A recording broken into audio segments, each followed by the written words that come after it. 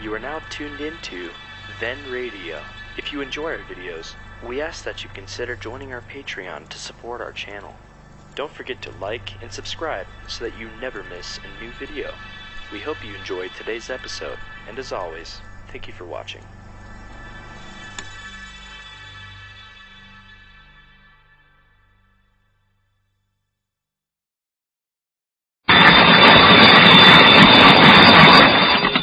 Johnny Dollar. This is George. Who? George, I said. George Reed, Floyd's of England? Floyd's of England, huh? What? That's the big insurance company sent you out to nail down Felix Kane. That's right, but now who are you on? Yeah, that was a couple of months ago.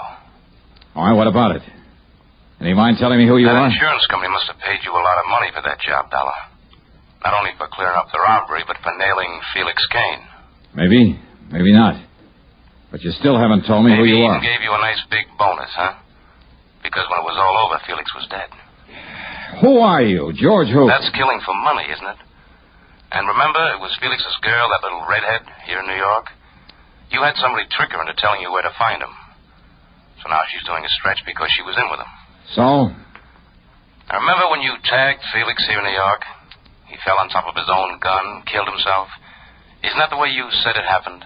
Now, you listen to me, mister. Yeah, that's what you said. That's what you said then. Who are you? And nobody could prove otherwise. Because nobody else was there. All right, look. Now, you listen So to me. what I say now is that you were pretty lucky then. You didn't know how lucky you were. That's so? Yeah. You see, the only reason you got away with that was because Felix's brother wasn't there. Because he was on the lam. He was out on the West Coast when it happened. Kane's brother, huh? Yeah, they were awful close, Felix and his brother. All their life. Ever since they were kids. You didn't know that, huh? Keep talking. Somebody did something to one of them. The other one helped him out. Or got even for him. All their life, Dollar. Go on. So now that Felix is dead, you ought to know what that means. Because it means the other one is going to get even for him. That means get even with you. With you and anybody else. All right, you. Now, wait just a minute. Oh, you're wising up now. Yeah, I think I am. George, huh? Yeah, that's right, Dollar. My name is George. George Kane. Felix's brother.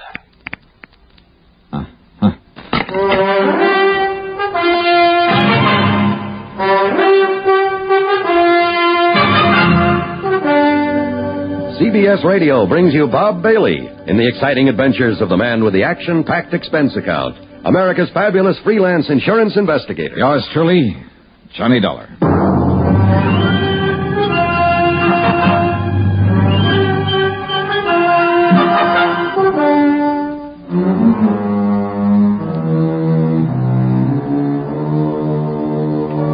Expense account submitted by Special Investigator Johnny Dollar to Floyd's of England, North American Office, Hartford, Connecticut. Following is an account of expenses incurred during my investigation of the Killer Kin Matter.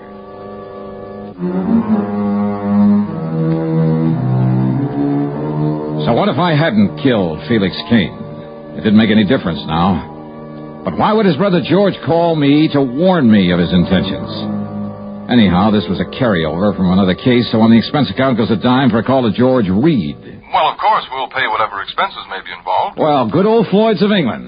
But, George, what I really called about... We'll simply regard it as an extension of the Felix Kane matter. Well, what I called about is to find out if you know anything about this brother George, where to find him and so on. Don't you mean how to avoid him? No. In a case like this, it's a matter of getting to him before he can get to me.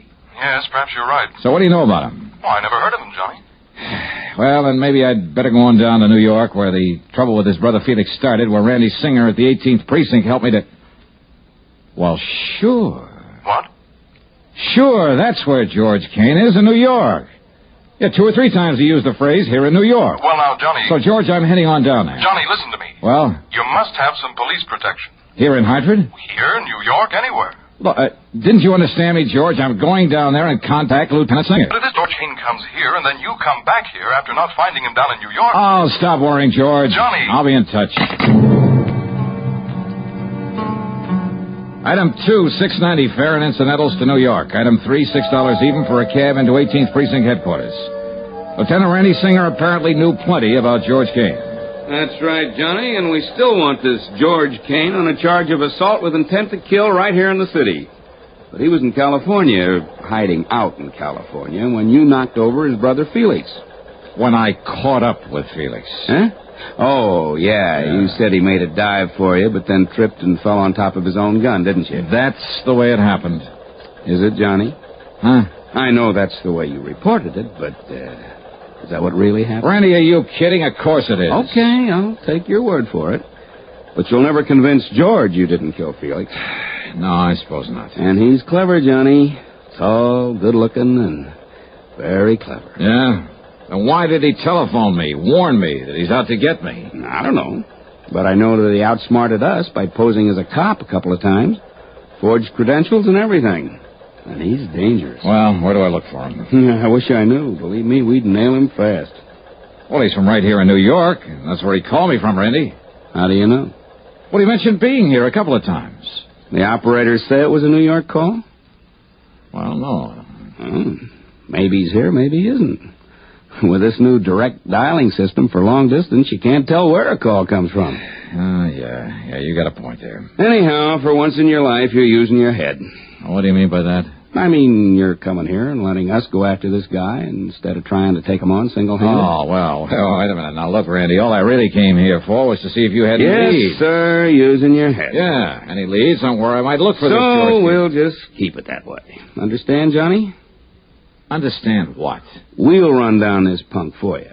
I'll get out on APB and look for him and pick him up right away if he's here in town. No, wait, will you please, Randy? Meantime, you just go on back to Hartford, huh?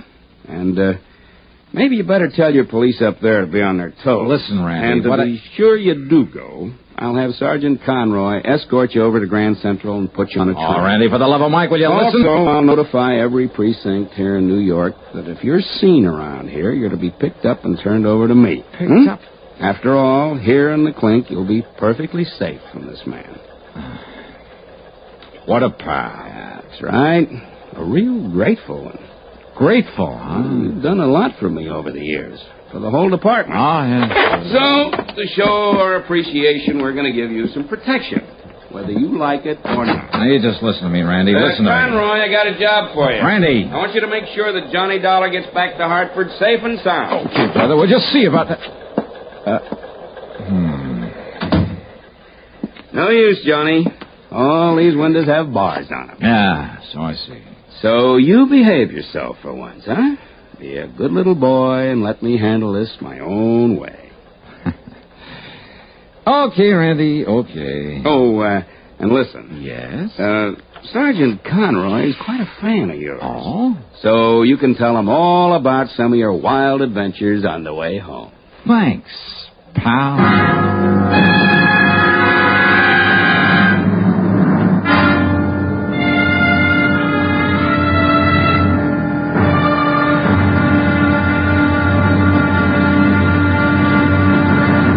And now, Act Two of yours truly, Johnny Dollar, and the Killer Kin Matter.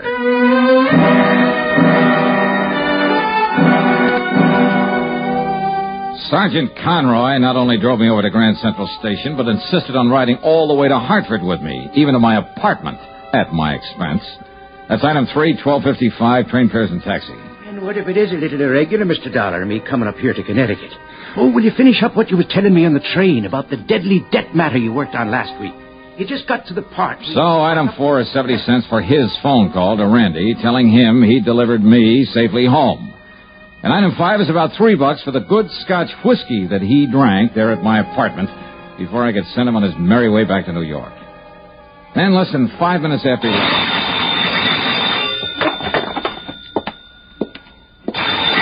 Johnny Dollar.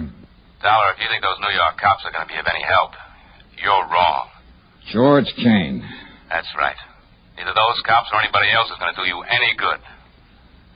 You killed my brother, so I'm going to kill you.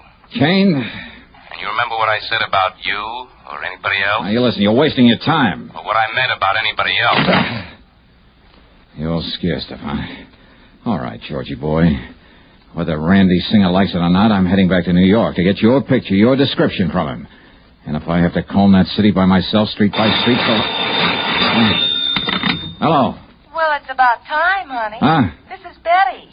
Betty Lewis, the girl you're going to marry one of these days. Yeah, I know. You mean you are going to marry me? I mean, I knew it was you. Spoiled sport. Well, hiya, dear. What was that? What? Just noisy line, I guess. Oh, well, listen, I've been trying to call you all afternoon. Where have you been?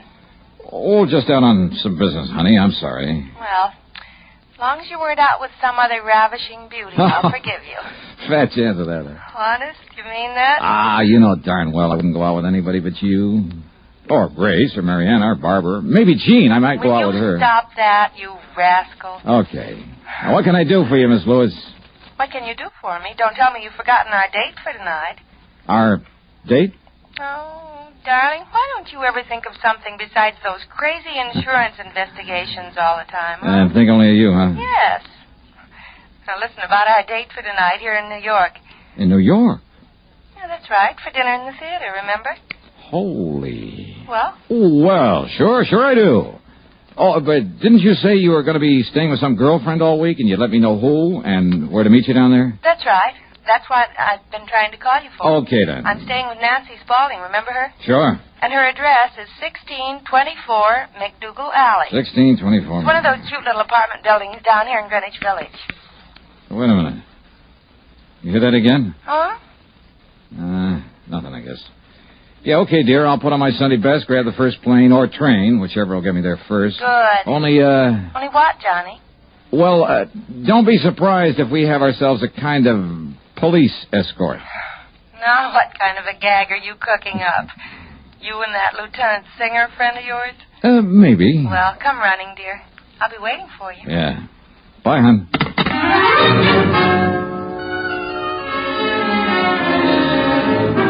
The plane schedule told me I barely had time to shave, shower, and get dressed. But as I finished and was about to head for the door... Yeah? Yeah, who is it? Mr. Perry, the building super. Oh. Yeah, what's up, Mr. Perry? Kind of funny thing, Mr. Dollar, and I kind of thought you ought to know about it. Know about what? You mind if I close this door? No, go ahead. Well? Well, you know that young man rented the little one room next door for the week? No, I don't. I thought it was vacant. No, sir. I haven't heard anybody in there, so... Well, I guess he heard you all right. What? He rented the place for a week, starting last night. Yeah? So when he left in such a hurry a few minutes ago, well, I sort of come up to take a look, see what he might have thought was wrong with it. Well? You see this wire I found? Yeah, it looks like the stuff the phone company uses. Wait a minute. Yes, sir. It was sticking out of the wall just opposite to where your phone wires go in on this side. Sure, my line was tapped. Yeah, sure looks like it was some kind of device so he could ring me. And this man has left? Yes, sir. Maybe 25 minutes ago. Who was he? What was his name? Well, he give his name as John Jones. Oh, sure.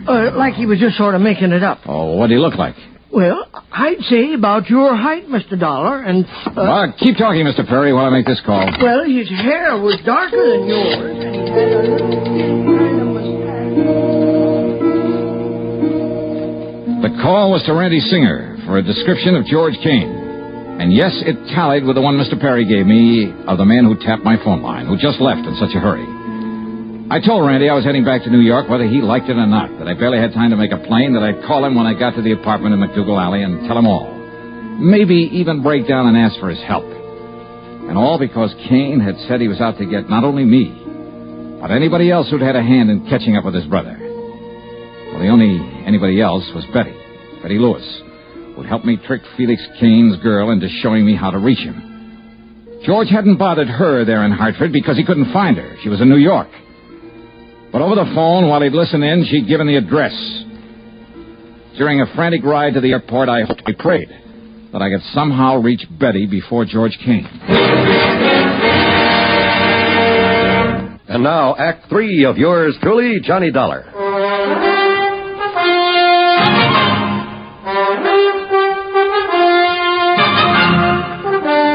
Expense account item 5, $20 even for a plane to New York and a cab to the little apartment in McDougal Alley. I tore on up to Nancy Spaulding's apartment on the second floor. Yes, who is it? Johnny Dollar. Oh, just a second, Johnny, while I slip on a robe or something. Is Betty there? Betty? Are you kidding? What? You and your practical joke. What do you mean, Nancy? Come on, let me in, huh? Well, just a second. Wait till I get presentable. Oh, come on, You see, I got in the shower after Betty left. Betty's gone? Nancy! Well, sure, Johnny. That's why I didn't expect to see you Gone? here. Gone where? With whom? With that handsome detective friend of yours you sent over to get her. Oh, no. About my size, black hair, mustache? That's right. Nancy. Gee, why couldn't you have arranged a double date so I could trace along with him?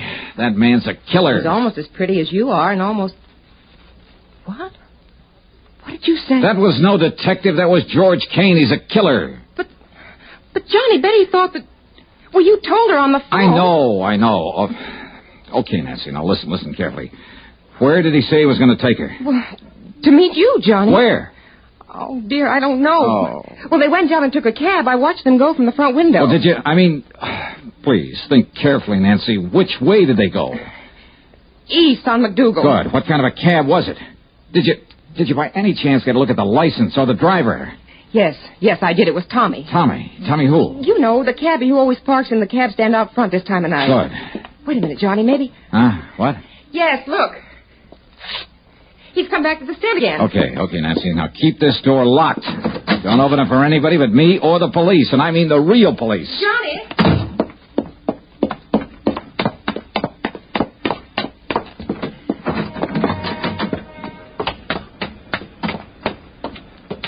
Tommy. Is your name Tommy? That's right. Where to, mister? Okay, listen. A little while ago, you picked up a man and a girl here. You mean that good-looking doll staying with Miss Nancy up on the second floor? That's right, yes. That's right, I did. Her and the good-looking guy, I think I heard him say he was a plainclothes man. Okay. Do you remember where you took them? Why, sure, mister. You see, we have to keep a record of... Get going, Tommy. Get going. Take me to where you took them. Yes, sir. It's a kind of fine place for a couple of good-looking people Get going, please, huh? Yes, sir. Come on, step on it, will you? This is a matter of life or death. You serious, mister? Look, Tommy, that was no plain clothes man with that girl. That was a killer. You serious? Step on it. Yes, sir. But if we run across any prowl cars, mister... forget them. I'll give you enough to pay your fines for the next 2 years. Now, where did he take the girl? This section of the town we're getting into looks kind of... That's what I told you. It's over near the Bowery. Some dirty dump that... Uh-oh. Well, what are you slowing down for? I knew I shouldn't have mentioned it. I knew we'd tangle up with a prowl car. Don't you see the red light in back of us? Oh, yeah. Well, maybe that's the best thing we could ask for. The best thing? Come on, pull up. Let me handle it. Somebody better, mister. All right. Where the devil do you think you're going? Now, listen, officer. So it was you who had this poor cabbie tearing through all them red lights, was it? O'Reilly? Tim O'Reilly. Now, listen, Tim. Listen to me. This is an emergency. My name is... Oh, an emergency, is it? And out you come, me boy. Wait a minute. Will you listen to me, please? I will not. Come out of there and get into me prowl car in the back seat. Listen, we're chasing a killer. You can help us. I said get into the prowl car. So get in. Sure, yeah, okay. Tommy, look, you lead the way. Here's $20 for you. Well, thanks, but Just lead the way for this prowl car to wherever it was. You lead the way to nowhere. In you go now, into the back seat. Wait a minute, you. Get in. Hey, just take it easy. Okay, Tommy. Huh? Get on your way. Right, O'Reilly. Oh, no. Yeah, I knew that had to be you, John. I mean, charging into that cab there on McDougal Alley and heading this way. We had quite a job catching up. Okay, now, Randy, listen. Now, just calm down and take it easy, Johnny. Will you listen to me? No, because everything is under control, thanks to you. Thanks to me. But don't you understand George Kane? I mean, Betty Lewis, you know her. George and Betty. George is taking her to someplace. George isn't taking her anywhere, Johnny. Well, of course he is. I'm trying to tell you. What? And I'm sure glad you gave me that McDougal Alley address over the phone. Huh? Of course, we only went there to pick you up, but when we saw a cab taking that girl of yours and some man away... George Kane? Yeah, I kind of thought it might be him. I don't know why. And so when we trailed that cab over to some dingy rooming house over on... Well, anyway, when they got out, we got a good look at him. You caught him. That's right. By the time we get to the station house, he'll be in the clink, and the light of your gay young life will be there waiting for you.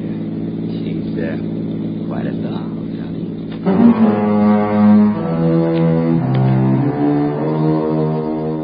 The expense account? Forget it. Forget all of it. I only hope that someday, somehow, I can repay Randy Singer. Over his dead body, though, because all he cared about was getting his hands on Kane. And for some silly reason, he seemed to think that I'd been helping him. What a guy. Yours truly, Johnny Dollar.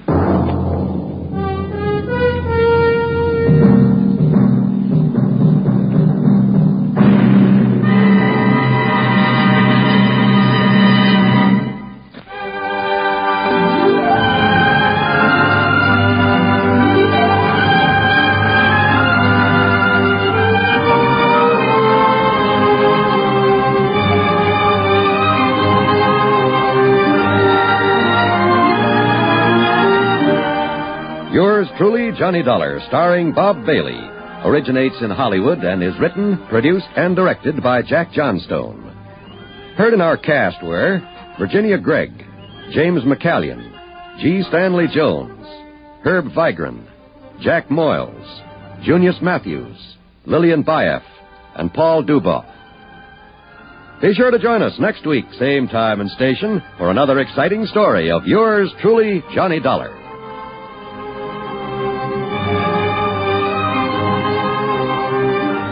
This is John Wall speaking.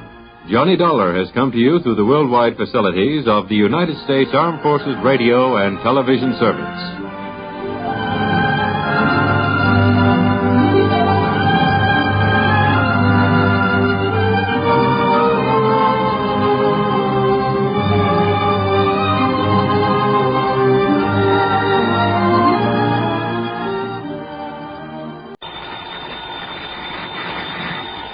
Johnny Dollar. George Reed here, Floyd's of England. Hiya, George. Johnny, I just received a frantic call from Mr. Alvin Peabody Cartwright. Isn't he always? What? Isn't he always frantic? I guess you have a point there. Yeah, how is that eccentric, absent-minded, sweet old character? Well, frantic. You said that. But as you know, he's one of our most valuable clients. Yeah, because of those nice fat insurance premiums he pays every year. Exactly. So it's important that we never hesitate to serve him when he calls on us. So what goes? He wants you out on the West Coast immediately. Oh, why? Well, he didn't say, as usual. You know how he is about these things. Oh, yeah, I know. The last time he called, it was about somebody who was trying to murder him. Exactly. But the time before that, it was just to give me a Christmas present. I know. Okay, George. His place in Beverly Hills? No, he's up in Santa Barbara at the home of Mr. Rockland Rockwell. Rockwell. Also a client of ours, also extremely wealthy. Well, good. Maybe I can drag down a nice big fee on this one. Also, Johnny. Yeah? If this thing involves Mr. Rockwell rather than Cartwright, well, believe me, it may be plenty serious. Oh? Okay, George, I'll be in touch.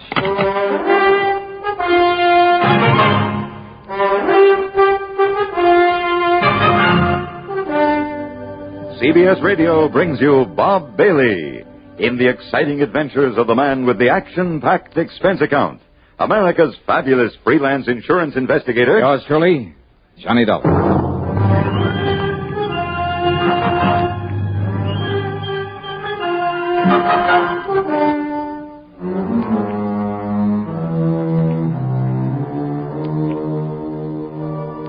Expense account submitted by Special Investigator Johnny Dollar.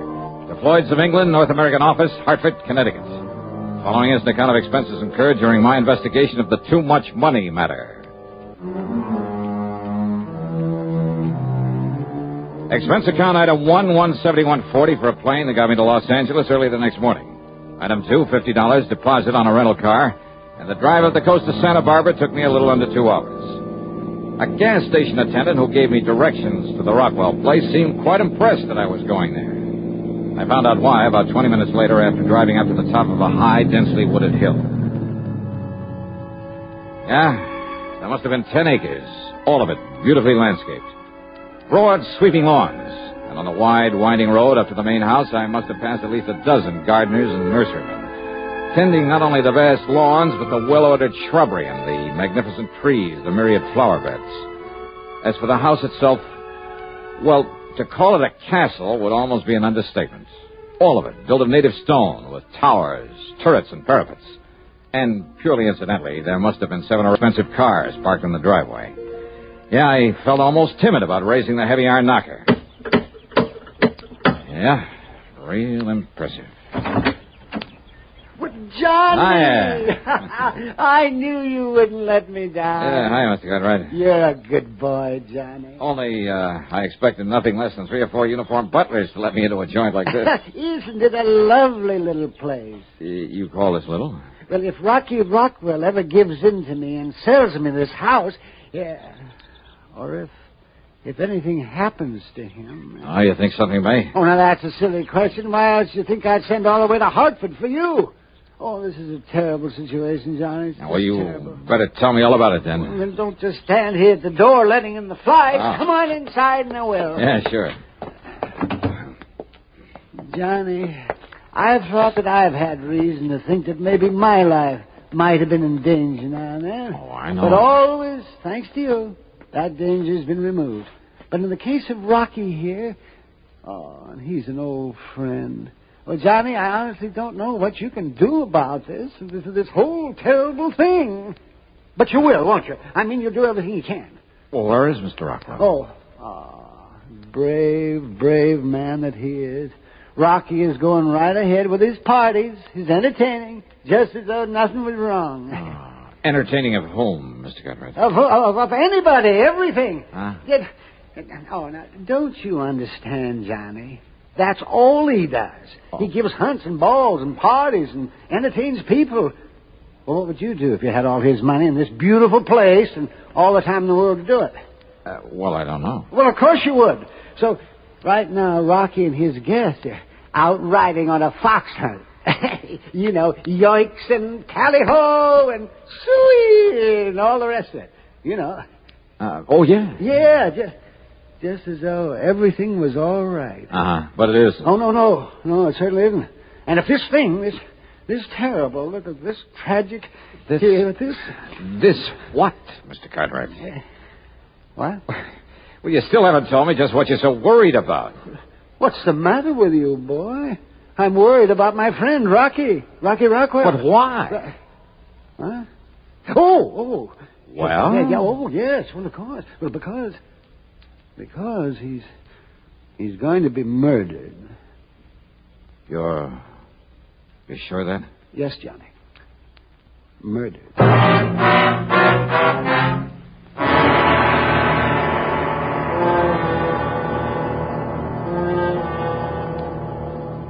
And now, Act Two of yours truly, Johnny Dollar, and the Too Much Money Matter.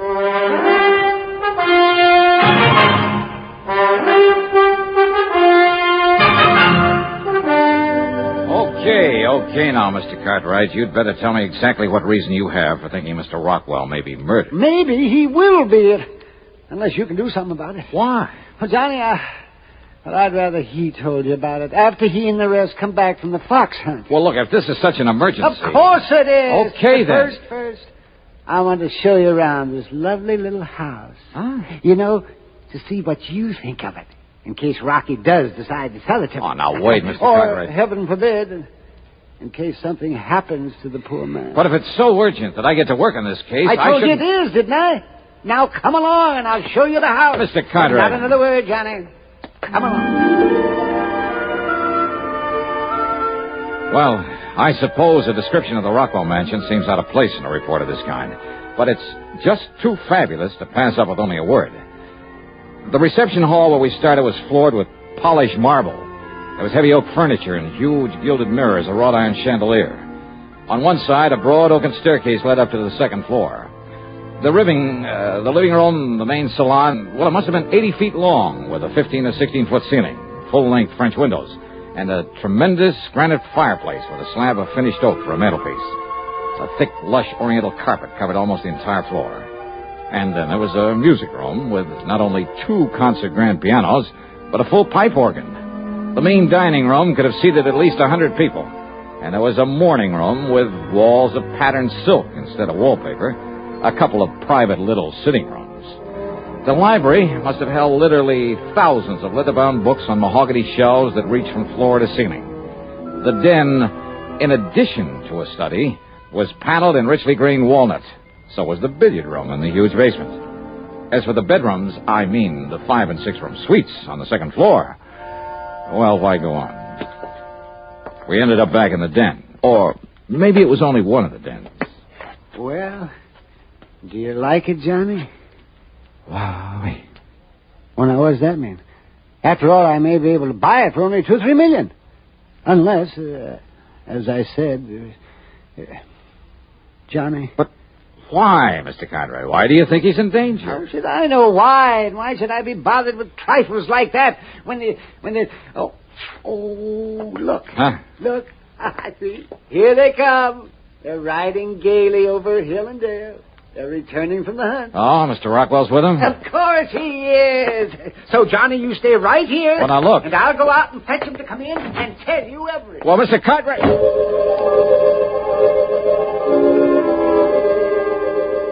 A few minutes later, when Mr. Cartwright brought him into the den, well, Rockland Rockwell was hardly the stately, dignified sort of person you'd expect to be the lord of such a manor.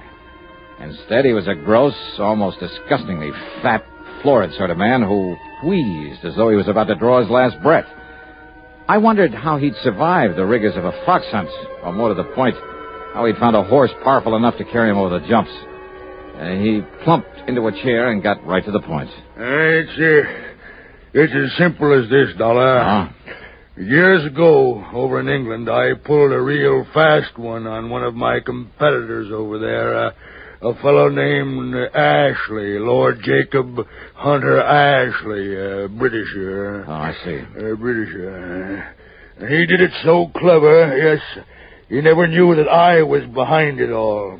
He thought that I was still his friend, especially when I gave him a couple of thousand of those British pounds to keep him and his wife and kid from starving. I put him out of business, ruined him. Dollar, it got me all of this. You like my place? It's impressive. Yeah, that's it. It's impressive. Impress anybody. Yes, sir. Yeah. But go on, please. Well, Dollar, I figured I'd been smart enough that nobody would ever know that it was me tricked Ashley, especially when Ashley finally died, not even knowing himself. But now somehow Ashley's son, Marvin, been one of those worthless actors, play actor all his life, and somehow Marvin Ashley has found out. Well, how do you know, Mr. Rockwell? How does he know? Why, Johnny. Well, Mr. Cartwright, how? Well, I don't know, Johnny. Mr. Rockwell? A few months ago, Marvin wrote me from England and said he was coming here and to take bloody revenge for the poverty I inflicted upon his father and family. And his exact words, Dollar. Exact words, huh? Words, yeah. Well, then he must have been quite a ham. Yes, and then a few days ago, a telephone call, that silly British accent, just like his father. Young Ashley. Yes, Marvin Ashley, to say that he was here in the States. I see. And I told him that I'm a changed man, Dollar. Well, I hope so, Rocky. Yes, I told him that I'd make it up to him and give him anything he wants. Told him it's been on my conscience, and it has, Dollar. Yeah, I'm sure it has. But he told me that he's coming here, that he's going to kill me. Rocky, for what you did, I don't blame him. I know. Yes, well, if I'd have known such a thing about you... I know. But I'm sorry now. I'm sorry. Why?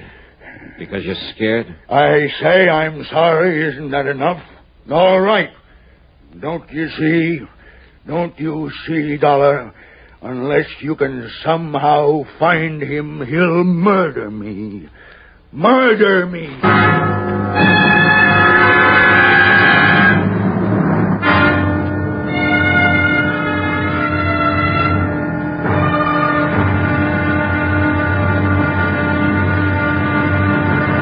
And now, Act 3 of yours truly, Johnny Dollar.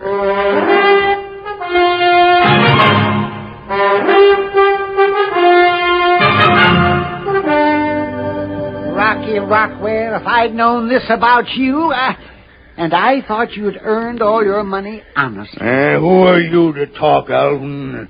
Did you earn yours honestly? Well, of course I did. I inherited it. Oh, now look, All right, Dollar. Maybe I was wrong.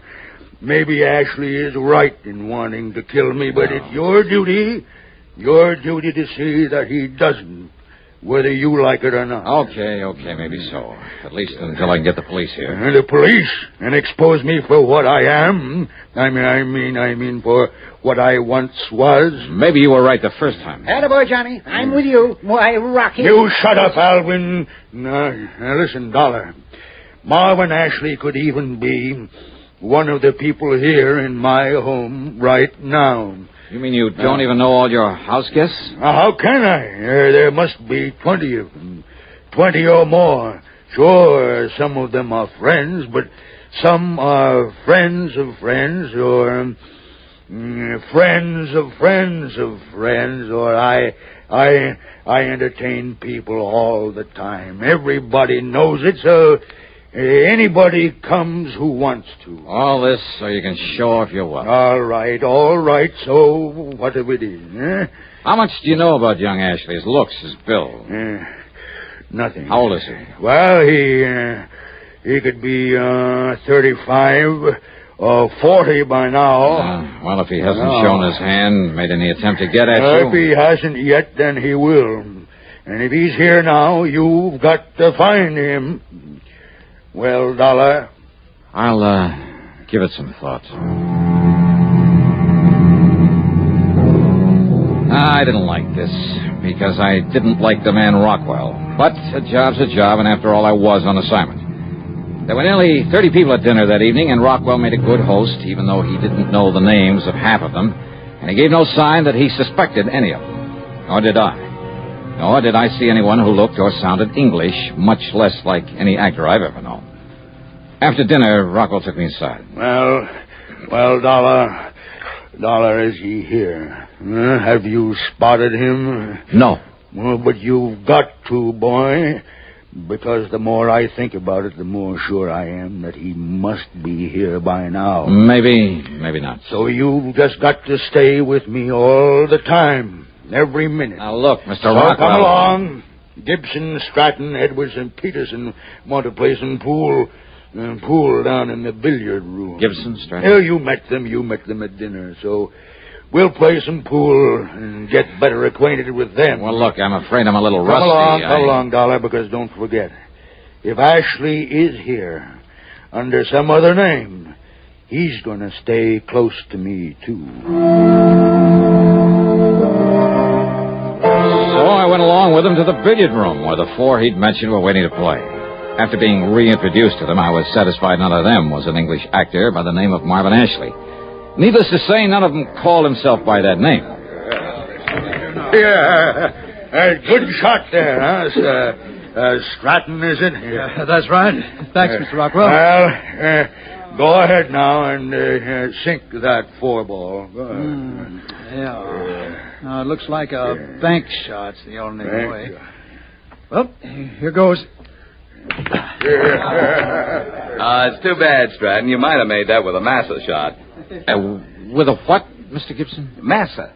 Masse shot, Dollar, is when you hold the cue up vertical and... Oh, yes. I'll show you $1 after this game is over.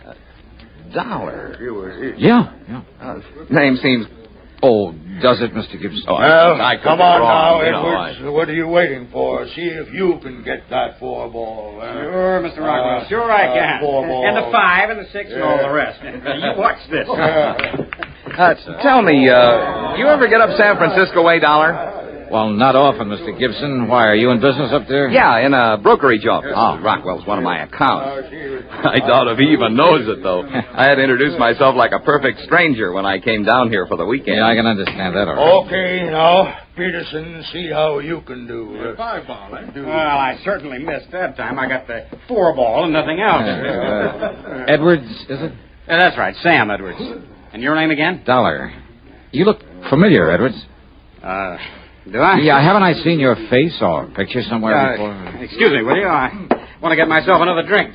Yeah, sure. That was funny. Oh, but as I was about to say, Dollar, when you come up to San Francisco again, look me up. I'll show you the town, give you the grand tour. Fine. Good. Drive you down the Coast to Cliff House, perhaps, for lunch. To where? The Cliff House. It's a place to eat there at the... Yes, I've heard of the place. All right, come on now, Dollar. We're waiting for you. Oh, well, maybe I'd better skip this turn, Mr. Oh, Rockwell. no, you don't. You got to see if you can sink the 8-ball. Maybe Mr. Gibson here would like to get that one out of the way, huh? What? Here now, take your cue and show us how it's done. Well, okay, Mr. Rockwell. You mean like this? Well, now that's just fine, Dollar. You ripped the cover, and that's the end of this game. Yeah, the game is over. It sure is. And I guess I could be corny and say the play is over, too. The play, Dollar? For Mr. Gibson here. Only that isn't his name. What was that, Dollar? Well, a couple of minutes ago, you talked about making a massa shot. Well, only a Britisher calls it that. We call it masse. Dollar. Well, I'm afraid I don't but understand. But I suppose even an actor might make that slip. Actor? Yeah, your real slip, though, Ashley, was in naming that restaurant up the coast. Ashley? Are you addressing me as Cliff House, didn't you? Are you talking about Cliff House, this side of Frisco? Oh, now, look. Yeah, that's here. right, Mr. Edwards. Cliff House. But you said Cliff House, didn't you, Ashley? The way only an Englishman would. Did you say Ashley again? That's right. Marvin Ashley, the actor who came here to murder Mr. Rockwell. Huh? Gibson, broker from San Francisco, huh? Well, not a bad act, Marvin, but I'm afraid your acting days are over. Well, I'm sorry, old boy. But that's where you are quite wrong. Wait a minute. Oh, that's a gun. Because I assure you that I am not finished until I kill this despicable man. He has a gun! And I have a pool cue.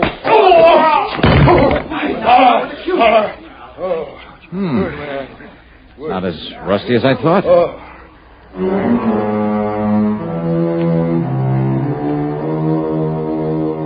You know something? Dear old Alvin P. Cartwright furnished the high-powered legal talent that got Ashley off with nothing more than deportation. And needless to say, Cartwright is really through with Rockwell, as it would be. Expense account total? Forget it. Alvin P. handed me a check big enough for 3 expense accounts. Yours truly, Johnny Dollar.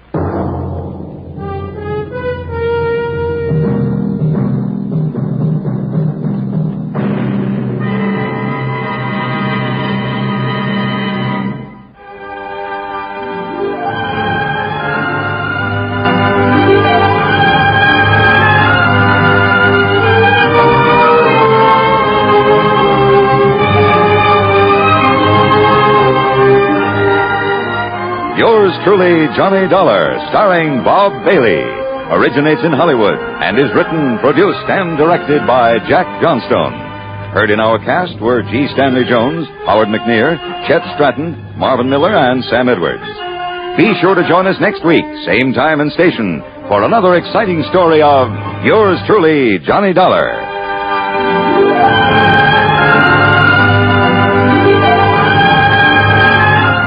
This is Hugh Douglas speaking.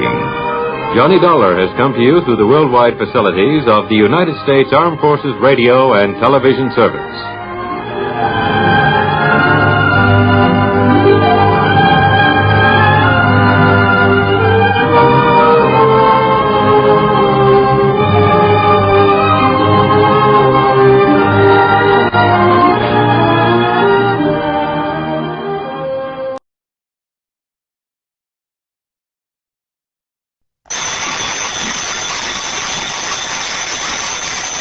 Johnny Dollar. Well, it's about time. Huh? John, where have you been?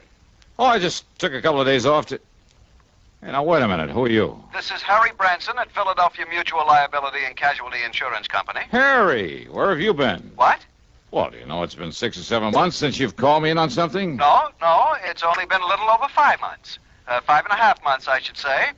As a matter of fact, it's been 5 months. Okay, Harry. So where have you been? Well, as a matter of fact, I've been right here in my office at Philadelphia Mutual, here on Walnut Street. Here. John, you're trying to change the subject. Yeah? From what? Why, from the insurance matter that has me concerned at the moment. What insurance matter? The one I'm calling about, of course. Harry. After all, it was you who insisted that we sell him the policy. Oh, it was, huh? Though for the life of me, I still can't believe that that's his legitimate name. Smokey Sullivan. Well, it's as true and legitimate as any... Smokey? Well, what about him? John. Yeah, well? I told you it was only because of your stubborn insistence that we agreed to insure that underworld character. Okay. So what's happened to him? Has something happened to him, John? Well, has it? I don't know. Well, if you don't know... Harry. Well, will you see what you can do about it? But you haven't told me about what? Good heavens, man, do I have to give you a printed diagram, spell out every... Okay, Harry. I'll grab a train, maybe a plane. I'll be down there to see you. Well, now, I don't know that that's at all necessary. It is if I'm to get any sense out of you. Why, John. Yeah.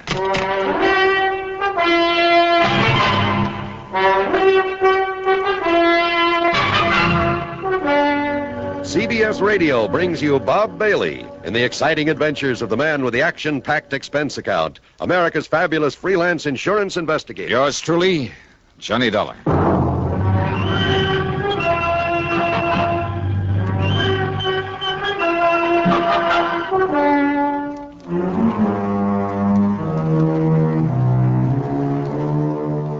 Expense account submitted by Special Investigator Johnny Dollar to the Philadelphia Mutual Liability and Casualty Insurance Company, Home Office, Philadelphia, Pennsylvania.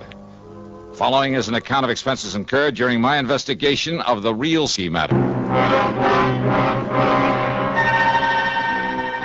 In spite of the way he sounds, in spite of his being a literal-minded, excitable worrywart, Harry Branson is a good insurance man.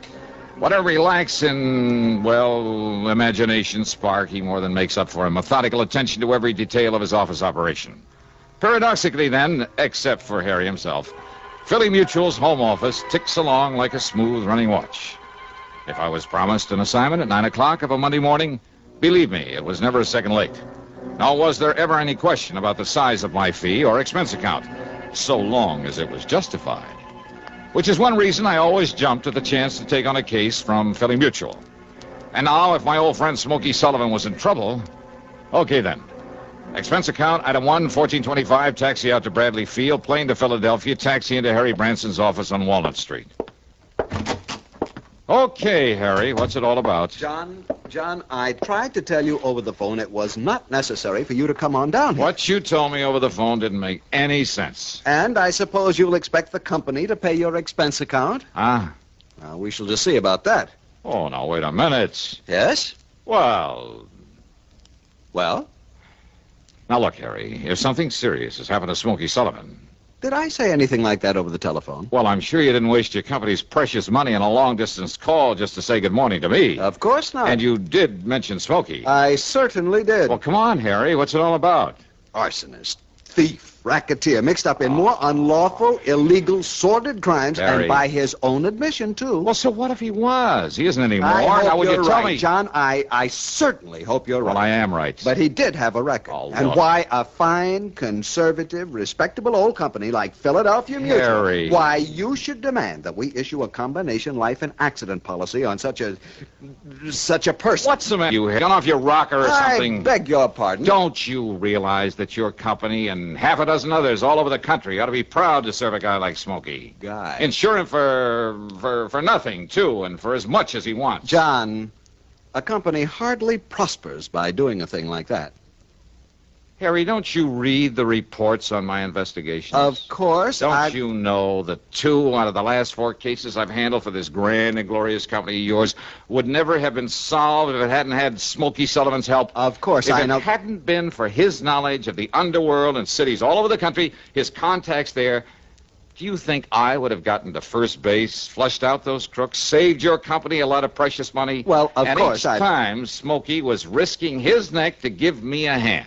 Now, you remember that. Well, of course, Sure. You've been all for it, his giving me and you a hand in these things. But when it comes to giving him a little lousy insurance protection... Well, of course, Of course you what? Well, I'm sure he deserves our every consideration. You bet he does. But a man like him, with a past record like his, I mean, all the figures, the actuarial tables... Show that he's a pretty poor risk, huh? Exactly. All right. So maybe I am, too, in this job of mine. How about that, huh? Now, John, that's different, considering the services you perform for us and the... Oh. Yeah, Then good, I did the right thing. Yeah?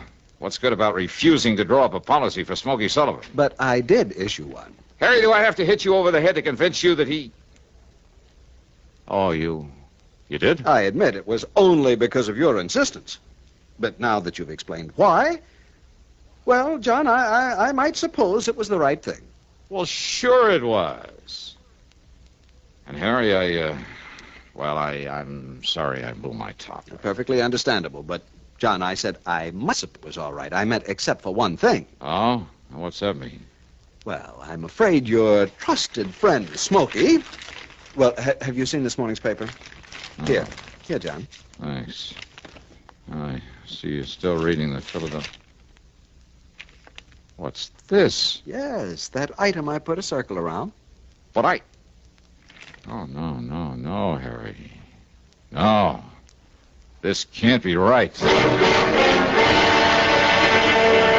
And now, Act Two of yours truly, Johnny Dollar, and the real Smokey Matter.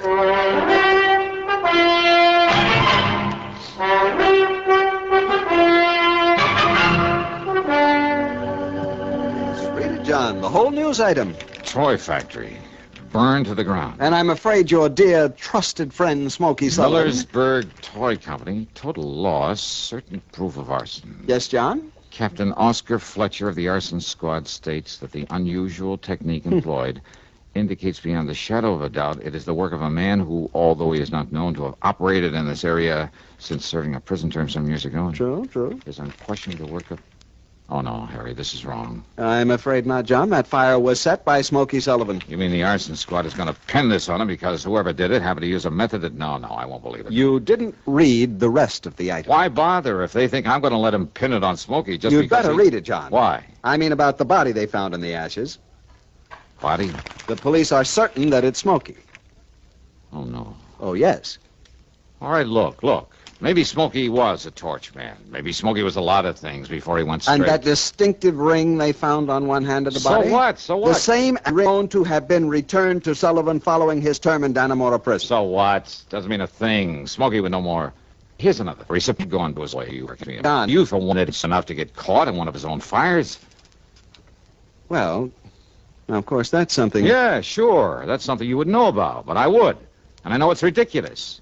Just as ridiculous as this Captain Fletcher deciding the job was done by Smokey. John Fletcher is considered one of the top men... Fletcher's a jerk. Oh, Harry, what are we arguing about? All we have to do is get hold of Smokey, let him prove he didn't do it. Get hold of him. That's right. That is the trouble, John. What do you mean? You gave us not one, but several addresses for him. Well, sure I did. I told you he moves around a lot, never stays in one place very long. I know. That's why he's been so valuable to me, because anywhere in the country, Harry... We tried to wherever I had a him, problem... John, to get his policy to... I mean, wherever he knew he could help me... But we couldn't locate him. Yeah, Smokey's always come up. You haven't been able to find him. No. But, Harry, I'm absolutely sure that one of the addresses I gave No, you... John, we've tried for weeks at every one of them. He has simply disappeared from his usual haunts.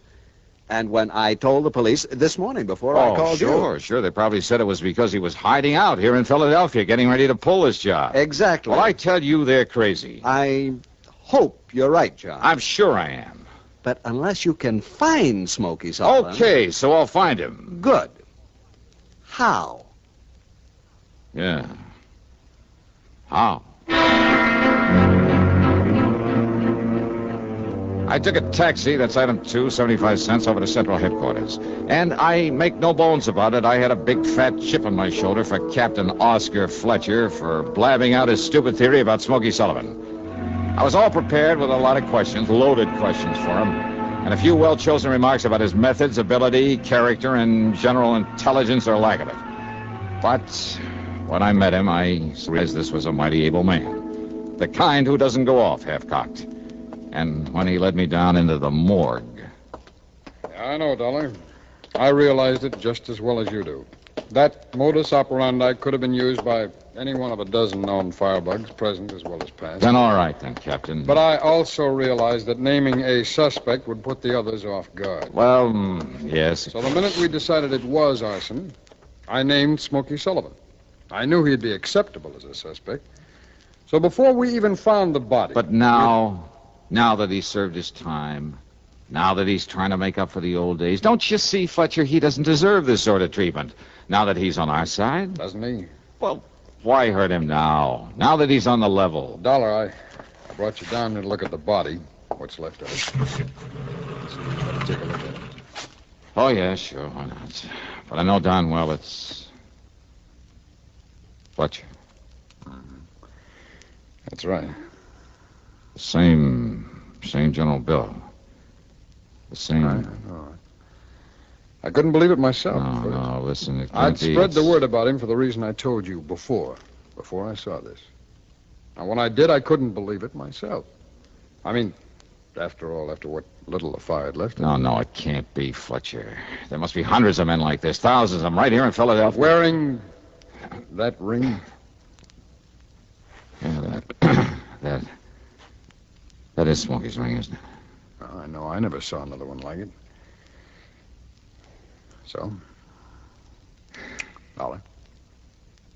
Well, there's only one way to prove this isn't Smokey Sullivan. By finding him, wherever he is. Now, we tried that. Your insurance company tried it. They tried it for weeks. Then I'll try some more. Huh? What's the use, Dollar? Arson.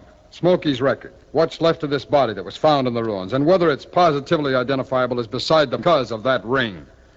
Now, whether you like it or not, Dollar, it all adds up. I'm sorry, Fletcher. Yeah, so am I, Dollar. No. I mean, I'm sorry, but I don't believe it.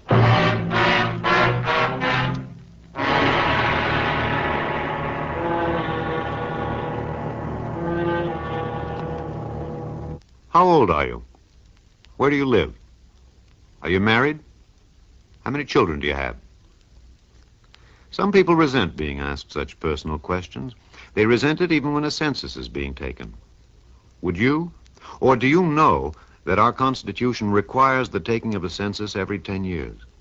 And do you know that the purpose of the census is to find out how many people are living in each state? For our Constitution guarantees each state the right to send members to the House of Representatives in accordance with the size of its population. A little state may have only one representative. A big state may have 30 or 40.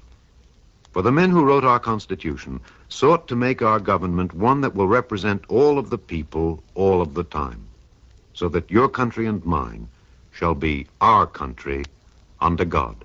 And now, Act 3 of yours truly, Johnny Dollar.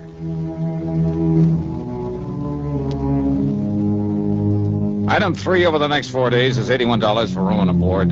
More important, though, during the time is $116 for phone calls and telegrams to friends, newspaper men, police departments all over the country.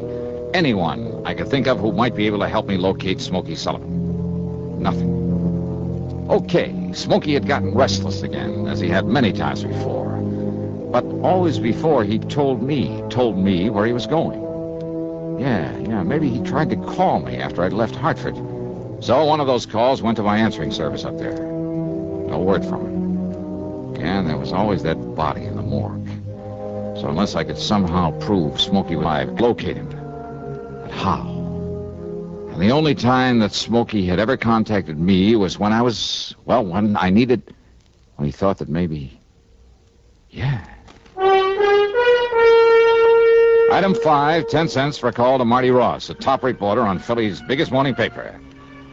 I told him he'd find a story in exactly half an hour at the corner of 13th and Pine. A story that he ought to give out to all the wire services.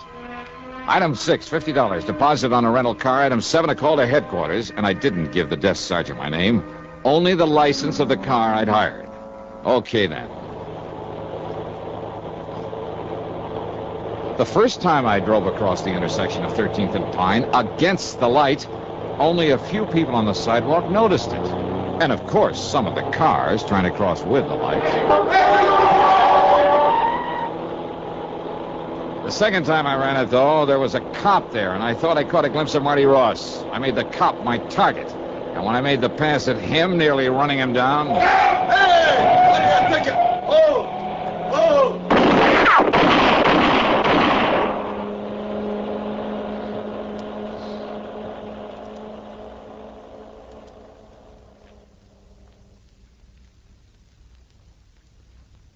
I was a little disappointed in Captain Fletcher. It wasn't until the middle of the next morning that he got around to calling on me. Here you are, Captain. Okay, come on. Thanks, I'll quit it. All right, Dollar. What's the big idea? Sit down, Captain. Cigarette? How'd you get those in here? Old friend of mine. You mean Marty Ross? Yeah. The guy that... Dropped in to see me this morning. Left a pack of these. Friend? Yeah, his story of your crazy stunt is all over the country by now. Boy, what's the matter with you? Did you go off your rocker? Yeah, it kind of looks that way, doesn't it? Sure you wouldn't like a cigarette? Cut out the clowning, will you? Now, you're in trouble, boy. Oh, I don't know. Well, I do. Well, now, I thought maybe you, an old friend of mine, could maybe pull some strings. You are out of your mind. Now, why'd you do it, darling? You drunk? No. Is that what you were because of your worry over Smokey Sullivan? Now, come on. Give. Well, I guess I'd better wait until my hearing before I say anything. Hey, guard. Dollar. You want to let Captain Fletcher out of here? Now, you cut this out, will you? Now, come on, Dollar. Tell me what it's all about. Well, come on. Look, Dollar, be sensible about this, will you? Now, how can I give you a hand? That is, assuming that I will. If you don't... Dollar. Here we are, Captain. Dollar for... Come see me again sometime, will you, Fletch?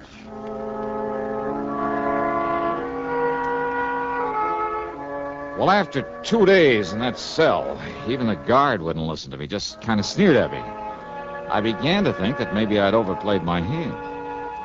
I asked if he'd get Captain Fletcher back to see me. No response. When he brought in the meals, I argued, I pleaded, I threatened him, reminded him that a citizen has some rights even in jail. Well, he walked away as though he didn't even hear me. Then, the morning of the third day, I was handcuffed and led upstairs to a small hearing room, I guess you'd call it. At any rate, there was a man there in judge's robes and a pretty cold-blooded expression on his face. Your name is Johnny Dollar. Yeah, that's right. Now, Your Honor... Instead of the usual formal hearing, I've decided not to waste any time on your case. Well, Honor, maybe it was kind of a crazy stunt. But when I tell you the reason for it... It's no use, Mr. Dollar. These circumstances are deadly and civilly against the box office. Well, Please, or shall I send you back to your cell? Well, now, look, is this some kind of a... Your Honor... Silence. Do you call this a hearing? I do not. Well, all right, then. Silence, please. Your caper with that rental car involved more than might have met the eye. Well, it was meant to. Don't you see? Don't you... Yes, sir. That apparent attempt on the patrolman's life. But someone had called headquarters to look out for that car. Someone had also called a newspaper man to be sure that he now... Just let me finish. Yes, sir.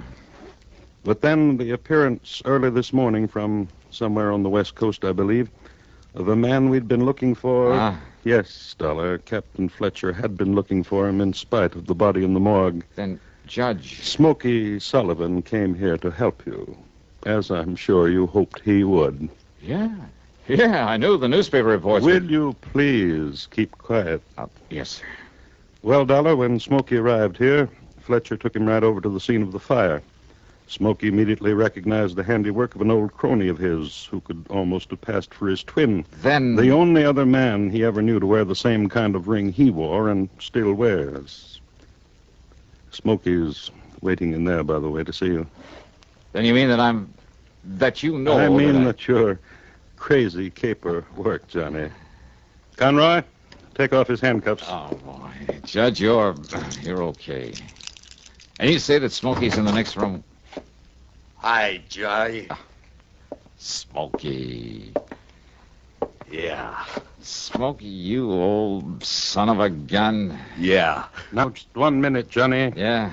I mean, yes, sir. We're deeply indebted to you for this. It was all done most ingeniously. Well... And as for the traffic violations, you're fined $15. Oh, but next time, please don't scare one of our patrolmen out of his wits.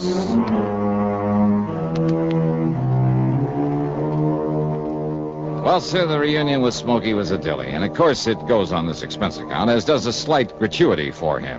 And the cost of his trip from the coast and back. Yeah, he's settled out there now. So the total, including my fine and my own trip back to Hartford, $621 even. Yours truly, Johnny Dollar.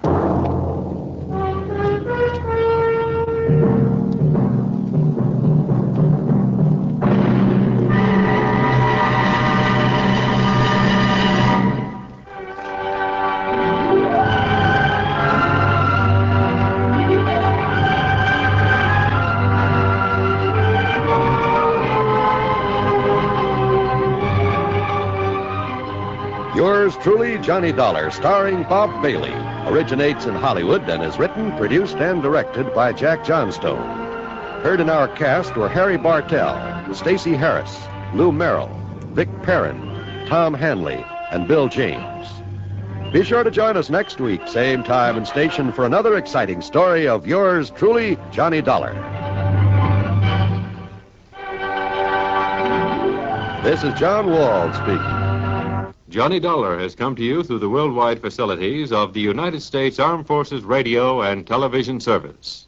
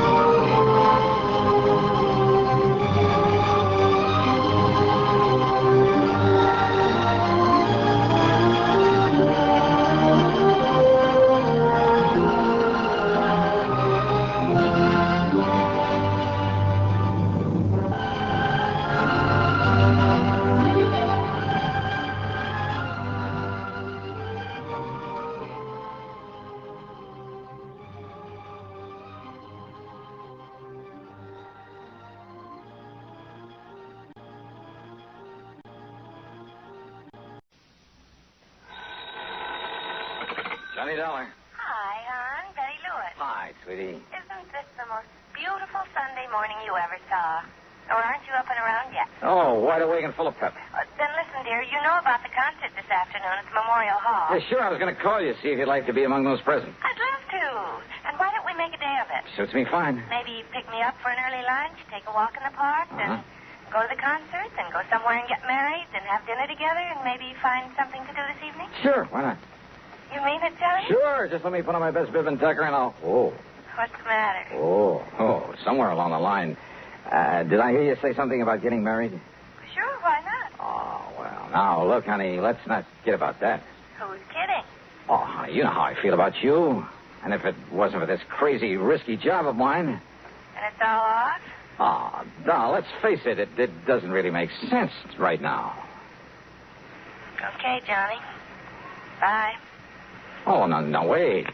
Betty. Hello. Oh, well, Dollar, you dope. You'd better drive on over and see that gal and try to... Oh, now, listen, honey, Well, what I meant to say back there... what did you mean? And what's this honey stuff? Who's that? Pat McCracken, Universal Adjustment Bureau. On a Sunday morning? On a Sunday morning. Listen, I've got to see you, Johnny, right away. You mean for an assignment, some insurance investigation? I sure do. Now, listen. No, sorry, Pat, I can't. Not right now. Look, I'll run on over there to your apartment. No, Pat, no. Now, wait just a minute. No, I won't be here. You'd better be. But I tell you... Hello. Oh, son of a gun, doesn't Pat realize that sometimes there are things more important that... Oh, well, I suppose I shouldn't have barked at him. Maybe after I've kind of smoothed things over with Betty, Okay, now listen, Pat. Instead of your coming over here, just give me a couple of hours to take care of something personal, and I'll drive over and see you, and you can tell me... Pat? No, Johnny, this is George Reed at Floyd's of England. George? I know this is a Sunday morning, and it's hardly cricket to cause you... George, I'm all tied up. This is a real emergency. I'm sorry, George. It involves Alvin Peabody Cartwright. Huh? That old crackpot? Now, you know you really love that old character. All right, so what? It just happens that right now I've got... He's probably responsible for more of the big fancy fees that have been paid you than... George, listen, I'm sorry, but nothing that involves Cartwright or anybody else can possibly be more important at the moment than something personal I have to do, and right away. Nothing, Johnny? Nothing. Not even murder? Huh?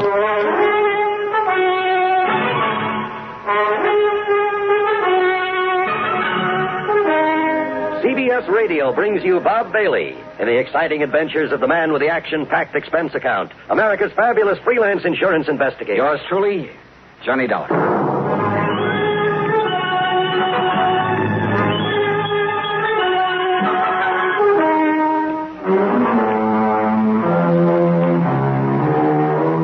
Expense account submitted by Special Investigator Johnny Dollar.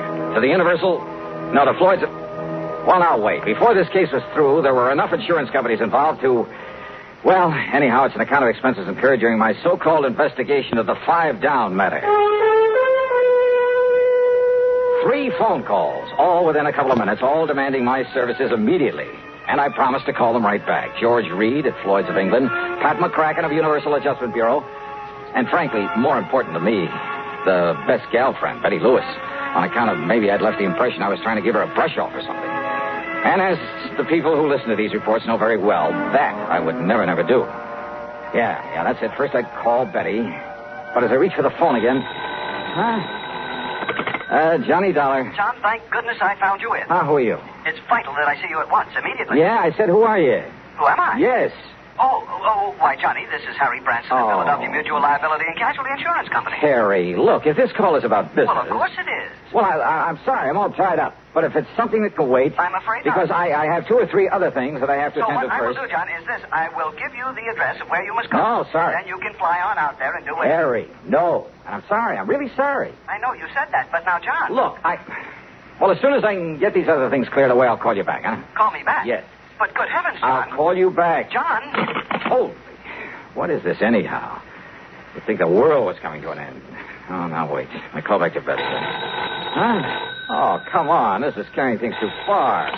Johnny Dollar. Earl Foreman, Johnny. Now, look. Tri-State Life and Casualty. Yeah, Earl, it's nice to... But listen, I'm sorry I can't talk to you right now. But, Johnny, I want you to come out here just as But quickly... I can't. That is... What? Now, listen, John. I mean, at least not right away, Earl. Not right this minute, huh? This is very important. Well, something's come up. A lot of things have come up, and I can't even take time to talk to you until I... Listen. Hey, Earl. I'm listening. All right, let me call you back, huh? In a couple of minutes, or maybe a couple of hours at the most, okay? Well, as long as I can be sure you'll come out But out I can't here. be...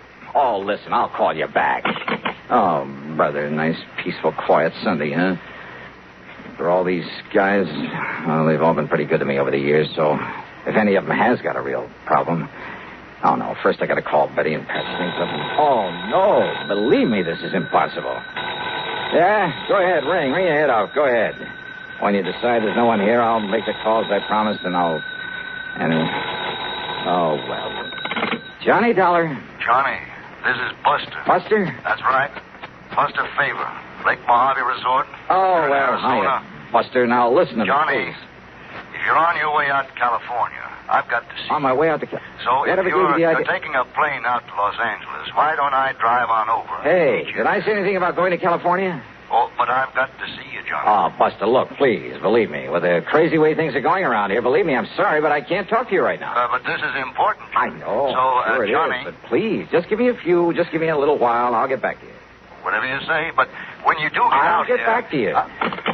Telephone, so help me if you ring once more. All right. Hello, listen, whoever you are, this is... Johnny Dollar. Nope, not this time. So guess again. What? I said to guess again. What's the matter with you? Don't you hear good? Alvin Peabody Cartwright. Well, of course I'm Alvin Peabody Cartwright. Who do you think I am, anyway? Mr. Cartwright. Johnny, you've got to come out here right away. Yeah, out where? And listen, George Reed called me about you a few minutes ago. He said something about a murder. Me? Murdered? Well, that was the impression I got. He Well, was... I don't think so, Johnny. Wait a minute, I'll see you. Oh, no, listen, Mr. Cartwright. No, you listen. It's vital that I see you right away. Yeah, well, I'm look... still here at my summer place in Beverly Hills, Johnny. Always did get the seasons mixed up. You remember the place? Oh, yes, I remember it very well. Now, listen. That last time you came here was to prevent a murder. I know, but Mr. Cartwright... This time, believe me, Johnny, it's much worse. It's much more serious. Well, what? What is it, then? Well, I can't... I honestly don't dare tell you over the phone, but Johnny, I plead, I beg of you, come out here right away. But I've already told several people more serious than murder? Believe me, boy, there is nothing that can possibly be more important than your coming here. You mean that, don't you? Please, Johnny. Please. I'll be waiting for you.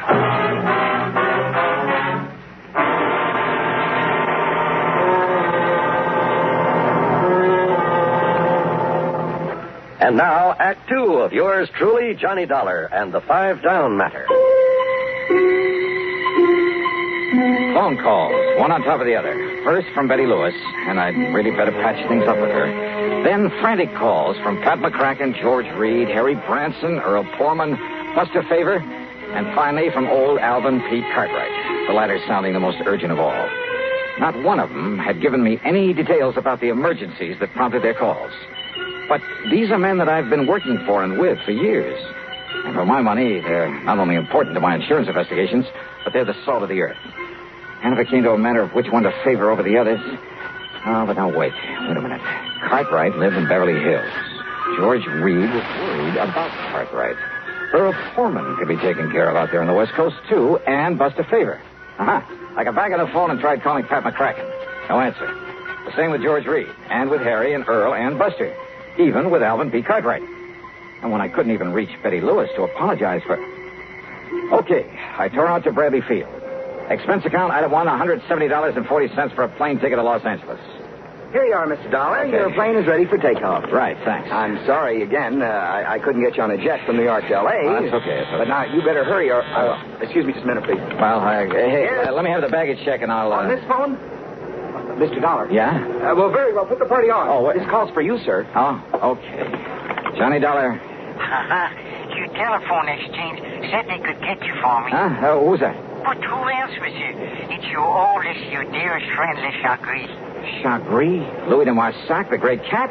But of course, monsieur. Your plane, Mr. Dollar. Oh, look, Louis, I can't talk to you now. But I must see And I'm certainly not going to run over to Paris to see you. But this is most important, monsieur. Mr. Dollar? Yeah, okay. My plane for the West Coast about to leave. I've got... And I thought that for me, your oldest, your dear...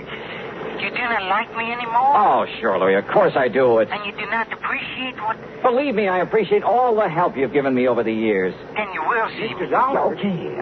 Look, I got to make a plane, Louis. You will see me. Mr. Dollar, please, you better hurry. Yeah.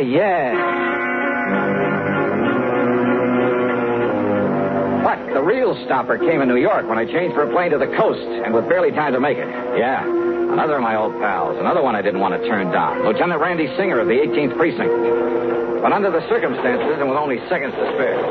But, Johnny, you've got to handle this one for me. Sorry, Randy. It's down on the West Coast in California. Which is exactly where I'm heading if I make the plane. Well, that's good. So let me tell you where to go when you Randy, please. I'll miss the plane. Send me a wire or something, huh? That's your plane right here? Yes, it is. Well, then maybe I better climb aboard with you. No such luck. This flight is full up. All right, here's my ticket. Fine, sir. Good. Right aboard. Thanks. Well, I can beat you out there on one of the jets. No space on them either. I tried it. Want to bet?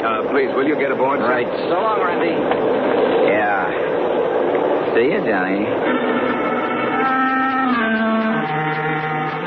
Yeah, pretty shabby, I guess. I mean, the way I treated some of the best friends I had. But what would you have done under the circumstances? Well, during the brief stop in Chicago, I sent telegrams to all concerned, telling them I'd call them the minute I could. Even a very long wire to Betty Lewis, promising just about everything. Short of marriage, that is. And finally, when I pulled into L.A. and started to pick up my baggage and look for a taxi... Johnny. Couldn't believe it. My old contact from the underworld. Yeah. Smokey. Yeah. Smokey Sullivan. Yeah, I'll take your bag. I got a car right over here. You were expecting me? You? Yeah, and a kind of poor old Cartwright. Oh, hey, what's happened to him? What's this all about? Johnny. Yeah? Johnny, I hate to say this. Yeah? Knowing how much you really care for that old man. Yeah. And after all the pretty awful crimes I've saw before I went straight. Come on, Smokey. But what you'll see at Cartwright's place... Oh, Johnny, you'll never believe it.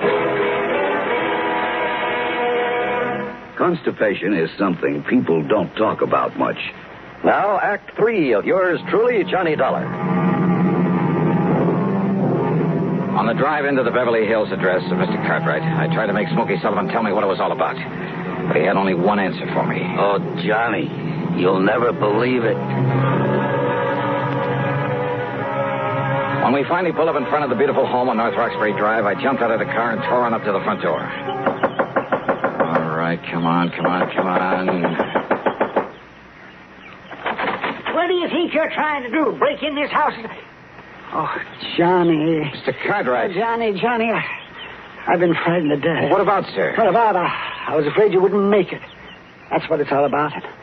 But all those bodies inside Bodies? there. Where? In the library, Johnny. Come now. I'll show you. Yeah, I think you'd better. All over the floor. Just wait till you see them. Well, here. Isn't this the library? Yes. Oh, dear Johnny. All right, now. Wait now. Well, your gun? That's right. Okay, now. Okay, now. Huh? Oh. Look at them. All over the floor. Mr. Cartwright wasn't kidding. There were bodies there, all right, half a dozen of them, sprawled around in awkward positions, as though some giant hand had suddenly struck them down. But why? And there was no sign of a struggle, not a... What is it, Johnny? Oh, I mean, isn't it terrible? Wait a minute. That's Pat McCracken. I know. And George Reed over here. Well, he's still alive. Shall I call a doctor? Yeah? Or shall I put him out of his misery? What? The gun, yeah. Earl Portman over here. Buster Favor. And me? Le Chagrin, my dear, my darling friend. All right, you guys. What is all this? What goes here? Johnny. Buster, so help me. All right, now listen. Mr. Cartwright, will you take that gun away from him? Randy. That's right. I told you I could get a jet out here. Sure, we all came out on the same flight. Earl, you son of a gun. How are you, Johnny? Surprised? Are you kidding? And Harry Branson. Glad to see you, John. So this is why you wouldn't tell me anything, Smokey. Yeah. Fooled you, huh? Yeah. But come on now, what's the big idea? Wait a minute. Now, will you stop waving that 38 around, Johnny? Oh, I'm sorry, Pat. Over here. I'll take it. Yeah, you better, Mr. Cartwright. That's all right. I'll put it back in my pocket. I have it. Oops. Down, boys, down!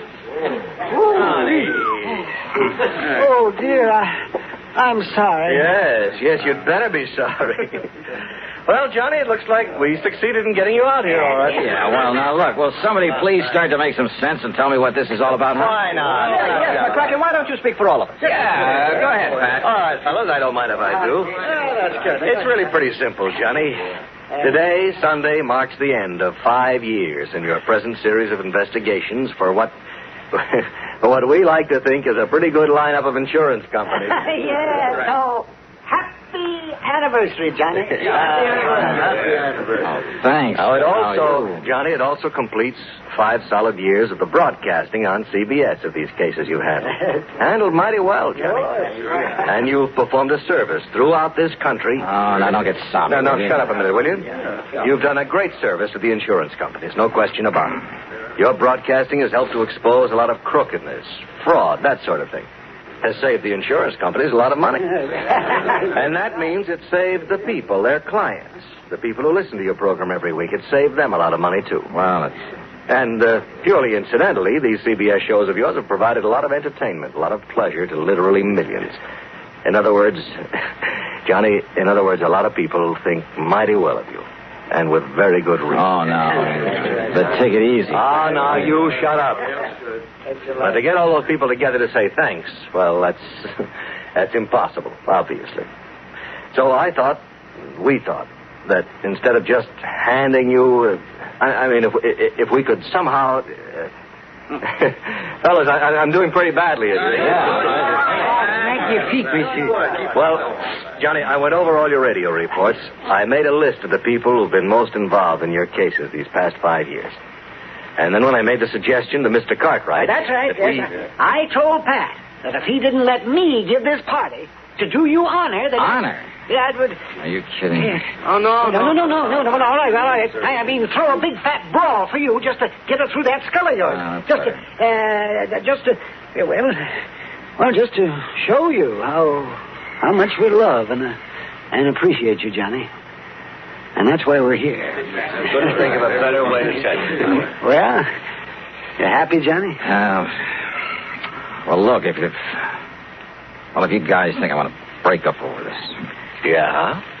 Yeah, Johnny? Oh, well, Pat, Mr. Cartwright, Smokey, Harry, Earl, Louie, Randy, Buster, George. Well... Jules, Johnny. Patty. Oh, well, will you look at that? Hi. I just really glad to be We're so nice to let me in on.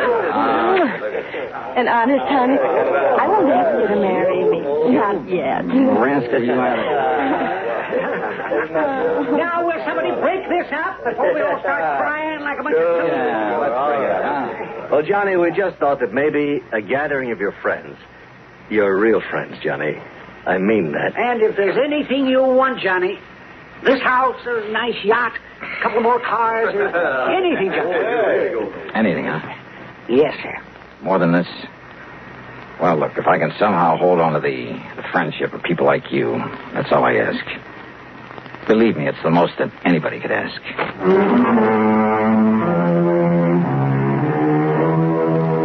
Oh, mighty wonderful people, all of them. Some others, too. I mean, behind the scenes in the job of bringing you these radio reports week after week. The associate directors on the show, Kenny Hodge, Bob Shue, the announcer, Johnny Wald, a mighty wonderful technical crew, Bob Chadwick, Bill James, Tom Henley, and I mean Jack Johnstone, our producer and director, who, well, he's the guy who makes it... Time is up, Jack? Okay. But give them a lot of credit, huh? Because believe me, they deserve it. Yours truly, Johnny Dollar.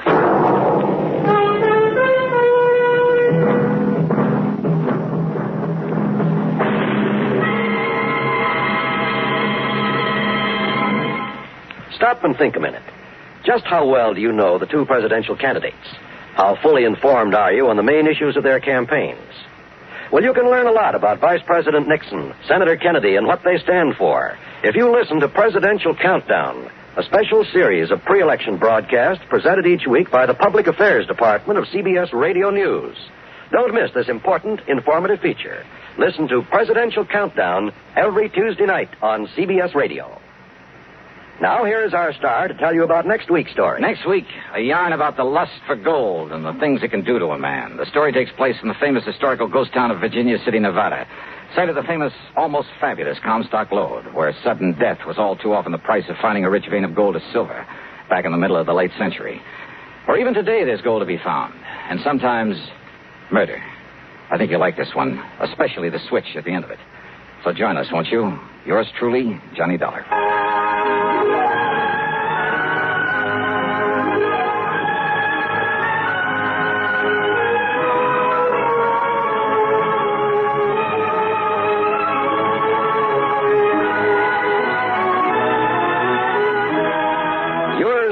Johnny Dollar, starring Bob Bailey, originates in Hollywood and is written, produced, and directed by Jack Johnstone. Heard in our cast were Virginia Gregg, Larry Dobkin, G. Stanley Jones, Harry Bartell, Vic Perrin, John Daner, Howard McNear, Marvin Miller, Forrest Lewis, and Herb Vigran. Be sure to join us next week, same time and station, for another exciting story of yours truly, Johnny Dollar. This is John Wall speaking.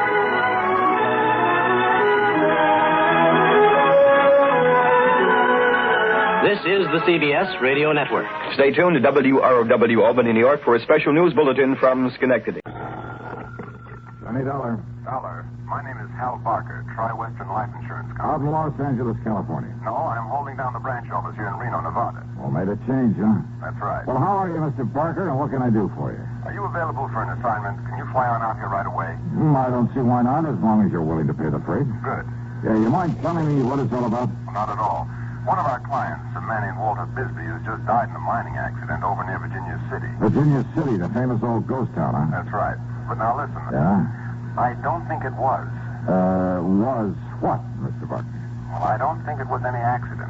Well, you don't, huh? No, and believe me, I don't say that just in the hope of not having to pay double indemnity on his insurance. Why do you say? Well, I have no proof, Dollar, no proof at all. But I'm convinced that Walter Bisbee was murdered. That I know who murdered him and why. Well, tell me more, Mr. Barker. Fly on out here to Reno, and I will. I'll grab the first plane I can.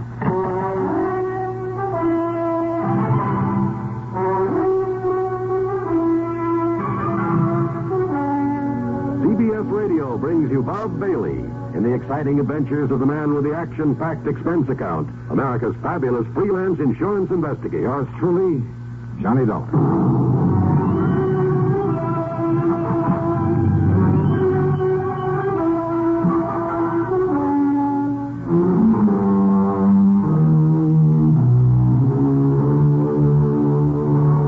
Expense account submitted by Special Investigator Johnny Dollar to the Tri-Western Life Insurance Company, Reno, Nevada office. Following is an account of expenses incurred during my investigation of the scope of death matter.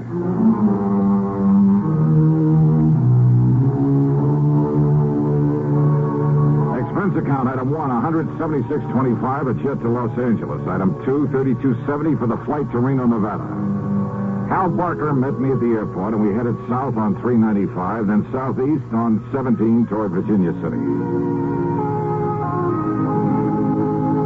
Virginia City, by far the largest and most famous of the old mining towns of the West, with its quaint, colorful streets and fascinating buildings left over from the days when the Comstock Lode was the richest silver strike the world had ever known.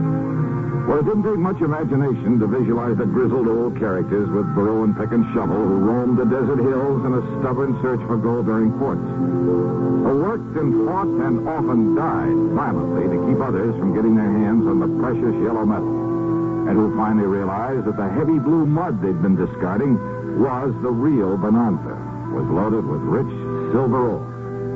Yeah, you can almost see their ghosts walking the streets or stopping for a drink at the fabulous Crystal Bar or the lowly Bucket of Blood Saloon, depending on their luck. During a 23-mile ride over to this fascinating historical spot, Hal Barker filled me in. Yeah, thanks to modern methods, modern tools of the trade, so to speak, Walter Bisbee and his partner did fairly well, Dollar. They'd explore these old abandoned mines around here, supposedly all worked out, and they'd locate new ore strata that would pay off. Like I say, with modern, efficient recovery methods that weren't even known about during the gold rush days. Yeah, like the big petroleum companies that found ways to get more oil out of wells the old-timers thought were pumped dry. That's it exactly. Bisbee and Hargrave would locate these profitable veins and take a royalty from whoever worked them. They'd go off and hunt for another spot. They made no fortune, but, well, they did pretty well. For a while, at least. Hey, you said Hargrave, Bisbee's partner? No, that's right, Bill Hargrave. Each of them claimed he couldn't do the job without the help of the other, so we wrote a partnership policy for them. How much? Upon the death of either one, the other was to receive $35,000. Double that for accidental death. And now Bisbee is dead. Want to tell me just how it happened, Hal? Well, the old mine where it happened is up here, just off the 6-mile road. The old Catawall number 2. Catawall number... That's the name of a mine? Yeah, well, you should hear the name of some of them. Anyhow, old Bill left Walter at the mine a couple of days ago, exploring one of the stopes, while he drove into Carson City for supplies. When Bill finally got back here to the Catawall, he says he found the ceiling of the stope had collapsed. Hey, wait a minute. He says. Why do you put it that way, Hal?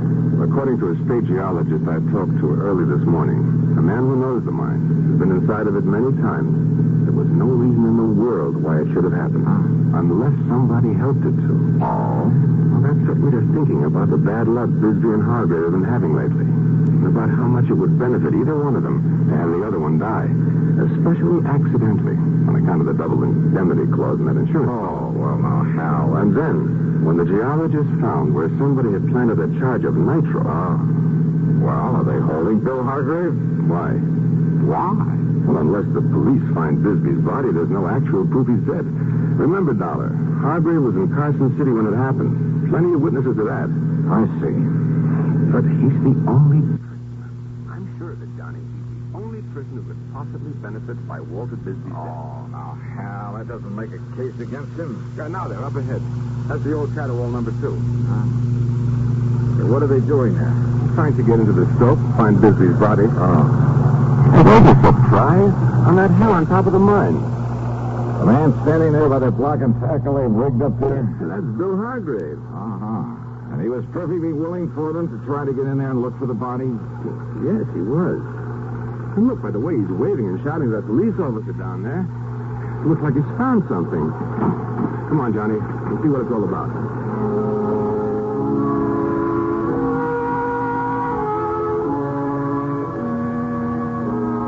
On top of the small hill was a vertical ventilation shaft driven down into the mine. Hargrave had rigged up a support, a kind of tripod with a block and tackle on it, then lowered himself to the stope where Bisbee had been trapped, or to what was left of it. When Hal and I and the police officer got up there to him, Hargrave looked like a ghost, or as if he'd seen one. There was a strange expression in his eyes, his mouth half open, and his weather-beaten face so pale it was almost gray. When we questioned him, he simply stared at us until the police officer took him by the arm and shook him. Well, come on, Hargrave. Did you get down there all right, down to the stope? Yeah. Yeah, I got down there. There's a clear space where Walter was working. Did you find him? Well, come on, Hargrave. Yeah, I found him. And listen. Well? He was murdered in there. Walter was murdered. Well, the political conventions are long gone. Is it all over but the voting? Hardly. From now to November, we're in for some hard campaigning. Details, of course, from CBS News. And your candidate, whoever he may be, is in for tough sledding before he gets into office, if at all. Your responsibility to your candidate is, of course, to give him your vote. Your voice will help, too. But there's something else that helps put across a campaign. It's money. The best candidate in the world can't get elected without incurring expenses. If you believe in your man enough to vote for him, believe in him enough to get out and work for him. Then put some money on the line, too. That's the real test of your interest. We haven't covered the subject of whom to vote for, whom to support, whom to help with a contribution. That's strictly your own business. But if the people who like the other man dig in for him, and you don't do likewise for your man, well, that could be the difference right there. So think it over, and make sure you vote. And now, Act 2 of yours truly, Johnny Dollar, and the Stope of Death Matter.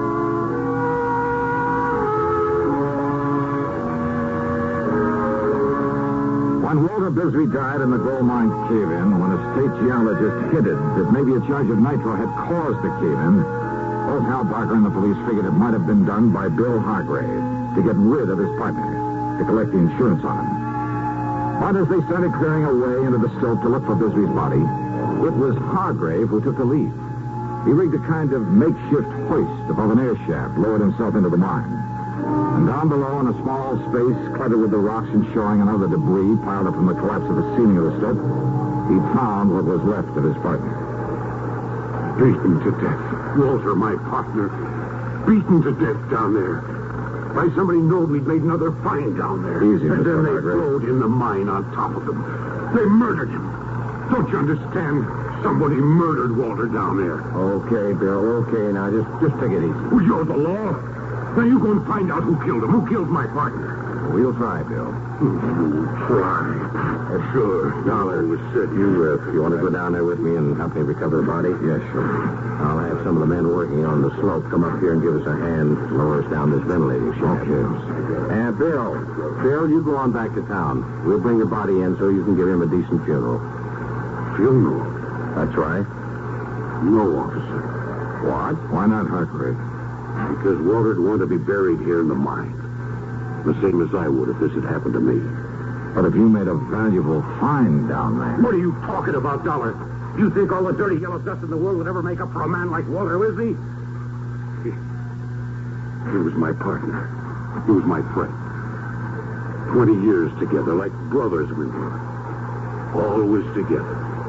Always share and share alike. When I found something, it was his, too. When he found something, it was mine as much as his. Well, didn't you know that? Yes. I understand the two of you did fairly well for a while. Yeah. As long as the two of us worked together, of course we did. We opened up the old Higby's Folly, didn't we? And the old Yellow Jaybird. Those were gold mines? And they still had plenty in them. We showed them where. We showed them where to get it out. When was that? Oh, back in 1950, 51. It was Walter and me found the veins they'd passed on by. They thought those mines were all worked out, but we showed them different. They still had gold in them. We showed them where it was, Walter and me. In the Jolly Tar and the Frenchman's Luck back in 53. Walter and me. And now he's gone. I'm through. Without him, without my partner, I'm through. And I never want to see a mine again. All I want is to get away from here, now, and forever. So, officer, you go on down there. You'll find him laying there, Walter, in the mine. It's the way he wanted it. It's the way that it's happened. And if the law says it's all right, you can leave him there, God rest his soul. Well, now, of course, that's something that we'll have to, and with those machines you got there on the slope, you can fill up this shaft and bury him. The way he'd have done for me, if I'd gone first. Now, maybe we can do that, Bill. Officer, I'd be mighty beholden to you if you would. Now, you go on back to Virginia City, and if necessary, we'll talk to you later. Thank you, sir. Now, Dollar, let's get down inside the mine so I can verify the death and make out my report.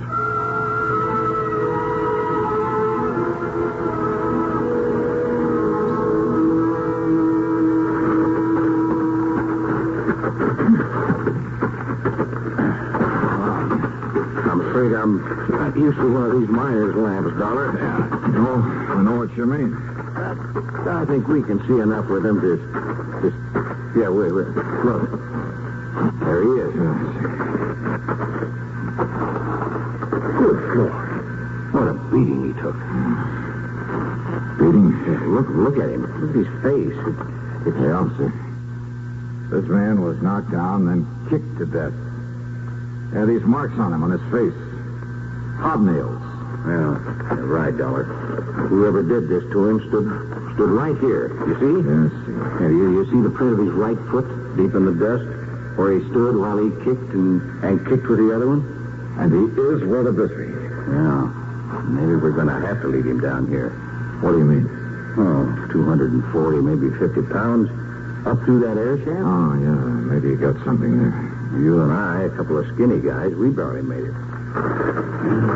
Maybe there was something around here could tell us who did this to him. A footprint. Huh?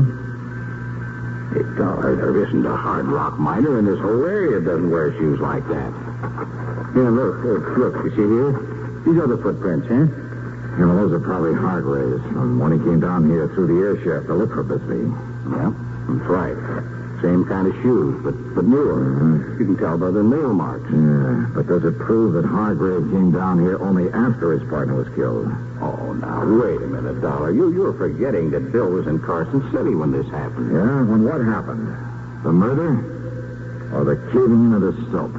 Well, what do you mean by that? Murder him, then try to cover it up with a cave-in. Now, look, Al Barker says that a state geologist told him he found signs that a small nitro charge may have been used near the entrance to this mine. But if Bill... You mean you think Bill killed him down here and then had somebody else start to cave in while he was over in Carson City? Let somebody else in on it? No. If Bill killed him, he probably set off that charge, too. But don't you see, if he was over... Didn't you ever hear of an explosion being set off with some kind of a timer? Well, yeah, sure, of course I have. But that still doesn't give us any proof that Bill did this. The fact remains that Bill Hargrave is the only one who can possibly profit by his partner's death, right? Sure. I'll go along with that, all right. But unless you can find some proof that he did this, well, I don't know. But while you're poking around in the dark down here, I'm going to pay a little visit to Bill Hargrave. Go ahead. But why? Well, I told you, officer. I don't know.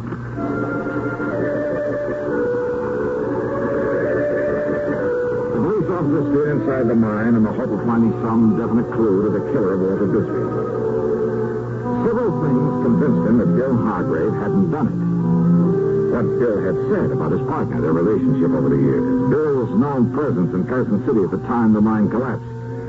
And my theory that an explosion was set off by some timing mechanism was only a theory. Even the fact that Bill was his partner's beneficiary didn't prove anything. And Bill had been among the first to volunteer to help and try to recover the body, and found a way to get down to it that nobody else had thought of. Yeah, very convincing. Almost too much so. At least enough to make me more suspicious than ever. Suspicious of Bill Hargrave. Just a little soda shack on the edge of town, Johnny. Okay, then let's head for it, Hal. Well, of course, you may have gone over to Miss Crutch's boarding house to take care of Walter's things. Hey, you mean in spite of all that palsy-walsy over the years, they didn't share the same living quarters? Well, up to a few months ago, yes. So maybe they had a falling out, huh? In spite of Hargrave's pretty little speech. Well, Johnny, I must confess, I believe what he said. They were still working together. Maybe Bill just got tired of Walter's cooking or vice versa. After 20 years. Sure. Look, Hal, you're the one who was suspicious of Bill Hargrave right from the beginning. I know, Johnny. I know. But unless you can find some proof that he did it, after his behavior back there at the mine... You better do this, Hal, after you let me off at Bill's place. Go on back to the mine and bring that policeman over here to join me. Oh? Well, now, Johnny, just do as I say, would you, huh?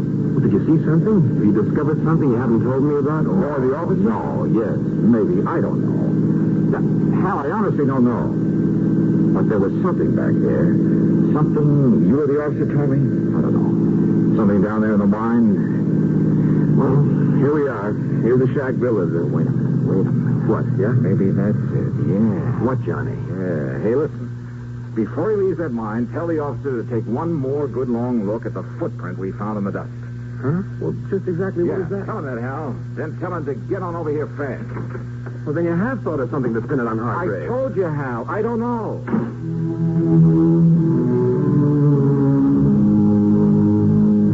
Hargrave wasn't there. Maybe he had gone over to the boarding house to look after his partner's belongings. Maybe. With the help of my pocket knife, I managed to slip the catch in the front door of the shack. I closed it after me and took a look around. Well, it's pretty obvious things hadn't been going good for Bill, and for quite some time. I looked first at a pair of shoes, one of which could have made the print on the floor of the mine. But I didn't really care, and a pair of shoes could easily be gotten rid of. Oh, no. I was looking for something else, but just what I wasn't sure. That is, until I found it, hanging on the wall above the cot where he slept, just to one side of the door. Yeah, it was an old lever-action rifle. Unusual in this part of the country? Hardly. There were thousands of these old 30-30s around here. Guns of this make and type had been part of the history of the Old West. Still were a part of it. Oh, no. There wasn't a thing unusual about finding this kind of a gun hanging on the wall of a miner's shack. But about this particular one, there was something unusual. And as I laid it down on the bed and looked at it, as I thought about that footprint back in the mine. Hey! Oh, why, Mr. Dollar. Yeah, come in, Hargrave. Sure. Yeah, what are you doing here? Oh, just, looking around. You mind? Oh, of course not, only... You see, when a man's partner gets killed, I like to know all I possibly can about him. His habits, where he lives, how well he's been doing. Yeah, but this is my place. I know. Walter was living over at Miss Crutch's boarding house. I was just over there taking care of his... Oh, you mean you want to know all about me? That's right. Well, now, Mr. Dollar... Sit down, Bill. And tell me just what kind of a timer you used to set off an explosion in that gold mine. What? Or do we have to tear that hill apart in the hopes of finding bits and pieces of it? What are you talking about, Mr. Dollar? Too bad the blast didn't fill up that stope completely, though, isn't it? Wow. Yeah, then the rocks would have pounded Walter's body enough to hide any sign of the way that he was kicked to death. Well, now, look, sir, I'm when you came back from Carson City and found the police were going to clear a way into that stope, you played it smart. Dollar, you do it. Played along with them. You found a way into the mine through the ventilating shaft. You found the body. You told us that Bisbee had been murdered. Well, it really fooled him, Bill. It convinced him you were clean. But you overlooked one thing. You don't know what you're saying. That footprint down there in the dust. Oh, you changed shoes after you killed him. And no doubt you got rid of those old ones where no one would ever find them. And you left new prints with the new shoes you're wearing now to show they're different. But that one footprint, Bill. What about it, Dollar? When you stood there and kicked him, stood on your right foot, and kicked him with your left. So what? What about it? And then when I came here a few minutes ago and found that rifle there on the bed, found the shiny spot on the right-hand side of the stock. Yeah, look, there. See how shiny it is? Do you see it, Bill? What about it? What about it? Only a left-handed man polishes the right side of a gun stock when he rests his cheek against it. All right, the same as he stands on his right foot and uses the left one to kick his partner to death. Well? All right, so I killed him, but you won't live to tell anyone. Oh, you're a fool, Hargrave. A dead one. You think I would have left that gun on the bed with the shells in it? You mean... I mean...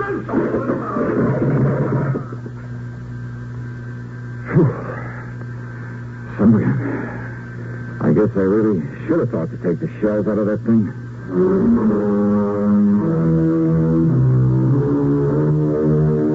So maybe there were dozens of left-handed men around Virginia City, and who knows, maybe there were some right-handers who kicked with the left foot. But Bill just didn't happen to think of that when he confessed to killing. Expense account total, including all the incidentals I can think of in the flight back to Hartford, $248.75. Yours truly, Johnny Dollar.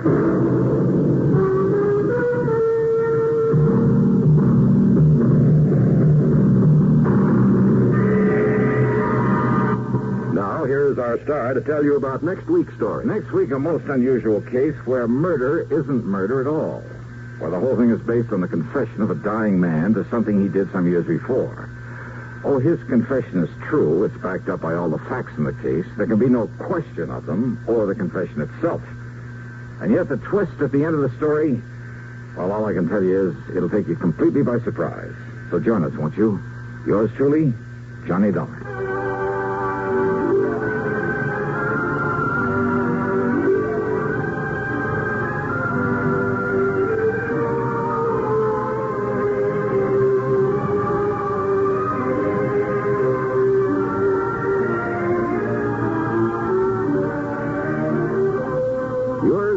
Johnny Dollar, starring Bob Bailey, originates in Hollywood and is written, produced, and directed by Jack Johnstone. Heard in our cast were Herschel Bernardi, Russell Thornton, and Forrest Lewis. Be sure to join us next week, same time and station, for another exciting story of yours truly, Johnny Dollar.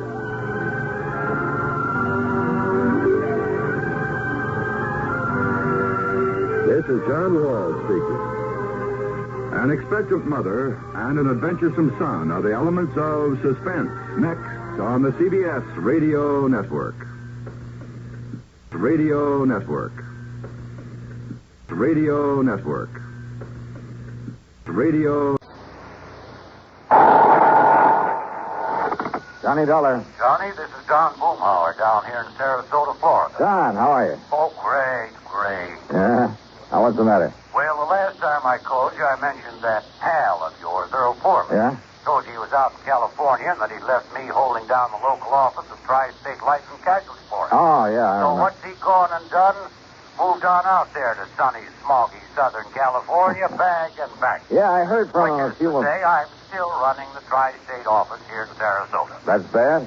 Be fine if it didn't take so much of my time away from my real estate business.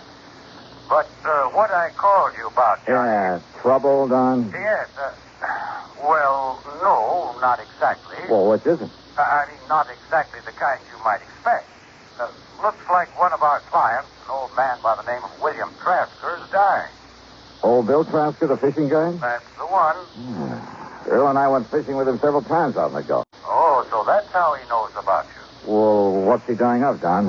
I can't imagine anybody having it in for old Bill and trying to knock him off. No, it's some rare type of kidney ailment, the doctor says. Oh. Nothing suspicious about it, nothing whatsoever. Oh, well, then The amount of insurance he carries is so small as to be almost negligible. How much, Don? $2,500. Huh? I know, Johnny. It would hardly seem to justify the cost of your coming down. And if there's nothing suspicious about the circumstances... Nothing at all. It'll be death from natural causes. Well, Don, I'm afraid I don't see any During reason... his periods of consciousness, he's in a coma most of the time, he keeps asking for you. Oh? Why? Well, I don't know. Not for sure, that is.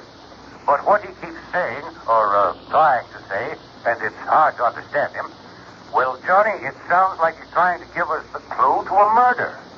Murder? That's right. Don, I'm on my way.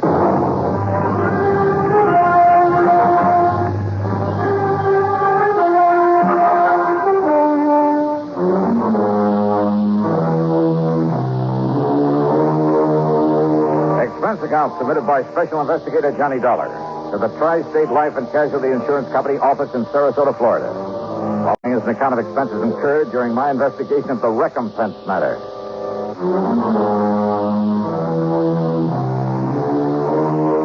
Expense account item 1, $79.70, taxi and a plane from Hartford to New York, then another one to Florida. At the International Airport in Tampa, Don Boomhauer was waiting for me. We piled into his air-conditioned car and headed south on the Tamiami Trail down towards Sarasota. That's right, Johnny. Old Bill Trasker. Dying of some kidney disease, huh? And according to Dr. Crutcher, nothing short of a miracle would save him. Yes, too bad. He seemed like a mighty nice old man, a real gentleman. Well-educated, well-spoken. Hey, you'd expect to find him running a big business instead of a broken-down outboard rig to take out fishing parties. So I understand. But frankly, Johnny, I've never even seen old Bill until the doctor called me. Said he was dying and that he wanted to see you. Then I looked up his policy. Yeah, $2,500, you said. Yes, to be spent in giving him a modest but decent burial. And to pay any bills he might leave outstanding. Apparently, then, Bill won't be leaving much of an estate. Well, you'll understand why when you see the little kind of shack he lives in. But now, over the phone, you said something about a murder. Well, Johnny, it was so difficult trying to understand what he was trying to say. Even when he seemed completely conscious, he was very vague, except perhaps when he was asking for you, when he told us he had to see you before he goes. Well, now, Don, why? He never said the actual word murder, Johnny, but he, well, listen, there was a name he kept trying to tell us. It sounded like Jerry or Gerald something. Last name we couldn't get at all. Well, have you checked over his relatives? When we asked him about relatives, he just turned his face away and shook his head. But now, if he was talking about a murder, Johnny, it's just that. Well, Doc and I agreed that from what he said, and well, his knowing you and your work, and wanting to see you, and well, you know how deathbed confessions are. Don, you're not making much sense. Look. Doc will be waiting for us, and if Bill is conscious enough to make sense when he talks to you, well, let's just wait and see what you can get out of him. Whatever you say, Don.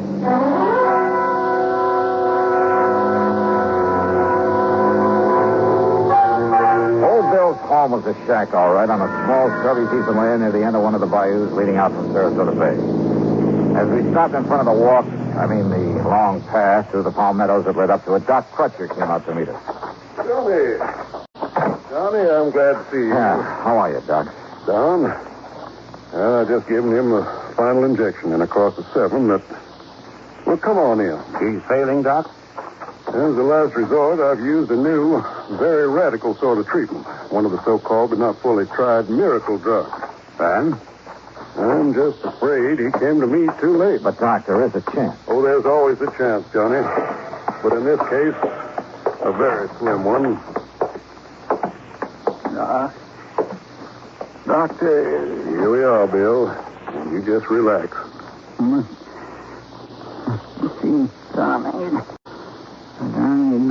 Yeah. Well, here I am, Bill. See? Right here in the flesh.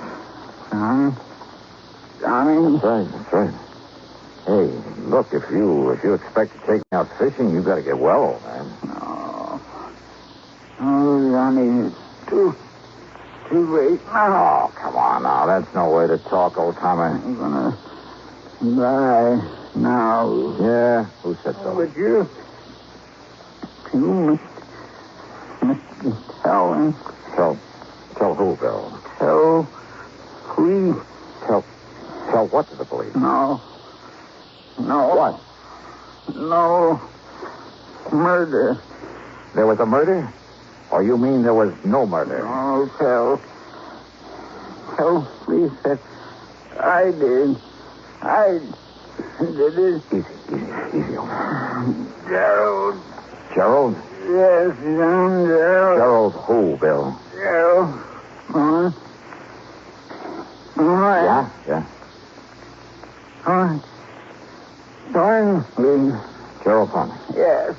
He was murdered? Gerald Thornley. Yeah. So, please, I did it. I did it, Johnny.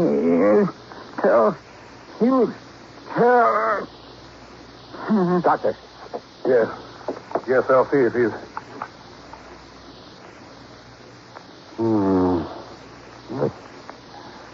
The end, Doc? Well, no. No. As a matter of fact, his heartbeat is... Well, it's stronger. What? Much stronger. Doc, listen. Yes, Doc? Get to a phone and get an ambulance while I make him ready. You mean that maybe you can pull him through after all? Yeah. Now, come on, Johnny. Give me a hand with him. Sure, Doc. Save him, huh? Yes, of course. Yeah, so that we can investigate this confession of his. Huh? Sure. And then see that he's executed for murder. Oh, Don, for the love of Mike. Yes, call that ambulance.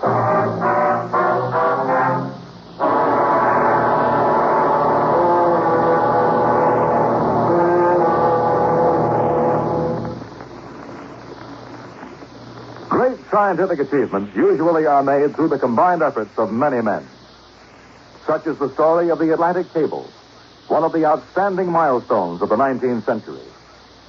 But today the name of one man remains to remind us of that venture. The organizer and director, Cyrus W. Field, a retired paper merchant who risked his fortune, sanity, and integrity in an awesome adventure that lasted 12 long years. Field first was approached in regard to a short underwater cable to Newfoundland in 1854. After a huge investment of both money and energy, the cable was completed the following summer. Field then went to England to tackle the much larger problem of laying the Atlantic cable. Many futile attempts were made. Cable was broken. Splices were made. Cable was lost. Tempers flew, and ship captains resigned in disgust. Still, Field wouldn't give up. Finally, on August 8, 1858, it appeared that the project had been successfully completed. Cyrus Field went ashore and walked 15 miles to the nearest telegraph station. There he wired his wife, the Associated Press, and President Buchanan. He informed the president that Queen Victoria would telegraph her congratulations over the new cable. But before the Queen's message was completed, the line went dead. The much-hailed project was again a failure. Faulty insulation was blamed. In 1865, the largest steamboat afloat, the Great Eastern, made another attempt. Just 660 miles from Newfoundland, the cable parted. Inadequate hoisting tackle prevented its recovery. Field broke down and wept like a child. And yet, the very next year, he sailed with the Great Eastern for one more try. This time, every failure had been studied, every provision made. On July 27th, 1866, Cyrus Field landed at Heart's Content. After personally cabling the unbelievable news, he immediately boarded the Great Eastern, retrieved the broken cable of the year before, spliced it, and laid the second Atlantic cable.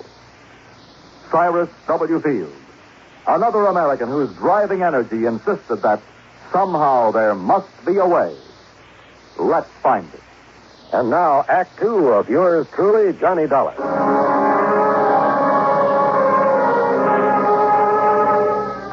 We carefully laid Old Bill in the back seat of Don Boomhauer's car and drove him to the hospital ourselves. And then we could only wait to see if the drug that Dr. Crutcher had given him would really do its work. And yet, if it did, if by some modern miracle the old man should recover. Well, Don had said it there at the shack, and he said it again that evening as we sat in the comfortable den of his home, trying to console ourselves with a couple of scotch and sodas. No, it's wrong, Johnny. There's something very wrong about it. Yeah? I mean, pulling him away from death's door only so that he can be electrocuted for that murder he confessed to. But did he really, Don? What else could he have meant? So you've got to investigate, Johnny. Even Doc Crutcher has to report that confession to the police. Maybe. And so do I. We've no way out of it. None of us.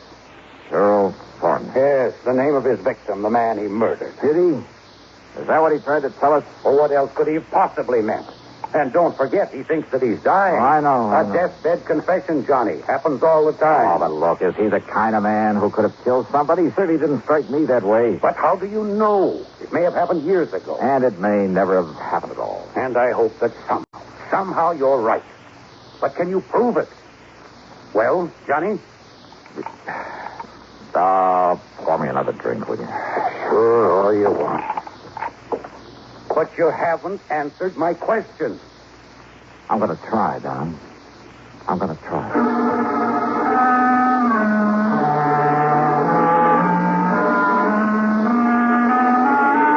At about midnight, Doc Crutcher phoned to say that we should keep our fingers crossed and maybe pray a bit. As it now looks as though Bill Trasker might have a 50-50 chance to live. Then, unexpectedly, a call from Lieutenant Barney Phillips of the police department. Yes, Mr. Dollar. Doc Crutcher told me all about it. I would appreciate any help you may want to give us on this. Well, do you know anything about this Gerald Thornley? No, sir. Never heard of him.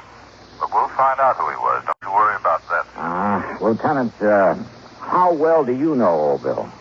Well, that's the thing that puzzles me, Dollar. Old Bill is one of the nicest, one of the most kindliest old men I've ever known. Oh? Ever since he came here to Sarasota, that's about 7 years ago, seems he just went out of his way all the time, trying to be nice and helpful to folks. Uh-huh. Didn't have much to give to anybody, money, I mean, but whatever he had or he could do for somebody, he never would hesitate a minute. I see. But that doesn't keep us from having to do our duty, get the goods on him, see that justice is done. The law's the law, and it's our duty to uphold it. Old Bill came here 7 years ago? That's right. From where? Well, now, if we knew that, we'd know where to look for information on this man Thornley that he killed. Yes, he did. What's that? I'll talk to you later, Lieutenant. Oh, fine, Mr. Dolan. If you have any connections anywhere that can help us find out who Gerald Thornley was and why old Bill killed him. Or if I can find out that he didn't kill any such man or anybody else. Now, Mr. Dolan. I'll be in touch. Why are you so sure he didn't murder someone, Johnny? Did I say that, Don? You didn't need to. Don, I want no part of this thing. Donnie, I know this is no ordinary sort of investigation, but as a company, we have to go through with it. Why? If you can prove that Bill didn't do it, which I doubt, well, it's the least we can do for a client, or something. Yeah. And if you end up proving he did, well, it's a public service by the company, or something. Or something. Let someone else handle it. I want no part of it. Why did old Bill ask for you? Well? Oh, well, I think it's because of... Well, in spite of what he said, in spite of what it sounded like... Hey, let me use your car, will you? At this time of night? Oh, not here. Here are the keys. All right, good. What have you got in mind? Well, maybe keeping an innocent man out of the chair. Now, Johnny. I'll see you later. Obviously, the key to this whole matter lay in finding out about Bill's supposed victim, Gerald Thornley. Who he was, where he was, or where he had been. And then if Bill had ever been there. So I drove over to the shack again and went through Bill's clothes, hoping that some of them might be old enough to show where he'd been before he moved to Sarasota. Every one of them bore a New York label. Item 2, $5.20 for a tankful of gas. Item 3, after I reached the airport in Tampa, $4.60 for a long telegram to Rippy Keener, a pal of mine on the New York side. Item 4, $71.70, and shortly after dawn, I was in New York. Rip was waiting for me at the airport. You could have saved yourself the time and money and phoned me, Johnny. Now, just what do you mean by that, Rip? Well, I could have told you all there is to tell about Gerald P. Thornley in one sentence. I handled the story on him for the paper myself. Well, what about it? He ain't. He what? 7 years ago, that crooked promoter disappeared. Promoter? And when the police finally caught up with when and where and how he disappeared, it left them with only one possible conclusion. Thornley was murdered. Nevertheless... No, Johnny. Stop trying to act like a Pollyanna and get on back to Sarasota and nail that old guy for murder.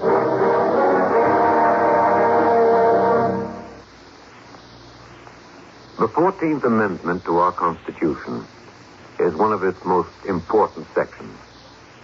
It bestows United States citizenship upon every person, regardless of race, who is born within our borders or who is naturalized. And this amendment further provides that the privileges and immunities of citizenship cannot be taken away by a state, nor may a citizen be denied the equal protection of the laws. It is this amendment which makes us all equal citizens with equal rights, to the end that this country of yours and mine shall be our country under God. Now, Act 3 of yours truly, Johnny Dollar, and the Recompense Matter.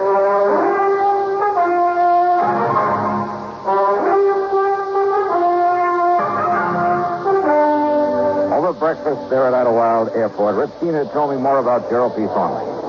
Not that Thornley didn't deserve to have somebody knock him off. Now, just what does that mean? When he got through with all his phony real estate promotions, he left more innocent people broke and hungry than you can shake it. Well, Johnny, that man made millions on his crooked real estate deals. And who suffered?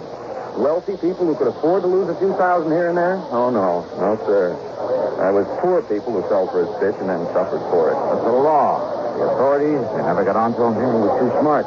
Every deal he made was perfectly legal at the time. I'll tell you this, Johnny. A lot of the real estate laws got rewritten as a result of him. I mean, in spite of the way it finally turned out, the switcherooning. What? Sure. That gave me material for that feature I hoped was going to win me a Pulitzer Prize. Just, what are you talking about, Rick? Back there in 53, after the coroner's jury said it was murder, they went through his papers and bank accounts. They found he left enough dough and instructions for it to pay back every cent he'd taken from the poor suckers.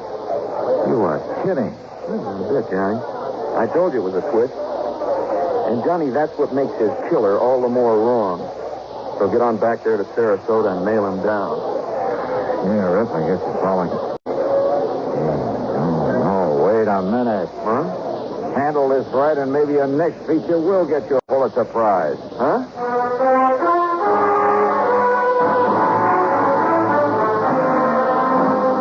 Poor people who'd been taken by Thornley. Well, old Bill Trasker had never been in that category, in spite of his menial job these last 7 years as a fishing guide. Item 5, 10 cents for a call to Lieutenant Randy Singer, 18th Precinct. Then I had Rip Keener drive me into Stevens. There you are, Johnny. A complete set of fingerprints on the late Mr. Gerald P. Thornley. Good. So why I should break my neck getting them in such a hurry for you. Thanks a lot, If you Randy. put that so-called mind of yours to work finding out who murdered him 7.5 years ago, why... Yeah, well, that coroner's jury could have been all wet, you know. Huh? Why don't you keep Rip here entertained until I can phone him a feature story for down at Sarasota? Johnny. If, that is. Yeah? If what? Well, if this absolutely crazy hunch of mine pays off. Item 6, another 7170 for a plane back to Florida. From the airport in Tampa, I drove on down to Sarasota, straight to the hospital. It is a miracle, Johnny. If old Bill continues to improve the way he has in these last 12 hours, he'll live until they put him in the chair, much as I hate to say that.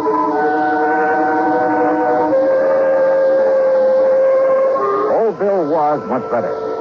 And it almost was a miracle. He let me take a set of his fingerprints, and then he broke down and told me his story. Then at police headquarters, when one of the lab men compared the prints with a set I brought down from New York, Lieutenant Barney Phillips nearly slipped. But oh, no, look, Al, I can't believe this. According to these prints, old Bill is Gerald P. Thornley. That's right. But I don't understand. But why, Dollar? Well, his dirty real estate promotions were perfectly legal at the time. But he was ruining more innocent people, causing more heartbreak and suffering. But he hadn't thought about that in his lust for money. All he cared about was getting more and more of it, regardless of whom he was hurting.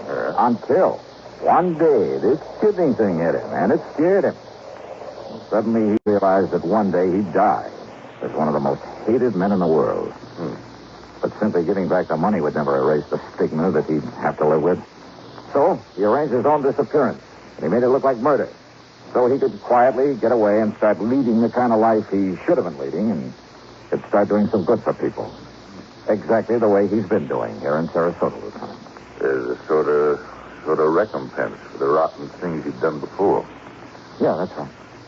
And without having folks point him out as the crook he'd been. That's right. And don't forget, the people he'd hurt up north were all paid off.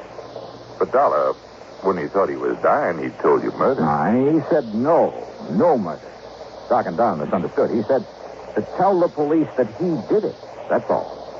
And now we know what he did. Dollar, I hate to say this, but he's still in trouble.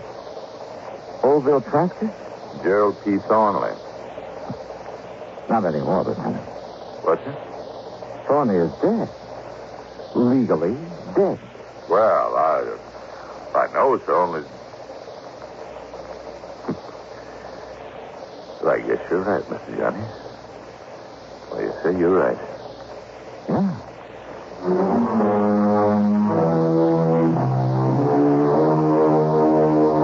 after sticking around a few days to make sure that old Bill's recovery would be complete, well, I changed my mind about getting this keener material for a feature. Let him wonder about it. Expense account total, including the trip back to Hartford, 200 and, no, Don, forget it. Just forget it. Yours truly, Johnny Dollar.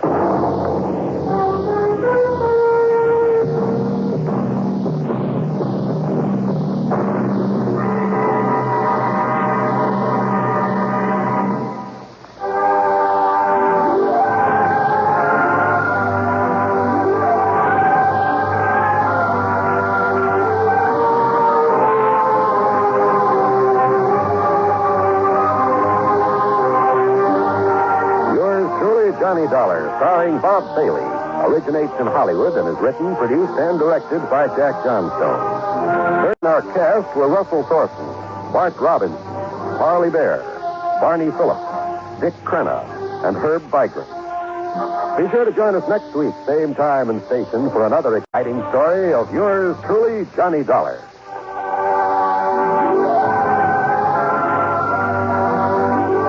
This is John Wall speaking.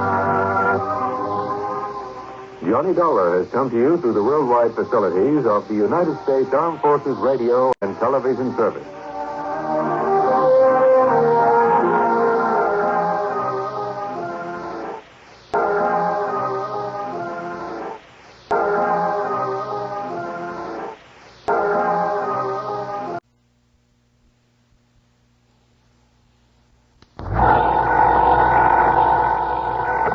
Johnny Dollar. Dollar, this is Michael J. Kendry at the San Francisco office of International Life and Casualty. Mr. Kendry? No, I'm not in my office. I'm over at Lake Tahoe. You know the place? South of Reno, kind of half in California, half in Nevada. That's right. Uh-huh. I'm staying at a motel called Seven Pines Lodge at the south end of the lake. On the map, the town's called Al Tahoe. Seven Pines Lodge in El Tahoe. Yeah, got it. Oh, and I understand there's some pretty great fishing in that lake. So, Kendry, I'll grab the first plane I can. Fishing, huh? What? Maybe that's what you'll end up doing, all right. Great. The body of a man named Marvin W. Smedley. Huh?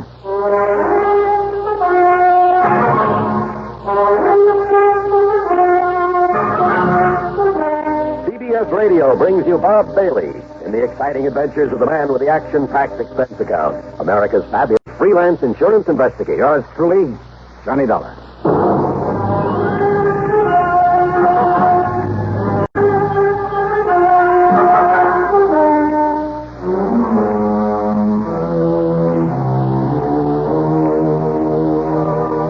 Expense account submitted by Special Investigator Johnny Dollar to the International Life and Casualty Insurance Company, San Francisco office.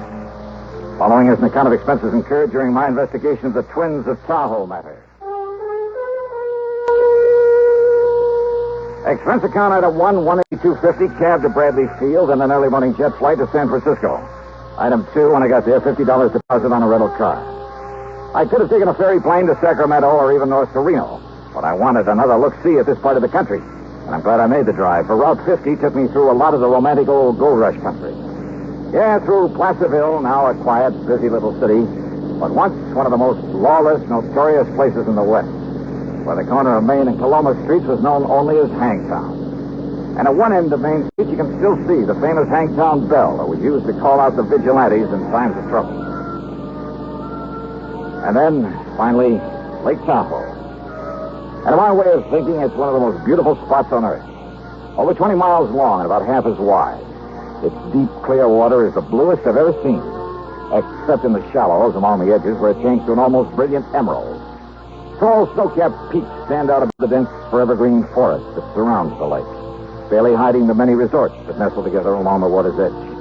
And the water's cold out there and very deep. There are parts that have never been fathomed. Now and then I could see the clean, cloudy wake of a speedboat, sometimes with a water skier in tow. A group of small sailboats, white canvas, spread to the wind. Here and there along the shoreline, a few hardy souls in swimming, braving the chill waters in that breathless high altitude before the early winter snows would come. And then, in contrast, in various spots along the highway on the Nevada side, as such things are illegal in California, there were huge, gaudy, restless, noisy gambling houses. And out Tahoe at the Seven Pines Lodge, and there were 7 tall pines around the neat little motel, Kendry was waiting there for me. Dollar? Yeah, that's right. Glad you made it. I'm Mike Kendry. Oh, yeah. How are you, Mike? Come on into my cabin. I'll tell you what it's all... Mrs. Elton, Mr. Dollar's arrived. I'll settle him in the cabin next to mine. Come on, Johnny. Yeah. Hey, you mentioned fishing for the body of a man by the name of Smedley. The police are fishing for it now. Marvin W. Smedley. He was a client of ours. Very wealthy, retired.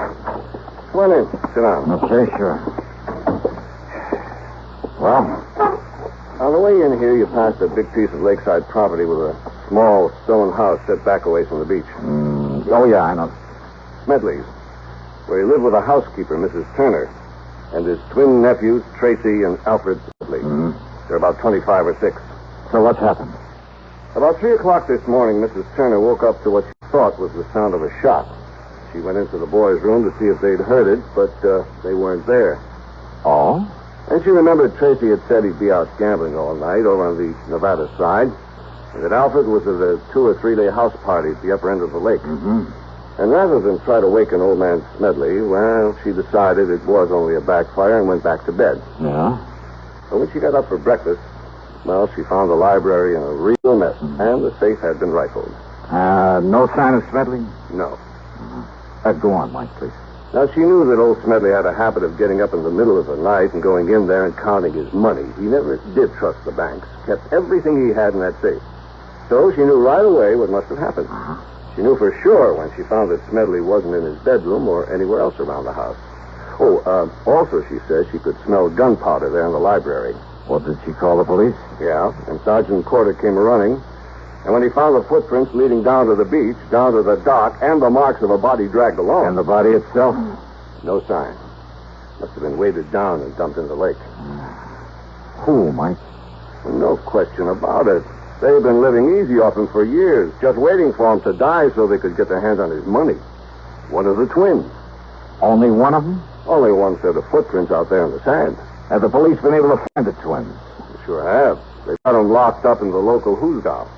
Then what's the problem? Only one of them did it, Johnny. Okay. But both of them. Both of those boys have absolutely airtight alibis.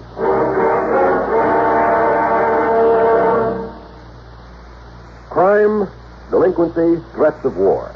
These are the subjects that dominate our news headlines these days. Not very pleasant subjects, are they? You may say that somebody ought to do something about cutting down on crime and delinquency and in promoting peace among nations, but that there's nothing you personally can do about it. Well, that's where you're wrong. You can wage your own fight against crime and delinquency in your own family by taking the family to the church or synagogue of your faith this week.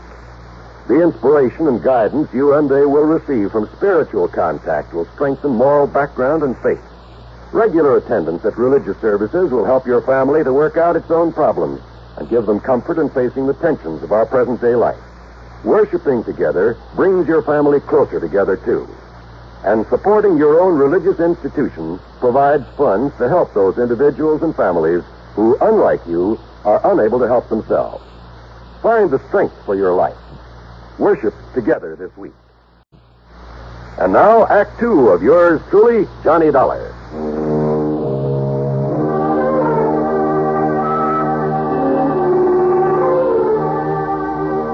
The police had roped off a lane from Smedley's house to the beach to the dock, where it was obvious from the tracks in the sand that somebody had dragged the old man out there, piled him into one of the rowboats, then dropped him into the lake.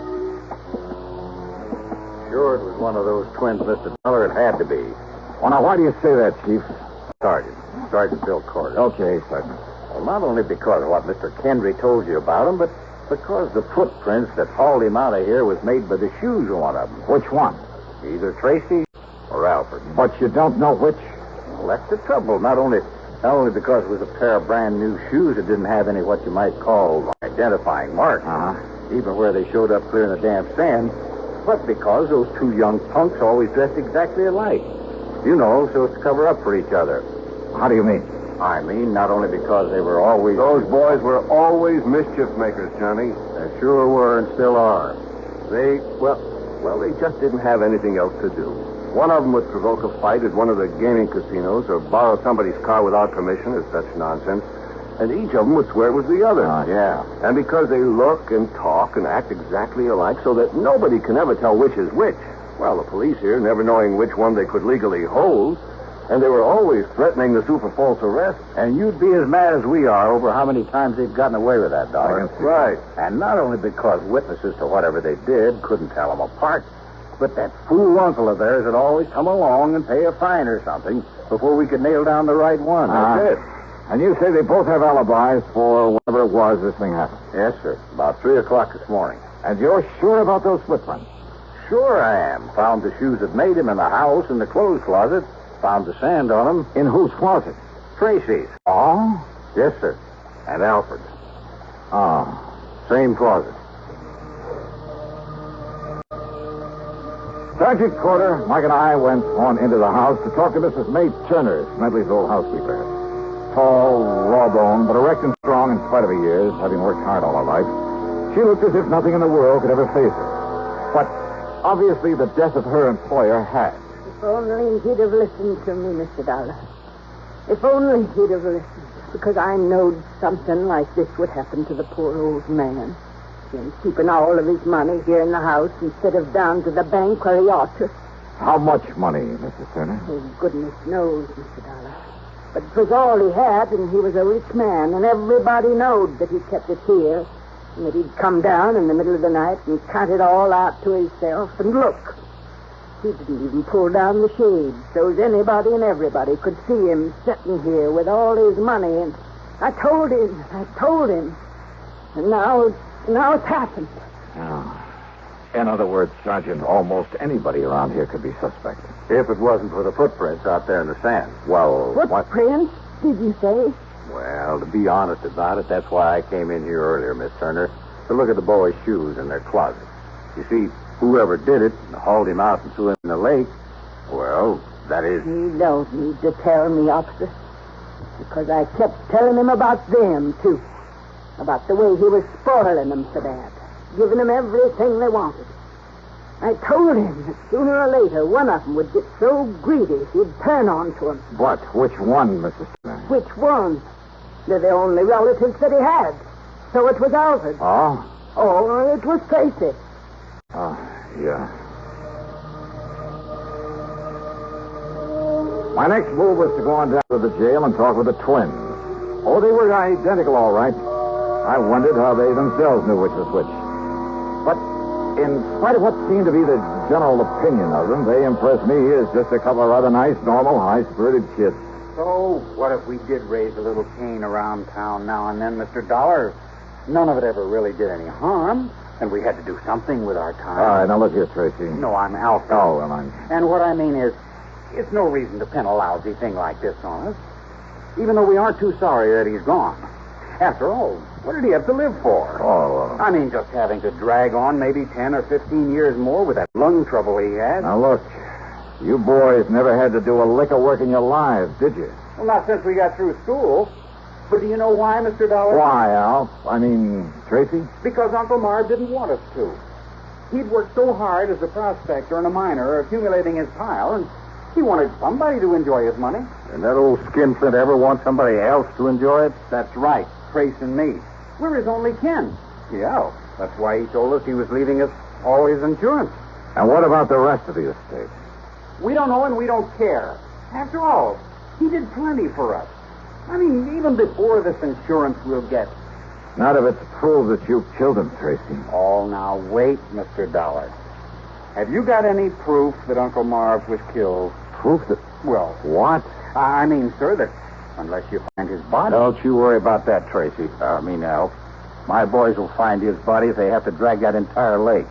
But unless you do, you won't really have a case against us or anybody, will you? We'll find it, all right. And why don't you suspect somebody besides us? Yeah? Like who? I'll tell you who, Sergeant. What about all those old prospectors from the old days that he did out of mining claims that have kept coming back to him for handouts? Oh, you're a fine one to talk about handouts. Now listen, don't tell me you aren't glad that he's gone. Yes. Trace and me and that old witch Turner and all the other people. Now, you look. Wait a minute. If Miss Turner hadn't taken care of him all these years... Oh, sure. All right. I understand you boys have pretty good alibis for 3 o'clock this morning. Do we have to go over all that again? What, afraid you might slip up retelling him, Alf?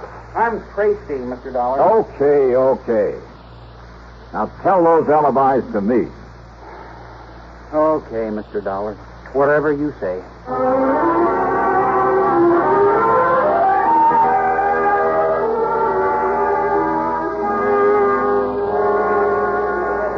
Okay, Carl, you relieve Jimmy over there on the blackjack table. When he gets back, you can take over one of the roulette wheels. Oh, Mr. Harker? Sure, Dollar. One of the Smedley twins was in here all night. Which one? Came in around midnight and didn't pull out until, it must have been about 8:30 this morning. All right. Now, you're sure that he was here at about 3 a.m., huh? Sure, I'm sure. Playing one of the crap tables. He didn't step out for a few minutes, perhaps? No, sir, and I know. Because I always keep an eye on those Smedley kids. You don't watch them, they're liable to pull tricks on our dealers. They think it's funny. All right. Which one was it? Do you know? I told you. It was Alfred Smedley, or his brother Tracy. Thanks.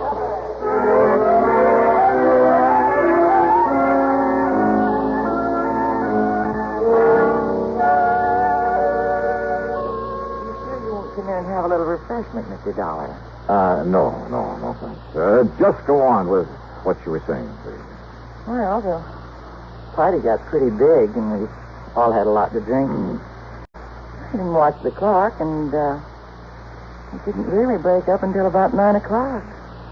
This morning? Mm-hmm.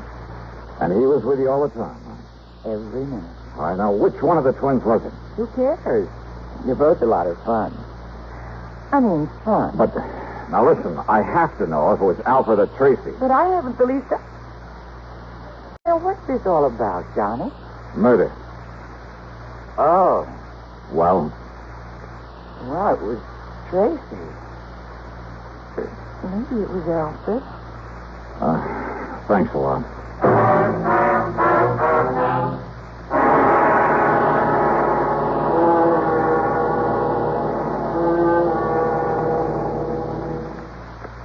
In a world of doubting Thomases decades ago, it never would have been possible for stars to shine in the daytime. But in this day and atomic age, anything's possible. Thus, it's not only possible, but a fact that only on stations of the CBS radio network, stars do indeed shine in the daytime. You find them illuminating an entire segment of your daytime listening every Monday through Friday. These stars have all been named by celestial authority vested in their forebears. Those names are Arthur Godfrey, Art Linkletter, Bing Crosby, Rosemary Clooney, Gary Moore, and Durward Kirby. You won't find them in your book of the planets and stars, but no compendium of show business luminaries would be complete without them. Monday through Friday, your radio set is your personal telescope on this star-studded display, on your CBS radio station. To list them once again, Arthur Godfrey, Art Linkletter, the house party man, Bing Crosby and Rosemary Clooney in tandem, and Gary Moore and Durward Kirby. Enjoy them often. Now, Act 3 of yours truly, Johnny Dollar, and the twins of Tahoe Matter. So both Tracy and Alfred Smedley had alibis, if for no other reason than that neither of them could have been in two places at once. And those alibis might be pretty hard to break. Yet, according to what little actual evidence there was, one of them must have killed their uncle, or the insurance... Oh, no, wait a minute. Yeah, there was something that Alfred, or Tracy... Anyhow, there was something that one of them had said that suddenly gave me a hunch. Expense account item 3.70 cents for phone calls to locate Smedley's lawyer on the Citizens Manage. Then I dropped into his office and asked him just exactly one question about the old man's will. And his answer gave me a new, fresh start on the case. Item 4, 10 cents, another call. This one to Sergeant Corder. Yes, Dollar. The boys found the body all right. Yeah? Now, you know how the water off that beach stays clear and shallow until it, gets to 150 yards or more straight out from the dock? Yeah? And it drops off over 300 feet straight down, just like that? And the body had been dumped over that ledge? Oh, but it's gone all the way down. We'd never have found it. But it was hung up on a rock, not more than 20 foot under. I see.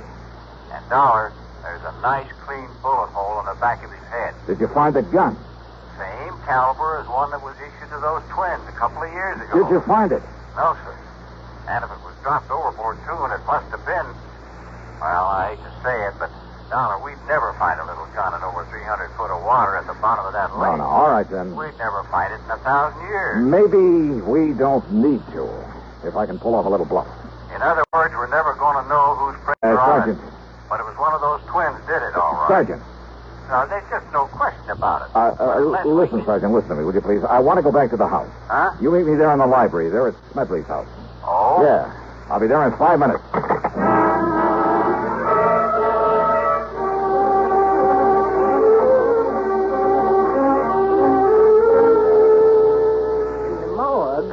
Oh, no. That's right, Miss Turner. Oh, that's terrible. Terrible place. Mrs. Turner. If you'd just brought me his poor old body here to the house. Mrs. Turner. Yes, Mr. Dollar. Well, let's quit fooling around with this thing, huh? I just finished talking to Mr. Kenneth McManus. Mr. McManus? That's right, the lawyer. Yes. Yes, and I guess he told you that all of poor Mr. Smedley's insurance goes to those two worthless twins, those murderers. Yes, he mentioned that. Is that all he told you? No. He also told me that the remainder of the estate goes to... Let me see, I scribbled down some of the actual words. Here. The balance of my estate, including my home, I bequeath to one who, although I'm certain her motives have been entirely selfish, that she has simply been looking forward to being provided for in my will. What? Nevertheless, as a reward for Mrs. May Turner's faithful service, and I have told her this. He left something to me. You know that he told you he did. And that was your motive, Mrs. Turner. What's this? Now, you look Of here, course, the gun man. belonging to the twins was just as available as a pair of shoes that were borrowed to carry the body out there and leave the footprints. Dollar. The point is, though, that when Sergeant Corder found not only the body, but the gun out there in the lake... No, Dollar. And when I take your fingerprints and compare them with those we found on the gun... No, listen. You don't mind giving me a set of your fingerprints, do you, Mrs. Turner? Well... Half of my life I spent taking care of that stingy old man. And him giving me nothing.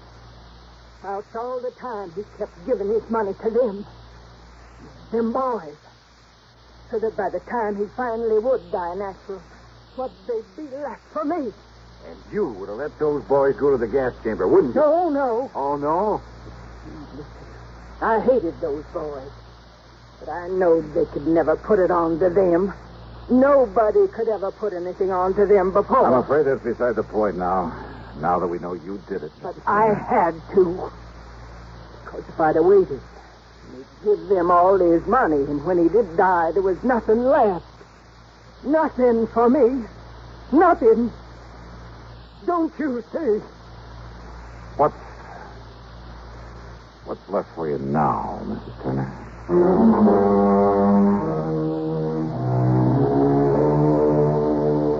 Oh, sure. From here on in, it's up to the courts. And no doubt the whole estate will go to the twins. You know something? I hate this kind of a case. It leaves a bad taste in my mouth. Expense account total, including incidentals and the trip back home, $416 even. Yours truly, Johnny Dollar.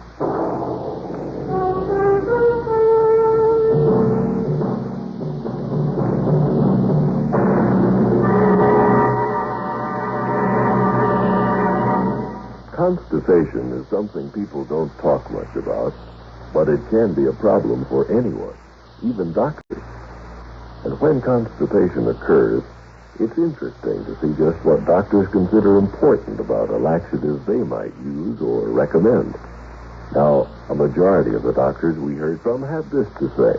A laxative should be effective, gentle, close to natural acting. A medicine that can be used with complete confidence. Well, pleasant-tasting chocolated X-Lax is effective. Overnight, it helps you toward your normal regularity. X-Lax is so gentle, so close to natural acting, there's no upset. That's why many doctors and millions of people use X-Lax with complete confidence. X-Lax, the laxative that helps you toward your normal regularity gently, overnight. Now, here is our star to tell you about next week's story. Next week, one of the most beautiful, most charming girls I've ever known. Involved with a killer. But now, don't misunderstand me. I didn't say how she's involved. As a matter of fact, it's to protect her from a killer that I take on the case. And it just so happens that among the people on this man's list of intended victims, that is, the people who had a hand in sending him off to prison, yeah, you guessed it, he's also after me. Join us, won't you? Yours truly, Johnny Dollar.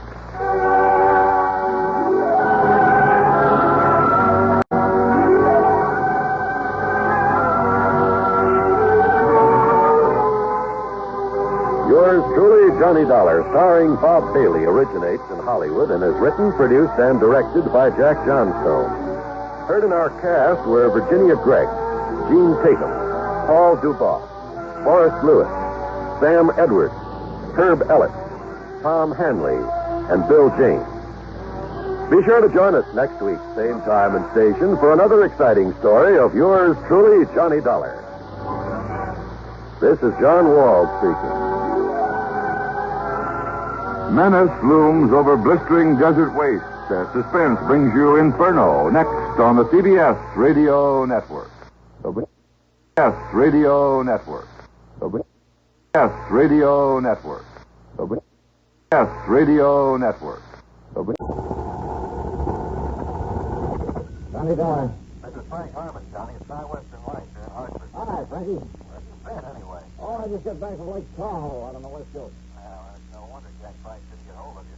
Price? In your office down in Corpus Christi? That's right. He called and told me he's been trying to get you on the phone for several days. Oh, well, I'm sorry. He has a problem, a pretty big one. When he couldn't reach you, he sent it on. He sent her on to us. Yes, sir? What is it? Both. But come on over here, will you? There's no time to wait. Oh, what's it all about? Well, all I can tell you is, well, somehow you have to prevent a murder.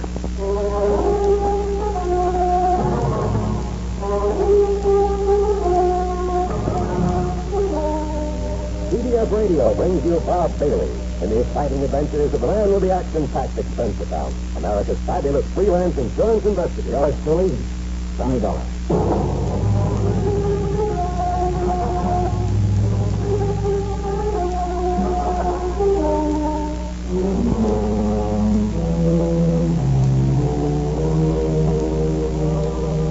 Expense account submitted by Special Investigator Johnny Dollar to the New England Office of Tri-Western Life Insurance Company.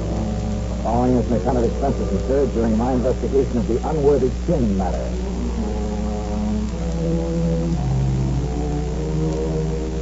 After the Lake Tahoe mess, I was ready for a nice long rest.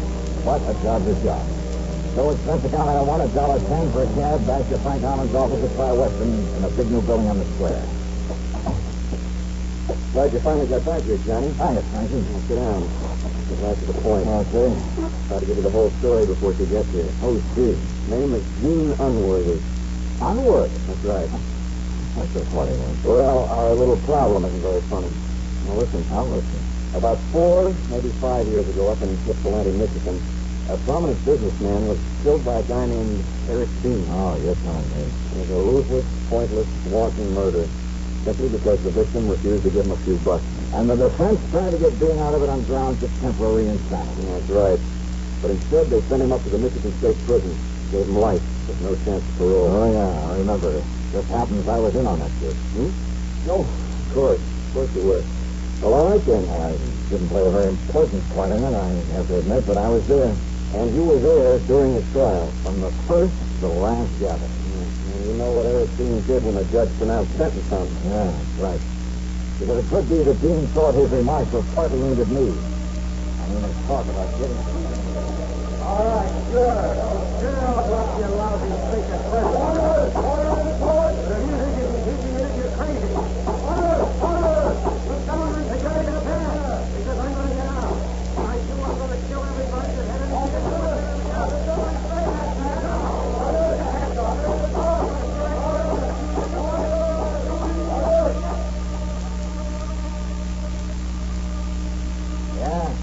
Yeah, Frankie, it was the typical threat of a tough criminal to get out someday and get even with everybody. By killing them.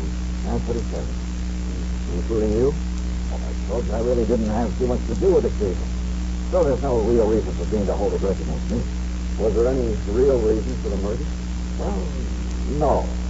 But listen, you know how little those courtroom threats usually mean. Well, then you're not at all worried over the fact that Eric Dean escaped 7 or 8 days ago. Oh? What? No, not particularly. Well, you should be, Johnny. Along with the rest of the people who were involved in that affair. Oh, yeah, I told you. In the past 5 days, Dean has killed 4 of the people he promised to kill. And the police have no idea where he is or when he'll strike again. And another one of his intended victims is Mr. Albert K. Unworthy, who's now living down in Corpus Christi, Texas. And he's insured by our company for over $500,000. Well?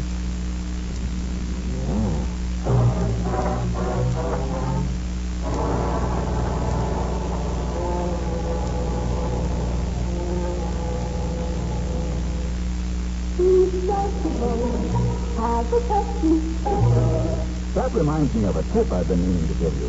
Whenever you buy Pepsi-Cola, get an extra carton. This is the secret of effortless entertainment. You know by now that as the parties go, so goes the Pepsi. So face reality and be ready for any number of thirsts by making sure there's always plenty of the light refreshment on hand. People go for Pepsi because it refreshes without filling and does it in such a good-tasting way. Come to think of it, why not buy a case of Pepsi? Then maybe there'll be enough for you to have some, too.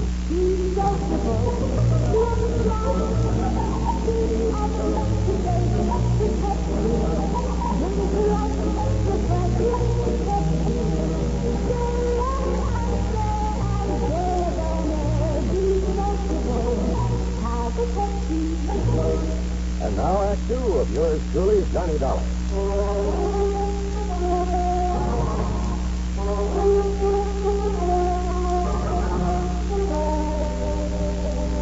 All right now, Johnny, when Jack Price wasn't able to reach you, he dumped the whole thing in my lap, including the old man's daughter, Jean. She arrived here in Hartford early this morning, came in here, and demanded that she be appointed a bodyguard for her. Oh, now listen, I phoned her to her hotel right after I got in touch with you. She's probably on her way over here to see you right now. Hey, look, Frank, I'm an investigator, not a Listen, buddy. Are you forgetting Eric Dean may have you high on his list? So what? So what? If I keep my eyes open, my manners and my... Oh, I see. What? Yeah. Put 2 of Eric Dean's intended victims together. Give him a wide-open chance to kill 2 birds with 1 stone, so to speak, and he's almost found it, y'all. Yeah, so the cops who've been standing by picked him up along with our 2 bodies. And the company has done a great public service. Hooray. No, that wasn't what I was thinking of at all. Frank, I couldn't go down there to Corpus Christi right away anyway. Why not? First thing tomorrow morning, I have an appointment in New York with an attorney for a deposition in that Lake Tahoe case of this one. How can you lose a few hours? Well, that's more I hate those bodyguard assignments, and you know it. But when such an important client's involved, Johnny... Well, there's nothing but a lot of trouble with an A-1 chance of getting shot in the back.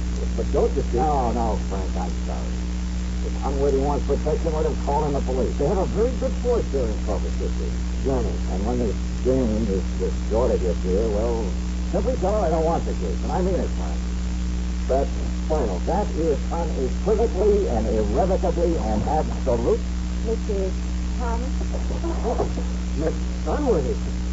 Oh, please, come in. Thank you. Yes. Come in and meet Mr. Johnny Dollar. Hi, Johnny. Suddenly I changed my mind. Even as that whole office suddenly seemed to change and take on a strange and wonderful glow. She was so healthy, one of the most beautiful girls I've ever seen. Tall, but not too tall. With honey-colored hair and a complexion that, and a figure that, and a twinkle in those baby blue eyes that, oh, what to use the right word, simply art. Not to describe this one. Well, sit down, please, Miss Hunter. Oh, thank you, Frank. But I told you this morning to please call me Jean. Yes, sure. And that goes for you too, Johnny Dollar. Oh, sure. Jean, sure. Can you leave with me right away, Johnny? I mean, for Corpus Christi. I was reporting how urgent this is, Francis. Well, yes. I did. So Well, you will come and watch over Daddy until they catch this murderer, won't you, Johnny? well, now, Yes. well, that is right. Yes. Johnny? I have to be in New York first thing in the morning to see him, sir. Oh, that's fine then. Because I have an early morning date in New York with Madame Algamano before I go on back home. Oh? Do you know who she is? Oh, well, sure, I've heard of her, but I never thought anybody in the world actually had enough money to buy those clothes, those gowns that she designed. Oh, now you're kidding me, aren't you? But I just love having those things. Oodles and oodles of them. So we'll go down to New York tonight. I'll be staying at Pierre, so you stay at Pierre, and we'll have a ball. We'll really do the time. Oh, I just love New York.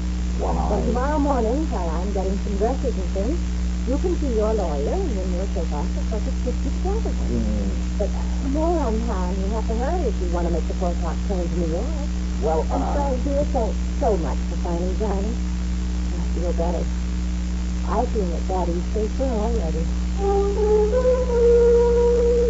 Expense account item 2, $21.50 for a cab and plane ticket to New York for the two of us. With this timer in tow, well, believe me, it wasn't easy, but I realized it was an important assignment on my hands. I better play it safe and behave myself.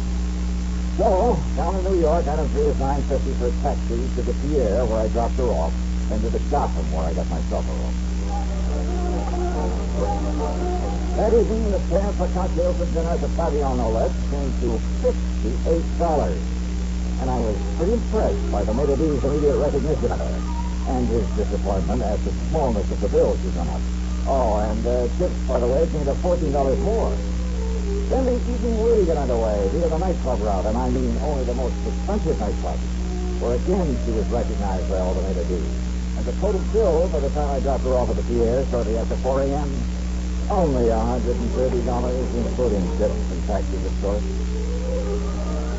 I hope my deposition the next morning in the attorney's office made some sense because I was fortunate. But then, after leaving him on the way back to my hotel, I picked up a newspaper, and I nearly blew my top. Item 5, 6, whatever it is, 85 cents for a call to Frank Harmon back in Hartford. Now, John. And it was you who gave that story to the wire services about my going down to Corpus Christi to save the life of dear old Albert Unworthy. But, Johnny, you yourself suggested it might help to point out this killer. Oh, yes, sure. Make it easy for him. Get 2 of us in one trip. Thank you very much. Item 7, 287.50 plane fare, tips and instrumentals for the flight to Corpus Christi. By the time we got there, well, I don't know. I don't know. But, well, that scene is not only the most beautiful, the most stunning, but, put it this way, by the time that flight was over, if he had said, come on, Johnny, let's get married, I think I might have taken a leap without one single thought about the consequences. And after we landed and she stepped into a phone booth to call and make sure her father was still all right, well, I was almost annoyed at the sudden appearance of an old pal of mine, Doug Johnstone, kid brother of Jack, who dramatizes these radio stations of mine. As I know he was coming down here with Johnny, it's all over the paper. Yeah, I'll say that. Hello? Yeah, but how are you? Oh, I couldn't do that. Well, you certainly pick him, huh? What do you mean? Your, traveling companion, you remember it. What do you know about her father, Doug? Well, I kind of thought you might want a little help while you're down here. That's why I came to meet you. Ah. Yeah, now, this will got to do. You, put her in a taxi. Her home isn't far from here. Then you and I run on down to my office and talk a while, and I'll drive you out to their place later. Well, now, wait. I think that's a very good idea. Oh, this is an old friend of mine, Doug Johnstone. Hi, Dad. I've always looked forward to meeting you. Yeah, how nice. My, I mean, more good-looking men these days. Johnny, that's right. It'll give me a chance to kind of freshen up and prepare the royal welcome for you here in Corpus Christi, all right? Well, So you go ahead with Doug, and I'll see you at the hospital. Huh? Okay, then. Let's go.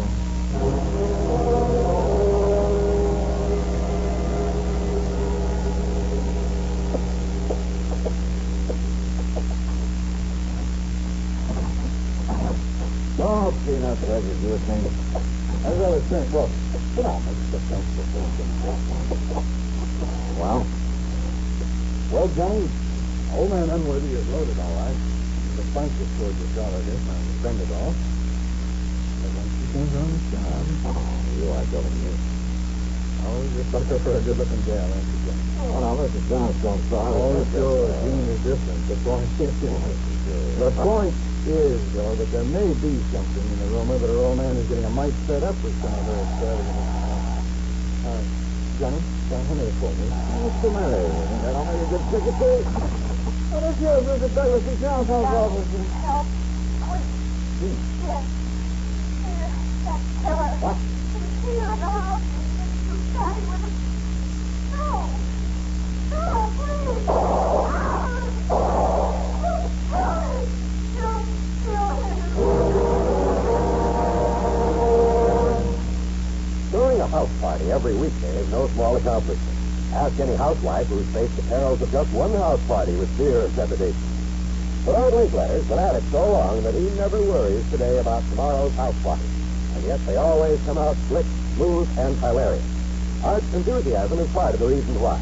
The way he lets his guests take a bit in their teeth is another. So you never know where the fun's going to lead once it's stopped. Listen Monday through Friday on CBS Radio. Now, Act 3 of yours truly, Johnny Dollar and the Unworthy Kin Matter.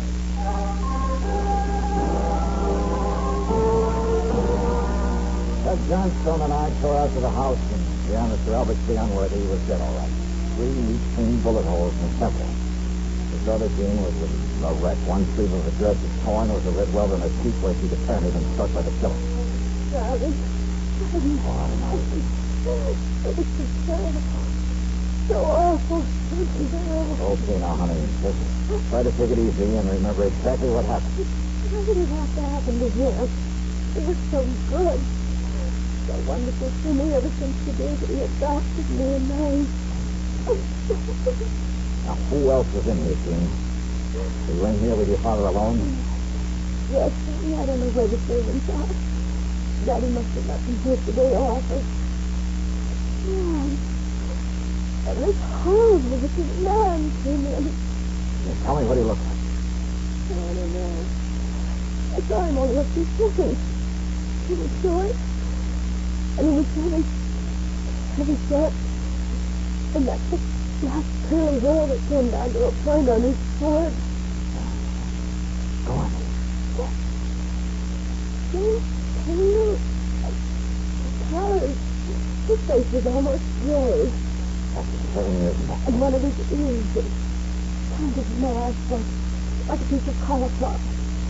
There was a dirty scar, too, on his hands when he held up his arm. Oh, Daddy. Oh, Johnny. And his height, his weight. Have you any idea? I don't know. Maybe 5'7" or 8. And he was heavy. 180 pounds or something. He was stocky. You're asking me that fits the newspaper description of Eric Dean almost to a T, John. Had you ever seen Eric Dean before, No, Johnny. And there was that wild animal look in his eyes. He came rushing in here with that gun, and I tried to call you, but he knocked me down, and then I guess I passed out. Oh, Johnny, please help me. You want to call the police? Sure. Ted not only called the police, but the family doctor. And after Jean had given the police all the information she could, the doctor gave her a mild sedative and sent her up to bed. By that time, Jean's personal maid had come in, so after assuring her we'd do everything we could. Johnny, dear, don't you see? Now, you may be in danger, but... I guess whatever the doctor says, you know, I still wait. Just come back, please. Come back.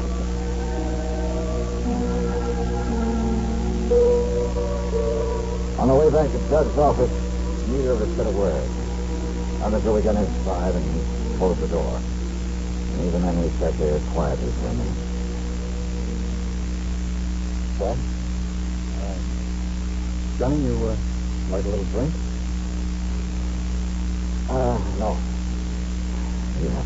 No.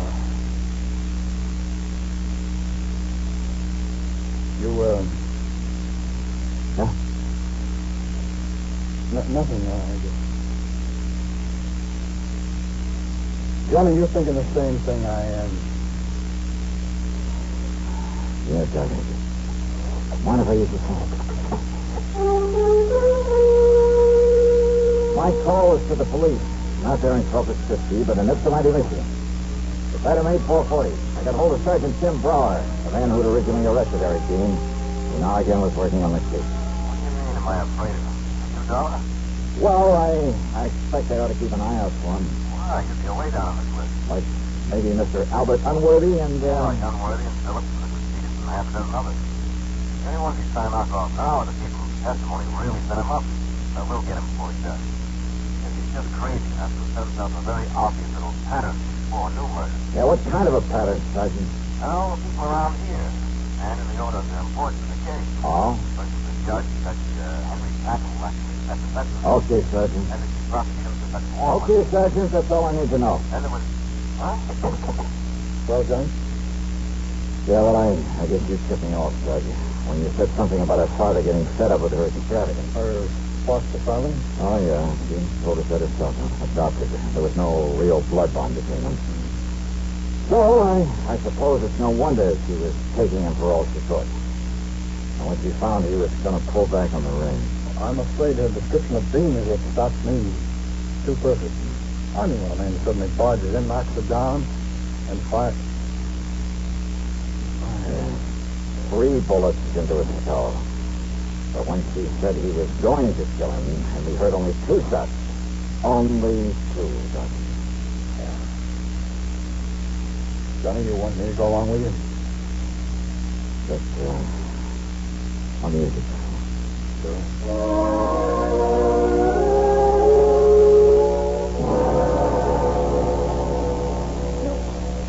You mean you found the murderer, Johnny? Yeah, Jean. All the proof I need. Oh, thank goodness. And did you kill him when you found him? Yeah. Yeah. Him? What? Only one more thing I'd like to know. Yes. Well, what is it, Johnny? What you did with the gun. Well? It's out in the little fish pond. Under the library window.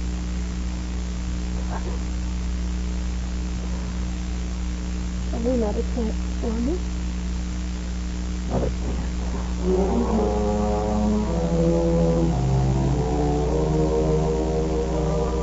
And I learned about one of them from her. Following Harry Dean's pattern, the police in Michigan were able to pick him up in less than 2 weeks before he could kill again. The expense accounts, the total us $500 each. Yours truly, Johnny Dollar.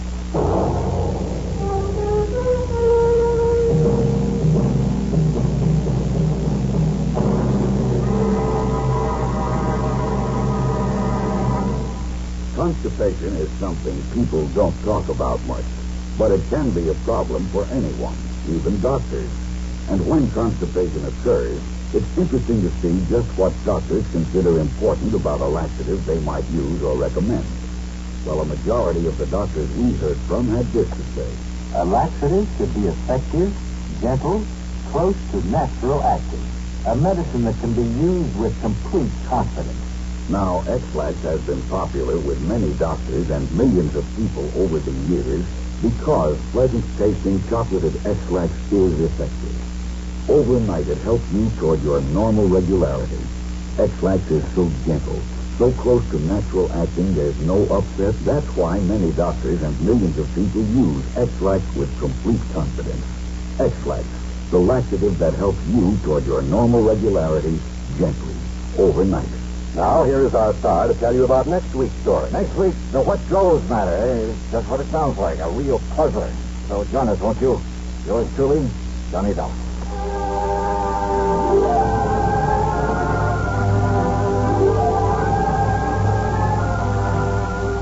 Yours truly, Johnny Dollar, starring Bob Bailey.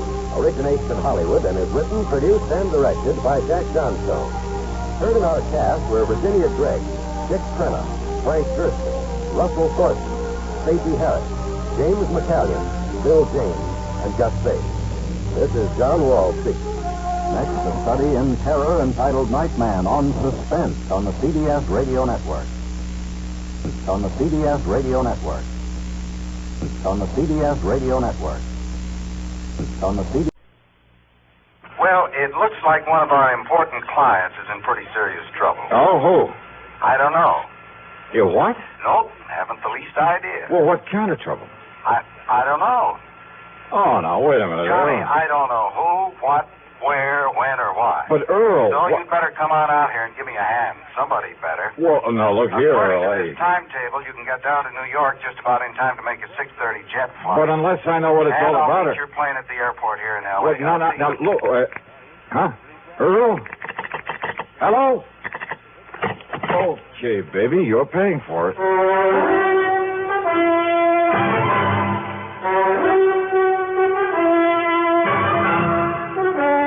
CBS Radio brings you Bob Bailey in the exciting adventures of the man with the action-packed expense account, America's fabulous freelance insurance investigator. Yours truly, Johnny Dollar.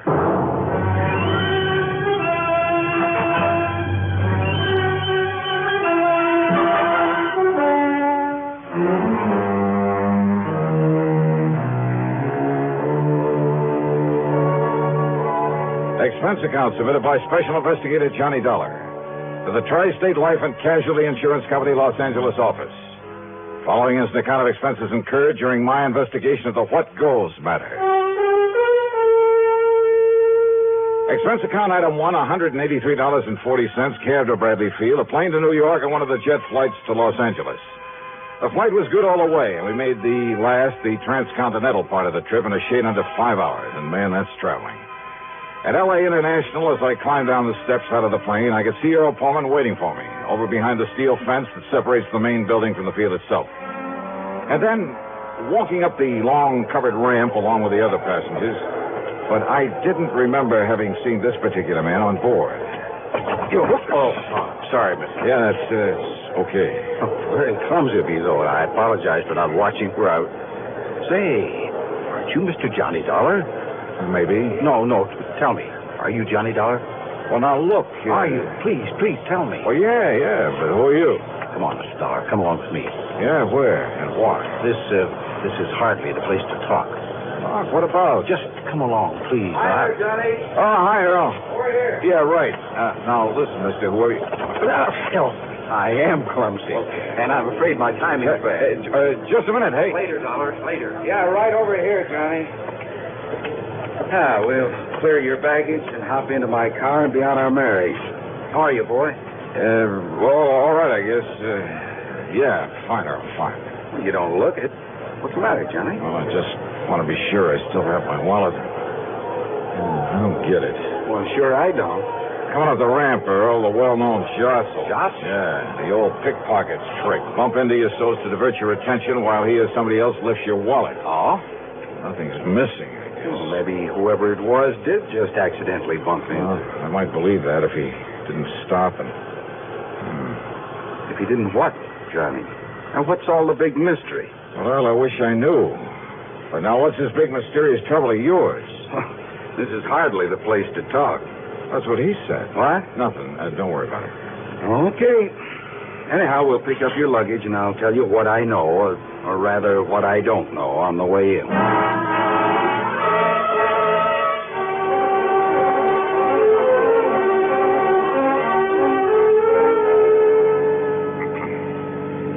Oh, yeah, we love it out here, Johnny.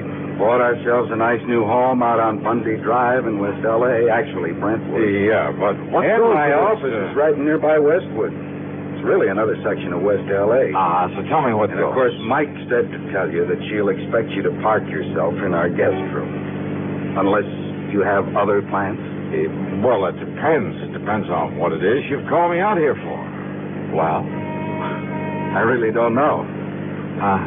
Johnny, I got this phone call early this afternoon. Now, he wouldn't give me his name, but he swore by all that's good and holy that he's a client of ours. He said that we wrote his life insurance policy. That was before I came out here, of course, for $250,000. Oh. Yes. And he was so sincere and so worried about something that I was sure it wasn't just a gag. Well, I guess that's pretty obvious since I wasted no time in calling you and asking you to come all the way out here. Yeah, well, what else did he tell you? Cigarette? No, thanks. I have some of my own. Oh, here, smoke one of these. Oh, okay. Thanks. Light? Here you are. Thanks. But now, what else did he say? Only that if I didn't send for you immediately, have you come out here and see him, we might very shortly lose him. You mean he expects to die? I mean, be killed by somebody? Well, what do you think? And that's all he'd say. And he wouldn't tell you who he was? No. But I wonder why. And if he expects me to go to him... Well, maybe, of course, he plans to contact you some way now that you're here. Hey, that man back at the... Huh? But look, if his life is in danger, something like that... Well, what if I hadn't come? Or what if I'd come too late? Now, look, what goes, Earl? It just doesn't make any sense. Okay, so maybe it was a gag. Maybe I did fall for a gag. Well, it's not a very likely sort of a gag. And if that man at the airport, I mean, if whoever this client is does know that I've come here... What? And yet, if he is in danger, I mean, if he was the man who called you... Wait a minute. The minute he saw you there to meet me, the way he bumped into me again and then got lost in the crowd... Johnny... But he didn't take my wallet or anything else that I can think of. You're not making any sense, you know. Oh, yeah, I know. But as I said before... What goes? Yeah. More important, what'll you do? What else? Wait and see what happens.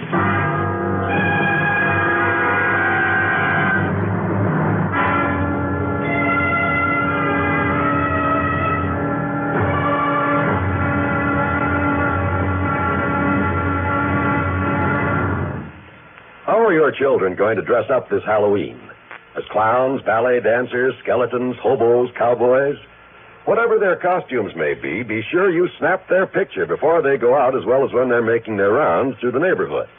But be sure you have lots of Sylvania Blue Dot flashbulbs on hand, because only with Flash can you catch all the fun, color, and excitement of Halloween. Only with Flash, both inside and outdoors, even after dark, can you get all the sharp, clear details.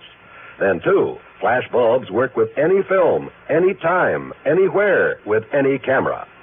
Pick up several packs of Sylvania Blue Dot Flash bulbs, the world's largest selling brand today.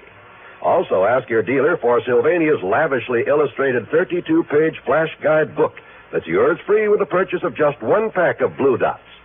But hurry, the big night to howl is next Monday. Have your camera and Sylvania Blue Dot flash bulbs ready and waiting. Now, Act 2 of yours truly, Johnny Dollar. Earl and his wife, Mike, that's right, Mike, have a mighty nice little house there on Bundy Drive in West Los Angeles. As usual with the Pormans, I felt completely at home, especially after cocktails, conversation, and a late but very good dinner. But I still wondered if I'd come out here on a wild goose chase. What goes? Yeah. Well, now, wait a minute, Johnny. You mean that you think I made all this up just to get you out here to see us? Well, I wouldn't put it beyond you, either of you. Well, if he did, he certainly didn't tell me. But if he did, Mike, so help me, I'll hand him an expense account that'll stagger him. No, really, Johnny, I swear to you. And listen. Yeah. If this unknown client of ours actually is in some kind of trouble... Yeah, well, why didn't he tell you on the phone? And why didn't he give you his name? Why insist that only I get on the job? I don't know, but now listen. Oh, I'm listening. If somebody is out to kill him, well, maybe that man who bumped you out at the airport, who tried to get you to go along with... Until he spotted you in the crowd when you called to me. But if he's one of your own clients... Look, I haven't met 1/10 of our clients since I took over the office out here. And besides, what I'm trying to say is that maybe the man you saw out there isn't. Huh? Isn't what, dear? Isn't the one who called me on the phone. Oh? What if he's the one who's out to get our client, who somehow knows you've come here to protect him, whose first job, then, will be to get you out of his way? Oh, Johnny, if that's true... Brother, what an imagination. But, Johnny, it is a possibility. You too, Mike. Well, all I have to say is I hope you got a good look at that man out there. Well, I did. Because if he is gunning for you, Johnny... I'll get it. Excuse me. I'm perfectly serious, Johnny. Well, don't be. Hello? What? Who is it? What? Huh? Well, yes. I said yes. Yes, he is on... Is that for me? Just hold on a minute. Well, who is it, Mike? Well, it's for you, Johnny. Okay. But it's the funniest. Like he's trying to disguise his voice. Johnny Dollar. You're sure What? that you're really Johnny Dollar? You swear it? Well, sure, of course I'm sure. All right. I'll have to chance it. What? And listen, please. Well, now, let's get one thing straight, mister. Are you the man at the... The man who bumped you at the airport. And I'm the one who called Foreman and begged him to have you come out here. Who are you? You must promise me that you won't tell him. Why? Because he doesn't know me. He doesn't know about me. And if he calls the police... Well, now, why would he do that? Because of my connection with the... No, listen, there isn't time. Now, wait, look. I thought that you'd be over here to see me before now. Yeah? Yes. Well, you mind telling me how when I haven't the least idea who you are or where you are? But when I bumped into you out there, Well, you see, I had anticipated that you might be met by someone, that I wouldn't have time to tell you why you... Well, when I bumped you that second time just before leaving you... You mean you haven't looked? Where? You haven't looked in your... Hello? What is it, Johnny? Yeah, what Well, goes? this just doesn't make any sense at all. Or maybe it does. Huh? She didn't hang up that phone. It didn't sound like an ordinary disconnect. If those wires were cut... Yeah. And you thought I was kidding you. Well, and did he tell you who he is? Same one who phoned you. Same one I met there at the airport. I mean his name. No, he didn't. Johnny, don't you think we ought to call the police? That's the one thing he doesn't want. He doesn't want the police in on this whatever it is. Any ideas, Johnny? I mean, about where to go from here? Well, how can I when I don't even... give me a cigarette, huh? Yeah, sure. Oh, no, wait. I have some in the pocket of my top coat. Oh, here. Smoke these. Okay, thanks. Hey, Earl. Yeah? There's something very wrong here. Because if that phone line was cut, well, I have a hunch that mysterious client of yours, unless we can somehow get to him first, isn't going to be long for this world. But how to find out who he is? Well, look, let's go on down to your office, go through your files on people who carry a lot of life insurance. There may be hundreds of them, Johnny. Well, if you do, wear your top coat, Johnny. I'll get it for you. Yeah, Enjoy sure. it out there tonight. Thanks. You said $250,000, Earl? Well, that's what he told me. Also, in spite of the fact you didn't write the policy, he was apparently afraid you might know him, or at least his name, who he is. So? So he was afraid you might call the police. But if he is in danger now... Well, come on, let's get to your office. So we went, and I poured through the files. Finally finished up about 2 in the morning. And there was nearly a dozen of Earl's clients in the $250,000 policy class. And the only way to find out which of them was in danger, needed protection, was to call them up, rouse them out of bed if they were at home, and talk to them. You know something? We could have saved a lot of time, maybe kept a killer from doing his work. If only I'd realized I'd been carrying the clue to our man's identity all the way from the airport. And if only I'd stopped bumming cigarettes from Earl Pullman. Yeah. Figure that one out.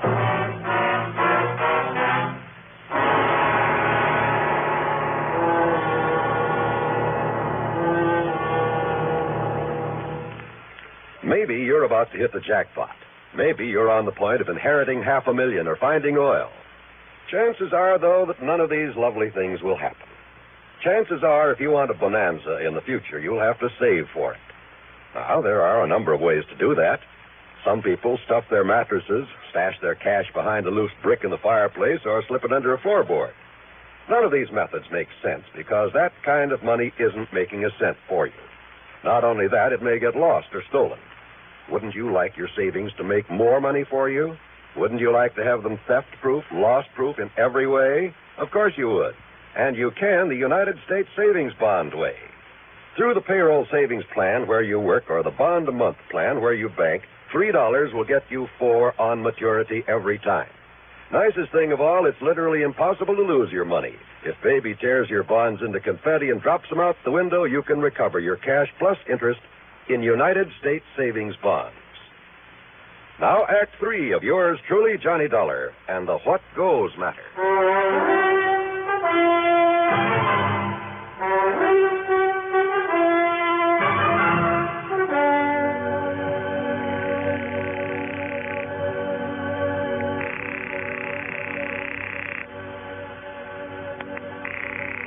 Mr. Johnny? No, I guess not, Earl. Either the Branfords aren't at home or they're too sleepy to get up. Branford? J. Morton Branford? Is that who you're trying to call? Yeah. I should have remembered. They're always in Florida this time of year. All right, and that leaves just one more on this list of big policy holders I made up. Let's see. I was afraid this wouldn't get us anywhere. Seelegger. Except to annoy a lot of our rather... What'd you say? Bernard Seelegger. Barney Seelegger? Barney the Bum? Barney the who? Alias Barney the Butcher, alias Sea-Legs Brown, alias half a dozen other things. Let me see that. You know him, who he is? That's the one, all right. Johnny, the cops have been trying for months to locate this man. No kidding. Yes, in connection with a lot of narcotics running over the Mexican border. Uh-huh. So if he's our man wanting protection, just forget him. If somebody's out to knock him off, it'll be the greatest public service. Why? Yeah. Yeah, it looks as though your predecessor handed him insurance for $320,000. Why, he must have been crazy, insuring a man like that, and for that amount. And look, only about 6 months ago. Yeah? You'd rather see him dead and let the company pay off? Well, you're darn right. Well, no, of course not. We've got to find him, Johnny, and somehow we've got to... But how and where? Wait. Yeah, Lieutenant Spaulding, Jim Spaulding. What? He's an old pal of mine, narcotics squad. Here, let me have that phone. By the time they got Jim Spaulding out of bed and put him on through the switchboard, a lot of precious time had been wasted. But that just couldn't be helped. You're right, Johnny. And listen, Barney Seelegger tried to call me earlier in the day, only I was down near the border. He tried calling you? Well, nobody knows it, least of all the regular police. Well, that's the reason he didn't want Earl Foreman to know. We don't dare take a chance on any leaks. But wait, look. But Barney is of more help to us in this narcotics racket than any man alive. And if somebody's trying to knock him off... look, did he give you his present address? No. Well, then I'll have to dig it up. Oh, when you do, give it to me, huh? Yeah, I'll have one of the boys call you back after I'm on my way. Okay, the number here is... Hello? Oh, just how does he know where to call me back?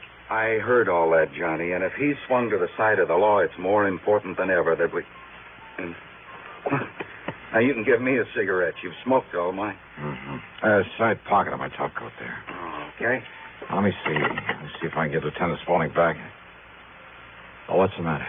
Well, this card in your pocket with the cigarettes. Card? What card? It's the address of some blonde or redhead you plan to call on. Let me see. On Bundy Drive, too. Just half a dozen blocks north of where we live. Earl, look, don't you see? He told me that when he bumped into me the second time...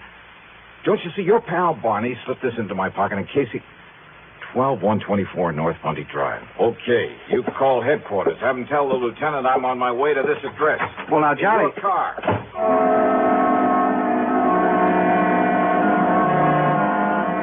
12124 North Bundy was a small, solid-looking house almost hidden by the remains of a neglected orange grove. There were no lights on, but I went up to the front door and knocked.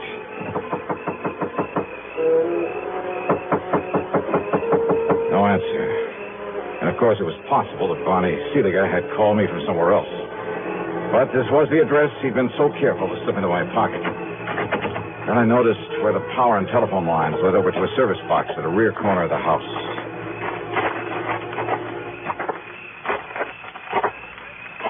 Yeah, that's right. Now, don't move. So who's moving? So I cut the phone line so he couldn't call for help in case he seen what I was... A gun, huh? Thanks. Maybe I can use an extra one. Maybe on you. So, who are you? Oh, I'm just out for a moonlight stroll. You care to join me? Why, guys... Keep them hands up over your head. All right, sure. You a copper? No. Huh? I asked you. Oh, maybe you are. Maybe I'll give you the same treatment that Stooley's getting inside there. You want to see? You want to see what you got coming after I'm sure he's dead? And just walk. In front of me. Yeah. The corner window there. And he showed me one of the most ingenious and diabolical instruments of murder I've ever seen. In the window was a small, compact air conditioner. But instead of pumping air in through it, he blocked it off, except for a small aperture. And leading to this was a piece of pipe, a pipe connected to a gas line. So instead of taking in air, it was pumping raw gas into that room. That's right. He's sound asleep. The other window, I seen him take a couple of sleeping pills like he always does when he's scared. When he's dead, I disconnect this line and nobody knows the difference. No. The air conditioner cleans out the air, and by the time they find that Sully's dead body, nobody knows how it happened to him. Locked up there inside his own... Oh, no, you don't. I can try, maybe. I'll kill you.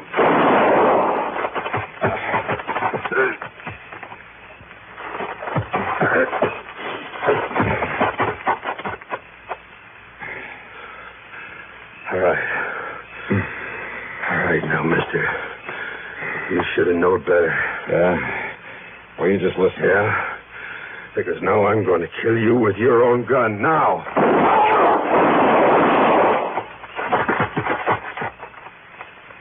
Dollar! Johnny Dollar! It's okay, Lieutenant. Oh, what goes, Johnny? You knew I was coming up here. Why didn't you... Hey, what's this? Yeah, you better shut off that gas. And hope that your pal Barney in there is still with us.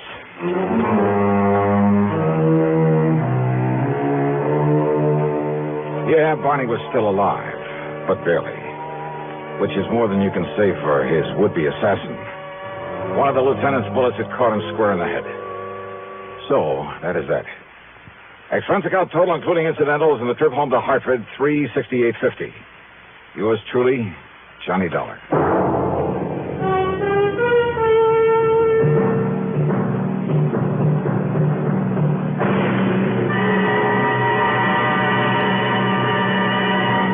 Constipation is something people don't talk about much, but it can be a problem for anyone, even doctors. And when constipation occurs, it's interesting to see just what doctors consider important about a laxative they might use or recommend. Well, a majority of the doctors we heard from had this to say. A laxative should be effective, gentle, close to natural acting. A medicine that can be used with complete confidence. Now, X-Lax has been popular with many doctors and millions of people over the years because pleasant-tasting chocolated X-Lax is effective. Overnight, it helps you toward your normal regularity.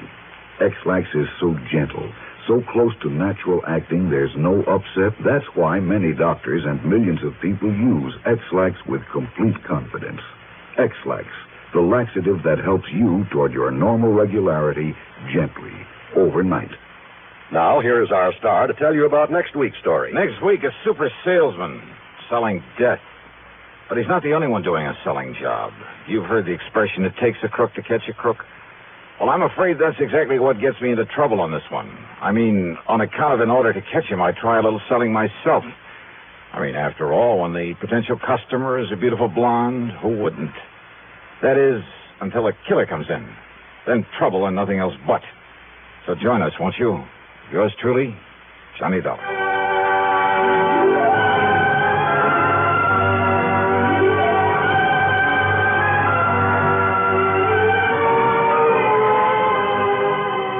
Yours truly, Johnny Dollar, starring Bob Bailey, originates in Hollywood and is written, produced, and directed by Jack Johnstone. Heard in our cast were Virginia Gregg, Vic Perrin, Forrest Lewis, Frank Gerstle, and Chet Stratton. Be sure to join us next week, same time and station, for another exciting story of yours truly, Johnny Dollar.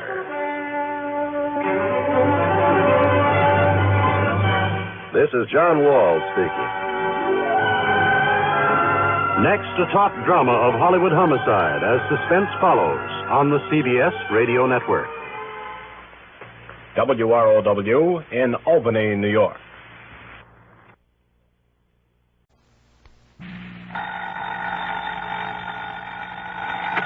Johnny Dollar. Pat McCracken, Johnny, Universal Adjustment Bureau. Well, greetings, Master. And what's that supposed to mean? Oh, just being polite when I see a nice fat commission about to come my way. Yeah, You know something? You clear this one up for me, and maybe it could involve a sizable commission. The sound of sweet music wafts to my ears. Who, what, when, where, and why, Patrick? Only answer two of them, Johnny. All right. What? What and where? Ever hear of the Rochemont necklace? I never. Well, you should have. But come on over to my office. I'll tell you about it. Missing? That's right, missing. From where? I'll tell you about it. Oh, what's it worth? I mean, unless it's pretty valuable, What's there's the no difference? sense. Your commission may be a sizable one. How much, Pat? Come on over. How much? Well? Okay. The necklace is insured for exactly $321,000. What? That's right, $321,000. Okay, baby. I'm on my ever-loving way.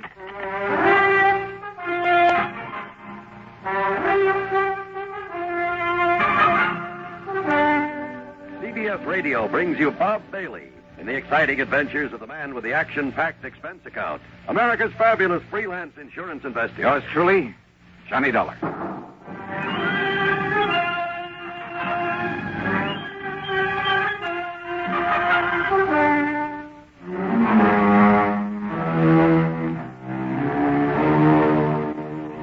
Expense account submitted by Special Investigator Johnny Dollar to the Universal Adjustment Bureau, Home Office, Hartford, Connecticut.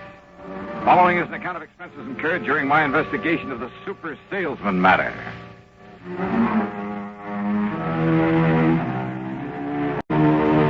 As always, the promise of a big commission did sound like sweet music to me. So, expense account item 1 is $1.25 for cab to the Office of Universal Adjustment in the Spear Building down on the square where Pat was waiting for me.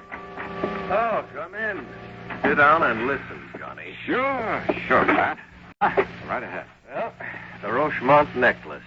Part of some old crown jewels or something came over from Paris a few years ago. Huh? The whole collection was worth $2 million. Well, various parts of it were sold to various people in various parts of the country, but the ruby and diamond necklace went to Mrs. Liza Rochemont. Now, she's a wealthy widow living out on the edge of town. Mm-hmm. Except when she was away in Florida, California, Europe, wherever, when she'd put it in a vault at the bank, she kept it in a wall safe at her home, a safe to which she alone has the combination, and nobody's ever broken into it. You're sure of that? I'm sure. There's an automatic device that would show it. Well, did she ever wear that priceless hunk of jewelry? Oh, quite often. Which is why she often had it cleaned and the stones checked in the settings. Go on. So a couple of days ago, she handed it over to that jeweler in the new building just across the square there. You see the shop? Parker? Mm-hmm. Clayton Parker. Seems to me she'd pick one of the big ones, one of the old-time firms, or send it down to New York to Tiffany's or Cartier or someone like that. After all, well, that's exactly what her insurance man, Tim Pringle, you know him, Surety Mutual? Oh, sure. Yeah, well, Tim told her this morning when he found out what's happened. What's happened? Clayton Parker called her up in the middle of the night and then barged in on her looking like he'd seen a ghost or two. He laid the necklace in her lap and promptly fainted away. Parker. And when he came to, with the help of a little brandy, he shakily told her that her necklace, instead of the genuine article worth over 300 G's, was paste, was a fake. You are kidding. No. She took it over to Wilson Brothers, regular jewelers. They told her Parker was right, so she fainted. Well, now, look. Well, when she came to, she notified Tim Pringle. He notified me. I called you. That is, after I took time out for a little thinking about it. Yeah? A Universal Adjustment Bureau serves a lot of companies all over the country. I know. We get reports on every client company's problem. So? Well, something rang a bell. I went through the files. Johnny, this very same kind of thing happened back in 56 out in Chicago, down in Philadelphia, that was in 59. And in each case, the jeweler who discovered the switch answered the description of Mr. Clayton W. Parker. Has anybody been through Parker's shop? Well, now, Johnny, we've got a little problem there. Problem? Like what? Well, if Tim Pringle openly sicks the police or even a private investigator onto Parker. Well, yeah, I see what you mean. Now, if Tim were to pull a boo-boo, make a wrong charge against his own new client... So, what am I supposed to do? Bust into Parker's shop some dark night, blow his safe, maybe?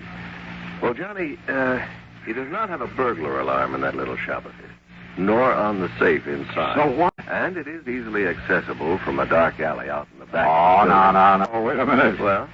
Are you asking me? Are you suggesting of course not, Johnny. I'm not asking a thing. What kind of a company do you think this is? Well, don't be ridiculous. However, if somebody were to find the genuine necklace in Parker's safe, Someone that is unknown to us. What did you say your name is? I didn't. And yours? What's it to you? Okay.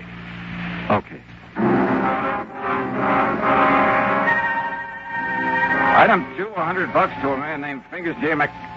But let's leave his last name out of this. I may have use for his delicate touch again sometime. Well, getting into the back of Parker's store that night was a cinch. And once inside, we could see why he didn't bother with much protection. His stock was small, and most of it was novelty stuff. And he must have been a super salesman to get hold of Mrs. Rochemont's valuable necklace. If it was the real one that he took in for cleaning. While Fingers worked in the old-fashioned safe, I went over to the store with a fine-tooth comb, wearing gloves, of course. No sign of the necklace anywhere, including the safe. So I helped Fingers out of the back window we'd opened, sent him on his way, made a careful check to be sure the place looked the same as it had before, then proceeded to hoist myself out of the window. Now, let's see if I can get this closed again. Huh? Oh, no. Oh, now, wait a minute. Yeah. And this'll keep you here. Oh. Help! Please!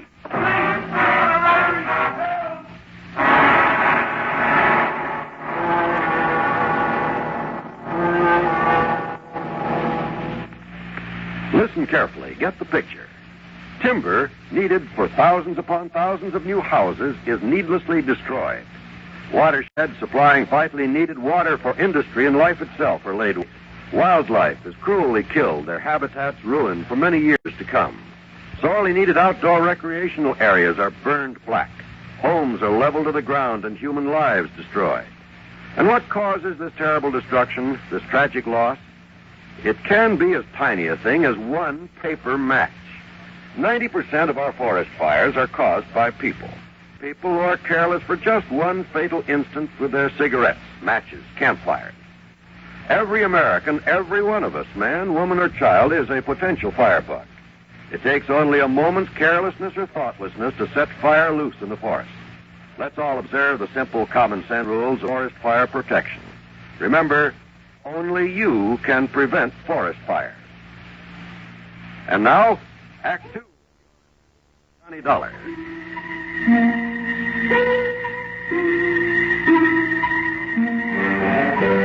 How I managed to get back up on my feet and out of that alley before the police arrived, I'm not quite sure. But I somehow did. I ran a couple of blocks through some other alleys, and then, playing drunk, which wasn't hard after that club in the head, I grabbed a taxi. That's item 3, $1.50. I went to my apartment, had a couple of stiff drinks, a couple of aspirins, and soaked my aching head with a wet towel. And after a good night's rest, I was all set to call Pat McCracken and tell him to go jump into the nearest lake. Until I remembered that officially he'd had nothing to do with all this. And then I did some thinking. If what Pat had told me was true, only 2 people could possibly have substituted a phony for the Rochemont necklace. The wealthy Mrs. Rochemont herself, of course. This new small-time jeweler, this Clayton Parker. But it wasn't in the store. Yeah. So maybe hidden around his home someplace. Well, I could try. In the meantime, hope he hadn't recognized me in that alley. No doubt he'd be in a shop this morning. And if he was married.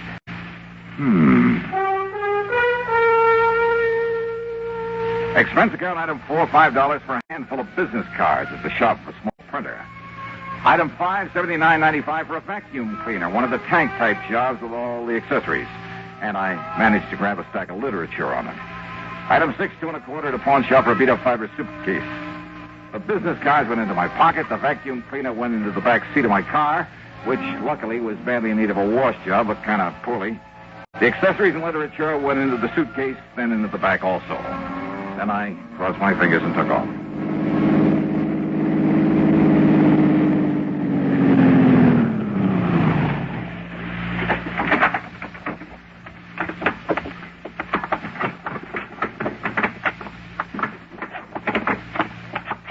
Alrighty, here we are now.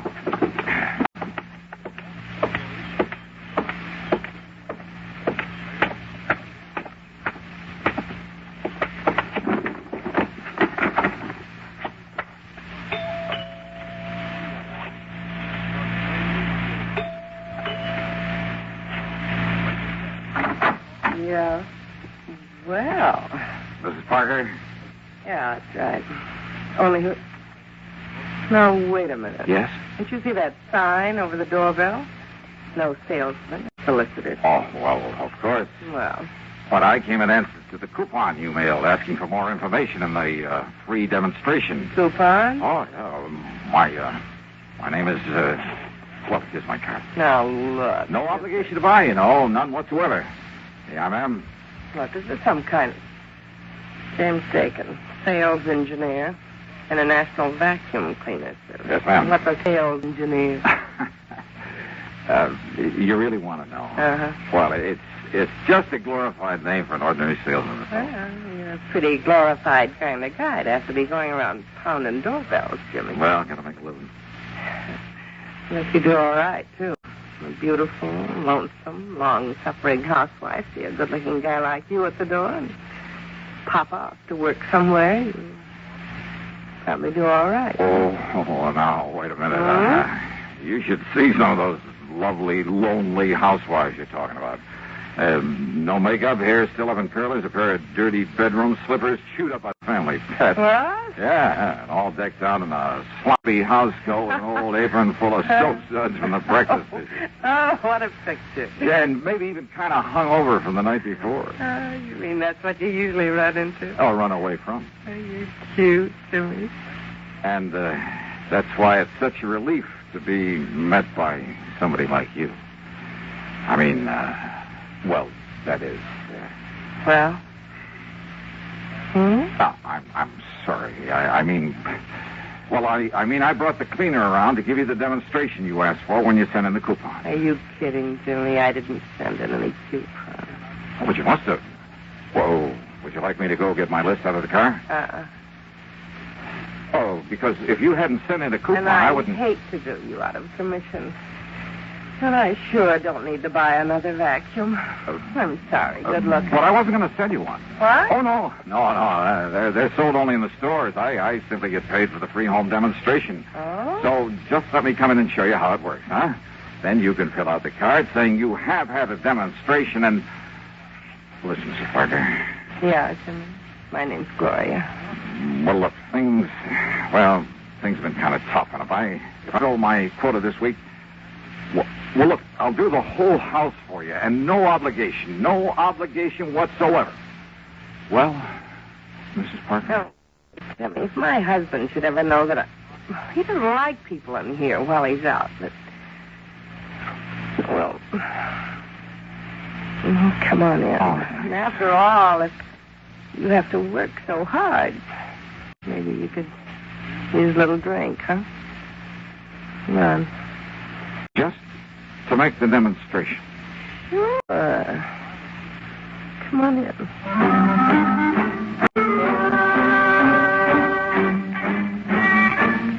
Oh, now just a minute. I'm a man of high principles. I had a job. Which is to say that as soon as I got inside, I unpacked the equipment, hooked it up, and went to work vacuum cleaning the whole house. And I'll tell you this, I should have studied the directions a little more carefully before trying this crazy stunt, or maybe made a few practice swings through my own apartment. Now, modern appliances notwithstanding, I now have a great deal of sympathy for the American housewife.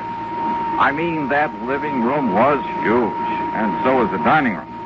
But I didn't want to be obvious by heading into the study first. The study where her husband's desk would be, and where, if I were lucky, she wouldn't leave me alone for a second. Oh, come on, Jimmy. Isn't that enough? No, gotta finish the job. I promised I'd clean the whole place, and I'll do it. Why don't you just sit down, relax, and read a book or something? What about that little drink I promised you? We could have it right here in the den. Hey, look, I know. While you're breaking out the bottle of some ice and soda... Ice and soda? Yes, this will be fine. Suits me, too. See? We have the same taste. Yeah, well, while you're getting it, I'll finish up the study here, then we can sit down and relax a minute before I start... Relax, What? What did you say? Nothing. So I'll go get the drink. Yeah. Still keeping the vacuum cleaner going, I made a dive for the desk. Top drawer and two on the side had only the usual junk in them. A But the third one down had a small lock on it. By stepping on the handle, I was able to spring it. And there inside, in the small black metal box. Yeah, the Rochemont necklace. And even my untrained eyes told me this was no fake. But I couldn't very well leave it there. And what if Gloria Parker knew about this? What if she suspected that my lousy cleaning job was just an excuse? That phone right there on the desk nearly scared me out of a year's growth. If it was the only phone in the house.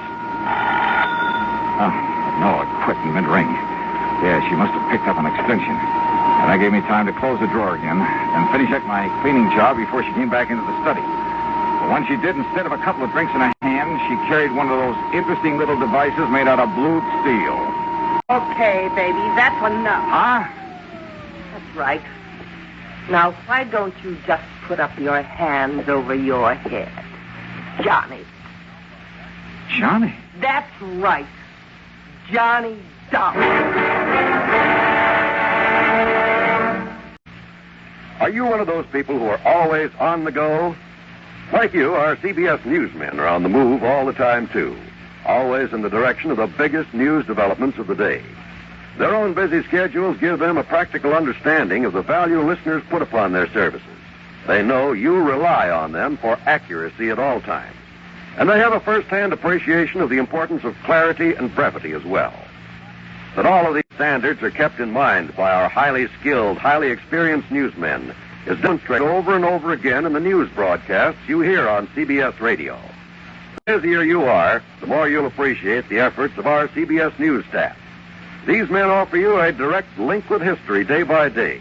But more than that, they do their job with full regard for your busy schedule. They keep you fully informed with no waste of time, no waste of words. For accuracy, brevity, and clarity in news reports, for news at frequent intervals at the most convenient times, keep tuned to CBS Radio every day. Now, Act 3 of yours truly, Johnny Dollar, and the Super Salesman Matter.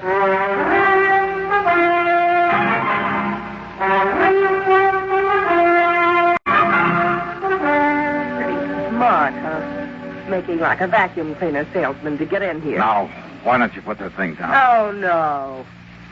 But you should have been smarter and listened in when the phone rang, Johnny. That was Clayton, my husband. Thought you might come here. You call me Johnny, Mrs. Parker. That's right. Johnny Dollar, the famous dick. You stupid. You think Clay didn't recognize you when he found out you'd broke into his store last night? Oh? Then why didn't the police pick me up this morning? You think he's dumb?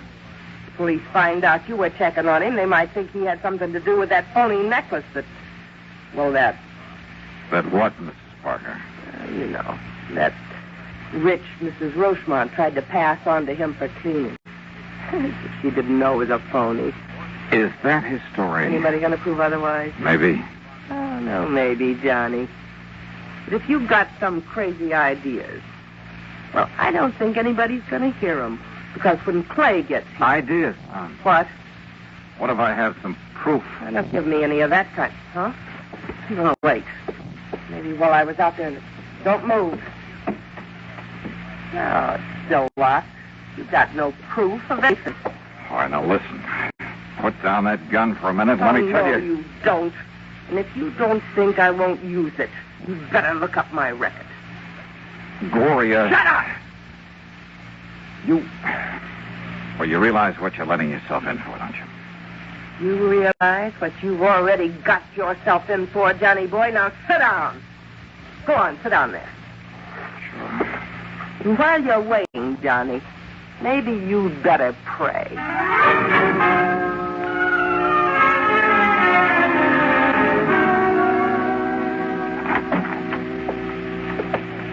Good work, Glory. Sure, Case. The cubs are leading in the sheep to the slaughter. And why'd you let him in here in the first place? Even if you didn't know who he was. Are you kidding? What do you mean, Dollar? Well, if you could have seen the open arm welcome I got on the strength of batting my nice brown eyes at her a couple of times. What? Sure. You don't keep very close tabs on her when you're out of the house, do you, Parker? Don't listen to him, Clay. He's lying. He's trying to trick you, make you drop your guard. That's right. And it won't work, Dollar. Yeah. Well, okay, I tried. So, now you can call in the police to pick me up. Police? Don't make me laugh. Why do you think I didn't call them in last night? Because they don't know you're on this case. You sure of that? You trying to tell me they'd go for breaking and entering my shop? They or that insurance company of yours? In the hopes that maybe you'd find that pretty little necklace? A necklace? It's all right, Clay. The drawer's still locked. Yeah, I see. So you admit that you substituted that phony. Well? Keep that gun on him, Glory, while I make sure it's still okay. Don't worry. He didn't have a chance to look for it. Even if he'd known where to look. Up until you called, I kept him busy. I kept the great Johnny Dollar busy pushing a vessel. No! It isn't here. All right, Dollar. Where is it? Give me the gun, Glory. Sure. Now frisk him. Yeah, sure.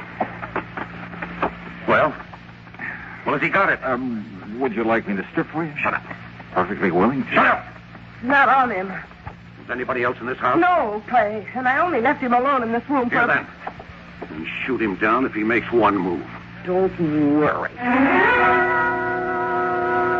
turned the room upside down, looked in and around and under everything, even outside the windows.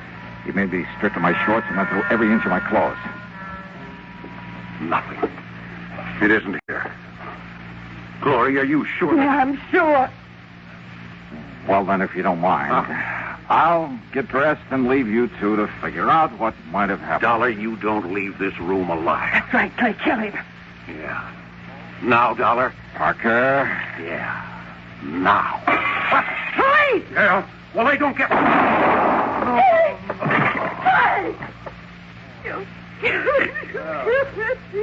It was a nice shot, Lieutenant. Johnny, you okay? Oh, sure, Pat. Oh, and thank you, Lieutenant. Only Pat. Yes, Johnny? Why? Well, when you didn't report to me that you'd found that thing in his well, in wherever you were last night. Please go on. Yes. Well, when I saw Parker from my office window, I saw him tear out of a shop a few minutes ago and burn rubber heading out in this direction. Obvious. So thanks. Yeah, thanks, Pat. And would you like to see the necklace? Somewhere inside this vacuum cleaner I didn't sell.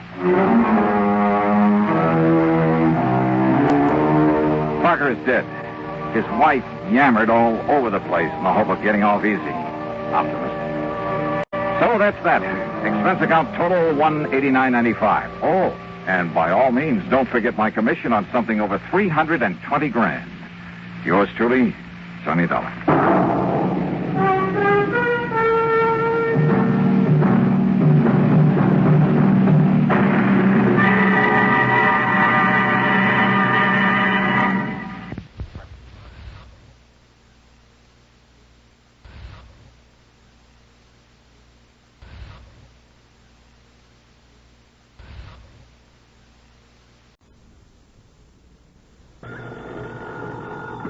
Johnny Dollar. Pat McCracken, Johnny, Universal Adjustment Bureau. Well, good for you, Pat. Just keep it up. Now, what's that mean? 2 assignments in 1 week? Fine. Oh, 1 week and 1 day. So I still like it. What goes this time? Johnny, how old are you? Just exactly 38. Huh? Why? Still young enough to remember how you felt and acted when you were a young punk, huh? Sure. But I hope you were a better sort than the one we have to deal with in this matter. And yet, on the other hand, well, you know the saying, it takes a crook to catch a crook. Huh? So maybe we'd be better off if you'd been an A number 1 delinquent when you were a pup. Do you mind telling me what you're yammering about? But I suppose you were a good boy. Well, there's no mama's boy, if that's what you mean. Oh, I mean no real trouble with the law. No stretch in a reform school, no hoodlum gang, no good contact experience, that sort of thing. Well, I guess not. It's kind of too bad, though. You mean if I had a nice black record, I'd be just right for this whatever you have in mind? And yet, on the other hand, Oh, Johnny... come on, Pat. Start making sense, will you? Well? Yes. All right. All right. Culpepper Walker, Mono Guarantee Insurance Company. Do you know him? In their office in Little Rock, yeah. Good. Fly on out and see him, will you, Johnny? Because of some trouble with some kid? That's right. Okay. Just a kid, Johnny. But if what Walker says about him is true, if you expect to get anywhere with this boy, Yeah? you'd better take along a pair of brass knuckles, a length of chain, maybe a switchblade knife. Oh, that kind, huh? That kind. A real bad one.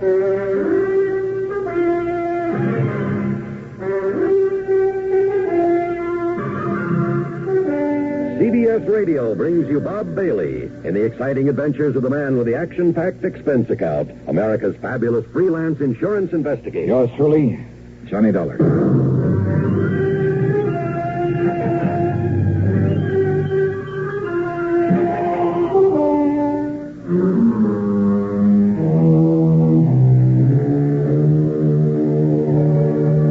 Expense account submitted by Special Investigator Johnny Dollar to the Mono Guarantee Insurance Company, Little Rock office. Following is an account of expenses incurred during my investigation of the Bad One matter.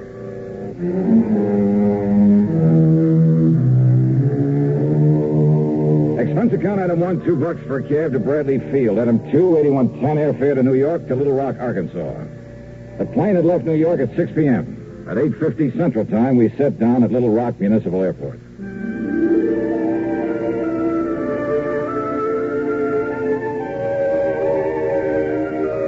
There have been a lot of changes since the year 1772 when a guy named Bernard de la Harpe stopped here and tagged the place after an outcropping of rock on the south bank of the Arkansas River.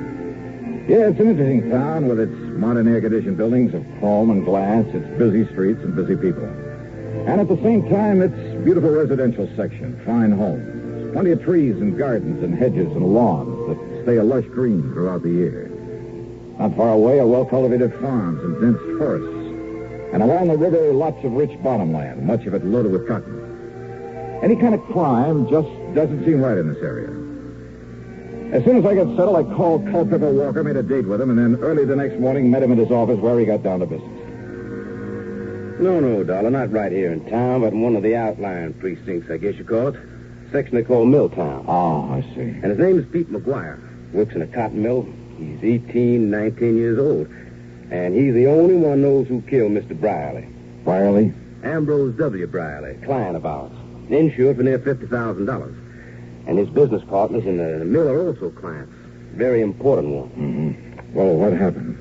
Monday night of last week, Mr. Brierly was driving along with a payroll for the cotton mill, like I said, over in Milltown. That's east of here. Yeah? Somebody ran his car off the road, bashed in his head, and took the payroll, some $17,000 in cash.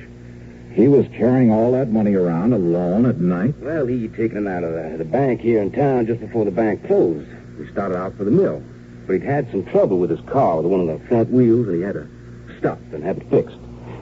By the time he got on the road again, it was nearly dark.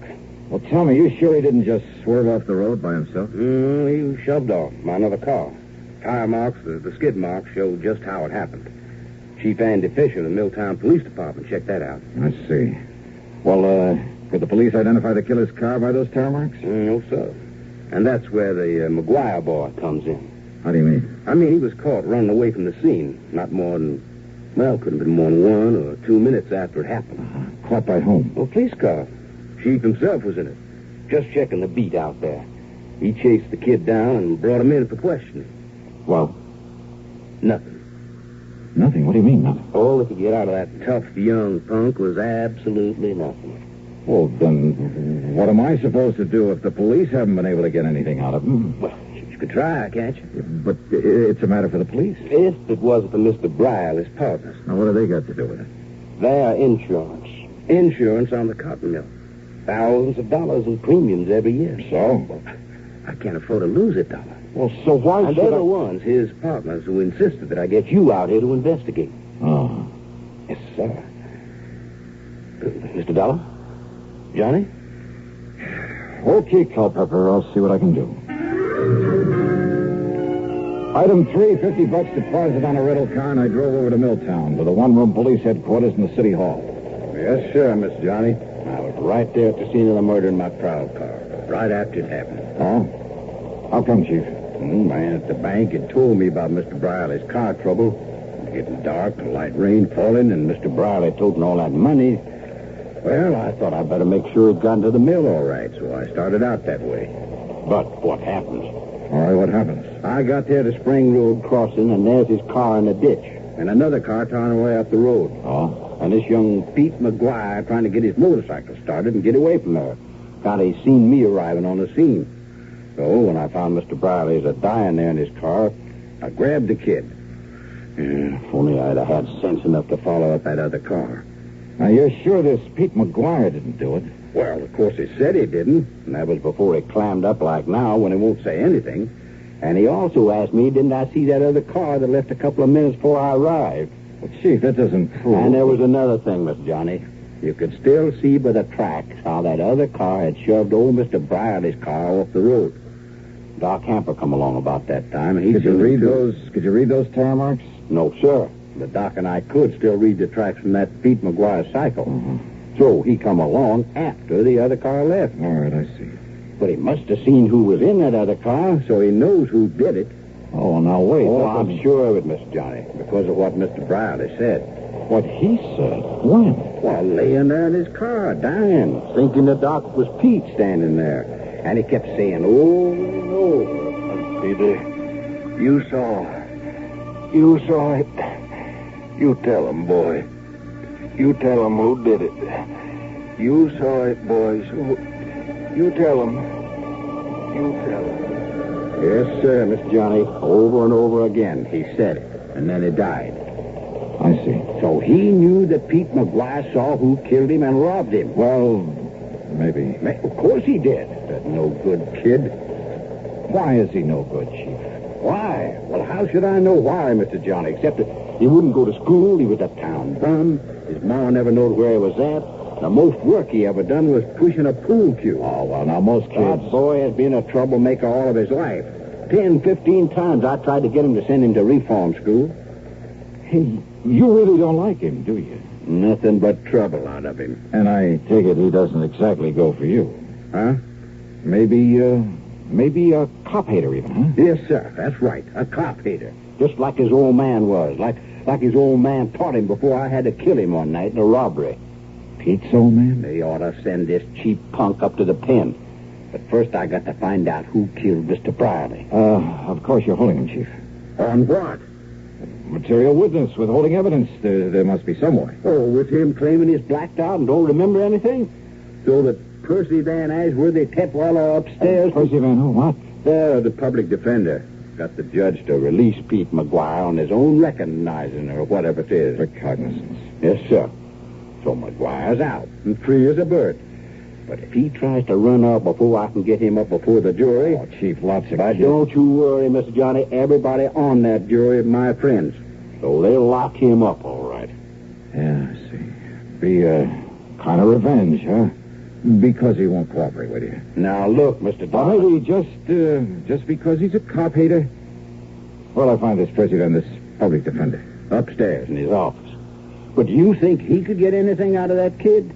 Well, now, as the kid's defender, do you think he'll tell you if he did? But if he did, and you find out, you got to tell me. Yeah, we'll see about that. Mr. Johnny, I'm not going out of here with a punk kid making me look like a fool. All these years working to keep order here in Middletown, having to retire a few months from now. Yeah, and going out no richer than when I was walking a beat. So maybe I'll have to live with some of my relatives somewhere out west. If you think I'm going to leave with this kid making a fool out of me... I'll see you later.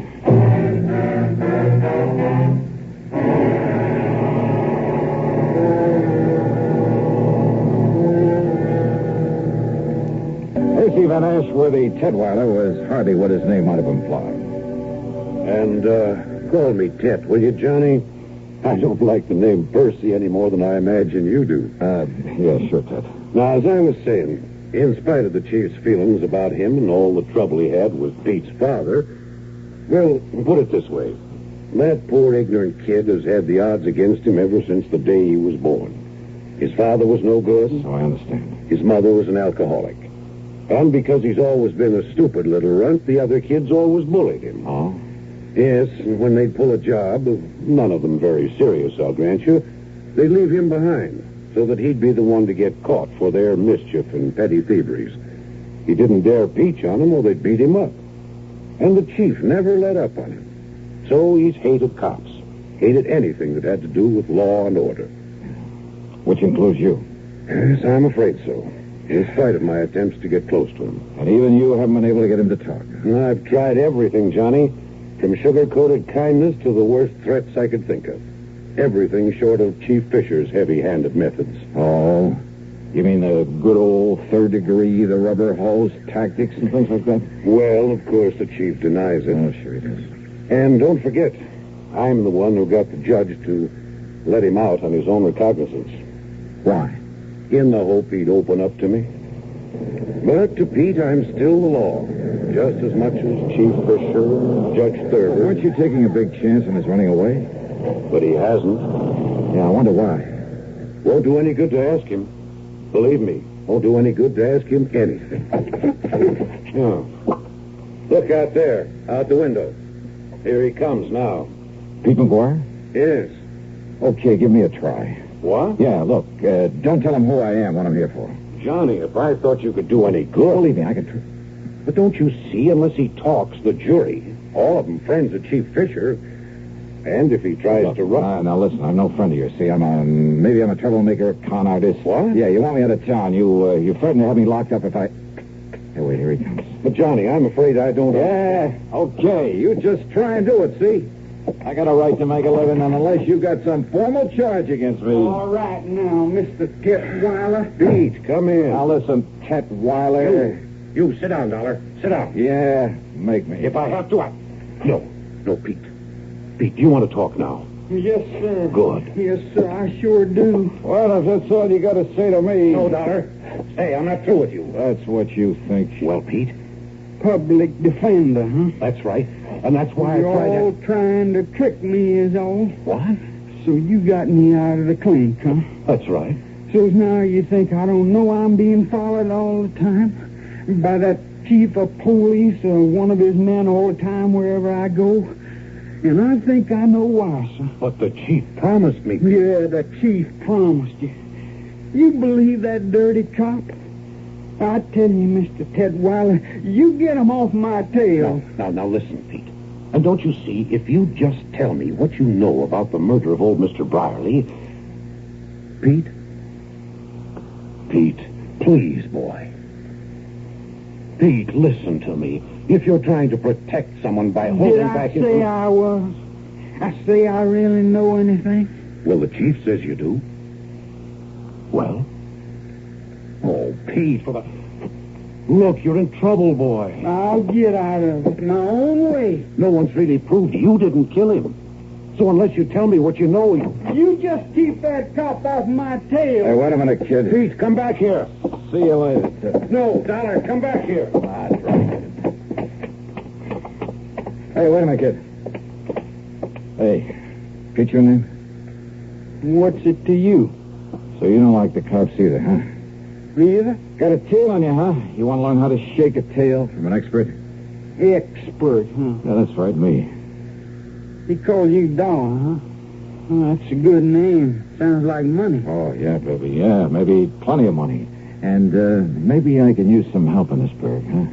Help in what? No, just wait. Talk here in City Hall with the cops liable to show, hey, you got a car? I got a cycle. All right, good. I got a car, a good one. So tell me where to meet you, huh? You don't care if the cops are following me, if they follow you too? You think I couldn't shake them? Maybe. All right, you head for wherever you want me to meet you, see? Now, and if I spot somebody following Pete, I'll shake them so easy. You sure of that? Sure, I'm sure. Then I'll meet you wherever you say, huh? Because if they find out where I'm hiding out, you sure you won't tell them? Look, I promise I give you my word. Well... 7 Mile Road. Out beyond Spring Road at the railroad crossing. Yeah. You better hide your car. There are lots of trees. Yeah. You walk in the gully on this side of the tracks. Then you see a little tool shack on the side. I'll be there. Okay. I don't know how soon, Pete. If we're tailed, I may have to lead him away. But I'll see you, huh?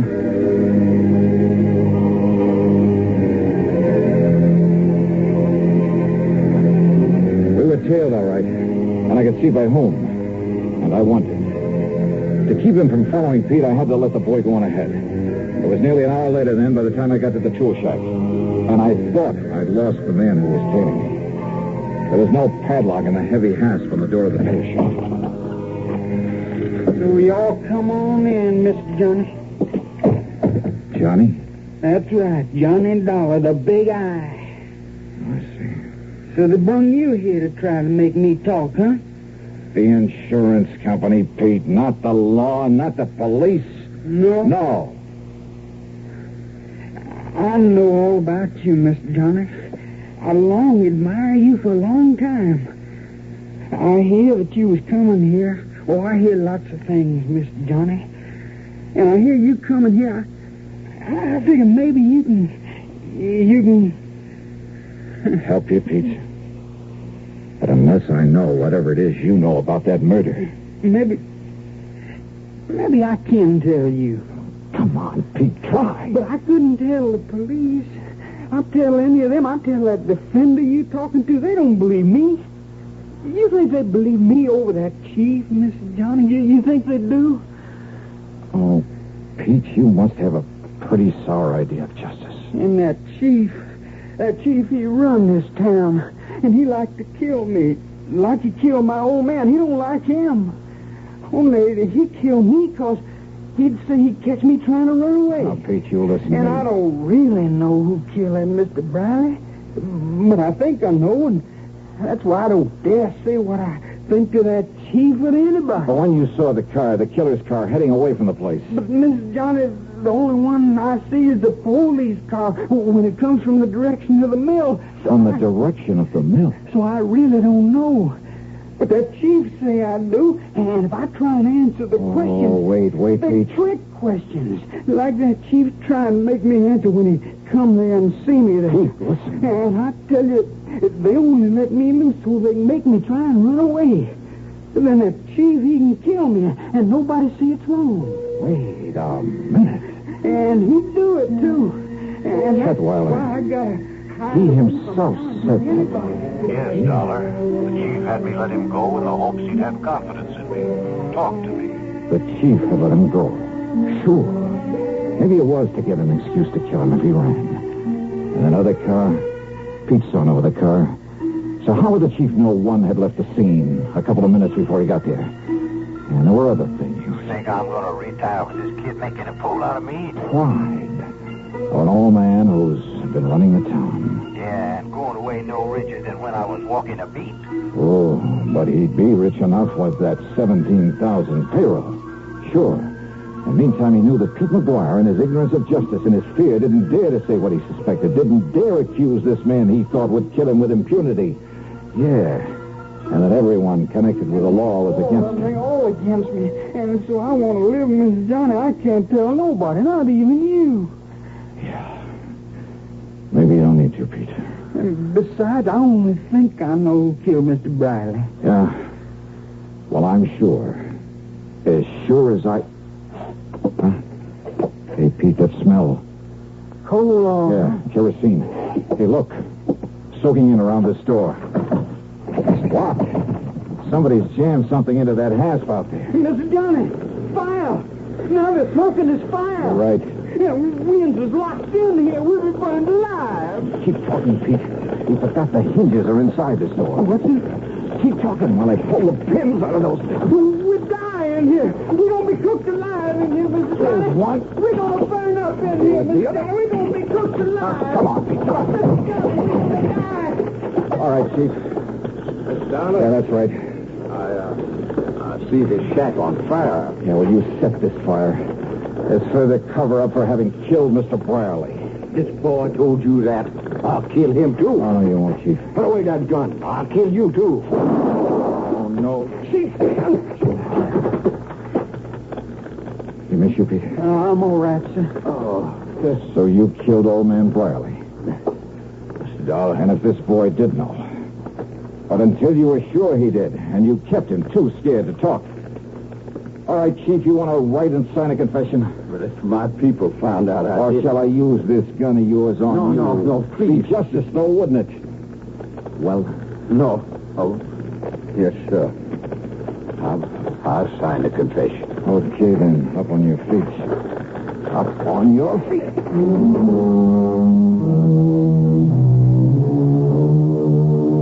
Yeah, pretty smart. Using that poor ignorant kid as a means to keep any suspicion away from himself. But believe me, not smart enough. Expense account total, including hotel expenses, the rental car, and the trip back to Hartford, $231.20. Yours truly, Johnny Dollar.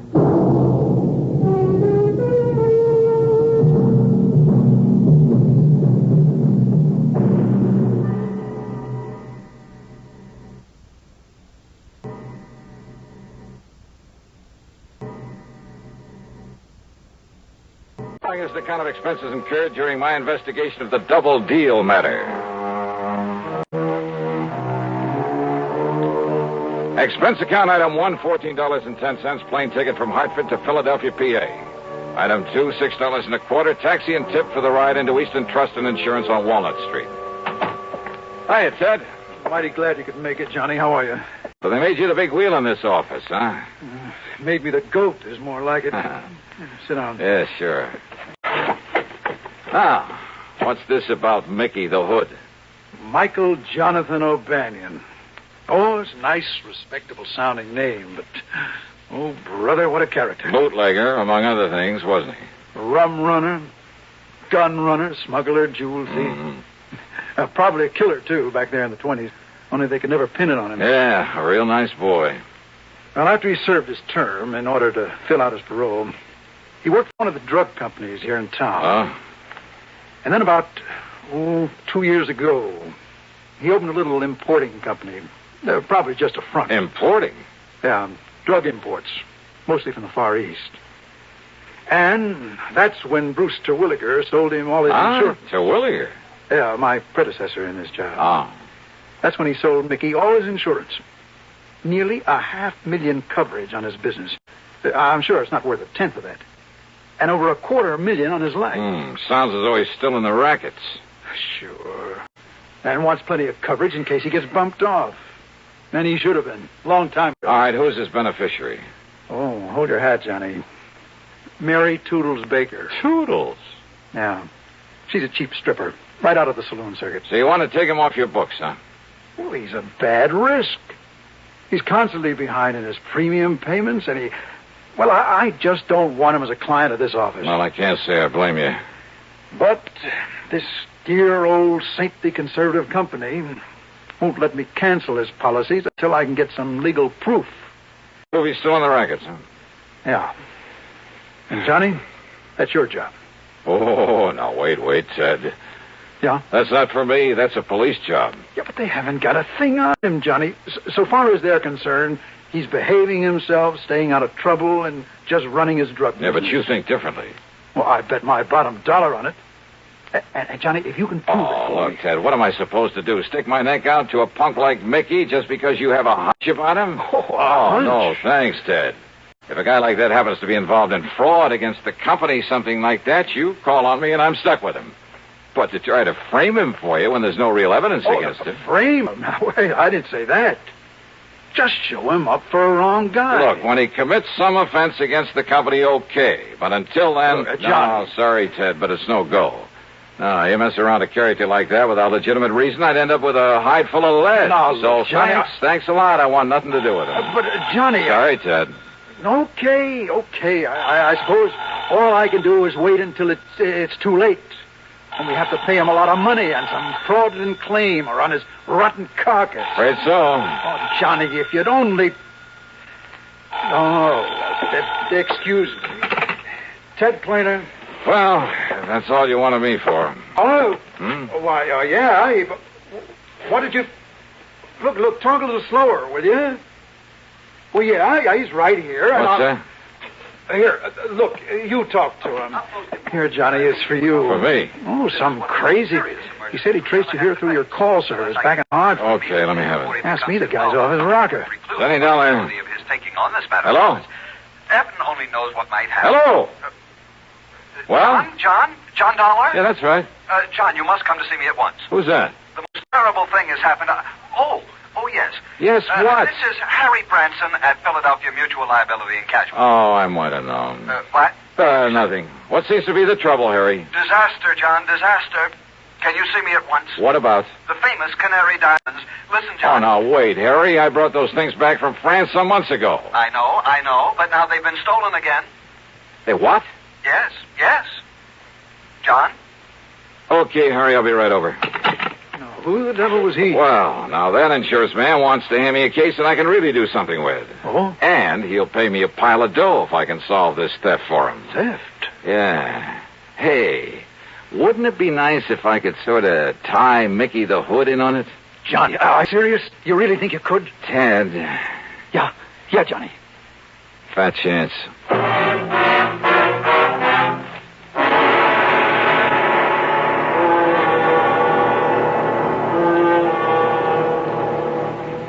Act 2 of yours truly, Johnny Dollar, in a moment. Have a commander, welcome aboard. Have a commander, welcome aboard. The cleaner the tobacco, the better it tastes. Have a commander and see. The cleaner the tobacco, the better it tastes. And in commander, the tobacco is vacuum cleaned. Have a commander, welcome aboard. Treat yourself to a pack of new king-size Philip Morris Commanders, made on a new machine, the Mark 8, that takes rich, full-flavored Philip Morris tobacco and gently vacuum cleans it. And the cleaner the tobacco, the better it tastes. Yes, the cleaner the tobacco, the better it tastes. Noticeably better. Commander, welcome aboard. And now, Act 2 of yours truly, Johnny Dollar, and the Double Deal Matter.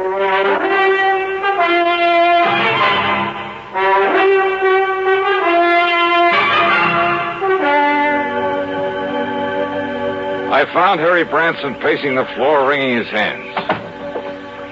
John, thank heaven. So the Canary diamonds have been stolen again. Terrible, terrible. But I thought they were insured by They got so much publicity when you recovered them from that smuggler over in France that one of our important clients, Mrs. Arthur Pierpont Galloway, just had to have them. So she bought them and then insured them with us. How much, Harry? $515,000. Wowee. She received a phone call that one of the national magazines wanted pictures of them there at her home. The call was a phony? She thought her chauffeur and butler would be protection enough, but when the man came, well, he tricked her into being alone with him, and, well, he just walked off with the diamonds. Well, they must have a description of him. Of course they have, but a rather confusing one. They were all so excited. So, what about the police? Oh, dear, the police have showed Mrs. Galloway and the chauffeur and the butler so many pictures of criminals. They just don't know which is which. Oh, fine. But the police seem to think if they have some ideas about who this terrible thief might be. All right, what about fingerprints, that sort of thing? Oh, he was far too clever for anything like that. I suppose so.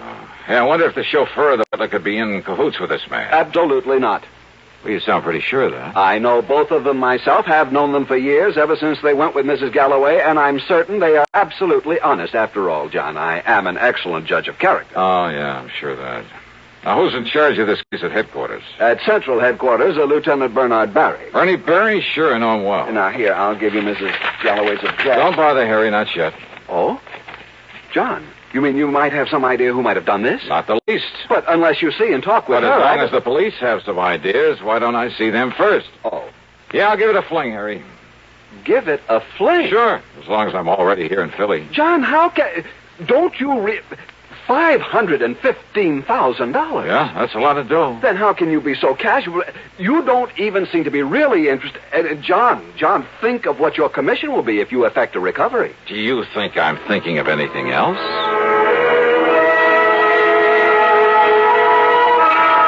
I walked on over to Central Police Headquarters and talked to Lieutenant Bernard Barry. You asked me, Dollar, that thief had concealed his identity pretty well. Oh, what do you mean, Bernie? Well, according to their descriptions, he must have been wearing enough makeup for a whole chorus line.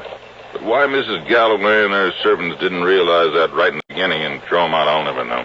That's why they couldn't pick him out of the mug file, huh? Except for one thing the chauffeur noticed about him. What was that? He'd apparently tried to cover a scar on his face. Oh? From the outer edge of his left eye down his cheek. Wait a minute. Yeah?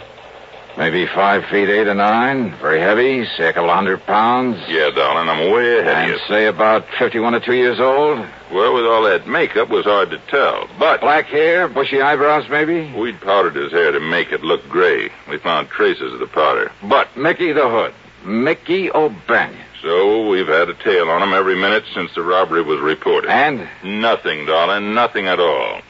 And, of course, he had an airtight alibi. Oh, sure he would have. And, of course, so would any other crook smart enough to pull a job like that. Just the same, Bernie. But until we can trip him up, or, more important, find out how he'll try to dispose of those stones. I know how to get him out of the country. Hey, but wait, his drug importing business. Yeah, importing, Dollar, not exporting. But he must ship stuff around in this country. And any shipments he makes will be gone over with a fine-tooth comb. Unknown to him, of course. Yeah? What do you mean by that? Well, if he did take these stones, he'll know everything you're doing. Maybe.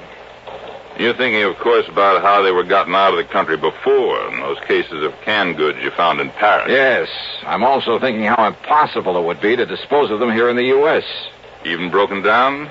Taken out of the settings? Oh, look, Bernie, the distinctive color of the canary diamonds, all of them perfectly matched. That color's so unique that, well, he'd have to get them abroad. But where and how? Dollar, all we can do is keep an eye on him. Of course, keep an eye open for anyone else who might have stolen them. Well, Bernie, I'll concentrate on him. Well, what'll you do? I mean, that we're not already doing. Well? Bernie, I haven't the least idea. Oh, sure. Maybe someone else had taken those stones. But I've played my hunches before, and somehow they've usually paid off. And sure, if Mickey did steal them, why, maybe he was smart enough to simply sit tight for a while until things cooled down. I looked up the address in the phone book, then spent item 3, $1 even for a cab to a small building on South 23rd Street marked O'Banion Drug Imports. It was a small kind of store building with a combination office and sales room in the front. Much to my surprise, there was only one person there. That's right, Michael J. O'Banion. Well, sir, my name is Russell. Peter Russell. Mr. Russell? Yes, sir, I own a small chain of drugstores in the South. And we get a lot of calls for anything unusual down there. Our customers seem to go for unusual, exotic-type drugs and medicines. Oh, so I understand. So when I saw your ad in the Yellow Pages, I thought I might take a look at your stock. Oh, fine. Everything we catalog is right here on these display shelves. All right, sir. Yeah, pick out whatever items you like. I'll be glad to ship them to you. Everything from dried seahorses and kelp, the Oriental people go over those things, to rare items like oil of rhodium, lovage, musk, yes, sir. I see y'all import a lot of things from China. Japan. Oh, I have contacts in Hong Kong and Kowloon that furnish me with many unusual items. Excuse me, Mr. O'Banion. Yes, I'll be with you in a moment, madam. Mrs. Peterson. Yes, that's right. Yeah, we met at the travel office, and you promised me some... Yes, of course, Mrs. Peterson. I have the bottle of nerve pills I promised you right here. Oh, I'm so glad. And how much do I owe you for them? Oh, not a thing. Not a cent. Well, glad to have been able to make them up for you. Well... Here you are. Aren't you nice? Such a big bottle, too. Oh, it's my pleasure, Mrs. Peterson. Well, have a nice trip. I hope I can swallow such big pills. You just chew them like candy. Well, they don't taste bad. Just like sugar pills. Well, how nice. And remember, keep them in this bottle with its special seal and take only one each day. Goodbye. My goodness, there's so many of them. Yes, I'm sure they'll... You're so nice to have gotten them for me. Yes, that's perfectly all right, I'm just sure I'll have no nerves at all on this tour. Well, that's good. Now, if you'll just excuse... I'll tell you. I'll send you a postcard when we get to Hong Kong and let you know how they work. That's not necessary at all. And goodbye, Mrs. Peterson. Well, I certainly thank you. Well, it's my pleasure. Goodbye. Well, now we can get back to business. Are you always so nice to your customers, O'Banion? Just a minute. Yeah? Forgot your phony accent, didn't you? My, phony... That voice. I'd know that voice anywhere from the radio. The radio? Johnny Dollar. So? I should have known it when you talked about a non-existent ad in the Yellow Page. So I pulled a boo-boo. Listen, Dollar. If the police sent you around here, if you think I had anything to do with those canary diamonds... Well... Neither you nor anybody else can prove it. So, Dollar, if you know what's good for you... Oh, now that's a corny line. If you want to stay alive, just leave me alone. Make this Thanksgiving something special. How? By taking lots and lots of pictures. Just think of all the wonderful moments you can capture forever. Mom in the kitchen making dressing. That big moment when Dad starts slicing the turkey. The look on the kids' faces when they select their pie. Dad snoozing in his favorite chair after dinner. Yes, pictures are the best way to make those moments last forever. But only with Flash can you capture all the fun and color of those moments at their best, anytime, anywhere. That's why now, today, you should pick up a pack of Sylvania Blue Dot Flash bulbs, the world's largest selling brand. Sylvania Blue Dots work with any film, with any camera, and you can always be sure they'll work. Simply look at the little blue dot. Sylvania puts it there as your assurance that it will fire. If by some rare chance it has turned pink, then return the bulb to your dealer. He'll make good on it. But hurry, Thanksgiving is this Thursday. Get your Sylvania Blue Dot Flash bulbs today. And now, Act 3 of yours truly, Johnny Dollar. There in Mickey O'Banion's phony import office, things began to add up. Before he recognized me, he'd said something about contacts in Hong Kong and Kowloon, great smuggling country. And the little old lady, Mrs. Peterson, to whom he'd given the nerve pills, she said she'd met him in a travel office. Was he making arrangements for a trip out of the country? Yeah, another thing, that bottle of pills. He'd made them up, he said. Big pills, remember that. Take only one of them a day, he told her. Well, by the time she got to Hong Kong, she could only use a few of them off the top of that bottle. It must have held a couple of hundred of them. And once in Hong Kong, one of his contacts? Or would he himself be there by then? Yeah, but I needed proof. And I certainly couldn't trick an old hand like Mickey into a confession. Far from it. You think I don't know the cops are watching me every minute, going through every package I try to ship out of here? All right, now listen, Mickey. Do you think I'd be fool enough to touch those stones in the first place? Fool enough or smart enough? Oh, I'm smart enough, darling. Don't you forget it. Until you can show some kind of proof I know anything about it. Okay. Well, now go on, get out of here. And you stay away from me before I... Before you what? All right, go on, get out. Sure. Why not?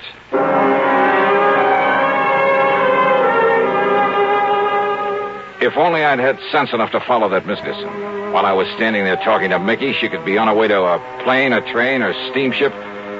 Item 4, $1.30 in a phone booth, calling every travel agency, airline, steamship, company, railroad I could find listed until I got the one who'd arranged her round-the-world tour. That was due to leave in a few hours.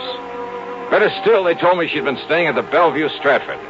Item 5 is $1.25 taxi fare to the Bellevue. Just a minute, bellboy. Well, Just a minute. All packed now, bellboy, and you... Oh. Mrs. Peterson. Why, you're the young man I saw a little while ago. I want that bottle of pills you got from Mr. O'Banion. Now, look here. Where are they? I'm a very nervous woman. Hi, my name is Dollar, special investigator. Investigator? That's right. That's like a detective. That's right. Now, please, those nerve pills. I haven't done anything wrong. You will if I don't stop you. What? No, you're a robber. A burglar or something. Oh, look, listen and to me, I'm will you so please? nervous. Then why don't you take one of those pills? Yeah, go ahead. Yes, I will. While I dig out some credentials to prove I'm telling you the truth. Here. Now, here they are. All right, here are my credentials. And let me have this bottle. Johnny Dollar, freelance. But you're selling them. Now, they can't all be loaded with... Let me have one of those pills so I can... Here, now... All right, that one you took. Maybe from the bottom of the bottle. Because of the way they fell on the table when I spilled them out. What possible difference could... Oh, my dear, I've broken a tooth. No, you haven't. All right, spit it out into my hand. I certainly will. Come on. All right. Here. Broken tooth, huh? What? Ever see a more perfect yellow diamond than this? Diamond? Over a carat, I'd say. No wonder he had to make the pill so big. But I don't... Oh, and what a beautiful stunt. Who would ever think to question a bottle of nerve pills carried to Hong Kong by such a sweet, pretty little old lady? Well, but... And once there, either Mickey or one of his pals would take them away from you. Mr. Dollar? But instead, we'll just dissolve the sugar coating off the rest of these and... Mrs. Peterson. Well, yes, Mr. Dollar? How would you like some extra spending money on this trip?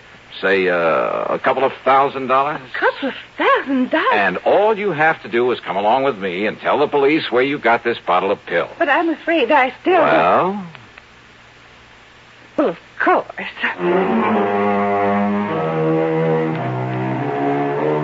Proof. That was all Lieutenant Berry needed. The Canary Diamonds are home again. And that'll save Philly Mutual from having to pay off a big claim. And Eastern Trust and Insurance has plenty of reason to drop O'Banion as a client. After all, he ought to be out of circulation for a long, long time. Expense account total $2,044.25. Yours truly, Johnny Dollar.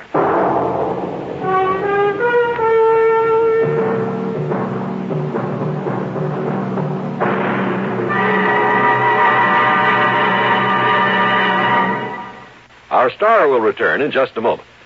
Constipation is something people don't talk about much, but it can be a problem for anyone, even doctors. And when constipation occurs, it's interesting to see just what doctors consider important about a laxative they might use or recommend.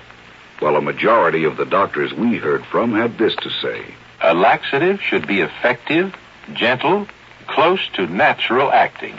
A medicine that can be used with complete confidence. Now, X-Lax has been popular with many doctors and millions of people over the years because tasting chocolated X-Lax is effective. Overnight, it helps you toward your normal regularity. X-Lax is so gentle, so close to natural acting, there's no upset. That's why many doctors and millions of people use X-Lax with complete confidence. X-Lax, the laxative that helps you toward your normal regularity gently, overnight. Now, here's our star to tell you about next week's story. Next week, one of the roughest, toughest, and most unusual investigations I ever get involved in. Join us, won't you? Yours truly, Johnny Dollar.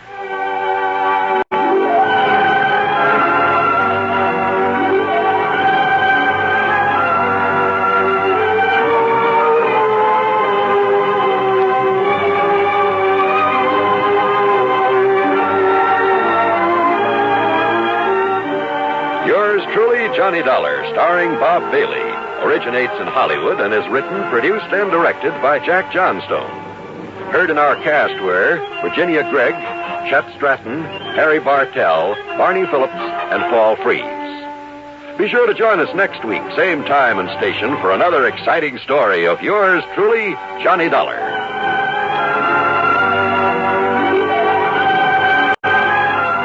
This is John Wall speaking.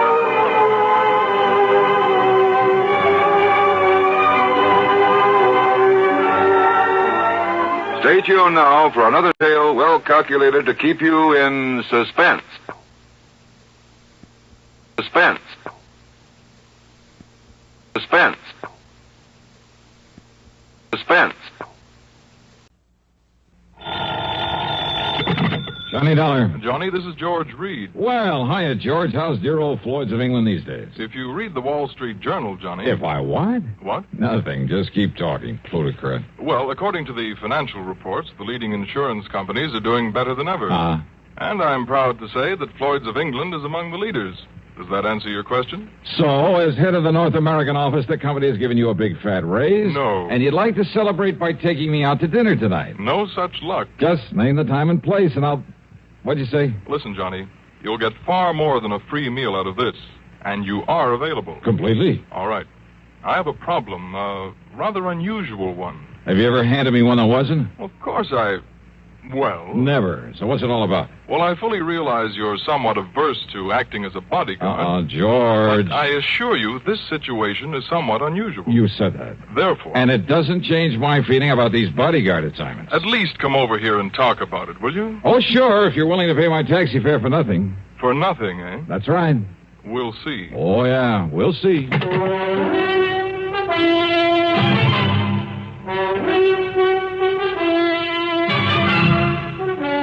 CBS Radio brings you Bob Bailey in the exciting adventures of the man with the action-packed expense account, America's fabulous freelance insurance investigator. Yours truly, Johnny Dollar.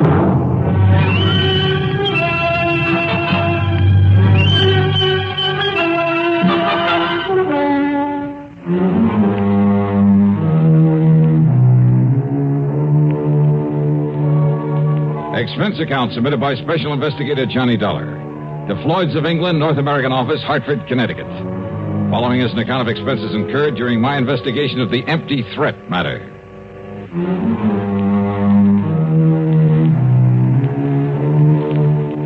These so-called unusual problems George Reed handed me were all too often dangerous.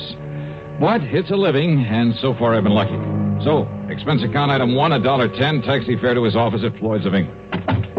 Come in, Johnny. Sit down. Yeah, sure. Thanks. I'm glad to see you. Glad you could make it. Well, I'm not so sure I am. What's it all about, George? Charles Stockerly is our client's name. He's a retired attorney. And somebody that he sent to the pen has got out now and is gunning for him. Possibly. Yeah. Where does he live? He doesn't. You want me to act as bodyguard for a dead man? Well, I mean, he has no regular address. It's like this, Johnny. Yeah, please, let's get on with it. Stockerly had a highly successful career right here in Hartford. Married, brought up a couple of adopted youngsters. All in all, managed to live the good life. Except perhaps for the fact he worked too hard. So? Now, mind you, I don't mean to imply that he ever went off his rocker, but when his beloved wife died a couple of years ago, and with that worthless, hateful son of his still around to worry him... Adopted, you say? Yes, both young Andrew and his married sister Joyce. She's a wonderful girl, by the way. So what about him? Nothing. I simply mentioned them in passing. The point is, Mr. Stockerly has quite a bit of insurance, which is why he didn't hesitate to contact me regarding these apparent attempts on his life. You kind of punched that word apparent. Because when he first told me about this thing, considering his extremely upset and nervous condition, well, frankly, I didn't take him too seriously. Is he an older man? In his early 60s. But now, apparently, and I use that word again, these threats have become very real, which is why he's been running away. Running away? Well, I told you he has no permanent address. And now that he's demanded your protection, that you stop whoever is trying to kill him, if somebody really is. All right, where is he, George? At the moment, in Tahiti. Tahiti? Yes, living in the seaport town of Papeete.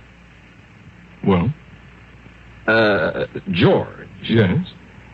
I don't want this job, no one bit. Oh, now, Johnny. But I'll take it on. For just one reason. Yes? All my life, I've dreamed about someday seeing Tahiti. Item 2 on the expense account includes $8 plane fare, Hartford to New York City. $785.30 to the Fiji Islands. Then we'll call it a total of $850 for plane tickets and a handful of incidentals. It took over a full day of flying for me to reach the town of Nandi on the western shore of the little Pacific island of Viti Levu.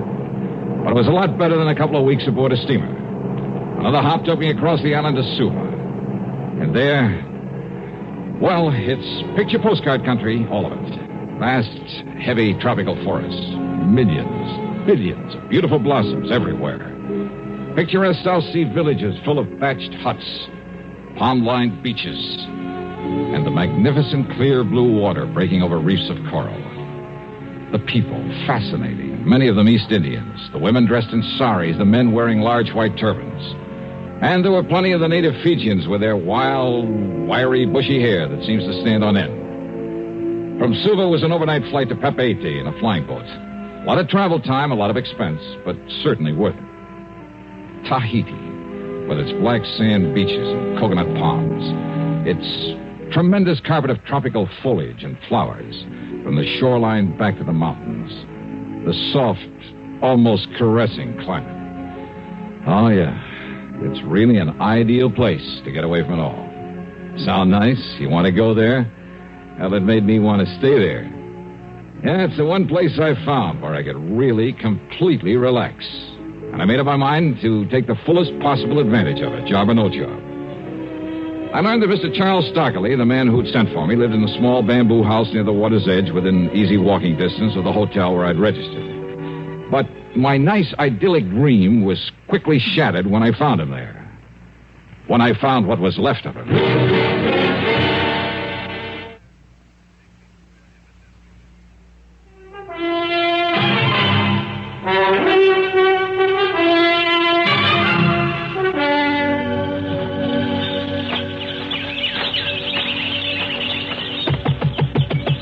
Stockerly? Just 1 minute, please. Yeah, sure. Yes, Mr. Stockerly? No, I am Dr. Bentley. Oh, well, I'm Johnny Dollar, a special investigator that Is that Mr. Stockerly? Yes, it is. What happened? Who did this to him? Is he still alive?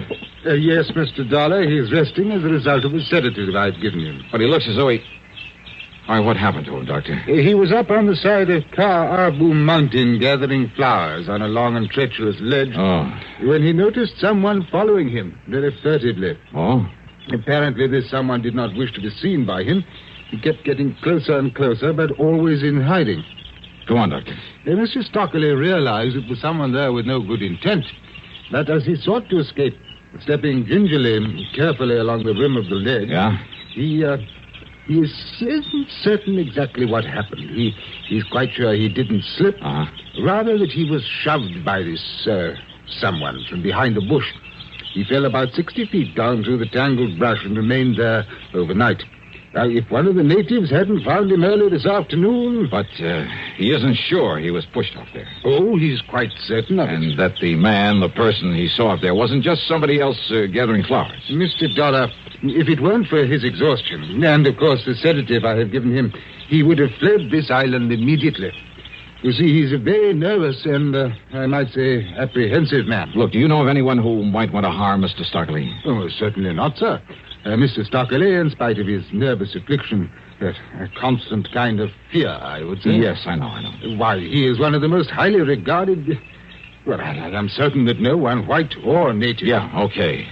Now, how long do you think he'll sleep? Oh, until sometime late tomorrow morning. All right, then I'd better plan on bunking down right here. Tell me, Mr. Dollar. Yeah? Do you think that he is possibly in danger from someone? Maybe. Maybe not. We'll see. When I told the doctor of my job, he was completely cooperative. Helped me improvise a bed near Mr. Stockley's, and he had some food brought in for me. That and his fee for the care of Stockley came to $9. I didn't get much sleep that night.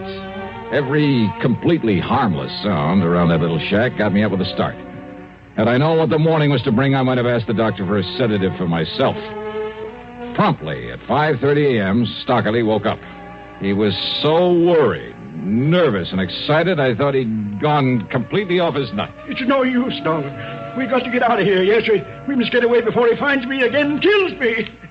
So we left on the morning plane.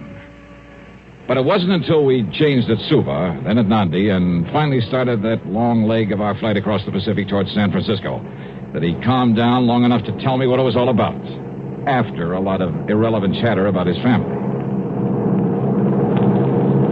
The death of my darling wife back in 1958 upset me terribly, Mr. Dollar. I confess I became a nervous wreck. Temporarily, that is. If it hadn't been for our adopted daughter, Joyce, a wonderful girl, I'd have lost my mind.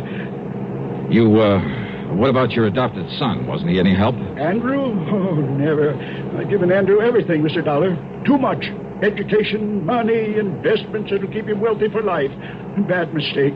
He's never done a day's work in his life. Yeah, well, now... What's more, he's never shown the slightest sign of gratitude for love for his sister. I see. But Joyce, who asked for nothing in all her life, who worked to train herself, to support herself, and is now married to a fine young man. Mr. Stockley... Joyce has been nothing but a joy and comfort to me. About these threats now... That is why I never worried about the... Threats? Yes. They've been more than that. They've been attempts upon my life. Like the one you nearly witnessed there in Tahiti, where I thought I finally found safety. From whom, Mr. Stockley? From whom? From whom? At home in Hartford, when I tried to tell the police, they wouldn't believe me. I suppose perhaps because of my nervous condition, but it must be Harry Linker. Linker? Yes, Linker. Years ago, I had him sent to prison. He swore he'd get even with me. But look, don't they all make that kind but of what threat? do the police say? That he's reformed now, that it must be someone else.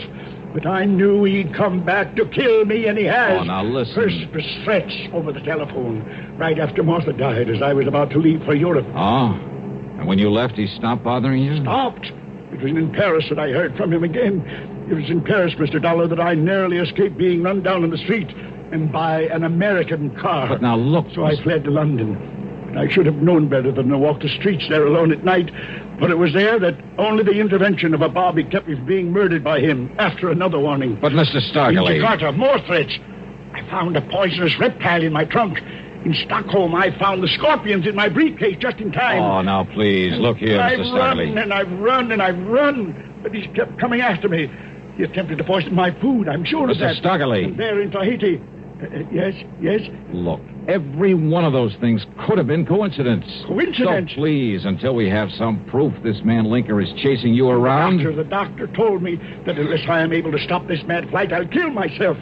Perhaps even deliberately. What'll I do?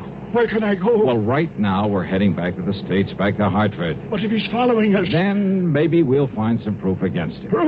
Proof? By having me killed? Look, you'd better take another of those pills the doctor left for you.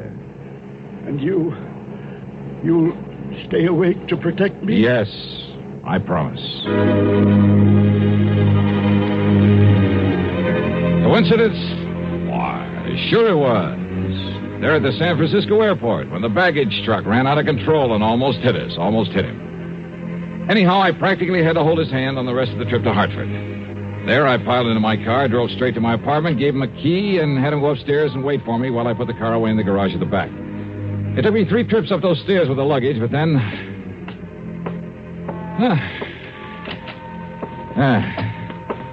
There we are, all set. Aren't you going to lock the door, Mr. Dollar? Oh, please, now, don't worry. I've sprung the catch. Hey, did you pull down all those shades? Of course I did. Oh. Look, as I told you on the phone, until we get some proof that this... here now. There, this place looks a little more cheerful. Holy... There, do you see? Now, Stockley. What's the matter with you? Get away from that window. He thinks you're me. Oh, no, please, listen. That must have been some kid with a little .22. Oops. Now, do you believe me, Mr. Dollar?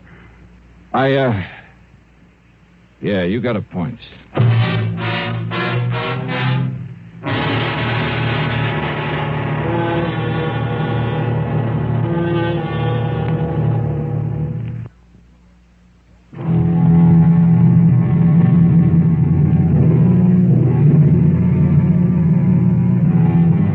I carefully dug one of the 38 slugs out of the wall, wrapped it in a handkerchief, then put in a fast call to Bill Peters, who was not only a good doctor, but, well, I told him to pack a gun into his medical kit. He arrived in short order and did what he could to quiet Mr. Stockley's nerves and agreed to stick around. He'll sleep a little while now, Johnny. Good. But listen. Yeah, Bill? Did you hear him? You know, he's not kidding. This old coot's gonna take the leap unless we can... Suicide? Wouldn't put it one bit beyond him. Believe me. This whole business has him in pretty bad shape. Oh, that just doesn't make sense, Bill. Because he's been trying so hard to run away from this killer or supposed killer. Well, sure he has. And if he wanted to die, Just he had... brush up on your human psychology, boy. Okay, I'll take your word for it. Now, if you'll stick around, I'll get this bullet over to headquarters. I'll be here. At headquarters, they gave me the story that Stockley had said they would. A few years in the clink had changed Harry Linker. He was living a model life, running a store right here in Hartford. I called on Linker at his hardware store, and I must say he convinced me that he was behaving himself. He was even quite concerned about Mr. Stockley, offered to help us if he could. I called on Stockley's adopted daughter. Then I told her the whole situation. Oh, this is a terrible thing, Mr. Dollar. I know. If only Daddy'd told me so I could have done something to help him. Well, as soon as we clear this thing up. I'll go to him right away. No, just wait, thanks. He needs me. Well, you can probably help your father more than anyone else in the world, but not right away. But you'll let me know the minute we can bring him here and take care of him. Yes. Now, you're sure your husband would agree to that? Of course. Yes, of course he would. Oh, good. That's all I wanted to know. You don't think my husband could be behind this? Why, Ed feels as much affection for Daddy as I do. You'd better answer that phone, hadn't you? Oh, yes. Excuse me. Hello? Why, yes, he's right here. Mr. Dollar. Oh, thanks. Johnny Dollar. I've been calling all over for you. This is Bill Peters, Johnny. Yeah, Doc. Listen, there was a phone call right after you left. Oh? Stockley was awake, and I made the mistake of letting him take it. Yeah? He listened for a second, got as white as a sheet, and then started yelling, No, you'll never get me. Go on, Bill. Then he slammed down the receiver and made a dive for the window. Bill! It's all right. I caught him in time. Oh. I gave him a stiff hypo, and, well, that's it. Johnny? Suicide. What's the matter with me?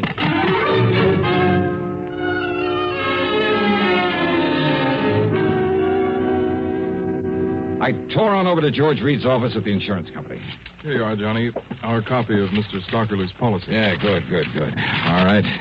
Now, let me see if As you'll note, his adopted daughter, Joyce, is the sole beneficiary. Yeah, I see. But Andrew, the adopted son, is specifically omitted. Irrevocably. So if you think he might have anything to gain by Mr. Stockerly's death, you're wrong. Huh? Look. Here it is. The suicide clause. Well, of course. All right. So maybe Andrew couldn't get any of Stockerly's money. But if that old man killed himself, neither could Joyce. And believe me, Andrew would love that. Oh? So, these attempts on the old man's life, were they? Were they really? What? Or were they just part of a long, drawn-out, careful campaign to drive him off his rocker, make him kill himself? But if that's Can true... anybody prove that Andrew actually tried to kill him? No. In spite of all sorts of opportunity, and with plenty of money to follow him all over the world, to plague him, to worry him, to... All right. Where does he live, George? Andrew, I mean. Have you got his address? Well, yes, Then give it to me, quick.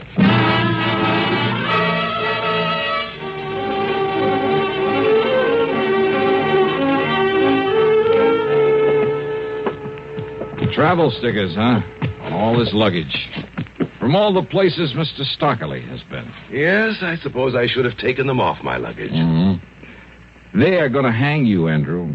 Do you think for 1 minute that you or the police can ever prove I actually tried to kill my foster father? Because I didn't. Maybe they won't need to. Now, just a minute. Maybe this is one time I'd better take the law into my own hands. No, Dallas, stand back. Oh, yeah, I see. But you'd better let me have that gun, Indy, so the police can compare it with the slug I dug out of the wall. What? This is the gun you used to throw a couple of shots through the window of my apartment. That was your apartment where he went? That's right. But it was you who drove him over there in the car. That's right. But you left him there, and I thought... Just long enough to put my car away.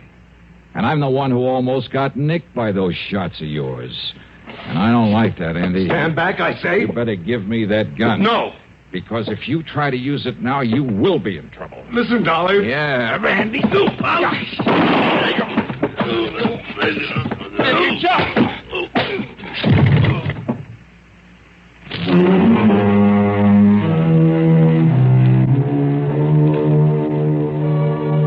All I hope is they lock that bird up for the rest of his life. And that somehow Joyce and her husband can bring the poor old man back to normal. Expense account total? Hold your hat.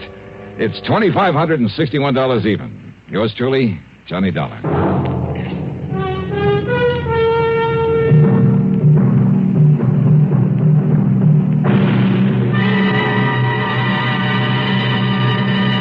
To tell you about next week's story. Next week, a story of real intrigue, plus a couple of the most intriguing characters I ever met. Join us, won't you? Yours truly, Johnny Dollar.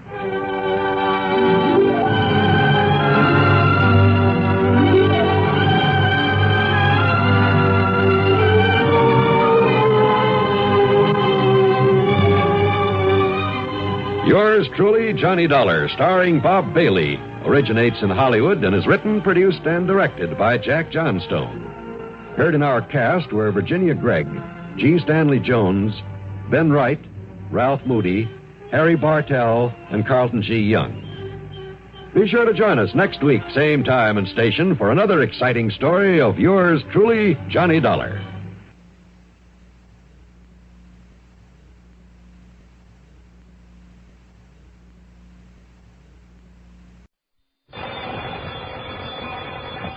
Johnny Dollar. Toby Centric, Johnny, over here at Northeast Indemnity. Well, good for you, Toby. Now, what's that supposed to mean? Just that I always have liked the nice big fees that company of yours hands out on cases. Just happens that I can use one of them right now. I've been running a little short. And I don't get excited, Johnny. Now, what is it this time? Murder? Arson? Embezzlement? Well, it's... Oh, come on, Toby. What is it? Well, as a matter of fact, it's a robbery. Well, fine. If I'm lucky, if I latch onto the loot, whatever it is, I'll collect my usual commission and be loaded again. So Johnny... tell me all. Now, what's the amount of the loss, huh? Well, that's the trouble. It's only $5,000. $5,000. Cash. Well, it was only... Why, you're kidding me, I hope, huh? Nope. Sorry. That's the full amount. Oh, now look, Toby, that doesn't make sense. Robbery never makes sense. Well, how much of a commission can I possibly pick up on a loss of only 5 G's? Johnny... Now, I don't mean to sound money hungry. Oh, of course, I really am. But look at it this way. If I tie myself up with this piddling little case, I might have to pass up something really lucrative. Listen, Johnny, it happened right here in Hartford, and it just happened. And from what little I know about the circumstances, it ought to be a lead pipe cinch for you. Oh, sure, they all are. Yeah, but if you're not tied up with anything else at the moment, oh, come on, at least take a cab on over here and talk about it, huh? Okay, Toby, just to keep you happy.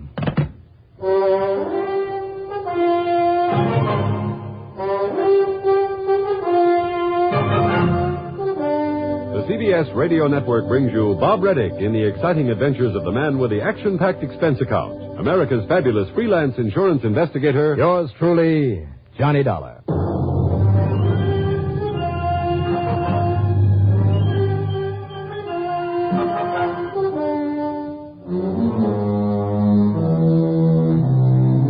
Expense account submitted by Special Investigator Johnny Dollar to Northeast Indemnity Associates, Home Office, Hartford, Connecticut. Following is an account of expenses incurred during my investigation of the earned income matter.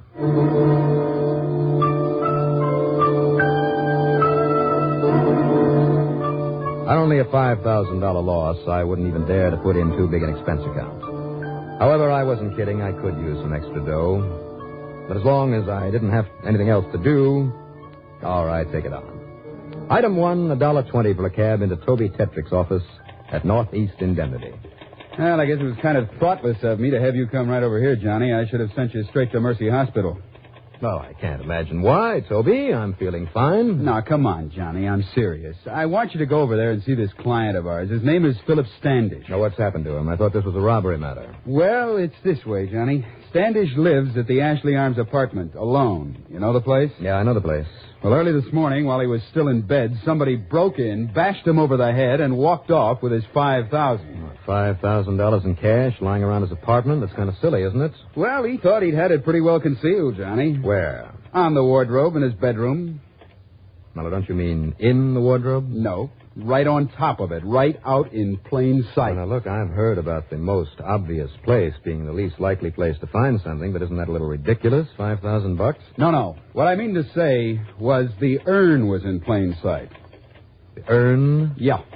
You know, one of those heavy bronze cremation, that is, funeral urns, the kind they use to keep somebody's ashes in after that somebody's been cremated. Kept the money in that. I see. Well, that's not such a bad idea, as a matter of fact. If it had a good tight lid on it. And it did, with a tricky kind of lock on it. Who'd ever expect a man to keep money in one of those things? I mean, instead of the ashes of a dear departed relative or something. Well, evidently somebody did. But the question still remains. What question? Why under the sun keep that much cash lying around? Well, what sort of business is he in? Well, Standish, you say his name is? Yeah, that's right, Philip Standish. Mm-hmm. The way I understand it, he has an interest in some sort of an import business down in New York. Art goods, novelties, furniture from the Orient. And he commutes all the way to New York? Well, only goes down there once or twice a week, I think. Anyhow, Johnny, the man's been beaten and robbed by somebody who got in through the open window of his apartment. He has one of those policies covering cash loss up to $5,000. He's over there in a private room at Mercy Hospital, and he wants you on the job. So, if you have nothing else to do... Do the police have any ideas about who may have done this to him, or is he... Why don't you run over there and ask him yourself? All right, Toby. Footing the bill. Now go easy on the expense account of yours, will you? For once. After all, it's a pretty small amount involved. Oh, but who knows, Toby? Pursuit of the missing $5,000 may lead me to the furthest corners of the earth. Why? To strange, exotic lands where never before has the white man set foot. Oh, where untold dangers lie lurking in the jungle. Oh, go on, you bum. Get out of here before you break my heart. All right, Toby, I'll see you later.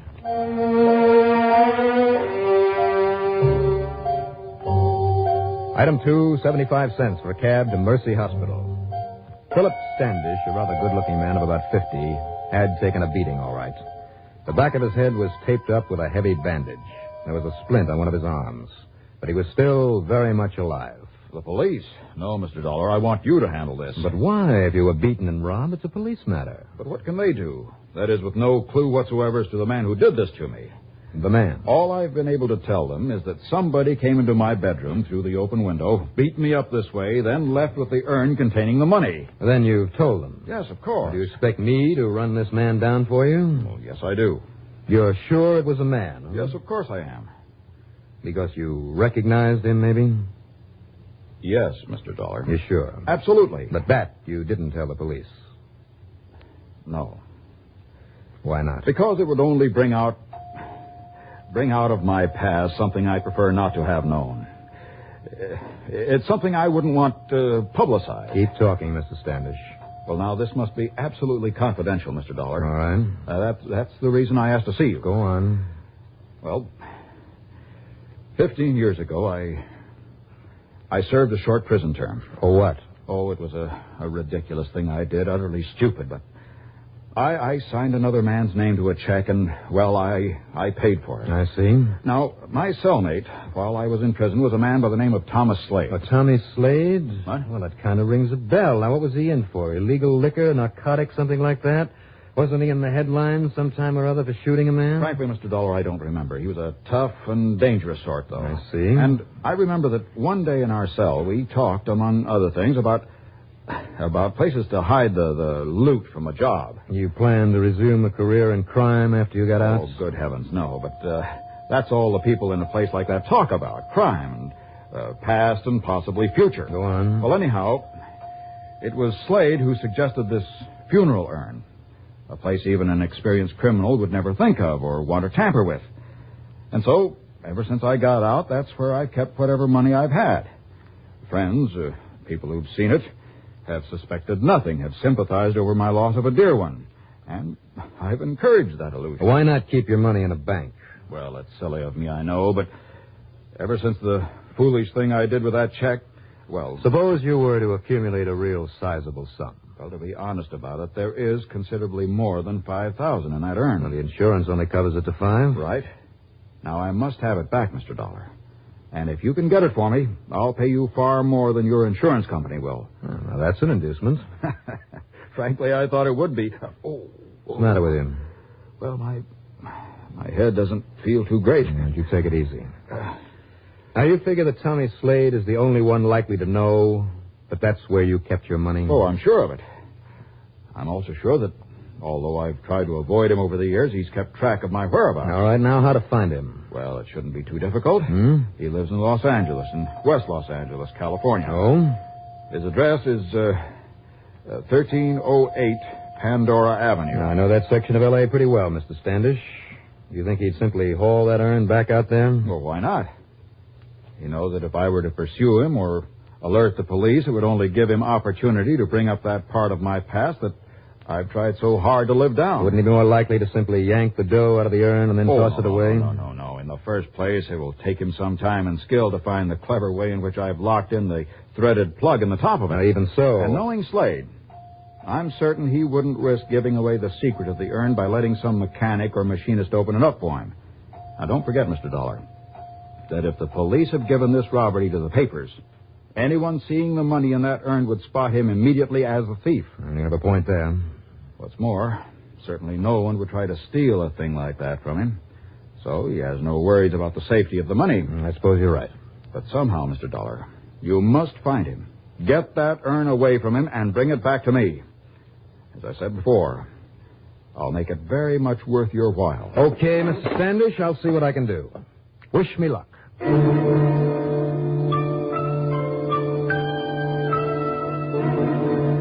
Expense account item 3, another 6 bits, this time for a cab to police headquarters. There I asked Sergeant Jimmy Wormser if he could somehow get me a flyer on one Tommy Slade. Oh, what's the matter with this one right here on the top of my desk? It'll do fine. How come, Sergeant? Well, it came in with a little note from the boys out on the West Coast one day last week. What, he's on their wanted list out there? No. The note just said he was headed this way.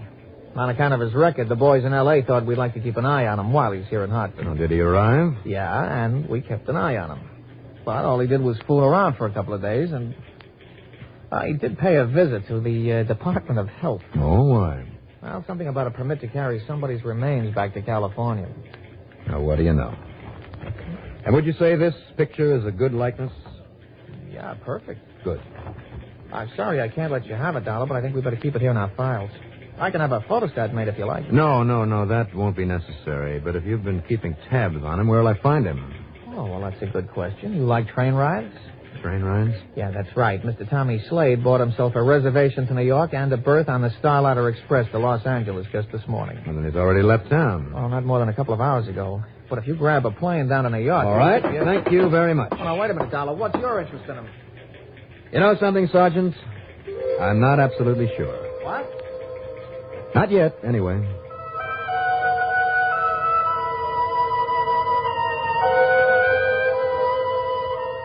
The more I thought about that picture of Tommy Slade, the more certain I was that somewhere, sometime, our paths had crossed before. Item 4, $6.50 for a fast, and I mean fast taxi out to Bradley Field. I was lucky. So item 5 is $8 even for a plane to New York that took off almost immediately. Item 6, $5.70 for a cab into the railroad station. And then item 7, $209.35 train fare. I boarded the Starlight Express only seconds before it began the long journey westward.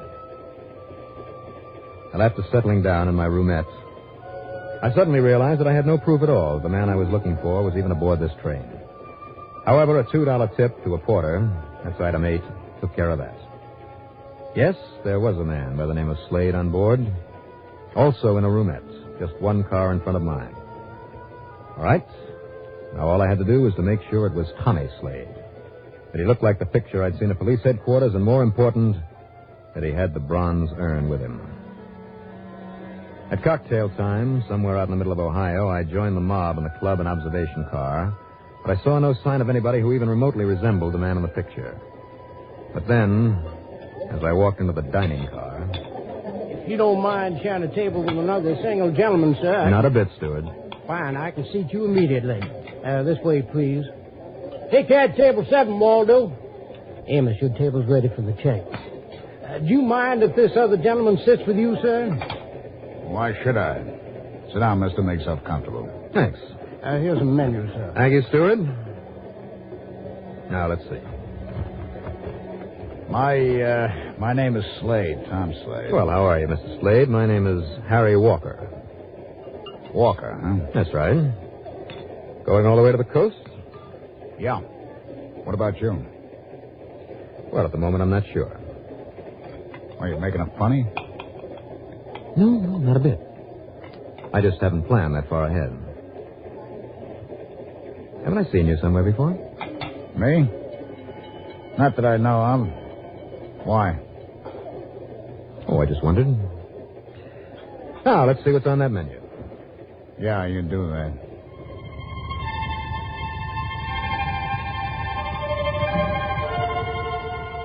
And that ended the conversation. He didn't look up again from his food. When he finished, he got up without a word and returned to his sleeping car. I'd rather hope that he'd go the other way to the club and observation car to give me a chance to look into his roomette. Because this was the Tommy Slade, all right. No question about it. I'd simply have to bide my time and wait for an opportunity to get my hands on the urn. If he had it. And then somehow get off the train with it. Or, of course, if that opportunity didn't materialize, I could only pray for the best and follow him all the way into L.A.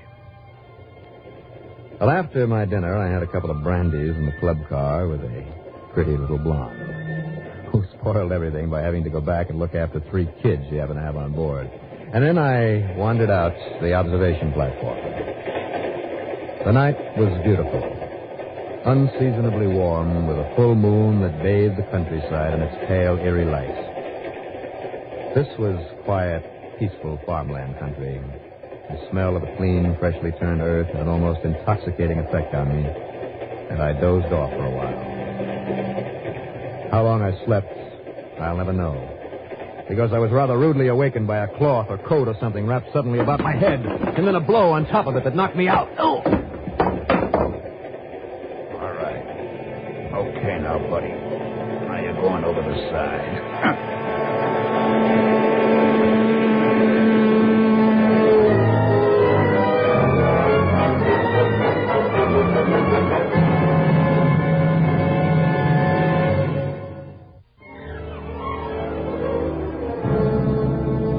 I came to flat on my back in a roomette. A completely unfamiliar but kindly old face looking down at me. Well, now, that's better. Much better. Who are you? I'm Dr. Springer. I think you're going to be all right now. You just relax and rest. There was no great damage done. I know. I'm afraid your head may hurt you for some time. You have a rather nasty bump there. What happened, Doc? I was hoping you'd be able to tell me that. According to the conductor, as he was making his rounds, he stepped out on the observation platform, and he saw a man leaning over you.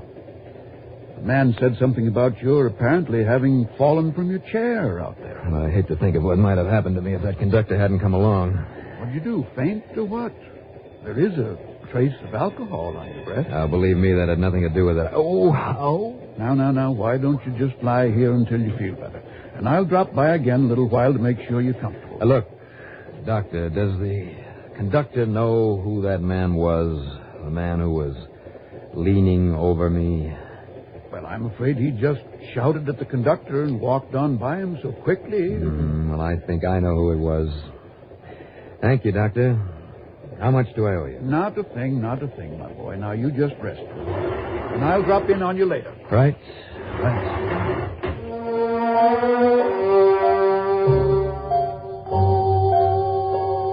So, I rested. For all of 5 minutes. By the end of that time, I was all fired up to settle accounts with Tommy Slade immediately, once and for all. But as I walked forward into the next car full of sleeping passengers, I realized I'd better take it easy, use my head. What there was left of it. And then I saw that the door of Slade's roomette was wide open. Not even the curtains were drawn across it. It was empty. Except there in the corner, the heavy bronze urn. I glanced around to make sure I was alone, and then I slipped in and I looked it over. The tiny crack between the lid and the body of it had been pried at, but it very obviously hadn't been opened. I was about to pick it up and carry it back to my own roomette. I thought you'd try this, Dollar. Oh? Well, I'd ask you in here, Tommy, if there was room for both of us. As it is, if you'll just move aside. All right, drop that urn unless you want a couple of slugs in you. Oh, I see. You have a silencer on that gun. That's right. Well, that's good planning. Now, let's see if I can hear it through this door. I'll kill you. Oh, that slug must have been the armor-piercing kind. It came all the way through that door, narrowly missed me. That one was too close to the lock, but the train was slowing down. Now, listen, if you think it's easy to break through 2 layers of a Pullman car window, well, it isn't. As we're climbing out through the jagged glass loaded with that hunk of bronze, but somehow I made it.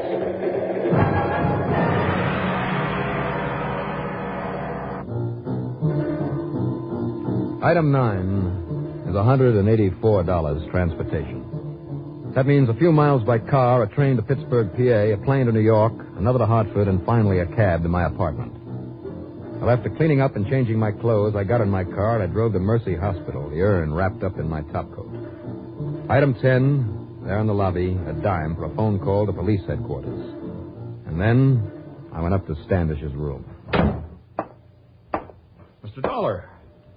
Oh, is that it, Mr. Dollar? Wrapped up in that coat? That's it, Mr. Standish. Good. I told you I'd pay you well for its return, and believe me, I will. I think you'll pay all right. What? You see, this urn and I had a little accident on the way back here. Accident? Sort of a train accident. I mean, when we left that Pullman car, one of the wheels almost cut the urn in 2. But it didn't, but the money didn't fall out? Not the money or anything else. Oh. The cap flew off, and it jarred loose the top of the false bottom that you have on it. Too bad, huh? I'm afraid I don't understand you. I'm afraid you do, Standish. No, Just really. lie there quietly in that bed. Now, you said there was a lot more than just $5,000 in the urn, didn't you? Now, Dollar, made a living in Oriental imports, huh? Well, that is the understatement of the week. You made a fortune, is more like it, in one of the foulest, filthiest rackets in the world. Now, look, Just you stay there, Standish. You're still a sick man, remember? Remember, huh? You said you couldn't remember what Tommy Slade went up for. Well, I remembered, and that's how I knew that you had turned to his caper when you got out. What happened? Were you holding out on him? Is that why you had to come all the way in from the coast to get the urn away from you? Will you listen to me, please? It's no wonder that you didn't dare go after him yourself. He knew you. He would have spotted you, would have killed you. As who wouldn't for a kilo of the stuff in the false bottom of the urn? 2 pounds of it. Pure, uncut. And wholesale, maybe $8,000 or $10,000 worth. But carefully cut to individual fixes, you'd probably get $1 million, maybe even more than that, for this much heroin. Yes, heroin, you dirty, rotten, filthy son of... All right, Sergeant, take over. Interesting sidelight on the case. I saw in the afternoon papers that the railroad company didn't look too kindly on Tommy Slade's little act. I mean, when he was caught standing there blasting away at the lock on the door of his roomette. Come to think of it, I better tip the federal boys to his having gone back to his old racket. Expense account total, $418.15. And no padding on this one. Yours truly, Johnny Dollar.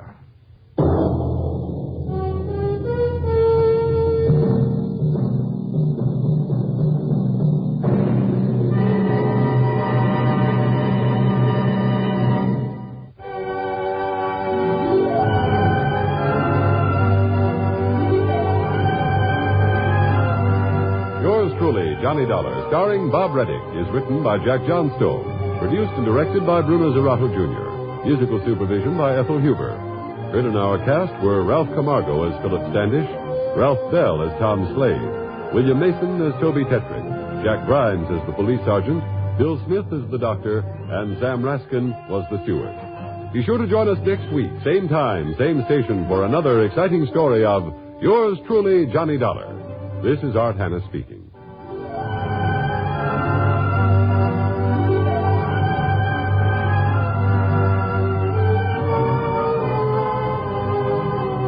Johnny Dollar has come to you through the worldwide facilities of the United States Armed Forces Radio and Television Service.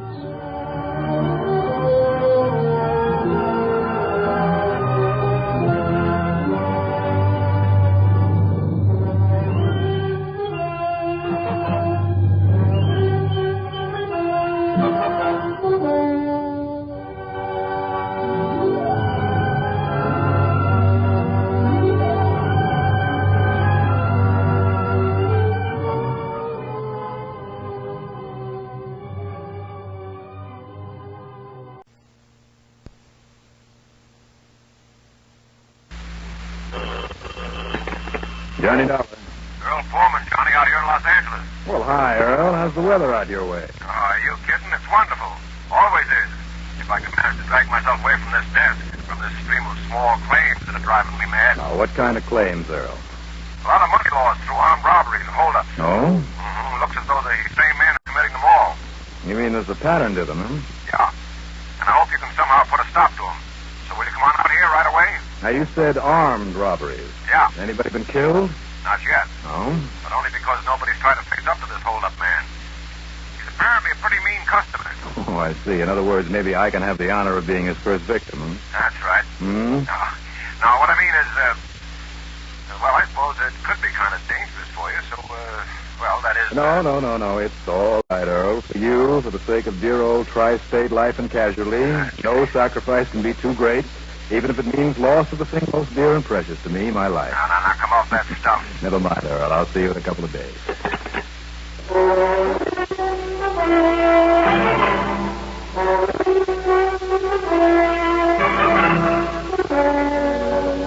CBS Radio brings you Bob Reddick in the exciting adventures of the man with the action-packed expense account. America's fabulous freelance insurance investigator. Yours truly, Johnny Dollar.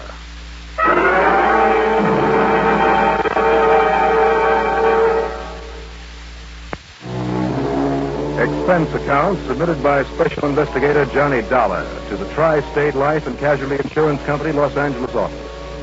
Following is an account of expenses incurred during my investigation of the Wayward Kilocycles matter.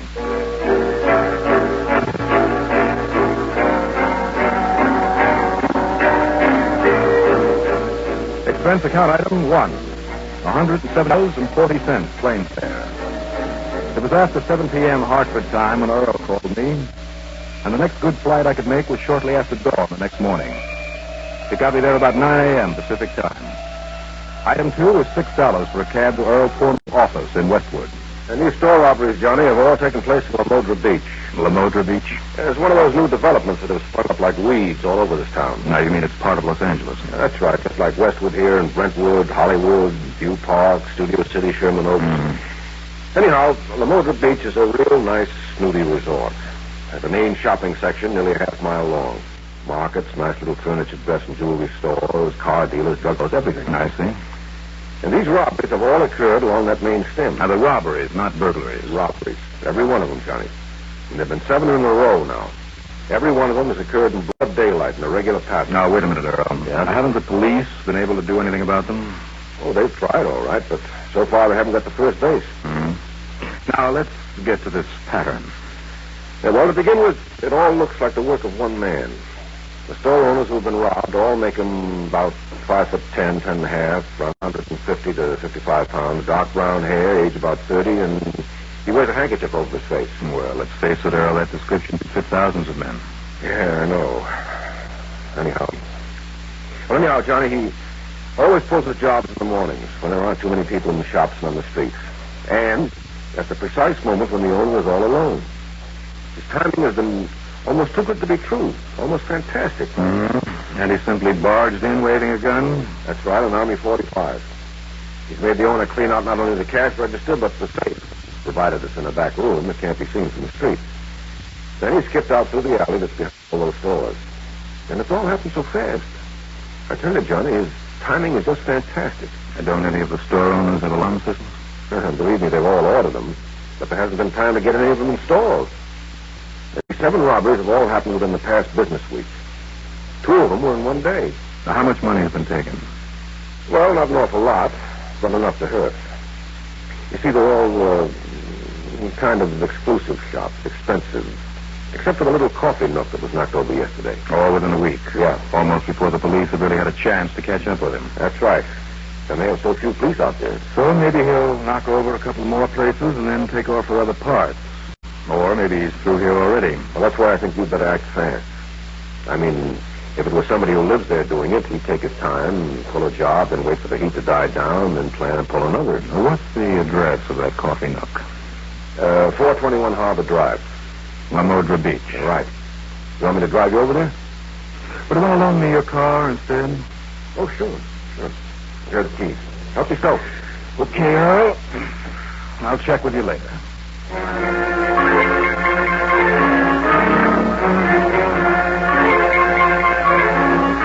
Item 3, $4.70 for a tank full of gas. And I drove to Lamodra Beach. Believe me, it's an exclusive resort, all right. And not only because of the expensive homes around it, all of them in the $50,000 and up class, but I looked at the prices in some of the shop windows along that main drag. One sign in the window of a tailor shop announced that suit prices start at $275. And most of the buildings are quite colorful. A bar and grill that looks like the bow of a ship. A radio shop with a tower to make it look like a lighthouse and so on. Then at the coffee nook, and that was the name of it, Mrs. Webster's Coffee Nook. He certainly did, Mr. Dollar, did you say? Yes, Mr. Thanks. Certainly did. He took over $135 from me. You know, some of that money I put aside to pay my bakery bill. Oh? You see, until they get a bank out here. Oh, boy, I certainly wish they'd hurry up and get that bank finished before everybody gets robbed. There isn't a bank around here? Oh, there will be. There'll be 3 of them. With all that confusion over building codes, well, all the rest of the stores and places got in. The people started coming before they can finish up a single bank. Now, Mrs. Webster... I have to keep so much money around here all the time. So does everybody else. Oh, at the nearest banks over in the Valley or in Santa Monica or Westwood. But after what happened to me with that robber yesterday morning, well, you should have seen him with that horrible-looking pistol the way he waved it at me. Yes, well, and Mrs. Webster, the police are doing everything they possibly... Look, there they go now. There. Yes, I see. And if you ask me, Mr. Dollar, if you ask me, that means there's been another robbery. There, you see? They're stopping at that nice radio and television store, just the other side of Sam the Tailor. And do you see that nice Mr. Marks, the owner? You see him talking to the policeman? Yes. Yes, it looks like you're right, Mrs. Webster. Another of these robberies.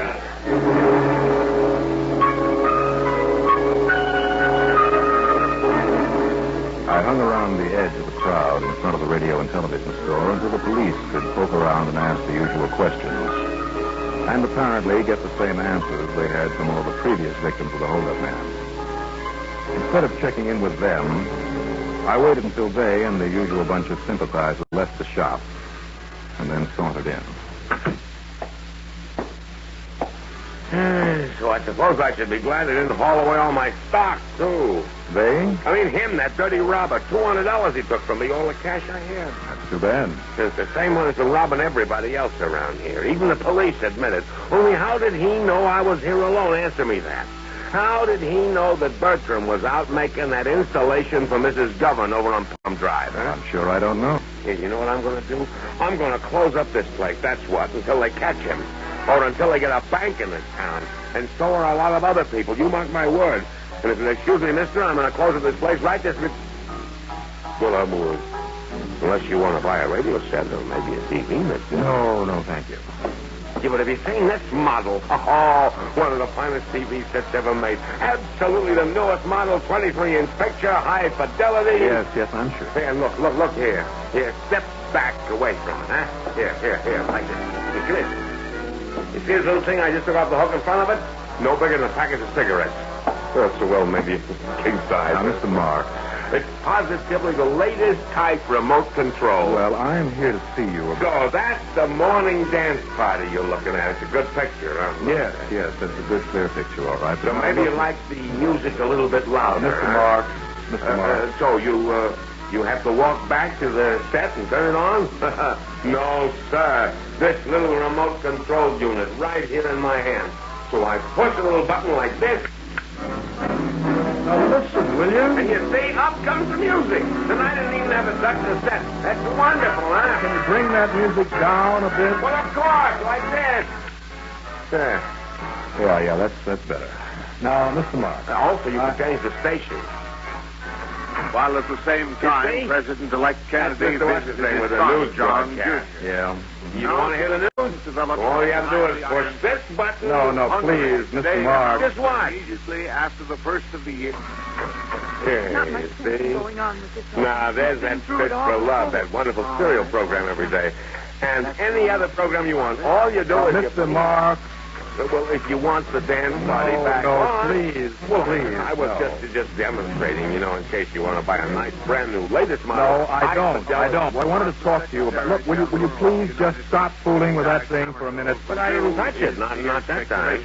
Oh? See, there it goes again. Change the stations all by itself. John, there's absolutely no... What do you mean? It's supposed to do that? No. That's the third time. Today is the third time that thing has been acted up. Maybe the fourth. Well, you better send it back to the factory. And the last time was only 3-4 minutes before that holdup man came in here. Oh, it's going crazy. Now, that holdup is what I came in here to talk about, Mr. Mark.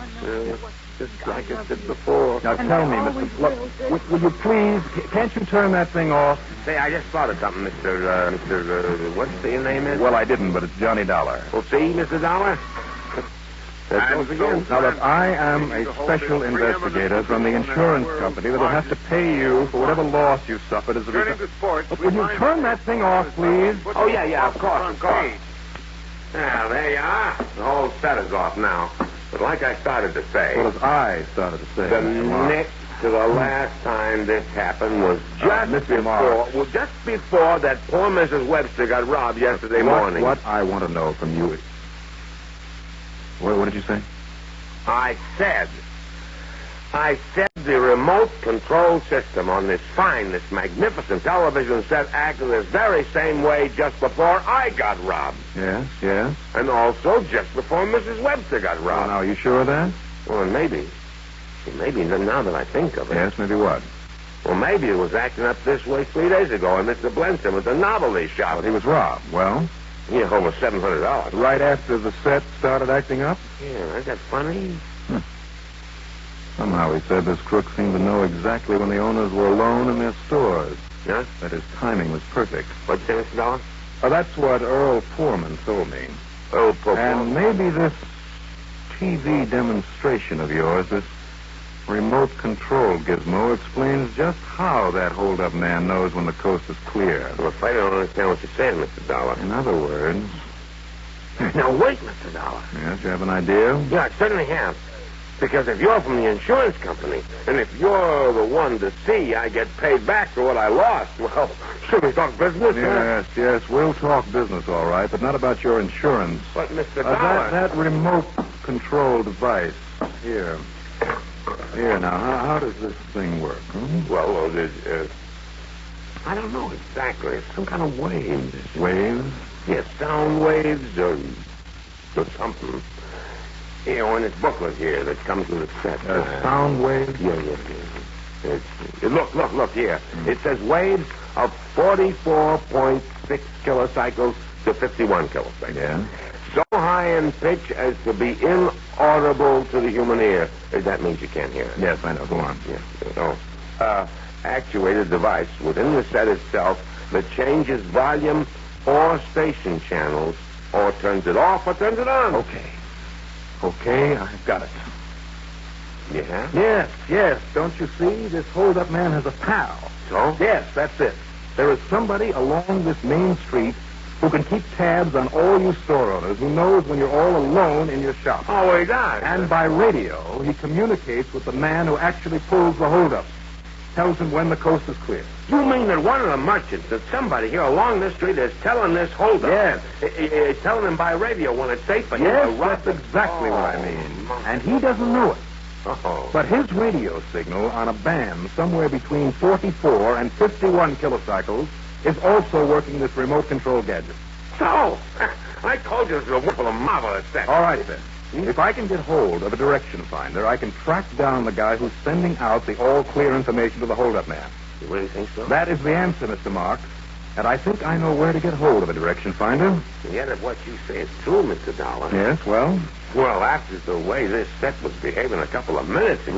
Right. More hold-up information being sent out from that transmitter. Yeah, but then there ought to be another hold-up. Only there isn't. At least there isn't any... Yes, come on. Look. And you see the people there in the next block there in front of the market. It's another hold-up. 2 in one day again. Yes. And, Mr. Dollar, there'll be more and more of them until we're all put out of business. No, because now, Mr. Marks, we know the answer.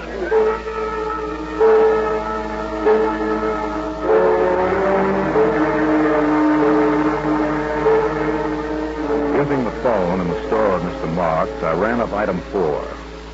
20 cents for a call to Bob McKinney in North Hollywood, who is known among radio hams as W6VFG.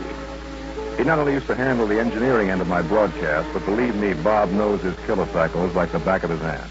Sure, it's possible, Johnny. All that a hold-up man needs is a little vest pocket receiver lashed up to get signals on that oddball frequency. And somebody along this street can send him info about when the coast is clear. Right. Okay, then, Bob. If you can bring a direction finder over here, we can track down the transmitter and nab at least one of the team. Better still, you'll know where the next robbery's going to be and get the boat. Yes, unless this last one was the last one. How soon can you get over here with that equipment? You sure the signal's being transmitted within that frequency range? Well, it has to be. And I'll do whatever rewiring is necessary here at home. And, how about first thing in the morning? I'll be waiting for you at the Marks Radio Television Shop here on the main drag. I'll be there.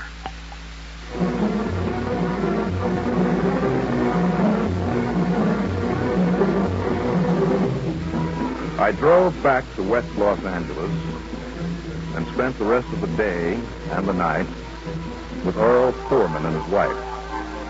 Then, early the next morning, met Bob at Mr. Marks' shop in La Modra Beach.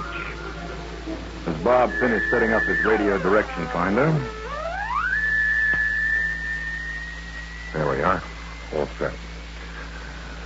Johnny, you still haven't told me how you got the frequency of that signal he's sending out, whoever he is. No, it's easy, Bob. That TV set out there on the floor.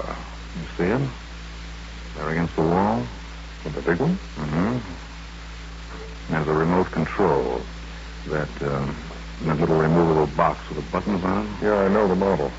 When you push one of these buttons, it sends out a signal in that frequency range that I gave you. It makes the set change stations. Uh-huh. So if the transmitter sending out info to the holdup man also makes the set change stations, it must be working in that same frequency. No, Johnny, no. What? I'm sorry, but it doesn't mean a thing. Well, what do you mean? That remote control puts out sound waves. Well, I know, too high in pitch for us to hear them. Not radio waves. Well, what do you mean? You mean that my theory, my whole theory about somebody transmitting information, that you mean it's all wrong? Johnny, it's sound that makes the TV set react. So whether somebody's using a radio transmitter on that frequency or not, it couldn't possibly. And yet I suppose the matter of resonating, I mean, a sympathetic resonance. What? Well, sometimes nearby to a broadcasting transmitter, a pile of bits of metal, something like that, sometimes it'll resonate. While listening to a pile of scrap metal, you can actually hear the broadcast. So? But the transmitter of these signals would have to be practically on top of this TV set. Maybe it is.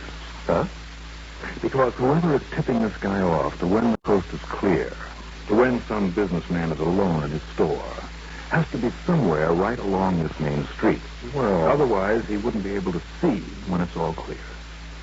Well, maybe if it was somebody right next door. Mr. Marks. The Marrowell sisters with their nice dress shop? Never, Mr. Dollar, never. And on the other side of this place? My good friend Sam the tailor. Uh-huh.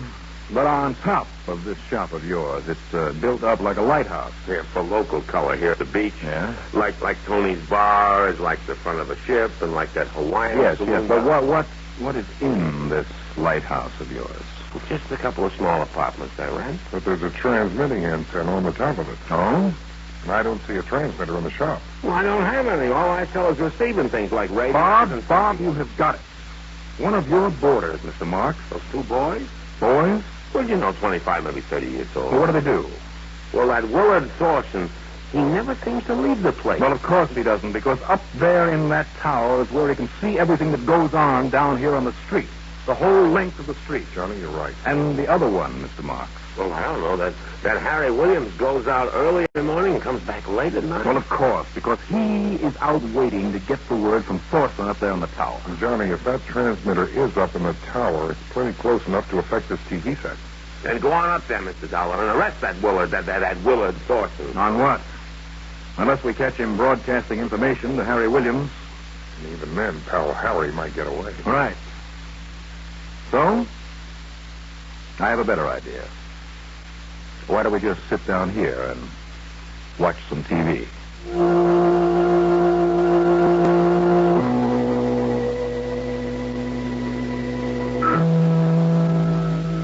So we did, for 3 solid days. Until suddenly the set began to change stations unexpectedly.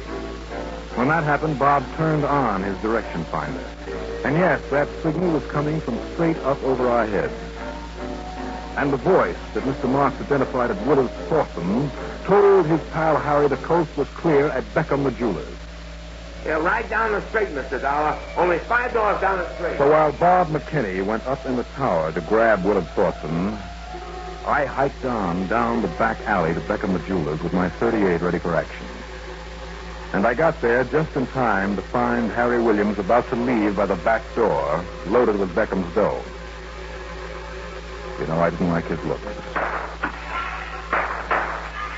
I didn't like that .45 in his hand either. And he objected to my barring his getaway. He was really kind of nasty about it. But after a while, we kind of reached an understanding. And my knuckles are still sore from when he ran into my fist.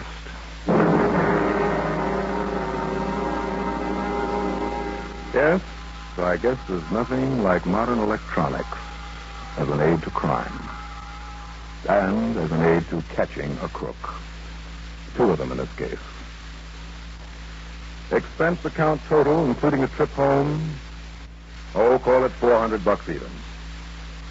Yours truly, Johnny Dollar.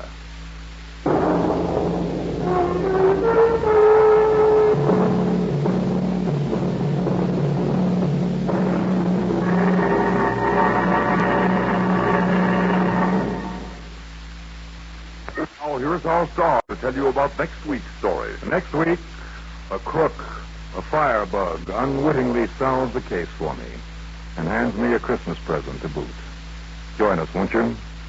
Yours truly, Johnny Dollar.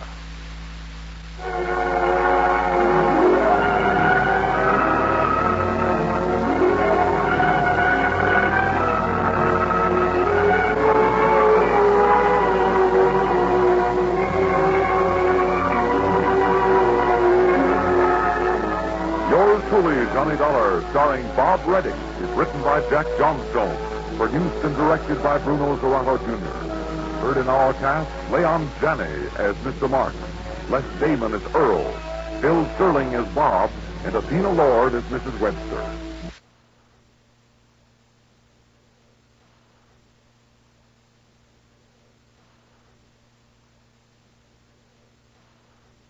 Hi, Johnny. This is Fred Briscoe. Continental Insurance Company? That's right. In Boston, Mass. Yes? Well, it's nice to hear your voice again, Freddie.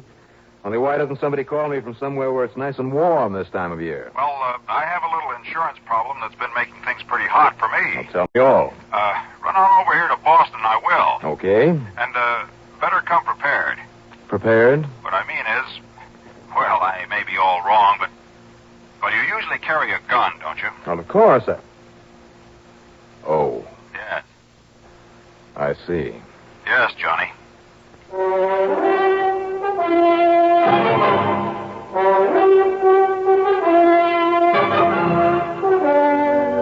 CBS Radio brings you Bob Reddick in the exciting adventures of the man with the action-packed expense account, America's fabulous freelance insurance investigator. Yours truly, Johnny Dollar.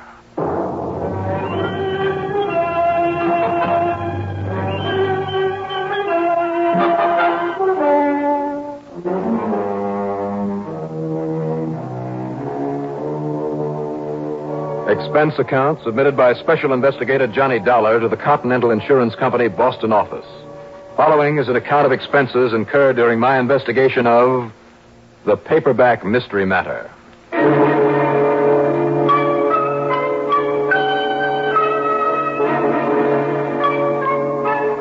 I decided it might be smart to have my own car along, so expense account item 1 is $4.20 per tank full of gas.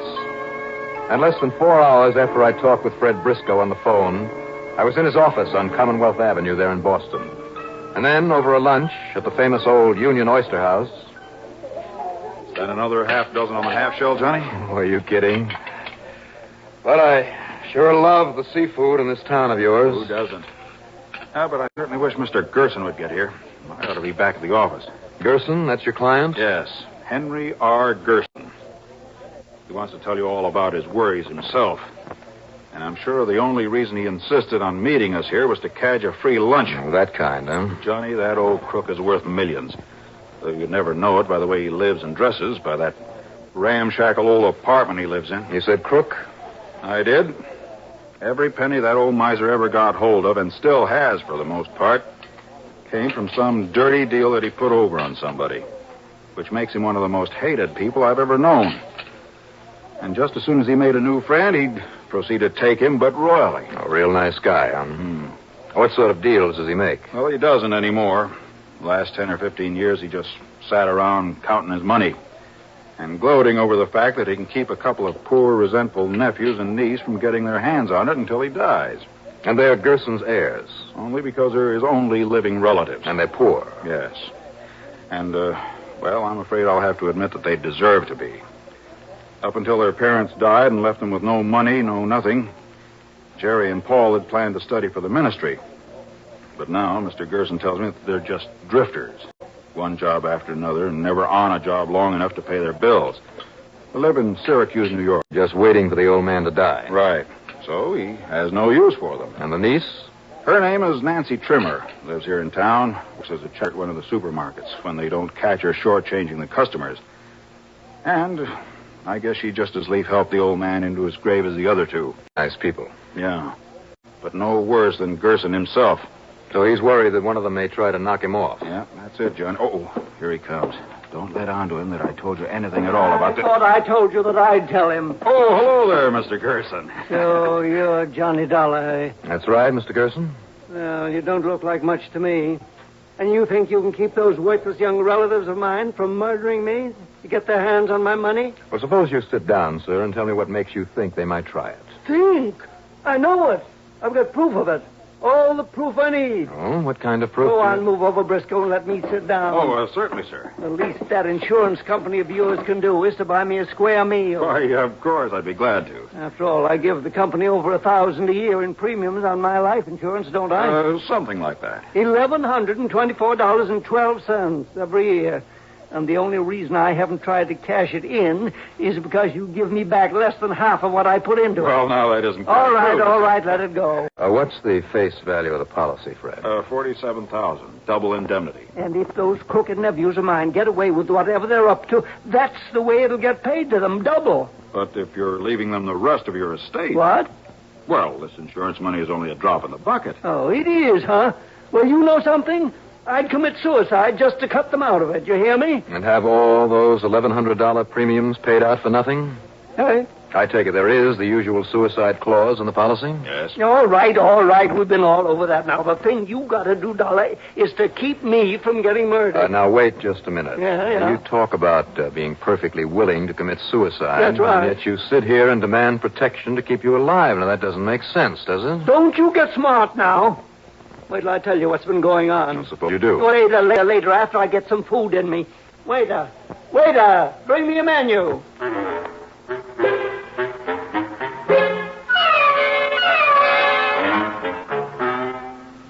What a crackpot. And he packed away the food as though it were to be his last meal on earth. And he refused to talk further about his problem until he was finished and the bill was paid. By Fred Briscoe, of course. Even then, when I asked him once more about whatever it was that had him worried... Here, in a public place like this? Well, where everybody in town might hear me? You think they don't now? What's that? What did you say? Nothing. You think I want to stay around here in town with my life in danger? I'm going to take you out to my place where I'm safe. You got any objection? Whatever you say, Mr. Gerson.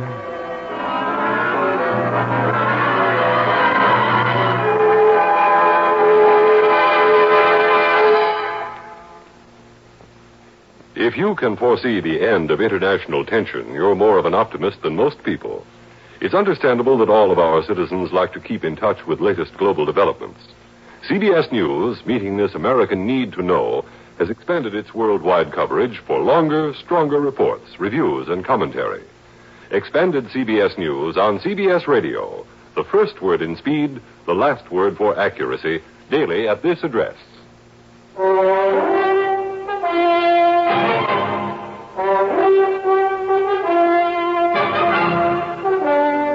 Make sense. If it was perfectly safe for old Mr. Gerson to wander in town and meet us at the Oyster House, why this sudden urge to get on back to his place and lock himself in? Anyhow, after telling Fred Briscoe I'd check with him later, I drove Gerson to his apartment. It was in a wholly undesirable section that I hadn't even known existed. Are there railroad tracks in back of this place? Well, what's the matter with you? Can't you hear? Well, if you'll pardon me for saying it, Mr. Gerson, yes, I got the idea from Fred that you were pretty well off. I am. Of course I am. Yet you live in a dingy place like this, in a neighborhood like this? Is there any reason why I shouldn't? Waste not, want not is my rule. Sure, I got money, plenty of it. A couple of million, if you want to know. That's no reason I got to throw it away on high living, is it? 2 locks on the door? That's right. And double locks on the windows. I put them on myself. Even nailed up the transom there over the door. As long as I'm here, I'm safe. You sure are. I got plenty of food in there. And if I run out of it before you can put a stop to all this nonsense, well, you can bring me some more. Well, now, you still haven't told me. All right. Sit down, Dollar, now. I'll tell you why I know that one of my nephews, well, maybe it's my niece, why one of them is going to try and kill me. And just to get their dirty hands on my money. You sit on the chair now. I'll sit on the bed. Well? Look.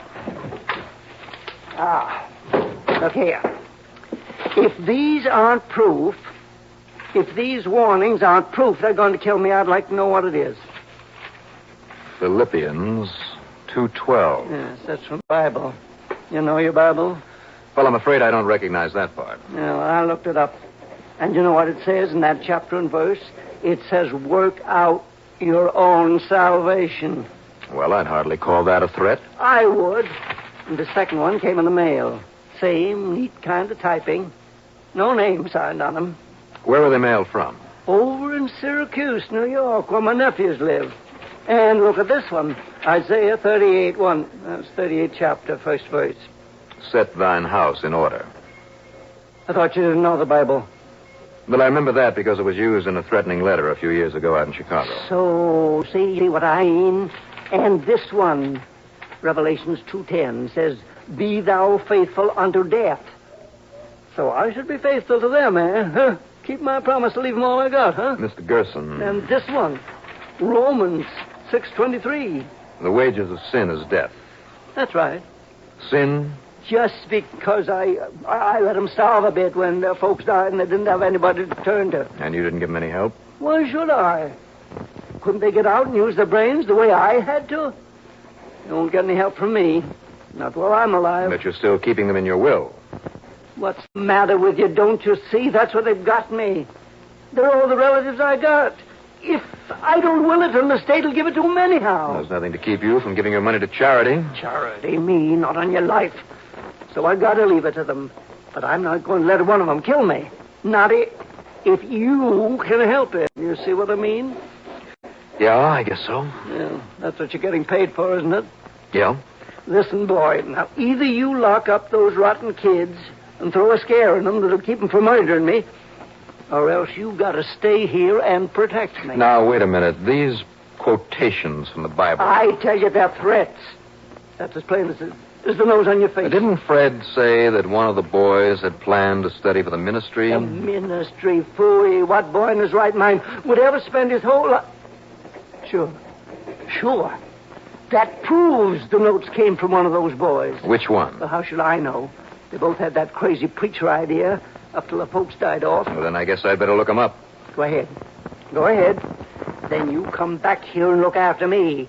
Because while you're gone, I'm staying locked up tight here in this apartment. You do that.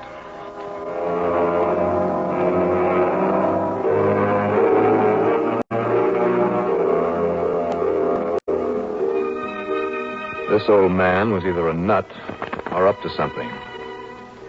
But what? And I had to admit those unsigned notes pointing out passages in the scriptures could possibly have been taken as threats. And since both the nephews had planned to study for the ministry, at first I called on the niece, Nancy Trimmer, because I hoped that she'd know enough about the nephews to be able to tell me if her suspicion about them was justified. Her rooms in the southeast corner of town were little better than her uncle's. And most of our conversation, her conversation, took place in the kitchen. Now, look, are you from the parole, Mr., what'd you say your name is? Dollar, Johnny Dollar. Yeah, well, just leave me alone, see? So maybe I did make a little mistake helping myself to some of the groceries in that job I had before. Miss Trimmer. But this new job, I'm playing it straight and I'm keeping my skirts clean. Yes, I'm sure you are. Gee, that's the laugh, keeping your skirts clean, sweeping out the back end of a warehouse. Look, what I mean is, why don't you guys leave me alone, huh? Why you gotta come around here checking up on me? But I'm not. Persecution, that... What do you mean you're not? I represent your Uncle Henry's insurance company. Oh, yeah? Well, I don't want any insurance, so get out of here and let me cook my supper. Not even his insurance? If he dies? What's that? I said... Hey, sure. Me, I'll grab anything I can of that old skinflint's insurance or anything else I can get my hands on. So, maybe you got some idea how to make him die real quick? Well, apparently somebody has. He's been getting threats against his life. Yeah? Well, I hope whoever it is means it. You know who's doing it? No, not yet. That's why I'd like to ask you some questions. Yeah? What about? About your cousins, Jerry and Paul. Listen, you want to know anything about them, you look them up in Syracuse, New York. Ask them and leave me alone so as I can fix my supper and... Yeah, then curl up with a book and improve my mind, just like Paul and Jerry always said I ought to. Now, look, Miss Trimmer... Those preachers, huh? Well, the only preaching I ever got from them was I ought to read up and educate myself. Maybe that's not such a bad idea. Oh, yeah? You think I don't read? I read a lot. You see them in there? All those books? You mean all the paperbacks? So what's the matter with reading that stuff?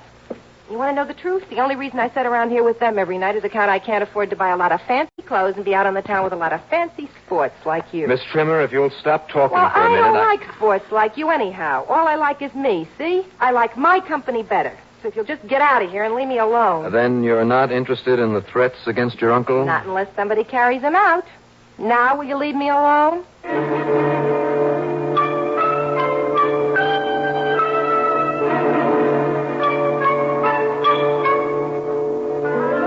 Two screwballs in one day.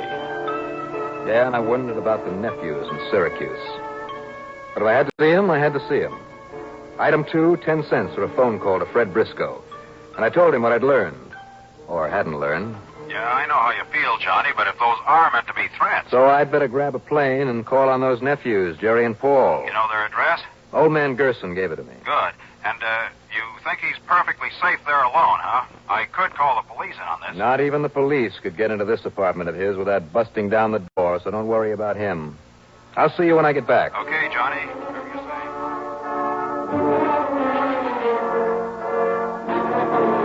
You know something? I should never have hung up that phone and flown to Syracuse. I should never have left old man Gerson alone there in his apartment. Don't worry about him, man. Probably the wrongest thing I ever said in my life.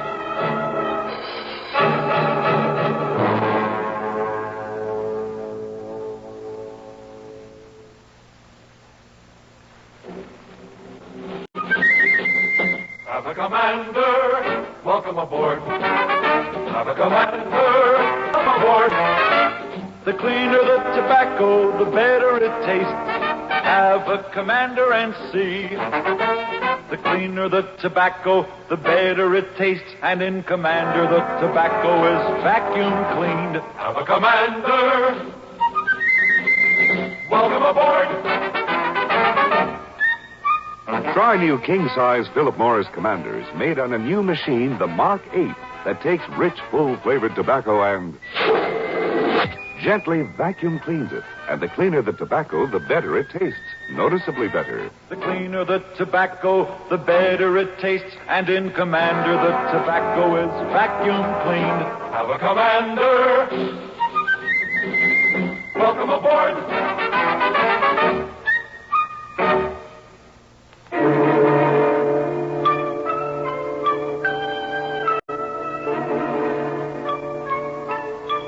Item 3, 95 cents for a cheese sandwich and a cup of coffee at the Logan International Airport. That was my dinner. Item 4, $19.90, plane fare to Syracuse. Item 5, $6.50 for a cab from Hancock Field to the first-floor apartment out near Sunnycrest Park, where Paul and Jerry Gerson lived. No, I'm Paul, Mr. Dollar. Jerry isn't here. Oh, where is he? Well, to be honest about it, I don't know, but he said he mightn't be back tonight.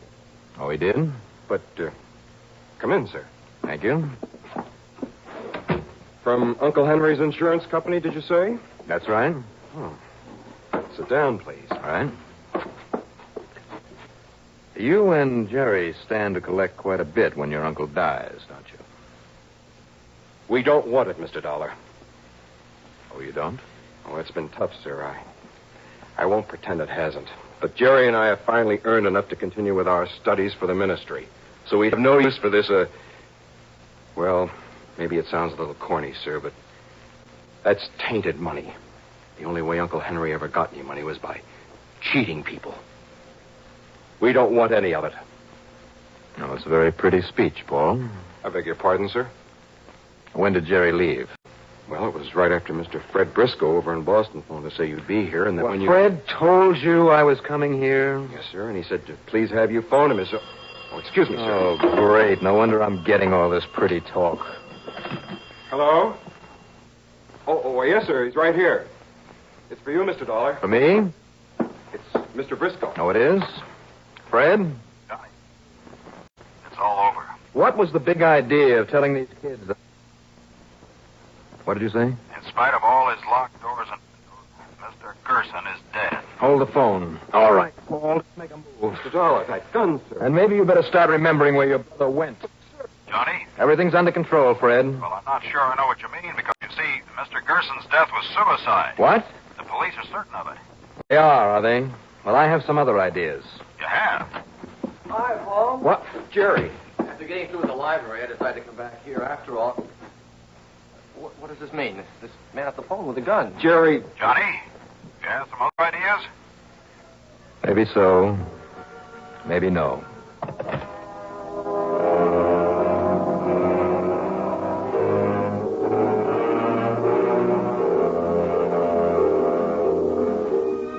So Jerry's sudden appearance knocked everything into a cocked hat. And then the boys' reaction to their uncle's death, their repeated, completely honest assertion that they wanted none of his money. Well, I ended up apologizing to him. But then item 6 is 180 for a call back to Fred. And I tell you, there's no question about it, Johnny. The landlord woke up, smelled the gas, called the police emergency squad. They arrived, broke down the door, and there he lay in bed, in his nightshirt, dead as a doornail. Gas from that heater there in his bedroom? Yeah, and the windows were still closed and locked, so it couldn't have blown out. And all those locks on the door? Locked. So nobody else could possibly have gotten into the room and turned on the gas. In other words, suicide. Okay, Fred. No, wait. Yeah? Was anybody around there to see him after I left him? Well, when I talked with his niece, Nancy Trimmer, Yeah. she told me she'd gone around to beg some money from him earlier. She did, Said that he'd acted very strangely. Fred. And much to her surprise, he gave her some money, and then she left. Then she did it. What? That was no suicide. She murdered him. No, Johnny, that was long before he could have got to bed and turned on the gas. And nobody else could possibly have done it. Any bets? Meet me at the airport.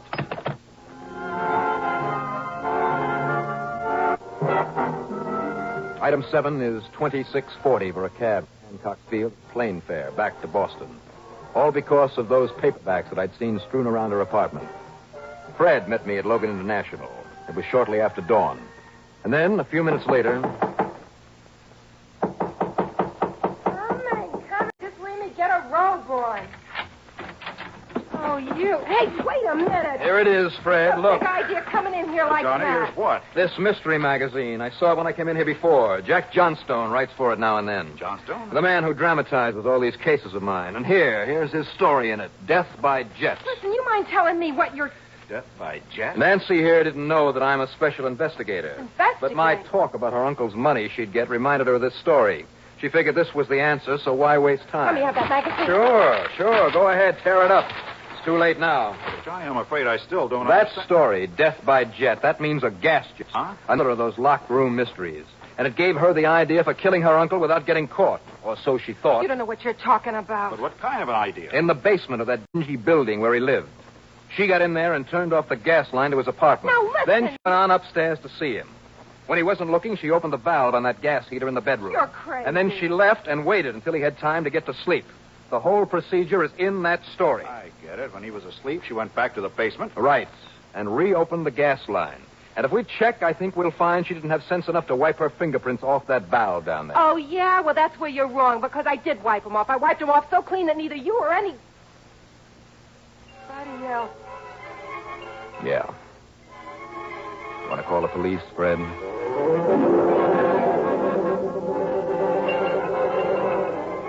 So it looks as though the boys will get the old man's fortune whether they want it or not. And his insurance. Build a lot of fine churches with money like that. Expense account total? Call it $70. Yours truly, Johnny Dollar.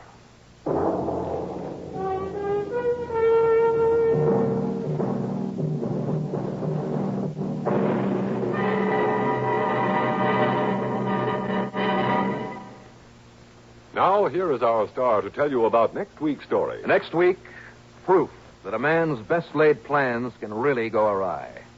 Join us, won't you? Yours truly, Johnny Dollar.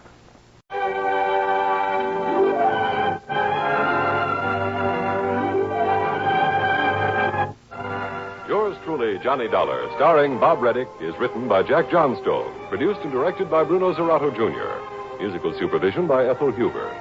Heard in our cast were Edgar Staley as Mr. Gerson, Terry Keane as Nancy Trimmer, Ralph Camargo as Fred Briscoe, John Thomas as Paul, Richard Holland as Jerry.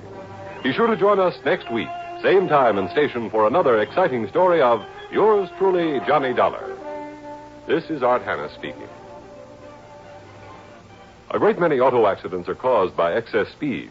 You may be in a big hurry to get somewhere, but that extra 10 or 15 miles per hour that you drive will only save you a few minutes at most, and it may cost you your life. Save you a few minutes at most, and it may cost you your life. Save you a few minutes at most, and it may cost you your life. Save you a few minutes at most. Johnny Dollar. Mr. Dollar, my name is Jarvis, Theodore Jarvis. Jarvis. Yes, I'm the local representative for Greater Southwest Insurance Company here in Las Vegas. Oh, yes, that fabulous town of the fast buck. I beg your pardon? And I think of all the money I have won and lost over the gaming tables in that town of yours. I know what you mean. Tell me, how's the weather there in Connecticut? The weather? Yes. Well, cold as a... Oh, why do you want to know about the weather? Well, it's so nice and warm and comfortable here. Be a nice change for you, wouldn't it? Well, of course it would. I hate this cold weather. But unless you have some insurance matter that you want me to investigate... It's a matter of the utmost importance, Dollar. Can you fly out here right away? Sure, why not? Good. On, one condition. What's that?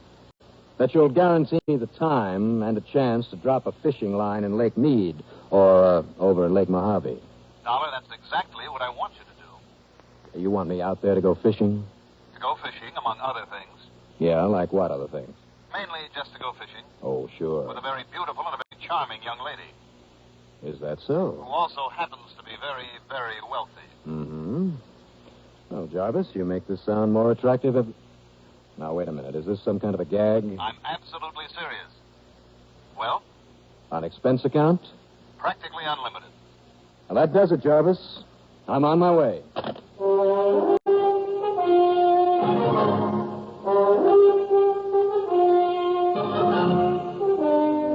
CBS Radio brings you Bob Reddick in the exciting adventures of the man with action-packed expense account, America's fabulous freelance insurance investigator. Yours truly, Johnny Dollar.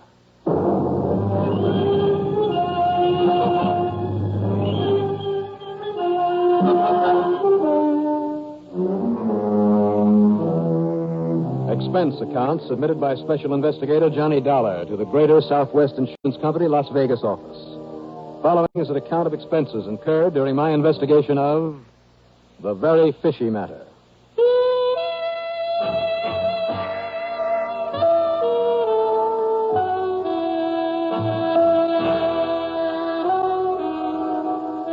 Yeah, there was something very fishy about this being called all the way out there just to go fishing. There had to be. But after all, it would give me a chance to get away from the freezing weather here in Hartford. And who knows? Maybe I would have a chance to wet a line in Lake Mead or Mojave. So item one on the expense account is $170.40 for a nighttime flight to Los Angeles. Item two is $21.10 for the plane that dropped me off in Vegas shortly after breakfast the next morning. Item three, $4 even for a cab into the office of Theodore Jarvis on Fremont Street. Ted was in his mid-30s, but a mite too serious about his job. You want to talk about it right here in the office, Dollar? Well, why not? Let's face it, Ted, it's one of the few places in town that doesn't have a slot machine or a craps table or roulette or blackjack. I guess the business offices and the churches are just about the only places where one can't gamble. Fortunes are won and lost every day here in Las Vegas, Dollar. Yes, I can believe that. Which is one of the reasons you're here. Oh, I thought it was to go fishing. It is. Because of the Birdwell fortune. I should say because of Miss Lisa Birdwell's fortune. Is that the young, attractive, charming... Yes, that's the girl I told you about over the phone. You'll love her, Dollar. Better than fishing? I beg your pardon?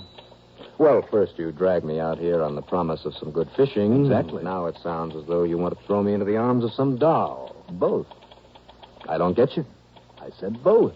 She is a doll, and I want you to go fishing with her. Where? On Lake Mojave, about 90 miles south of here. Great. Oh, you're familiar with it? Oh, I know it like the back of my hand. Ted, I can take you to more good spots to pull in lunker bass on that lake. Excellent. Only, stop being so vague.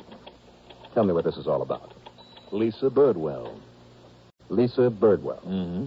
Until a few months ago, she was a school teacher up in Salt Lake City. A school teacher? That's right. And living and working among the good people of the Church of Jesus Christ of Latter-day Saints. That's the Mormon church. Yes, I know. Go on, Ted. Well, she was very much interested. Seriously considered joining that church, devoting her life to the kind of service they stand for. That is, until her father died and left her some money. How much? You see, Lisa was his only blood relation. How much, Ted? Oh, $10,000 or $12,000. 10 or 12, huh? Mm-hmm. Well, I thought you said she was rich. I thought... All right. Go ahead. Being free from family ties for the first time in her life, being young and beautiful, she decided to take some time off and have herself a little fling. On $10,000? Yes. Until. Until what? Until, in the course of her travels, she happened to land here in Vegas, where suddenly one night she discovered what a roulette wheel is for. Oh. Knowing nothing whatsoever about the game, she calmly proceeded to run up one of the biggest scores on record. She what? She walked out of that casino with something over $400,000. No kidding. And, incidentally, that is the last time she ever gambled. A smart girl. Mm-hmm. Instead, she bought herself a little ranch out near the edge of town and took her foster brother. That's her only living relative. His name is Tony Birdwell. Yeah. Took him along to sort of manage the place. And now, well, she's just making the most of life. Enjoying it to the fullest. Who wouldn't? When she isn't taking in the winter sports at the Charleston Mountains, some 35 miles northwest of here, she's fishing Lake Mead or Mojave in her yacht. Yacht? On one of those lakes? Prettiest 52-footer you ever saw. Right now, she has it down on Lake Mojave. Oh. Beautiful yacht, beautiful girl, lots of money. Let's go fishing. Exactly. But why? I mean, from your standpoint. Because of that foster brother. Because if anything happens to her, he'll get everything she has. Her money, the ranch, and some $120,000 of insurance. Are you trying to say you think he'd kill her for it? He himself? Never. He's not man enough. Well, then what? But have somebody else do it for him? Yes. Okay. Who? That's what I hope you can find out for us, Johnny. Before it's too late. That's why you've got to get down to Lake Mojave right away. Why? Because Tony has already arranged for Lisa to be murdered.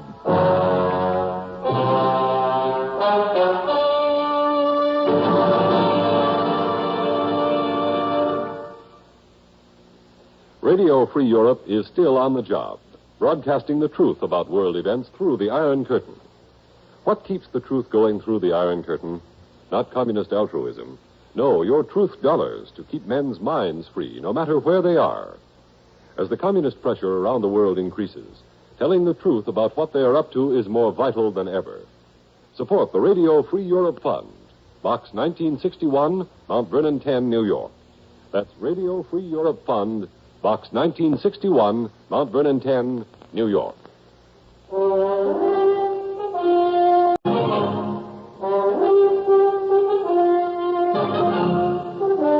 Tell me, what makes you think that this brother, this foster brother Tony, has arranged to have Lisa murdered? Think? I'm sure of it. Why? Because of one of those things that can happen only once in a million times, Johnny. Go on. Last night I tried to call Lisa at the ranch. The phone out there was in use, but instead of getting a busy signal, I could hear this voice. Tony's voice on that phone. He was saying... Okay, just shut up and let me talk. Lisa's on her way down to the lake now, to Lake Mojave Resort.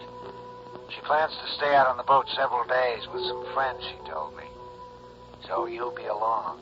You'll be one of them. But you don't get the $10,000 until she's dead. So just make sure you do it right. I see. And you're sure it was Tony's voice, Ted? Yes. Could you recognize the voice of whoever he was talking to? Well, that's where I goofed. I'm afraid I kind of gasped or something, and he must have heard me because he hung up. Mm-hmm. Fishing with some friends down there, including whoever he was talking to. Yes. In other words, one of the people aboard that boat with her is there to kill her. That's right. Well, have you any idea? Right after I called you in Hartford, I called the Lake Mojave Resort and I talked to her. You warned her not to go out? Oh, she'd only have poo-pooed that idea, but I did ask her who'd be going along with her. Today? Yes. Who? Well, as usual, a real mixed crowd. And I've checked on all of them. Who, Ted? Jim Faree, a dealer at one of the casinos here in town. Faree? Yes, he's a drifter, not too good a reputation. And? A girl named Sadie Reese.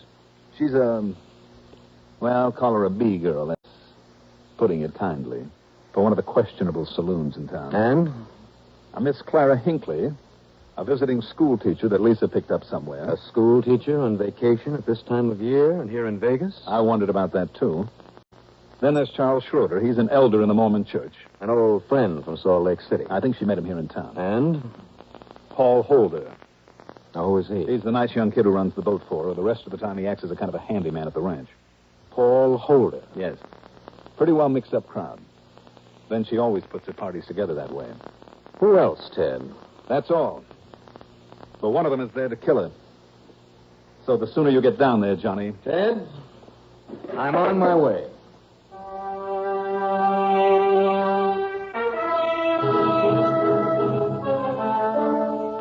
Item 4, the usual $50 deposit on a rental car. I burned up Highway 95 through Henderson, Boulder City, and Searchlight, and then cut east on 77 to Davis Dam. There I turned north for 3 miles to Lake Mojave Resort. My old friend, Ham Pratt, general manager of the resort, was in his office down over the dock. And as always, when I told him what my job was, Ham offered 1,000% cooperation. Yeah, Johnny, Elise Birdwell and her party took off only a couple of hours ago, and with enough groceries aboard that big cruiser to keep them for a week. Now, how'll I spot that boat out there on the lake, Ham? Lisa, you can't miss it. It's beauty. All 52 feet of it. No other cruiser that big on the lake. And she uses that for fishing? And for living. When she's here, she and her friends. Any idea where she might have headed? Probably up toward the big basin, 10, 12 miles up. Okay, then. And she always does a lot of fishing in the big coves on this side of the lake below the basin. All right, then. That's where... No, wait a minute. Yeah, Johnny?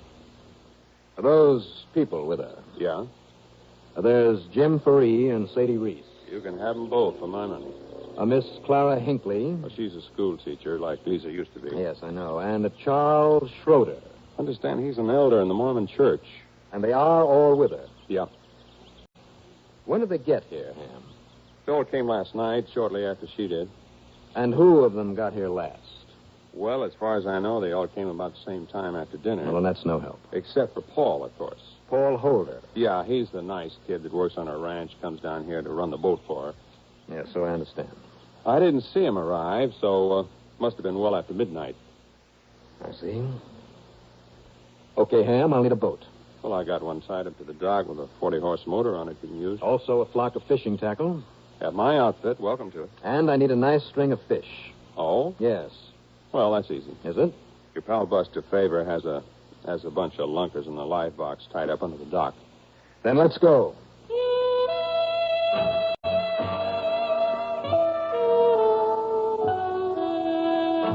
Getting aboard the Lisa to meet Lisa and her so-called fishing pals was a cinch. And the outboard that Ham had provided, plus tackle and a stringer full of nice big largemouth bass, I simply headed up the lake until I saw the cruiser anchored in Telegraph Cove. And then, making my outboard miss a few times by cutting the switch, I hove to alongside. What's the matter, mister? Having trouble? Well, it sounds like I've run out of gas. It sure does. Paul, huh? Oh, hello there. Hi. Yeah, looks like he's run out of gas, Lisa. Well, may I come aboard and borrow some from you? Well, yes, you certainly can, and you can stay as long as you like. Well, thanks. What did you do that for, Lisa? Don't you see, Paul? Just look at that string of fish. Oh, you're right. If you can show us how to get fish like that, you can stay with us just as long as you like. Well, sure. Why not? Good. Just tie up a stern and pile aboard. And I want you to meet all my friends, okay? Fine. I'd like nothing better.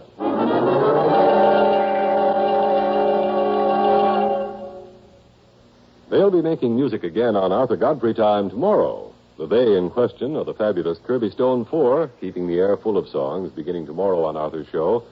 Dick Hyman's The Man with the Band, and for ditties from the distaff side, there's velvet-voiced Miss King Ling.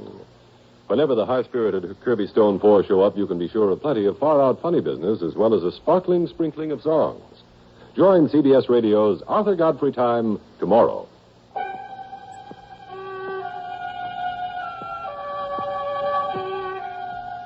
I spent the rest of the day there aboard Lisa's cruiser, telling Paul Holder where to anchor over some of my pet fishing spots. Luckily, they all paid off. And Lisa, even prettier and more charming than I thought, insisted that I stick around as long as they stayed on the lake. Good. This gave me the chance I wanted to see and talk to every one of her party. If possible, to pick out the person aboard who was there to kill her. And what a motley crew. Suppose I give you a rundown on them. First, there was Paul Holder, the ranch hand skipper, a small, thin fellow in his early 20s with a freckled face and a friendly smile. Almost too friendly? Well, maybe I was misjudging him. Maybe. There was Jim Faree, the gambler. Tall, dark, suave, and good-looking. And I had no doubt that he'd do exactly what he said he'd do. Sure, Johnny. I'd kill my own mother for a prize. You think I'm kidding? As for Sadie Reese, well, what a cheap dame like this was doing aboard a yacht. I said, sure, Lisa. As long as my good-looking friend Jim here is along. Bait up my hook for me, will you, Jimmy? Old Clara Hinckley, the retired school teacher who fished alone because nobody could stand her shrill and dull and constant yakety-yak. I'll never forget the time we had the second grade picnic. It was May. Or maybe it was June, I guess. Anyway, it rained. And on and on and on about the dear, darling second graders to whom she taught reading, writing, and arithmetic. And finally, Charles Schroeder, who didn't fish but spent most of his time with Lisa, talking earnestly with her, occasionally reading a passage from the Book of Mormon that he carried with him. I set down my rod and joined them. Read it, study it, believe in it, my dear. And I'm certain as I am of the great hereafter. Johnny, no more fishing for you? I'm afraid I just about had my limit when I came aboard. Oh. As I started to say, No Lisa, more now, Charles, please. As you wish, my dear. My, I'm glad we found you stuck in that cove, Johnny. Well, so am I, Lisa. You've brought us wonderful fishing luck. Look at all of us I've caught. You're an excellent guide, my boy. Thanks, Charles. Anybody like a cigarette? Yes, please. Thank you. Thank you. And here. Lisa. Mm-hmm. Charles. Thanks. But now, if you two will excuse me. Sure. Johnny, there's another reason why I'm glad you came aboard. Oh? It's the reason I put you in the cabin next to mine. Well, now, Lisa. Because I've had the most uneasy feeling all day. Have you? I don't really know how to describe it, but... Well, yeah? Johnny, I'm afraid. But I don't know what of. Kind of look after me. Sure. Good. Now I'm going down to the galley and cook us all the biggest fish dinner you ever saw. All right? Lisa. Yes? Johnny? Nothing. Go ahead, I'm starved.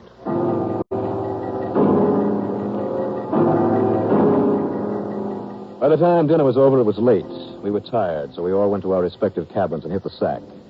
Except for me. After waiting a while for things to quiet down, I tapped on Lisa's door. And without really telling her why, I made her switch cabins with me. In her bunk, then, I put a dummy. And then quietly took a blanket up on deck, laid it out by the anchor hatch up forward, and waited. But I had overestimated my ability to stay awake, and I slept like a log. But not for long. And by rolling over, I'd caught the darn blanket on a cleat. By the time I could tear it loose and then get on down below, they were all gathered in front of Lisa's cabin. Look! Look, somebody come in here and shot her. Somebody killed her. Did they say it?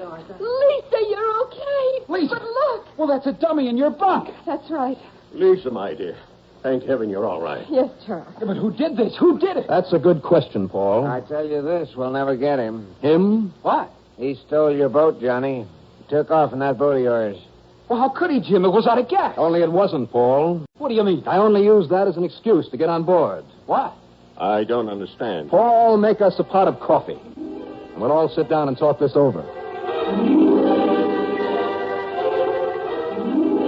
In other words, my real reason for coming on board this boat was to protect Lisa from what almost happened. I see. Private eye. Huh? An insurance investigator, Jim, looking out for a client. More coffee, Sadie? Sure, baby. Johnny. Yeah, I can use some more of that, too. Paul, maybe you better make some more. It's already on, Lisa. Charles? Thank you, yes. All right. Now, this murder was attempted by one of us here in this cabin. What? By the one complete phony among us. But your boat was stolen. No, Jim. It was cut loose by somebody in this cabin to throw the rest of us off the track. Maybe. Did you hear the motor on it? Well, no. All right, then. Now, Jim, it's obvious, I think, that you're what you say you are, a gambler with a fast eye for a buck. And you probably have a record, don't you? So what? I had this murder been gotten away with, you'd be the number one suspect, wouldn't you? And now you look and here. me? Well, there's nothing phony about you.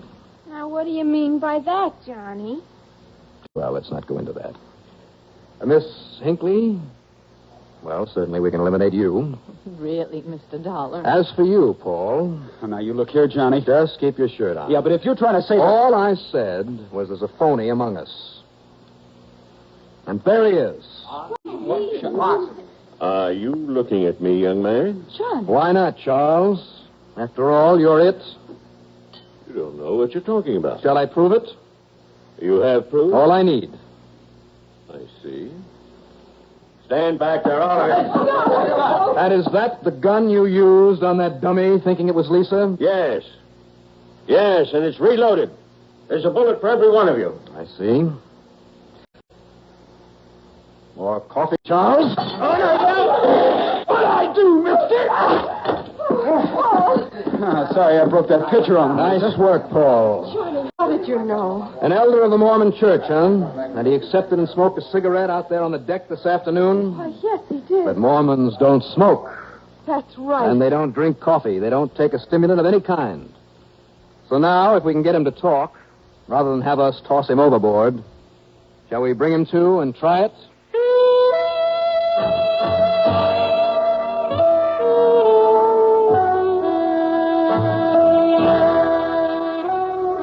Well, he talked all right. Plenty. And, of course, he implicated Lisa's foster brother, Tony. So now it's all up to the courts. Expense account total, including a couple of days of good fishing with Ham Pratt's and then the trip home, $245.50. Yours truly, Johnny Dollar.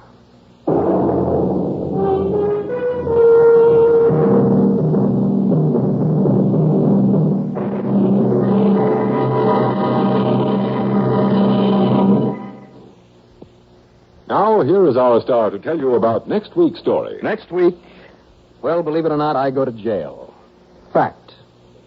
And I don't mean just to pay someone a little call. No, I get thrown into the clink, and for what, I have to admit, is plenty good reason. And then, believe this or not, I engineer a highly unsuccessful jailbreak. Which means, in the end, that luck was with me.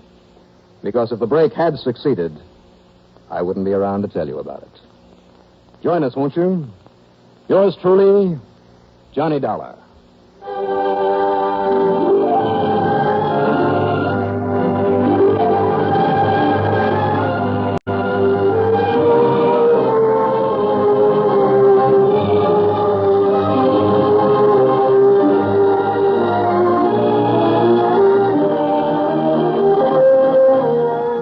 Yours truly, Johnny Dollar, starring Bob Reddick, is written by Jack Johnstone. Produced and directed by Bruno Zerato, Jr. Musical supervision by Ethel Huber. Heard in our cast were Mandel Kramer as Ted, Terry Keane as Lisa, Jim Bowles as Ham, Danny Acco as Charles, Bill Mason as Paul, Joan Loring as Sadie, and Robert Dryden as Jim. Be sure to join us next week, same time and station, for another exciting story of yours truly, Johnny Dollar. This is Art Hanna speaking.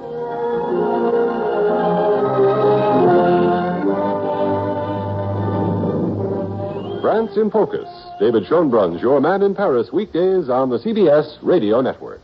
Stay tuned to KRLD for this sound.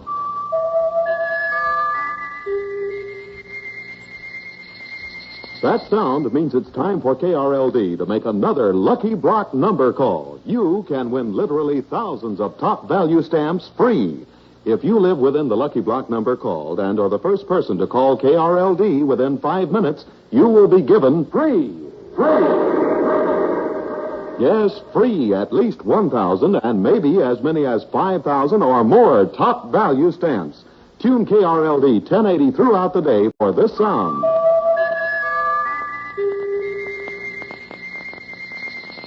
Easy? Sure. Nothing to buy, no box tops, no questions to answer. Stay tuned to KRLD for a Lucky Block call when you hear this sound. Another big-time radio feature of KRLD. This is KRLD, AM and FM in Dallas. 635. 5.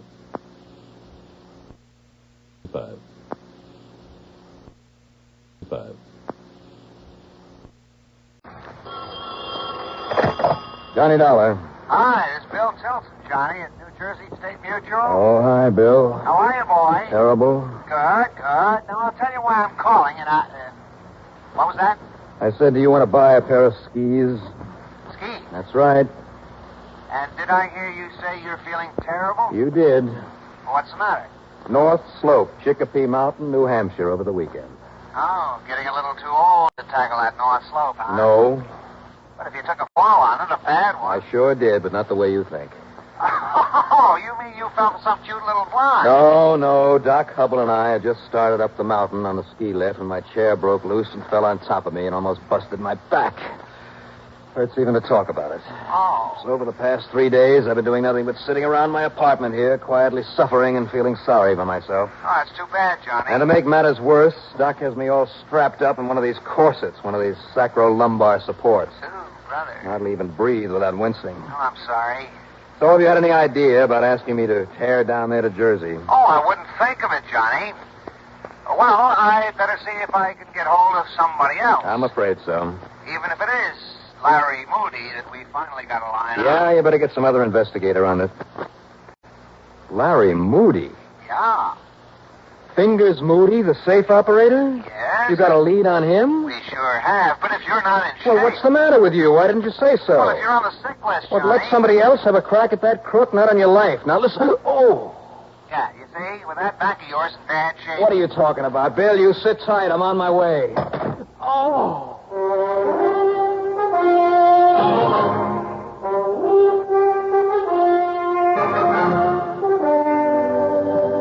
CBS Radio brings you Bob Reddick in the exciting adventures of the man with the action-packed expense account, America's fabulous freelance insurance investigator. Yours truly, Johnny Dollar.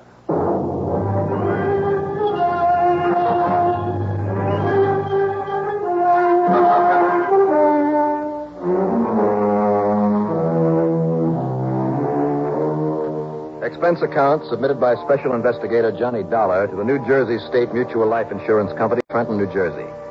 Following is an account of expenses incurred during my investigation of the short-term matter.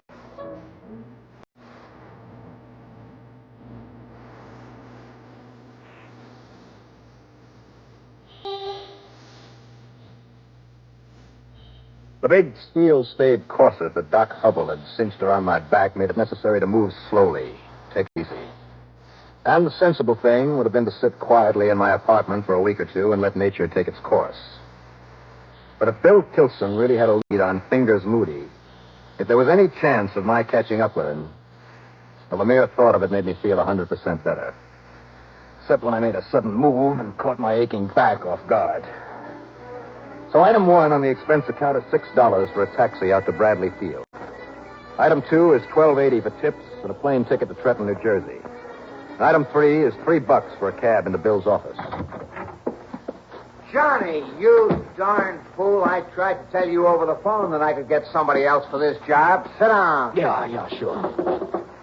You look lousy. Thanks. If you had any sense, you would have stayed in your little trundle bed there in Hartford and got over this thing instead of tearing on down here. All finished? Well, you must be out of your mind. What do you think you are, anyway? Superman or something? Bill. And 5 will get you 10 that if your doctor knew you were doing a crazy thing like this... Well, you're not, boy. You're not going to touch this case. I'm going to haul you out to the airport and put you on the next plane back to Hartford, understand? And, baby, that's that. All finished now? Yes. Good. Now tell me what you know about Larry Moody. Where is he? What's this lead you have on him? Now, come on, Bill, come on. You just won't give up, will you? No, not where Larry Moody is concerned. Okay. Well? It was 4 years ago that Moody pulled that caper in Chicago. Got himself a job in Merriman's department store and walked off with nearly $10,000 that our branch office had to make good on. And like a sap, I followed up every misleading clue that he left behind, chased him halfway across the country, and never so much as laid eyes on him. I know. He hadn't gotten that highway smash up near some one-horse town in Iowa. I know. A cop picked him up without the least bit of trouble, collected the reward, and all I got out of it was 2 weeks of wasted time and a black eye on the process. And then when that crooked lawyer got him off because nobody could find the dough he'd stolen. Well, you can't blame yourself for that, Johnny. No, but if I'd had the chance and the time and the money... Well, never mind. Now, tell me about this lead that you had on him. Oh, come on. Tell me what... Oh! Hey, take it easy, will you? Doesn't that corset do you any good? Oh, it's the worst part of it. The heavy stays in it keep poking me in the... Well, come on. What about Moody? Night before last. Over $30,000. And she's Emporium. Here in Trenton? Yeah. Hmm? And you're sure it was Moody? Absolutely. How come? Because of his modus operandi, Johnny. Got himself a job in the store, got the lay of the land, somehow learned the combination of the safe. Well, that isn't enough to pin it on a man. Nor a description. Well, Nor the fact that 3 witnesses looked through the National Mug file and positively identified him as the man they saw walking out through the alley and back of the store with a bag containing the loot. Well, how do you know the bag? 2 hack drivers and a cleaning woman from there in the store. And he left a trail of $5 and $10 bills for nearly a block. Even so, Bill. So unless he's changed his habits a lot, Larry Fingers Moody is somewhere in this area. Now, if you can find him, find the money, keep our company from having to shell out some 30... Hello, Tilson speaking. Lieutenant Ivan at headquarters, Mr. Tilson. Oh, yes, Lieutenant. Just a minute. Pick up the extension, Johnny. Yeah. Okay, Lieutenant, what is it? Your friend Moody has been picked up. Yeah, where? Down in the little town of Pemberton. Good. Yes, sir. I guess that lets me out. And money, Lieutenant? Moody? Break down and tell where he stashed the money or admit that he ever took it? Yeah, but it's that money that the company... Look, unless you can find it for us... Do you have any idea how, Mr. Tilson? Yeah. Yes, I have. Johnny. Yeah, I heard. Well, Let you out, did you say? Well, if they found him, Bill... Let you out nothing, Johnny. You find that 33 grand for us.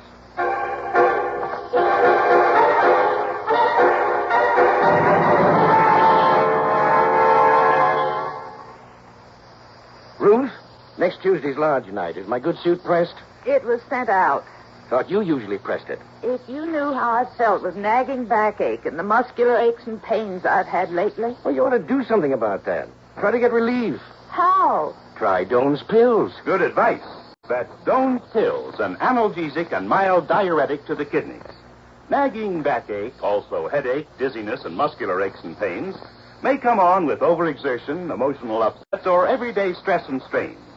Doan's pain-relieving action is often the answer, and they also offer mild diuretic action through the kidneys.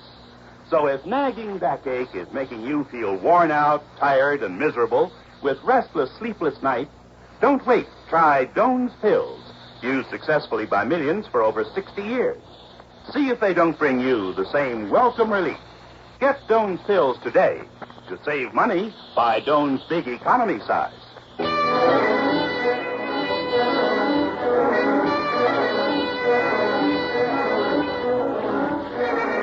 I left Bill Tilson's office and slowly and painfully walked over to police headquarters where I talked with Lieutenant Walter Ivan.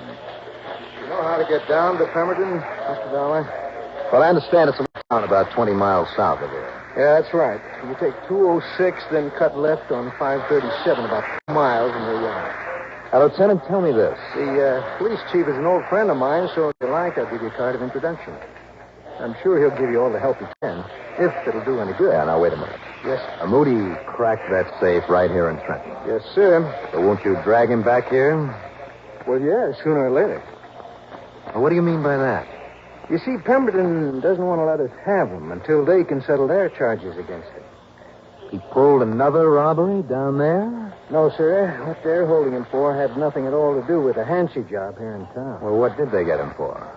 For running down one of the town's leading citizens with his car. I see. And Pemberton isn't a very big place, you know. Doesn't have too much excitement, and I guess they want to make a big thing of it. Oh, fine. As a matter of fact, they didn't even know he was the man we wanted until after they'd arrested him. Locked him up. Now, look, Lieutenant, if he can get himself out on bail and then skip town... No danger, Dollar. I made sure of that myself.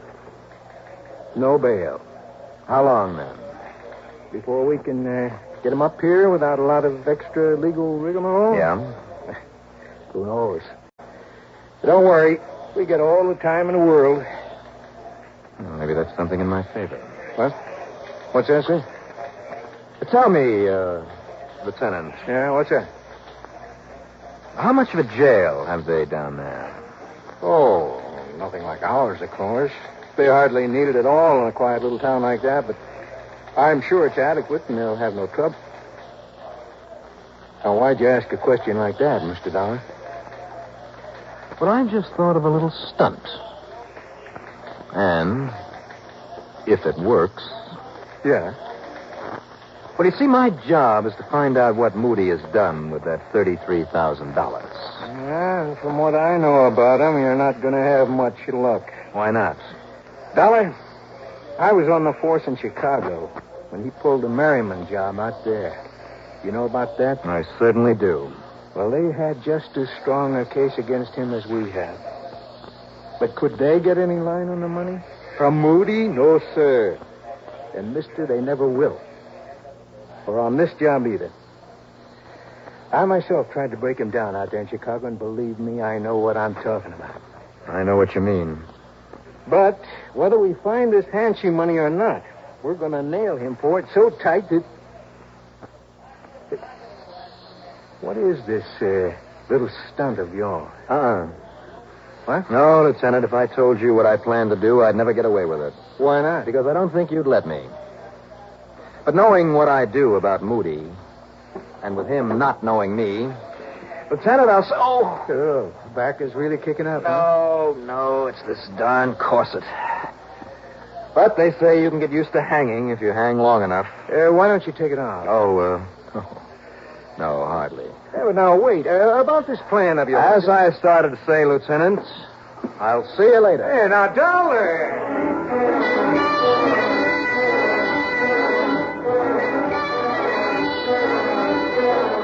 Item 4, 5, whatever it is. 80 cents for a taxi back to Bill Tilson's office. Identification case, keys. Hey, what is all this stuff? Watch, gun. I don't get it, Johnny. Money, except for a couple of bucks. Johnny. Now, just hang on to them for me, Bill. And, here, I better leave this jacket with you. And dirty myself up a bit. You're going out without a coat in this kind of weather? Well, a cashmere jacket wouldn't exactly be in character with what I have in mind. But just exactly what and, you have got a heater in your car, haven't you? Well, sure, but you have to... My car? So if you'll just let me have the keys to it, Willie, I'll be on my way. Oh, now, look. Keys?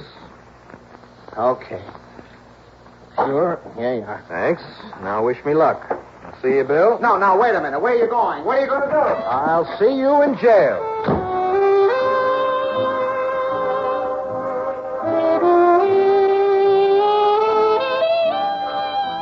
Needless to say, Bill thought I was kidding with that parting crack. But I wasn't. Item 6, $1.27 that I spent in a hardware store on the way down to Pemberton for an extra key to his car, among other things. When I arrived in that pretty little South Jersey town, the first thing I looked for was a traffic cop. And lo and behold, I found one standing directing traffic in the middle of the main intersection. So I sat there with an engine idling, carefully, deliberately holding up traffic until he signaled the cars to move in the other direction. And then, before he could walk over to bawl me out, I bore down on him.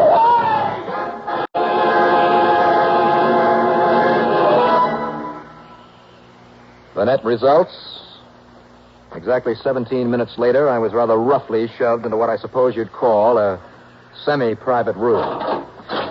Okay, now get in there. Now, listen, buddy, until you're ready to talk and tell us who you are, you better not try anything. All right. Take it easy, will you? I got a bad back. I had my way. I'd take that corset off you and let you really suffer for what you tried to do to run down Officer Conroy out Will there. you try it? I'll sue you, buddy. Yeah, sure you will. And if we check the license and find out that car you was driving was stolen... I'll drop dead. Oh, now I got company. Yeah, who are you? My name is Moody. Larry Moody. Sit down. Make yourself comfortable. Why? You think they're going to keep me in this lousy clink? You really mean that, my friend? That's right. I mean, I'm getting out of here and fast. Breaking out, I suppose. Now, what else? You really think you can? Think I can? I know I can. Let's see. Alone? I mean, you too? Perhaps. Well, my friend? Well, my friend, that depends.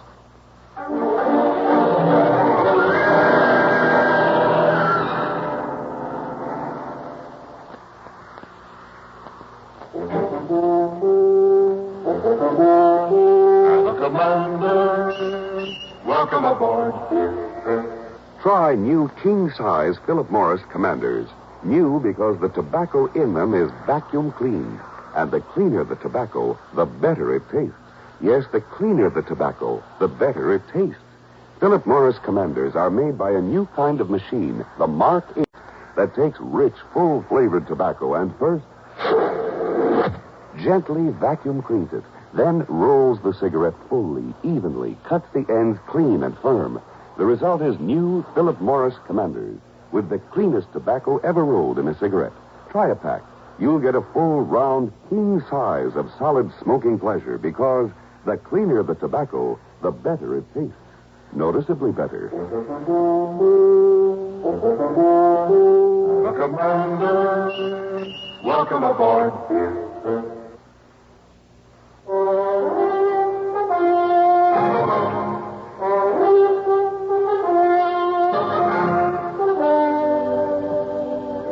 Think you can get out of this jail? What did you say your name is? I didn't. Call me Mike. Sure, I'm sure. Maybe for a price, I'll take you along, too. You interested? That depends. What do you mean by a price? You say your name is Moody? That's right. Barry Moody. The guy that took that department store for $33,000? So they stay. What's that mean? Unless they can find that money. I mean, with the help of a good attorney. The money? Who said anything about the money? What about the murder rap? What? What are you talking about? That guy you bumped into on the street down here in Pemberton. What else? But you said murder. You mean you didn't hear about him kicking off late this afternoon because of the way you hit him? He what? They're going to burn you for that, baby. Well, so what are you trying to know, huh? You didn't know. No. No, listen. Yeah?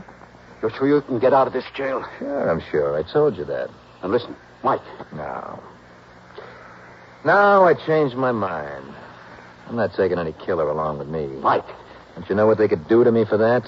Please, listen to me. No, baby. I guess maybe I'm just going to sit tight and take the rap for that car I helped myself to. $5,000.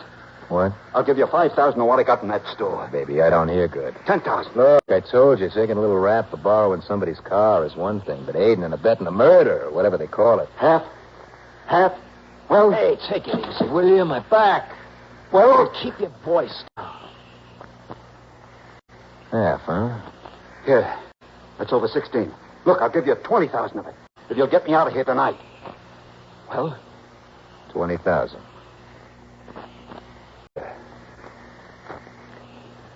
Okay. It's a deal. But how?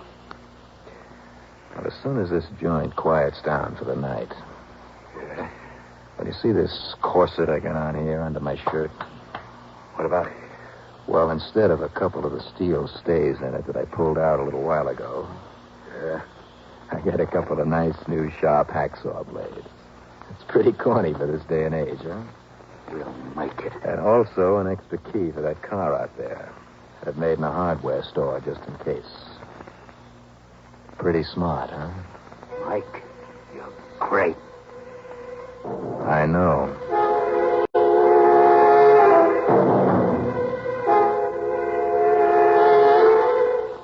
So shortly after midnight, yours truly, Johnny Dollar, and his cellmate, who now thought he was a killer, proceeded to cut their way out of that jail.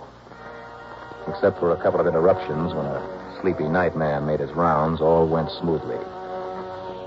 By a bit after 3 a.m., we were in Bill Tilson's car, following a back road into the outskirts of the tiny town of New Lisbon. All right, Mike.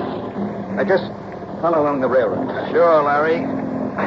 So lousy road, though. I certainly hope nobody saw us leave that jail yard back in Pemberton. See any cars following us? No. Well, all right. This sure ain't much of a road. Now, stop. Where? Right around back of that tool shed beside the tracks. You mean this little building right here? Yeah. And turn off the lights. Plenty of moonlight. Whatever you say, baby. All right, now. Now, wait a minute. You mean here's where you got all the dough stashed? Up under the eaves of that tool shack. Wait for me. You want some help? No, I'll be right back. I sat there and watched, ready to jump out afterwards if he tried to make a break. After all, I had no guarantee that he wouldn't try a double cross, or even that he really did have the money out there. I watched him push a couple of crates against the side of the shack, climb up on them, and then pull a heavy sack down from under the eaves, and walk on back to the car. But what I didn't see until it was too late. All right, here it is. $33,000. So we split it now? No. Why not? Because it ain't all I had hidden away. I also had this. Hey, now, wait a minute. Get out of the car, punk, on this side. Double cross, huh? Get out. Well, so help me, I'll let you have it right where you are. Mr. Johnny Dollar. Dollar? That's right. You think for 1 minute I didn't know that you're Johnny Dollar, that lousy insurance dick who chased me all over the country 4 years ago? I see. That voice of yours alone is enough to make you very dead, Mr. Dollar. Moody. No, you. Now, wait, listen. Get out, Dollar, like I said, or I'll kill you right where you are. Oh, listen, there's a car coming this way. That still won't work, so just get... You're right. There's no light. Because it followed our lights. Now, listen. That means a police car. Now, let me in there. Not you, baby. Come back.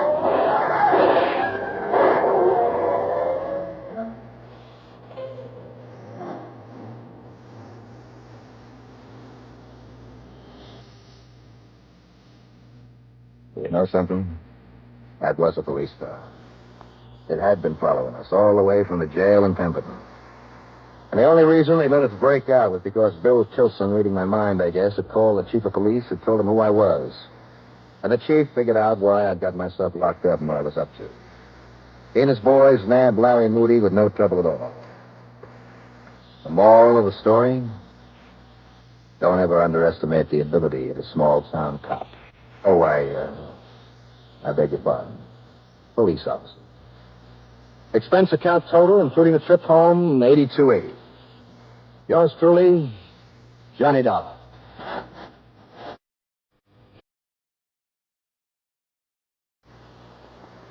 Now, here is our star to tell you about next week's story. Next week, another locked room mystery. See if you can figure it out. Yours truly, Johnny Dollar.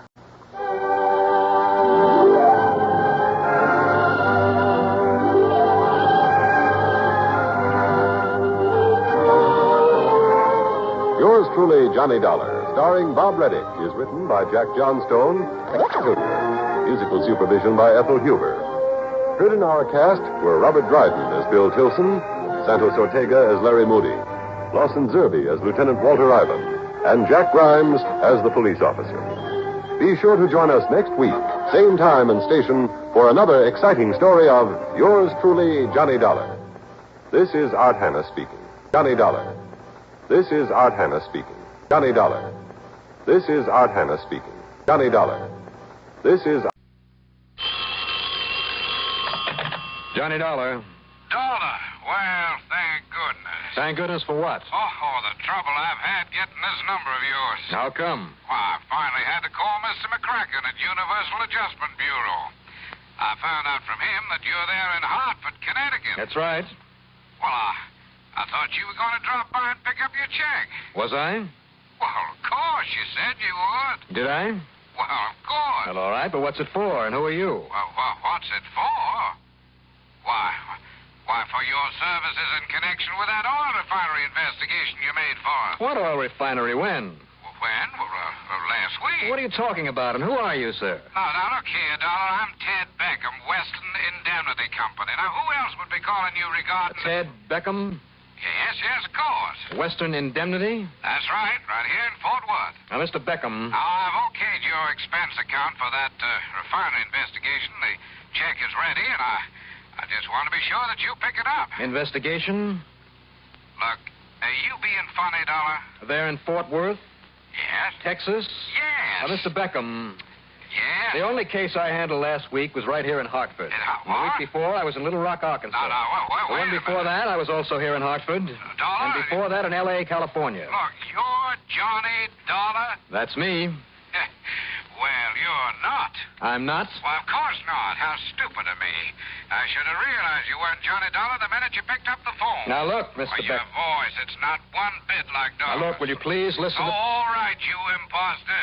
You've succeeded in making a fool of me. This bird's off his rocker. But believe me, if I had time, I'd have you tracked down and arrested for impersonating him. Me? Yes. Impersonating? Yes. For impersonating Johnny Dollar. Goodbye. Hello. Hello. Well, same to you and many of them.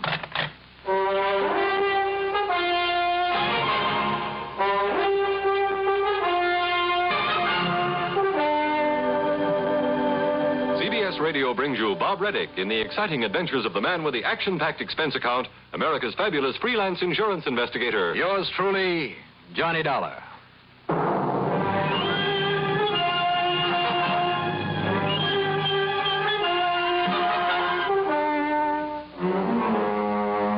Expense account submitted by Special Investigator Johnny Dollar to the Western Indemnity Company, to the Greater Southwest Insurance Company, and maybe to Universal Adjustment Bureau. Anyhow, the following is an account of expenses incurred during my investigation of the Who's Who matter.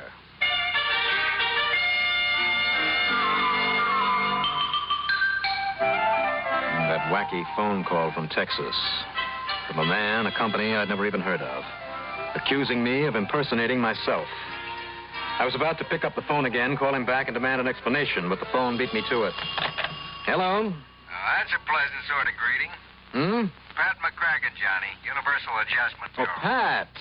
Did a man named Beckham reach you? Well, he certainly did. Who is he? All I know is that he's heading up an outfit called Western Indemnity Company. Yeah, that's right. It's in Fort Worth. It's one of the many new insurance outfits there in Texas, and, well, that's really just about all I know about it. I see. But Beckham seemed anxious to get in touch with you, so I gave him your number. And? And if you plan to go on down there, Johnny. Well, I certainly do. Well, fine, because I just got a call from Al Pinker at the Greater Southwest Insurance Office. Al Pinker. Yes, regarding an arson job there in Dallas. The Geary Brothers department store. Go on. So, if you can hop a plane right away and look it over before the ashes get too cold. Pat. But, of course, if this man Beckham has something that's going to tie you up, well, what do you think? Don't give it a second thought, Pat. I'll handle them both. Good. Yeah, I'll kill two birds with one stone. Fine. Did I say kill? What? Well, I hope not. But who knows? What? Pat, I'll be in touch.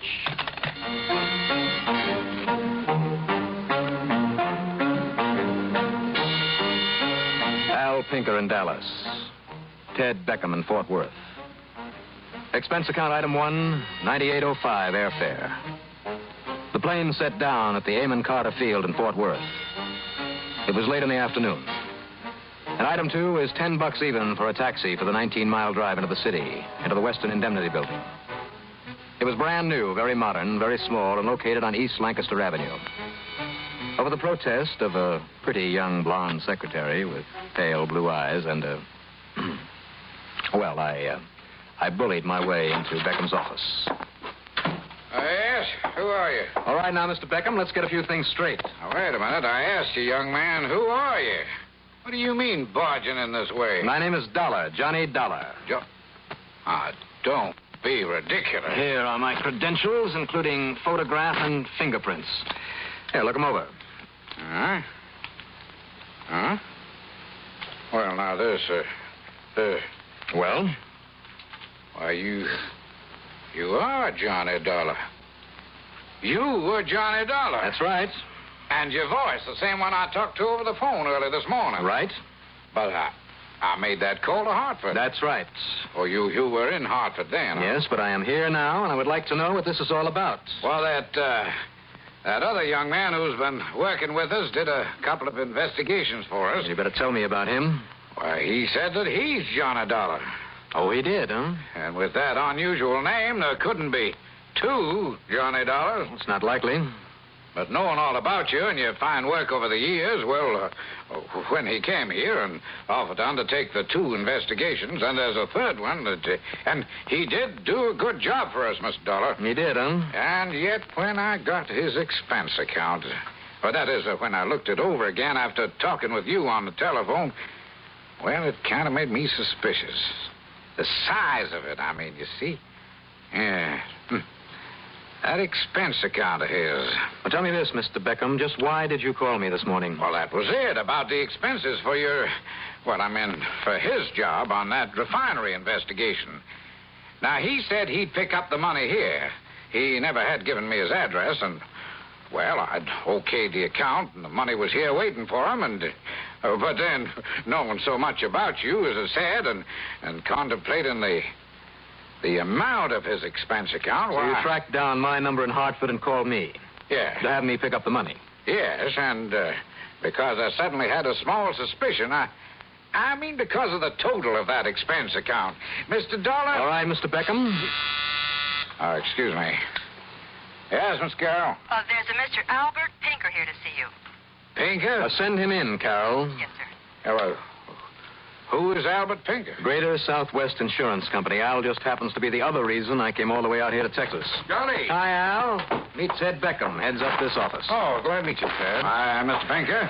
Pat McCracken said you might come here first, Johnny, but listen, is whatever you're here for something that can wait? Well, now, I'm not exactly sure. Because if you can come on over to Dallas with me right away, this department store... Wait a minute, the Geary Brothers department store, Mr. Pinker? Yeah, that's right. You know about it? Well, I certainly do. You see, we hold part of that insurance, too. Oh? As a matter of fact, this other Johnny Dollar, why, he's what? Beckham, perhaps I'd better go on over there with Al. Yes, but now, Dollar, this Yeah, well, all right, now, just don't get yourself all lathered up. I'll check up on our little affair later. Oh, good, but, what did Ted mean about another, well, that is... Well, Al, it seems that I've come here to run down 2 people. 2? That's right. Your firebug, for one. Yeah, Johnny? And a guy named Johnny Dollar.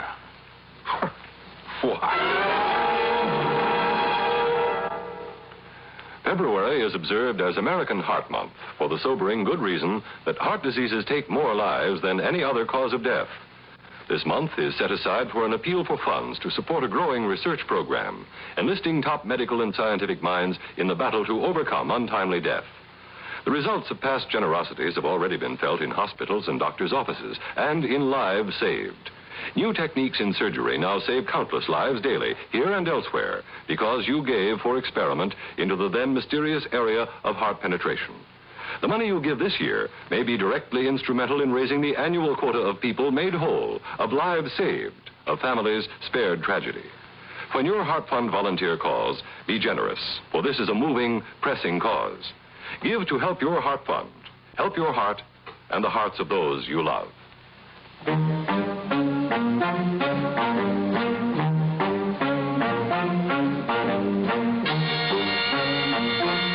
During the 30-odd mile drive from Fort Worth to Dallas, I told Al Pinker about my own little problem. About this somebody who was impersonating me. And he was highly amused, which is more than I was.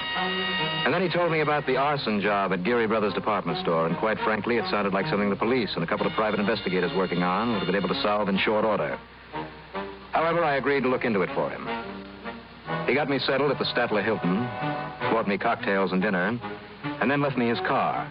Suggested I have a good night's sleep and contact the police department first thing in the morning. Well, I could have used the sleep all right, but instead, after he'd left, I decided to have a look-see at the remains of the department store before getting anyone else's opinion on the direct cause of the fire. It was in one of the new development areas far out on the edge of town. There was nobody about watching the place, so I proceeded to look around. It seems the building was a 2-story affair. The fire had been pretty well contained on the 2nd floor. A lot of damage had been done to the furniture section, household goods and appliances, that sort of stuff. Most of the roof was gone, and I found I had to be careful not to fall through several badly charred spots on the floor. Foolishly, I'd forgotten to bring along a flashlight. And although there was a moon, I had a problem locating the exact spot where the fire started, or rather where it was set. But as I shoved aside a piece of fallen timber that blocked my way into what was obviously a storeroom for bedding materials... Who's there? I did have my gun with me. Who's there? That was clumsy. I dove to the floor behind some kind of a box, a packing case. But all I could hear was the roar of traffic out on the highway. That is, until whoever it was... So there you are! But I couldn't see him. Or more important, what sort of protection he had. I only knew that if he came around a little more to my left, this packing case would be no protection for me at all. Hey! Then nothing. Not another sound. But because he had come around to the side, he obviously knew more about the geography of the store than I did. So unless I got out of there, found some better protection... All right, mister, you better give up. You hear me? Because I know exactly where you are. You hear me? Stand up with your hands up over your head where I can see you against the light. You hear me, mister? What are you, don't... To my right, clearly outlined against the sky, was something, another packing case maybe, that was bigger, heavier than the one that now gave me a scant protection. If I could feel my way over to it... You hear me? You coming out of there? You hear those sirens? Yeah, I hear them. Well, okay, then. So I'm pushing this little steel desk in front of me, and I'm coming over there to get you. I made a dash across the floor, but I forgot about the rotten, burned-out flooring that... Oh, no! When I came to, it could only have been seconds later, I found myself lying painfully on the concrete level below the hole in the burned-out flooring above. My gun was gone. And yeah, so was everything else that I'd had in my pockets. I tried to get to my feet, but I couldn't quite make it. It wouldn't have done me any good if I had. Here he is, right over here. Put your light on him, Mackenzie. Right you are. There. Yeah, just to make sure he don't start shooting again. Oh, now listen to me. Yeah.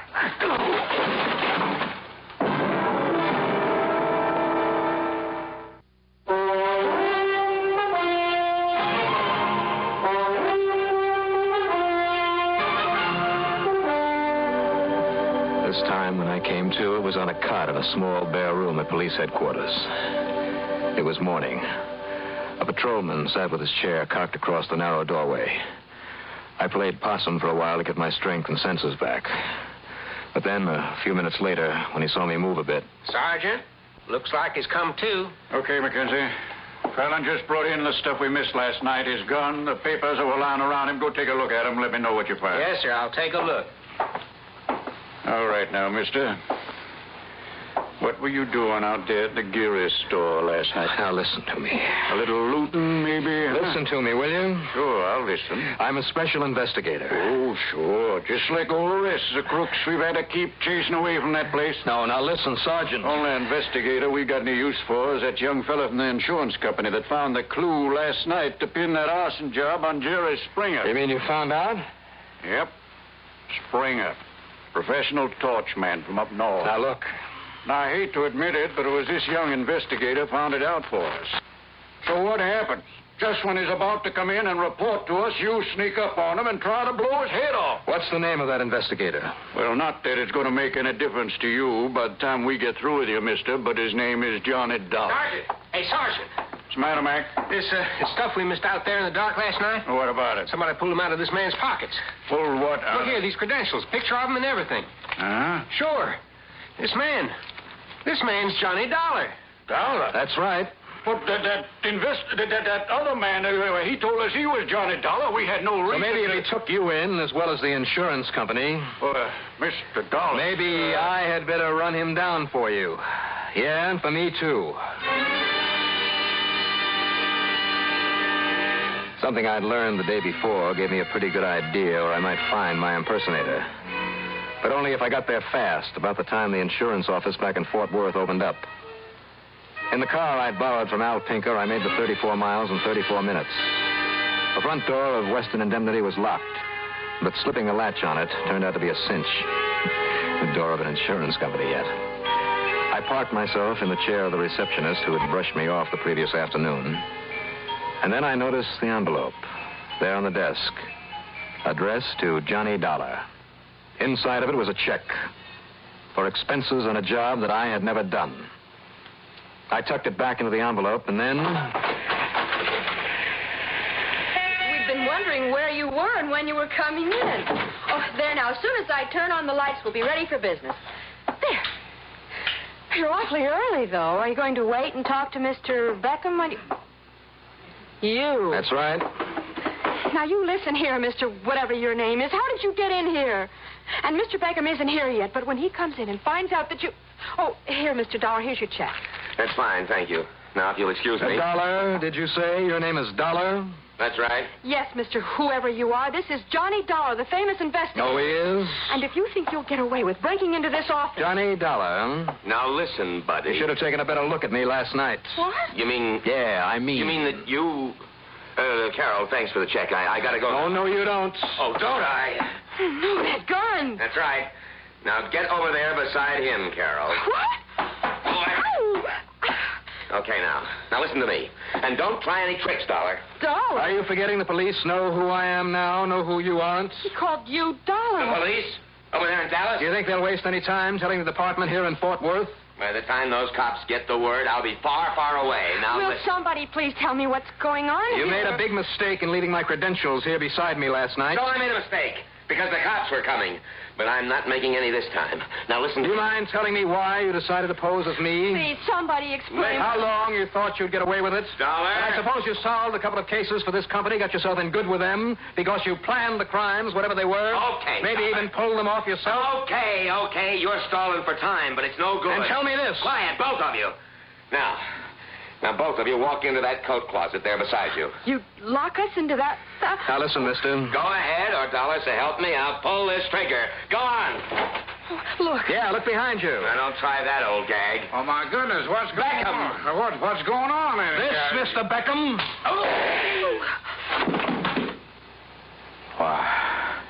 Why, Mr. Dollar, you found him. Yeah, Mr. Beckham. I found him. Will somebody please tell me what this is all about? And the next time somebody barges in and identifies himself as me... But I tried to tell you, Mr. Dollar. I tried to tell you yesterday. You tried to tell me what? Why, I suspected this man from the minute I got his expense account on those jobs he presumably did for us.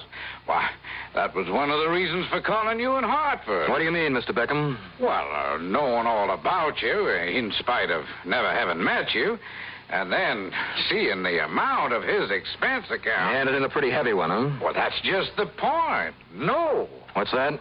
Well, it was so small. I just knew that he couldn't really be you.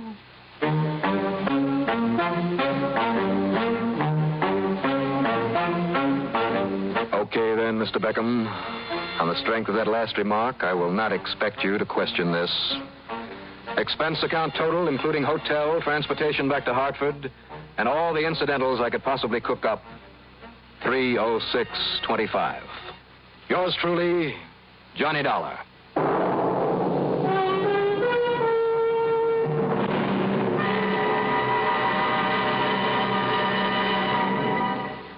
Now, here is our star to tell you about next week's story.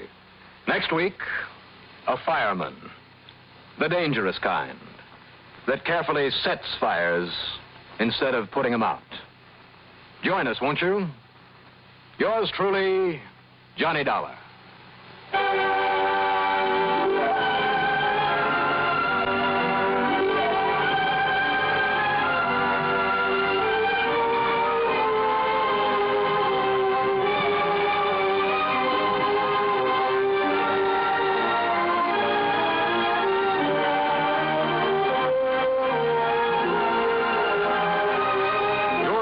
Johnny Dollar, starring Bob Reddick, is written by Jack Johnstone. Produced by Bruno Zerato Jr. Directed by Ed Oates. Musical supervision by Ethel Huber. Heard in our cast were Ian Martin as Ted Beckham, Phil Sterling as Al Pinker, Lawson Zerby played Pat McCracken.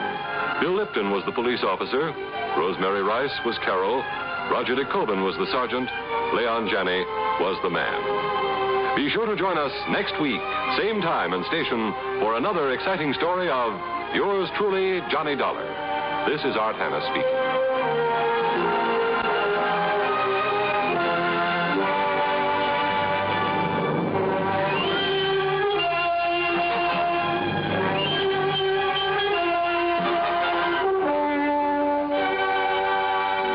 How many times do you drive along the highway at a pretty fast clip and come upon a policeman at the side of the road writing out a ticket for some unfortunate traffic law violator? What happens? Almost automatically, you slow down to a sensible speed and pay more attention to driving safely.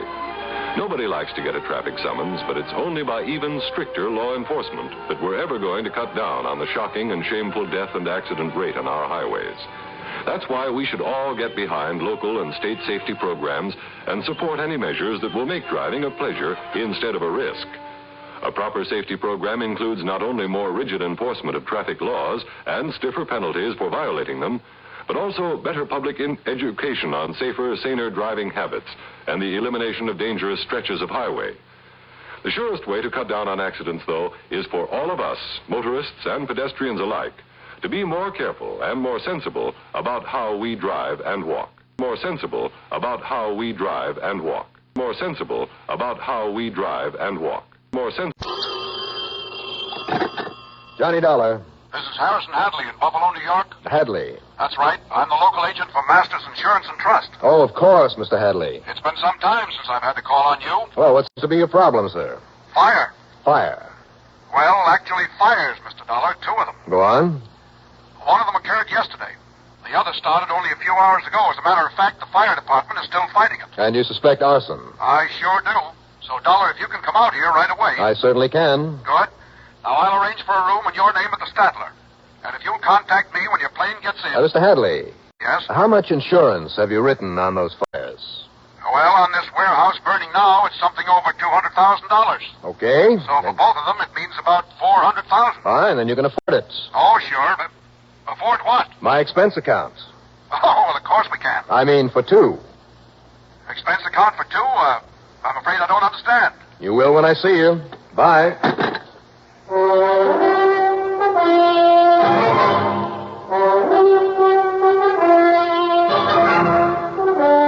CBS Radio brings you Bob Reddick in the exciting adventures of the man with the action-packed expense account, America's fabulous freelance insurance investigator. Yours truly, Johnny Dollar.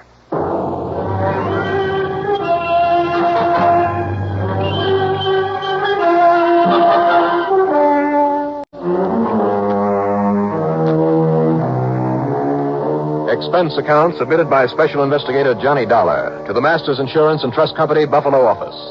Following is an account of expenses incurred during my investigation of the Wayward Fireman matter.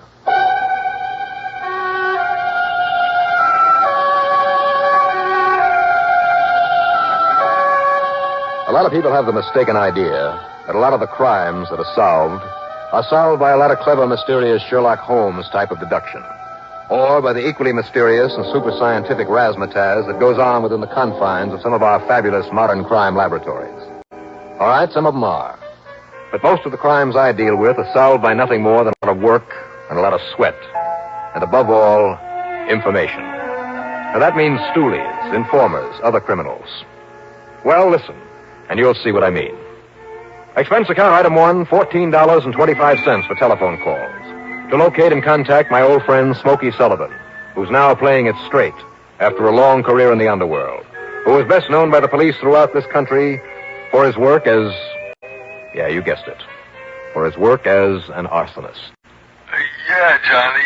I'm living here in Syracuse now. Oh, well, that's fine, Smokey, because you're close to the only place. reason you caught me here in my rooming house, though, is I got a couple of days off for my new job. Well, I'm glad I caught you, Smokey. You know what my new job is now, Johnny? The important thing is you're only a stone's throw from Buffalo. I'm working for the city. And if you have a couple of days off... You're going to fall right down on your face when I tell you what kind of a job. Well, what I'd like you to do, Oh, what did you say? Johnny, I'm, what do you call it, a special consultant for the arson squad. You're what? Johnny, for the arson squad. Well, that is a switch. But a good one. I'm glad you're staying on our side of the law. Yeah. You know something, Johnny? No, what? With me here in Syracuse, every single firebug must have left town. And you know something, Smokey? No, what? With you on the job against them, I don't blame them. But now you say you have a couple of days off. Yeah. Well, then take a plane or a train or whatever you can get over to Buffalo. Buffalo? That's right. There'll be a room in my name at the Statler Hotel for the two of us. Go there and wait for me, and I'll be along as soon as I can. The big Morley warehouse fire that just come in over the wires, huh? Yeah, among other things. Uh-huh. So will you meet me there at the Statler? Yeah. Good. Yeah.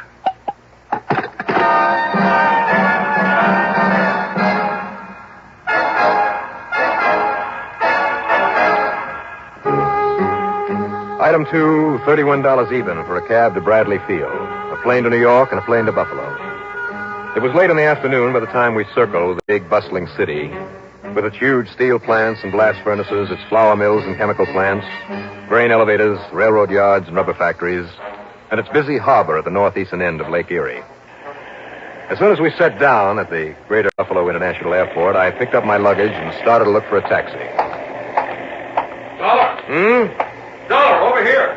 Are you on, Mr. Hadley? Yes, Harrison Hadley. Don't tell me it's been that long since you've been here.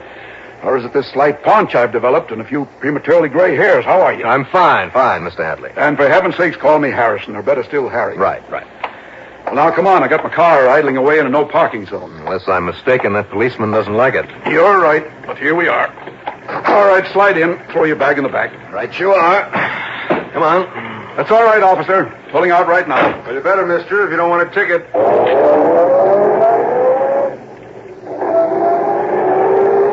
Okay, now, Harry, what about these fires? Well, Johnny, first concerning the loss of the small department store yesterday, the police are absolutely sure it was arson. And the owner of the store has been having a hard time paying his bills lately. So 1 and 1 makes 2. It makes nearly $200,000 we'll have to pay off unless the police can prove he had the fire set. Or we can catch the firebug and get it out of him. Now tell me about the other. A warehouse for scrap rubber. And again, the owner, a man by the name of Morley, has been having financial troubles. So 2 and 2 makes 400,000. Right. And in the case of the warehouse, the police are sure the same incendiary method was used. Well, now, don't they keep a list of torch men and their methods? Of course. But, Johnny, these 2 fires have them stopped. Now, apparently, it's some method they've never known to be used before. Well, I bet I know somebody who'll recognize it. Oh, really? Who? This friend of mine I mentioned over the phone. The one I've invited along to give me a hand. Well, who is he? Well, just get me into the Statler and I'll introduce you.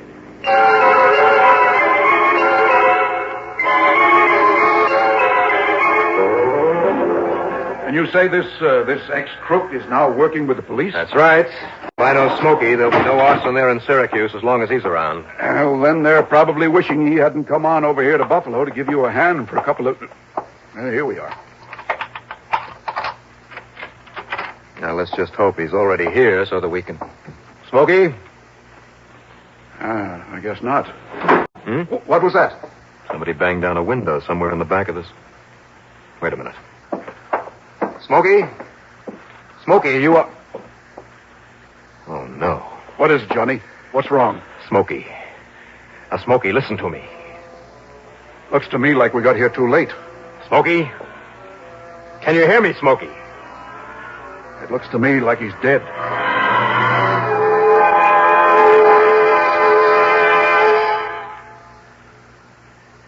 An operation to correct microstenosis is an everyday experience in this day and age.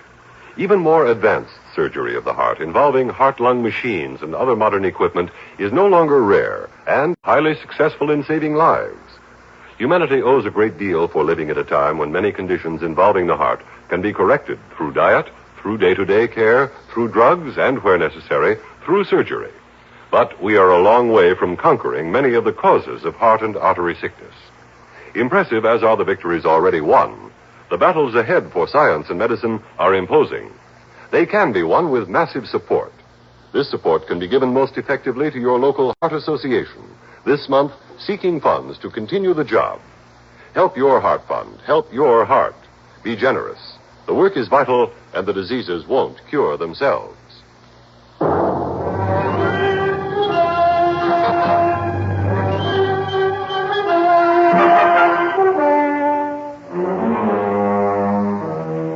Expense account item 3, $10.50 and $1 tip for a bottle of brandy provided by room service. With that and a couple of wet towels, I managed to bring Smokey Sullivan back to consciousness. Barely, because he was in pretty bad shape. And whoever had given him this beating was certain to think he'd left him dead. Whoever did it, Johnny, must have got out by that window we heard slam as we came in here. No doubt of it, Harry. And then he must have crawled along the ledge out there to another room or fire escape or something. Yeah. Now, Smokey. Yeah, Johnny. As soon as the doctor gets here, we'll know if you have any broken... No, look, no doctor, Johnny. You think a little thing like that, a couple of slaps on the head? Think? I know it. I can see it. You're badly hurt. No, look, I'm going to be all right, Johnny. Oh, we'll see and listen, after the doc gets through with you. Listen, Johnny. Yeah? It was Bottles. Bottles? Yeah, Bottles Burton. Bottles Burton did this to you? Yeah. Bottles Burton? That's a man's name? Yeah, because of his chemicals. It's a trick. Yeah? Trick with the bottles of chemicals to set a fire. Oh, I see. Look, give me a little more sip of that, huh? Yeah, sure. Here. Here you are. Yeah. Thanks. He's a bad one, Johnny. And he must be crazy to have plowed into you like this. He's a pyromaniac. Pyromaniac? Yeah, it has been ever since a kid. They sent him up to the state hospital for it. I see. But now you just take it easy. Only way they could keep him from starting fires there, they let him shovel coal in the big furnace in the powerhouse. And that gave him all the fire he wanted, huh? Yeah. But then they thought they had him cured, so they let him go. And ever since... he's been a torch man for hire. Oh, no, Johnny. What do you mean, no? Well, of course he has. No. Because like I say, he's like a maniac. I mean, he would never set a fire for money. Only for himself. You're sure of that? Yeah. Well, then, Harry, maybe your plan owners didn't hire him after all. No, not him. But nevertheless, Johnny, you've got to stop him now that you know who he is. Not only because it means a public service on the part of our company, but, well... Because if he isn't stopped, your company may have to pay off some more of these big claims. Exactly. And listen... Now, listen, are you sure that it isn't too much for you, Smokey, until the doc gets here? Yeah, Johnny, I'm sure. Because, listen... Yeah? Part of this maniac... Yeah? Always 3 fires in a row. 3 days in a row. Oh? That means he'll start another one tonight. So if you don't stop him, Johnny... Before he could get to you, Johnny. Well, as long as he doesn't know I'm in town, let's not worry about that. Well... But he must know. What? Yeah. Well, why do you think that? He was so surprised when he saw me open this door. Me thinking it was you that knocked. So he must have thought it was you here in this room. The room is in your name. Well, how could he possibly... Harry, did you tell anyone I was coming here? Well, knowing you'd want to work with them, as you always do, I did phone the police. And if there was a radio newsman, a reporter standing around, and there probably was... Oh, great. And now to make matters worse, Burton must know that Smokey's here to work with me. Oh, I'm sorry, Johnny. Only now he thinks I'm dead. Yeah. Yeah, that's true. Or if he doesn't, maybe we can... Yeah. Mm-hmm. What is it, Johnny? You have some idea for... Only if he does for sure know that you're here, Johnny, he... Are you listening, Johnny? Oh, yes, sure. Well, I don't think he'd start that third fire tonight, knowing you might tag him. I think he'd lay low. Well, that's fine. If nothing else, then, Johnny, that'll give you time. Maybe. Now, Smokey, tell me everything you can about him. About this Bottles Burton. His habits, the kind of friends he picks up, what sort of place he might find to live, anything. Well, he'd always get a job, Johnny. What kind? Like maybe a fireman. Fireman? Like in some powerhouse or maybe around some blast furnace or some place where there's fire. Oh, I see. Smokey, you've just given me a wild idea. Yeah? If I can get a mug shot of him, and there must be one around somewhere. Yeah. What is this idea, John? It's worth a try. Now, Harry. Yes? Make whatever deal you have to with this hotel to have him play along with me. Then get it out to the radio and the press that Smokey here is dead as a result of this beating. That his body has been taken to the morgue. Oh? Only, of course, he'll stay right here. Well, I'm afraid I don't... You let that news out right away, okay? Whatever you say, Johnny. But why? Just wait and see.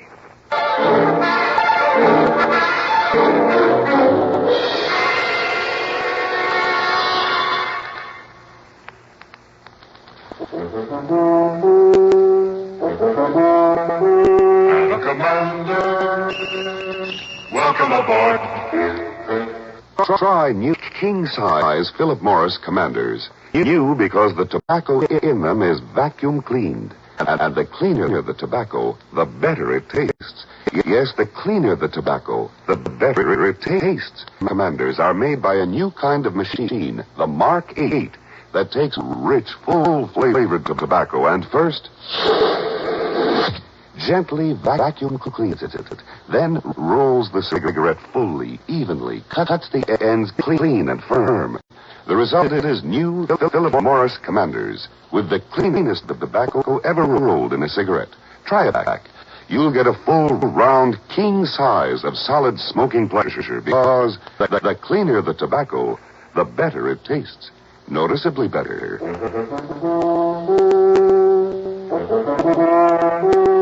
The Commander. Welcome aboard.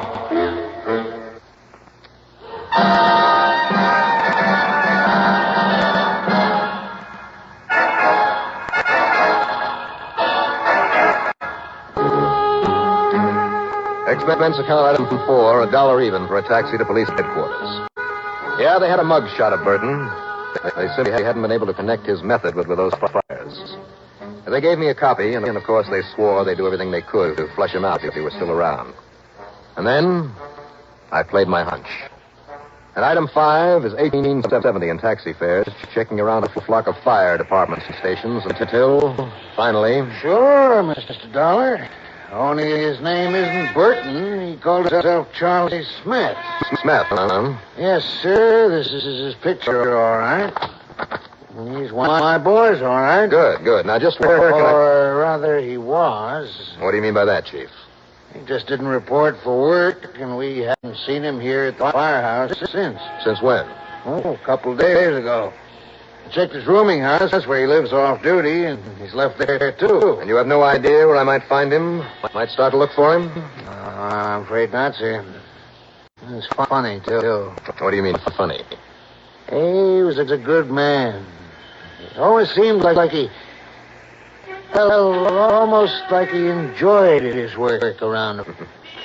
That's the understatement of the week.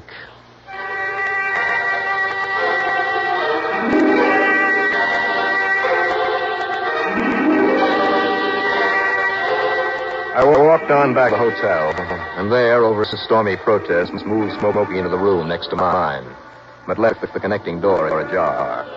After all, I didn't want him in any further danger. But as soon as I feel good again, John, you gotta let me help you find him. Only if he set that wacky mind of his to start another fire tonight... You just stay quiet and rest that broken head of yours. If I find you trying to climb out of bed, I'll clout you one myself.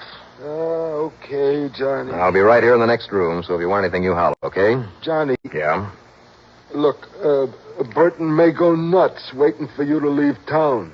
I mean, so he can set that third fire. And being a killer, too. Now, wait. Maybe you've given me the answer. Yeah? Yeah, Smokey. Yeah.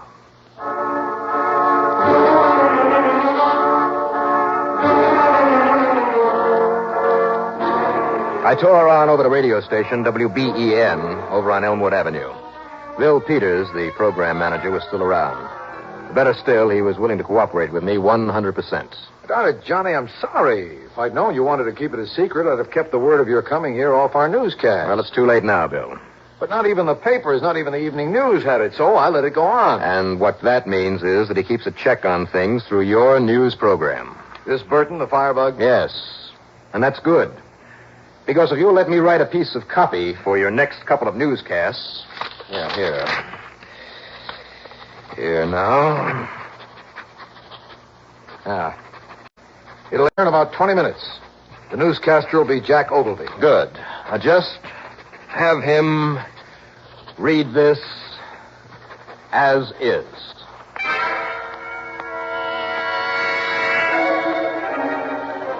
I got back to the Statler just in time to hear Jack Ogilvy's news on a little radio there in my room. Called again tomorrow throughout this whole area. Oh, and here's another item in connection with the Morley warehouse fire. Johnny Dollar, the investigator called in by the insurance company, is leaving the case. No doubt because of the death of his colleague, a man with the unlikely name of Smokey Sullivan. Dollar, we are informed, checked out of his hotel just a few minutes ago and is on his way back to Hartford. Could he have been afraid of this pyromaniac killer? Doesn't sound like him. And now let me give you the local weather report again. Mm-hmm. Now we'll just wait and see what we... Smokey. Hi, Johnny. Now look, Bob, you have orders to stay in bed. That announcer I heard on the radio. That news item was a plant. Now go on back to bed. I'm all right. Oh, fine. Just fine. So now I gotta carry you back to bed.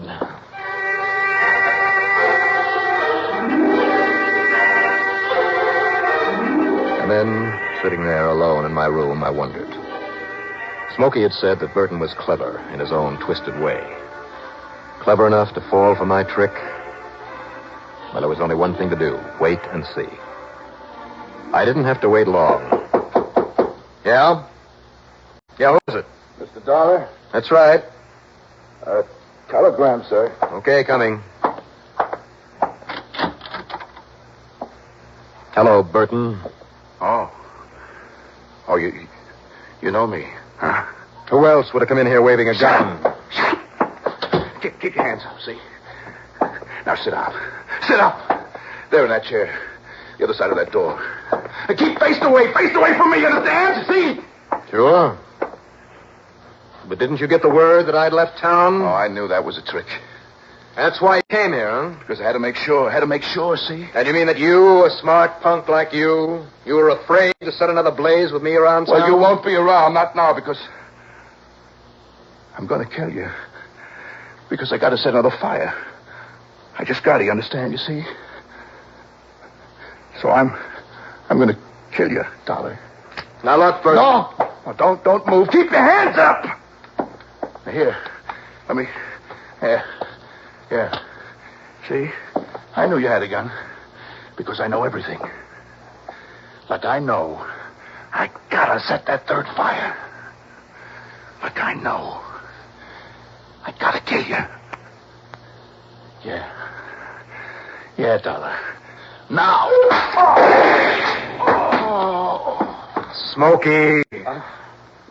I'm sorry I had to bust this chair on him, Johnny. It's okay, Smokey. You did okay coming through that connecting door. Son of a gun, I told you to stay in bed.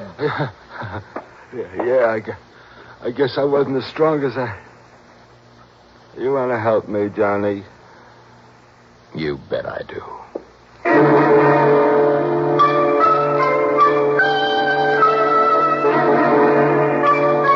Well, it's up to the courts, naturally. And this time I'm betting there'll be no parole for Burton, ever. Not only because of the fires, but the murder attempt on Smokey. And come to think of it, on me. As for the insurance money that'll have to be paid out, well, you can't win them all.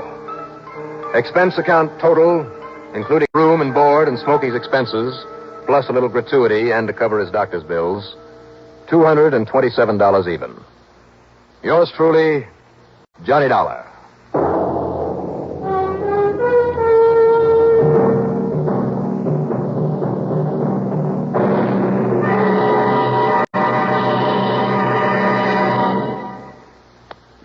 is our star to tell you about next week's story. Next week, another locked room mystery. It's called The Too Tired Matter. Remember that title and join us, won't you? Yours truly, Johnny Dollar.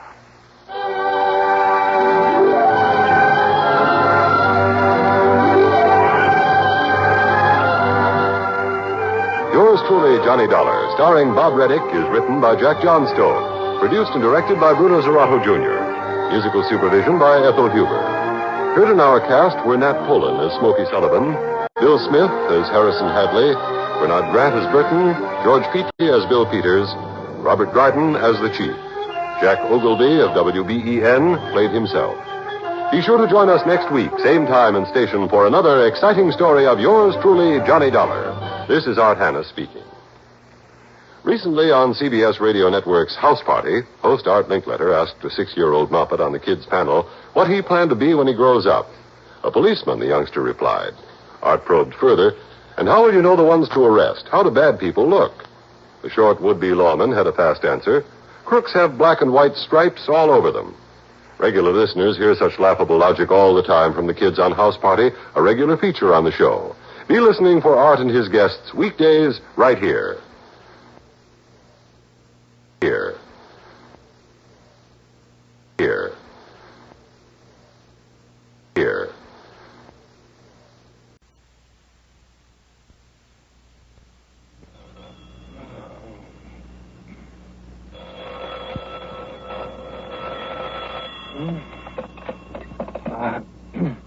Hello?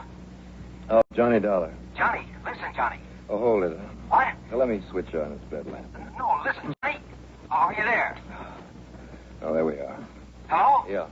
Listen, this is Terry Holmes, you know, Star Mutual Insurance. What, at this hour? Listen, will you? I'm at a party, or what was a party. I want you to come over here right away. Oh, thanks, Terry, but I just had one. No, you don't understand. I understand that unless I get some sleep, I'm going to feel mighty lousy in the morning. Johnny, this is business. At 2 a.m.? Yes, put on some clothes and get over here right away. Get over where? The Chadwick residence, Mr. and Mrs. Bruno Chadwick, out here on Weathersfield Avenue. You know, out a ways beyond Colt Park. Chadwick? Yes. That great big mansion, that... Yes, that's the one. The big colonial job that sits back from the street about a quarter of a... Well, you know where it is, so come on. Well, who got murdered? Nobody, but the company will probably murder me if we have to pay off all the claims on this Well, one. now, what kind of claims? On what, Terry? On the biggest jewel robbery that has ever been pulled in this town. Happened just 4, 5, 6 minutes ago. Have you called the police? Yes, we've called the police. Now get out here, will you? Johnny. All right, Terry, all right. Right away.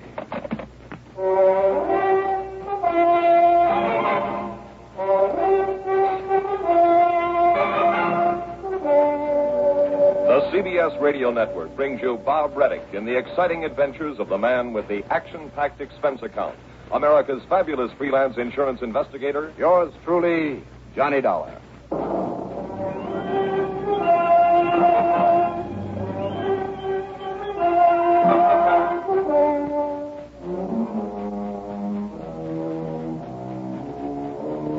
Expense account submitted by Special Investigator Johnny Dollar to the Star Mutual Insurance Company, Home Office, Hartford, Connecticut.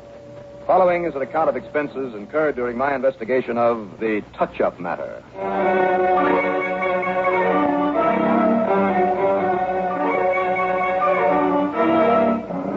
Expense account item 1, lack of sleep. I hauled myself out of bed, got dressed in a hurry, and then used my own car to drive to the Bruno Chadwick south of town just off Weathersfield Avenue. Mansion is right. The big old home is one of the local show places. Must have 35 or 40 rooms. It's just as good as the day it was built. Instead of the butler, Terry Holmes let me in the front door. He led me across the marble floor of the entrance hall and then into a huge mahogany paneled library.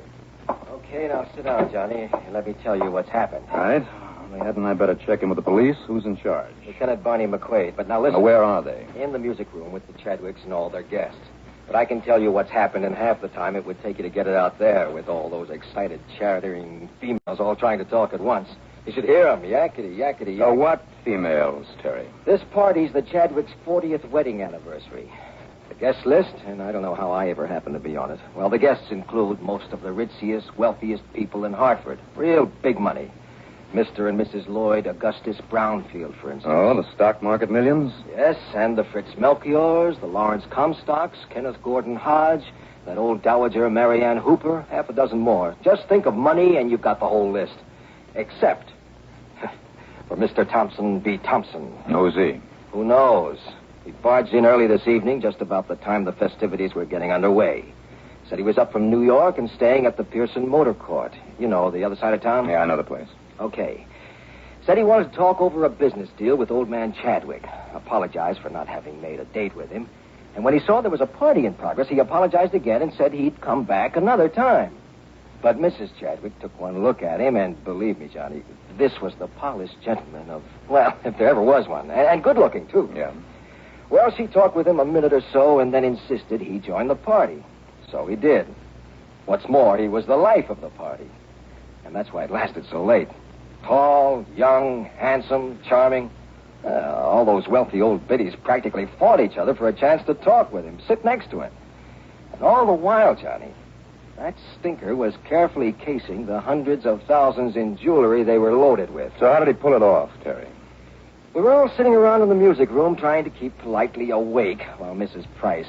Jackson Lee Kenworthy Price, squawked out the 10th or 15th encore in that crow-like voice of hers. Believe me, Johnny, it was murder. Well, onward and upward with the arts. Oh, sure. Anyhow, while everybody was quietly shuddering over an impromptu cadenza she was thoroughly mangling somewhere in the middle of Our Sweet Mystery of Life, I think it was. I wouldn't swear to it. Yeah.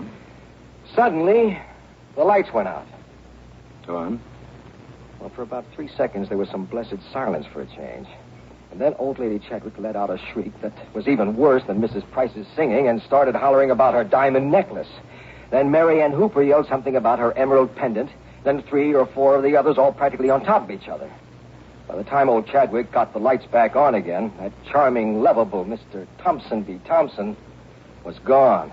And with him, nearly $2 million in jewelry. The police been able to find out anything about this, Thompson? Well, not very much, not yet. What? Hi, Johnny. Well, hi, Lieutenant. Boy, you should hear them in there, Johnny. Holy smoke, they sound like a yard full of chickens with an army of hawks descending on them. It's pretty good, Lieutenant. So I thought I'd hole up in here until one of the boys I sent over to that motel checks back with me. The motel where this Thompson B. Thompson claimed he was staying? Yeah, that's right. Didn't you phone the place? Yes, and the manager told me that he's registered all right and drives the same kind of a car he used to come over here. I see New York license? No, that's just the point. Connecticut plates. That could... Maybe that's Conroy now. Mind if I listen in? Be my guest. McQuaid. Conroy, Lieutenant. Yes, Conroy? Those plates. Yeah? The manager here gave me the number on them. Yeah? I checked them with headquarters, Lieutenant. They're on the stolen car list. I see. Then there's no point in your staying there at the motel. No, sir. I guess he's far away, but... Hey, hold everything, Lieutenant. Yes? Hello, Conroy. Listen, car just came in the driveway. Looks like his, maybe. Yes? Yeah, it's pulling up in front of number 7. That's Thompson's room. Okay, now, as soon as he gets inside, go out and check that license. Call me back. Don't try to apprehend him. Right, sir. Call me back. Well, this may not be so tough at that. Wonderful. Sounds like a cinch. Sure. And yet if he was clever enough to crack this party the way he did. Lieutenant, did the people inside there give you a pretty good description of him? Description? Better than that. Look at this. A snapshot of him. Good. How'd you happen to get this? Hey, I remember. Right after dinner, Mr. Chadwick took a lot of these pictures with one of those self-developing cameras. Yeah, that's right. He was snapping everybody, handing them out right and left. And Thompson didn't object to having his picture taken? No, jumped at the chance. Funny. Now, if Conroy calls back and says that... There we go, Johnny. I'll listen over your shoulder again. McQuaid. Conroy again, Lieutenant. That's Thompson's car, all right. I mean, the one he stole. All right, now, Conroy. And it's Thompson. Went inside the motel room. Looks just like that picture you got. He's in there now. Okay. Don't disturb him. What do you mean? I mean, don't disturb him. Unless he tries to make a break for it. Then stop him any way you have to. Yes? I'll be right over. Okay, Johnny. Want to be in on an easy kill? Easy kill, huh? Absolutely. Any bets?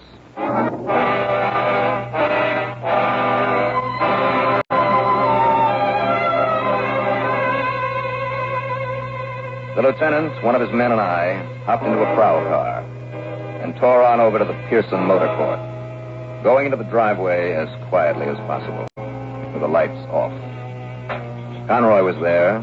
He was waiting. and he led us over to in front of unit number 7. You're sure he's still in there, Conroy? Yes, sir. And see?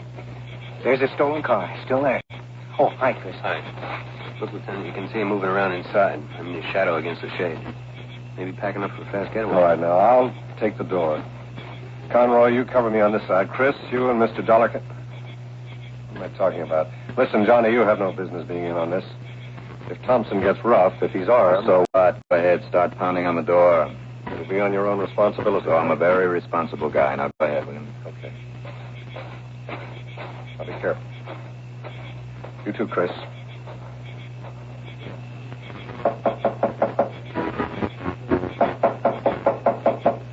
Thompson? Come on, Thompson. We know you're in there. Open up. This is the police, Thompson. You open this door or we shoot our way in. Well? Boys, hit the door. Okay, Lieutenant. Come on. All right, Thompson, come on. Now, what the devil? Well, Lieutenant, it looks though a bird has flown the coop. Shadow I saw from the outside. Here, Chris. On top of this lamp. This little pinwheel affair. Yes, you're right, Johnny. Heat from the lamp makes it turn. Cause the moving shadow that we saw there on the window shade. Well, I'll be a monkey's uncle. Well, here's how he got out, Lieutenant. With this open window back here. Yes, for once, you're right, Conroy. Question is, when? Well, now, what do you know? Maybe I better go out and keep an eye on his car, Lieutenant. Yeah, do that, Chris. Well, Conroy, thanks to your stupidity. Oh, now, Lieutenant. Okay, I'll have to admit you couldn't watch both sides of this place at once. Anyhow, our friend Thompson is safely away with 4 necklaces, 1 emerald pendant, 1 bracelet, 1 brooch, Lieutenant. Yes, that's exactly what... Dollar. Johnny, where'd you get those? Lying here on the floor under the table. Anything missing? 3, the pendant. Did you know the emerald in this thing is worth nearly $500,000, Johnny? I can believe it. And this. Oh, this son of a gun, it's all here. You know why, Lieutenant? Because he must have somehow found out that I was outside, keeping an eye on him. So what happens? He knows he can't get away with it, so he drops the loot and he makes a break. I hate to admit it, Conroy, but you're probably right. For once, your stupidity paid off. Oh, Lieutenant, what do you mean, my stupidity? Well, possibly what the lieutenant means is the way you parked your police car right there at the side of the driveway, where Thompson couldn't help but see it when he drove in here. Oh, well... Don't bother with excuses, Conroy. There are none for a boner like that. Yes, sir. Well, shall we get this stuff back to the owners?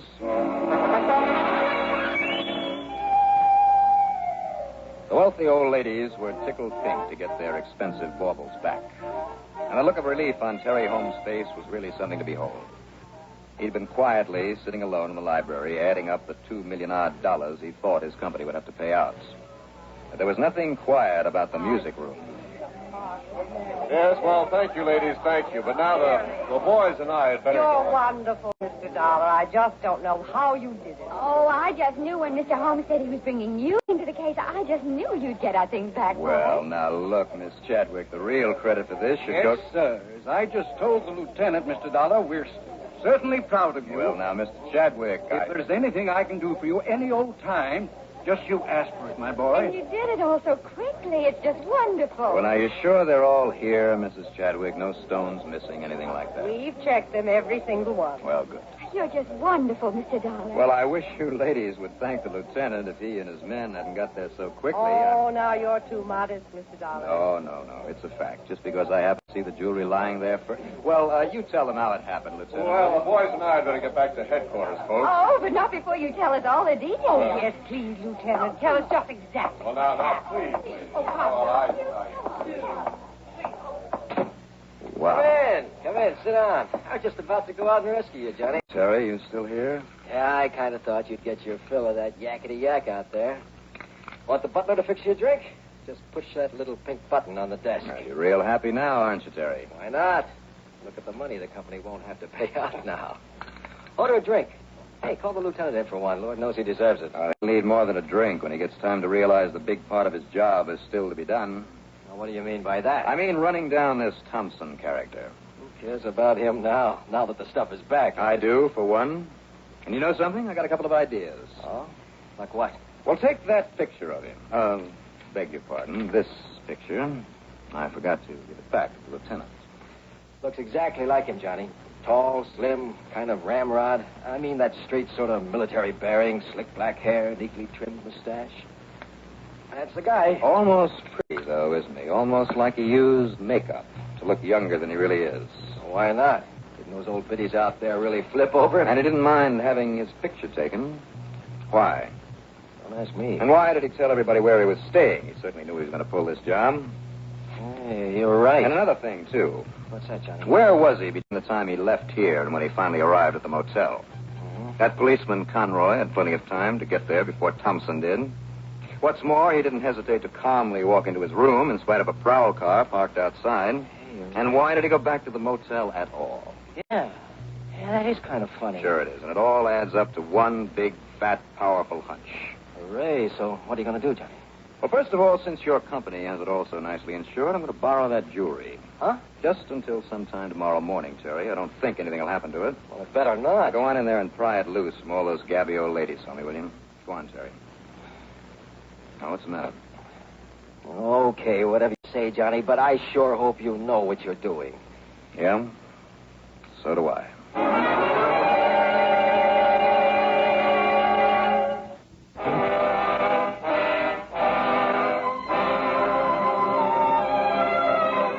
At 9:30 the next morning, I dropped in at the small store of a jeweler by the name of Caldwell. His eyes almost bugged out of his head when I casually laid the pile of trinkets on the counter and asked for an appraisal. But when he put a loop in his eye and started to examine them really carefully... No, I can't believe it. Amazing, so beautiful. But I can't believe it, Mr. Dollar. You can't believe what? Paste imitations, but the most magnificent imitations I ever saw. To gain time. And the setting's the work of an artist. Sure, to gain time. What's it? He knew that nobody would ever question these until they were sent in to be cleaned, whatever that might be. Well, I don't understand, sir. So he'd have all the time he needed to leave town quietly without any excitement or any suspicion. Mr. Dollar... This switch might not be realized for months. Well, I'm afraid I don't understand. Huh? Good morning, Lieutenant. Miss Caldwell. Dollar, I've been looking all over for you. Yes, and knowing I had the jewels with me, started looking in all the jewelry stores. That's right. Well, I hope not too many of them. What? Here, would you like to return these to the owners now?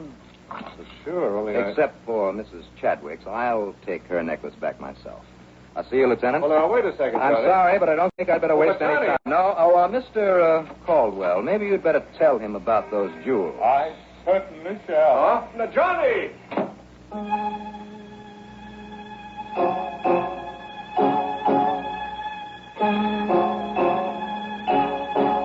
You know, from that moment on, things slipped so neatly into place I could hardly believe it. First, of course, I returned the necklace to Mrs. Chadwick, without telling her, not yet, that her stuff was only paste. And I only wish there was something I could do to show my gratitude. Well, there is, Mrs. Chadwick. Well, what's that, Mr. Dollar? Well, I'd like to borrow that camera that makes the pictures right after you snap them. Why, of course. Also, I'd like to know where you have this fine jewelry cleaned when you do. Oh, at Richter's, that big place on High Street. We wouldn't think of taking them anywhere else. We? Oh, yes, all the ladies you met last night. Oh, thank you very much. What?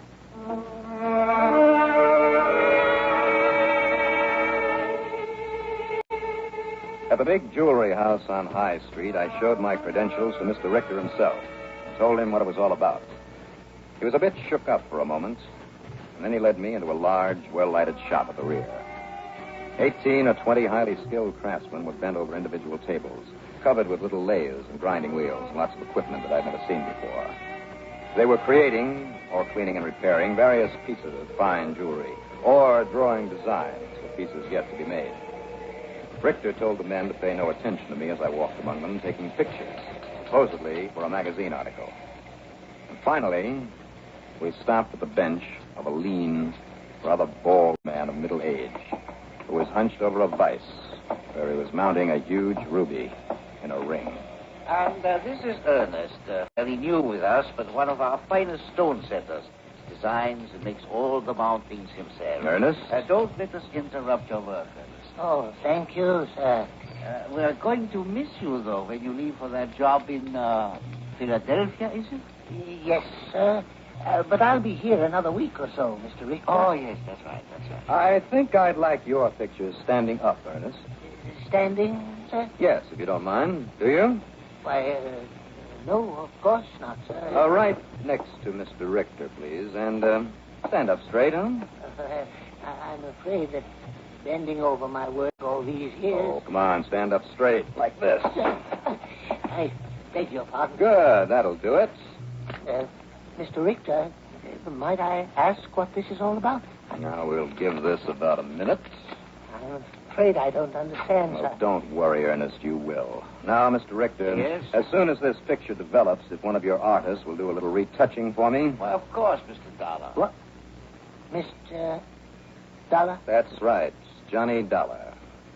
The investigator. Yes. Retouching, you said? To put a sort of wig on this picture of your slick black hair and a trim little mustache, maybe a dark suit. I see. Yeah, I kind of think it'll match the other one, the one that Mr. Chadwick took of you at his party last night, don't you, Ernest? Or is it Thompson B. Thompson? Why, Ernest, what's the matter? You don't look well. Mr. Dollar knows why. Real clever, wasn't it, huh? Get all that priceless jewelry in here for cleaning and make those perfect copies. And then in your makeup and dark suit, you stole the real ones last night, left the phonies behind, and really threw the police off the track. And let's get this picture out of here so we can prove the disguise that you used. No, it won't be necessary, Mr. Dollar. Oh? As they say in the movies, I'll go along quietly.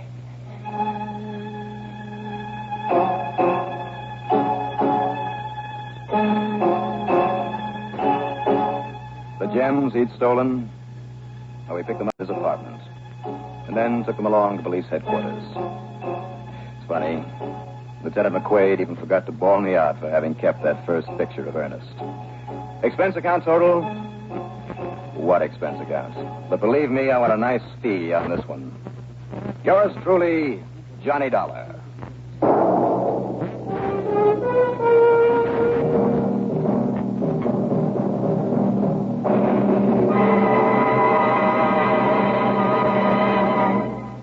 Now, here is our star to tell you about next week's story. For next week, what might have been a pleasant trip across the country, if it weren't for a killer gunning for me. Join us, won't you? Yours truly, Johnny Dollar.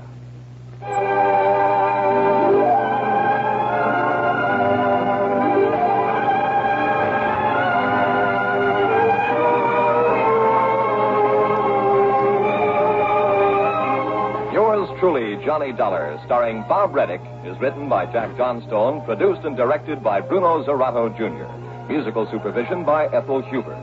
Heard in our cast in order of their appearance were Jim Stevens, Carl Frank, Lawson Zerby, Bill Lipton, Elspeth Eric, Gene Gillespie, Guy Rep, Raymond Edward Johnson, Louis Van Ruten, and Bob Dryden. Be sure to join us next week, same time, same station, for another exciting story of yours truly, Johnny Dollar. This is Wally King speaking.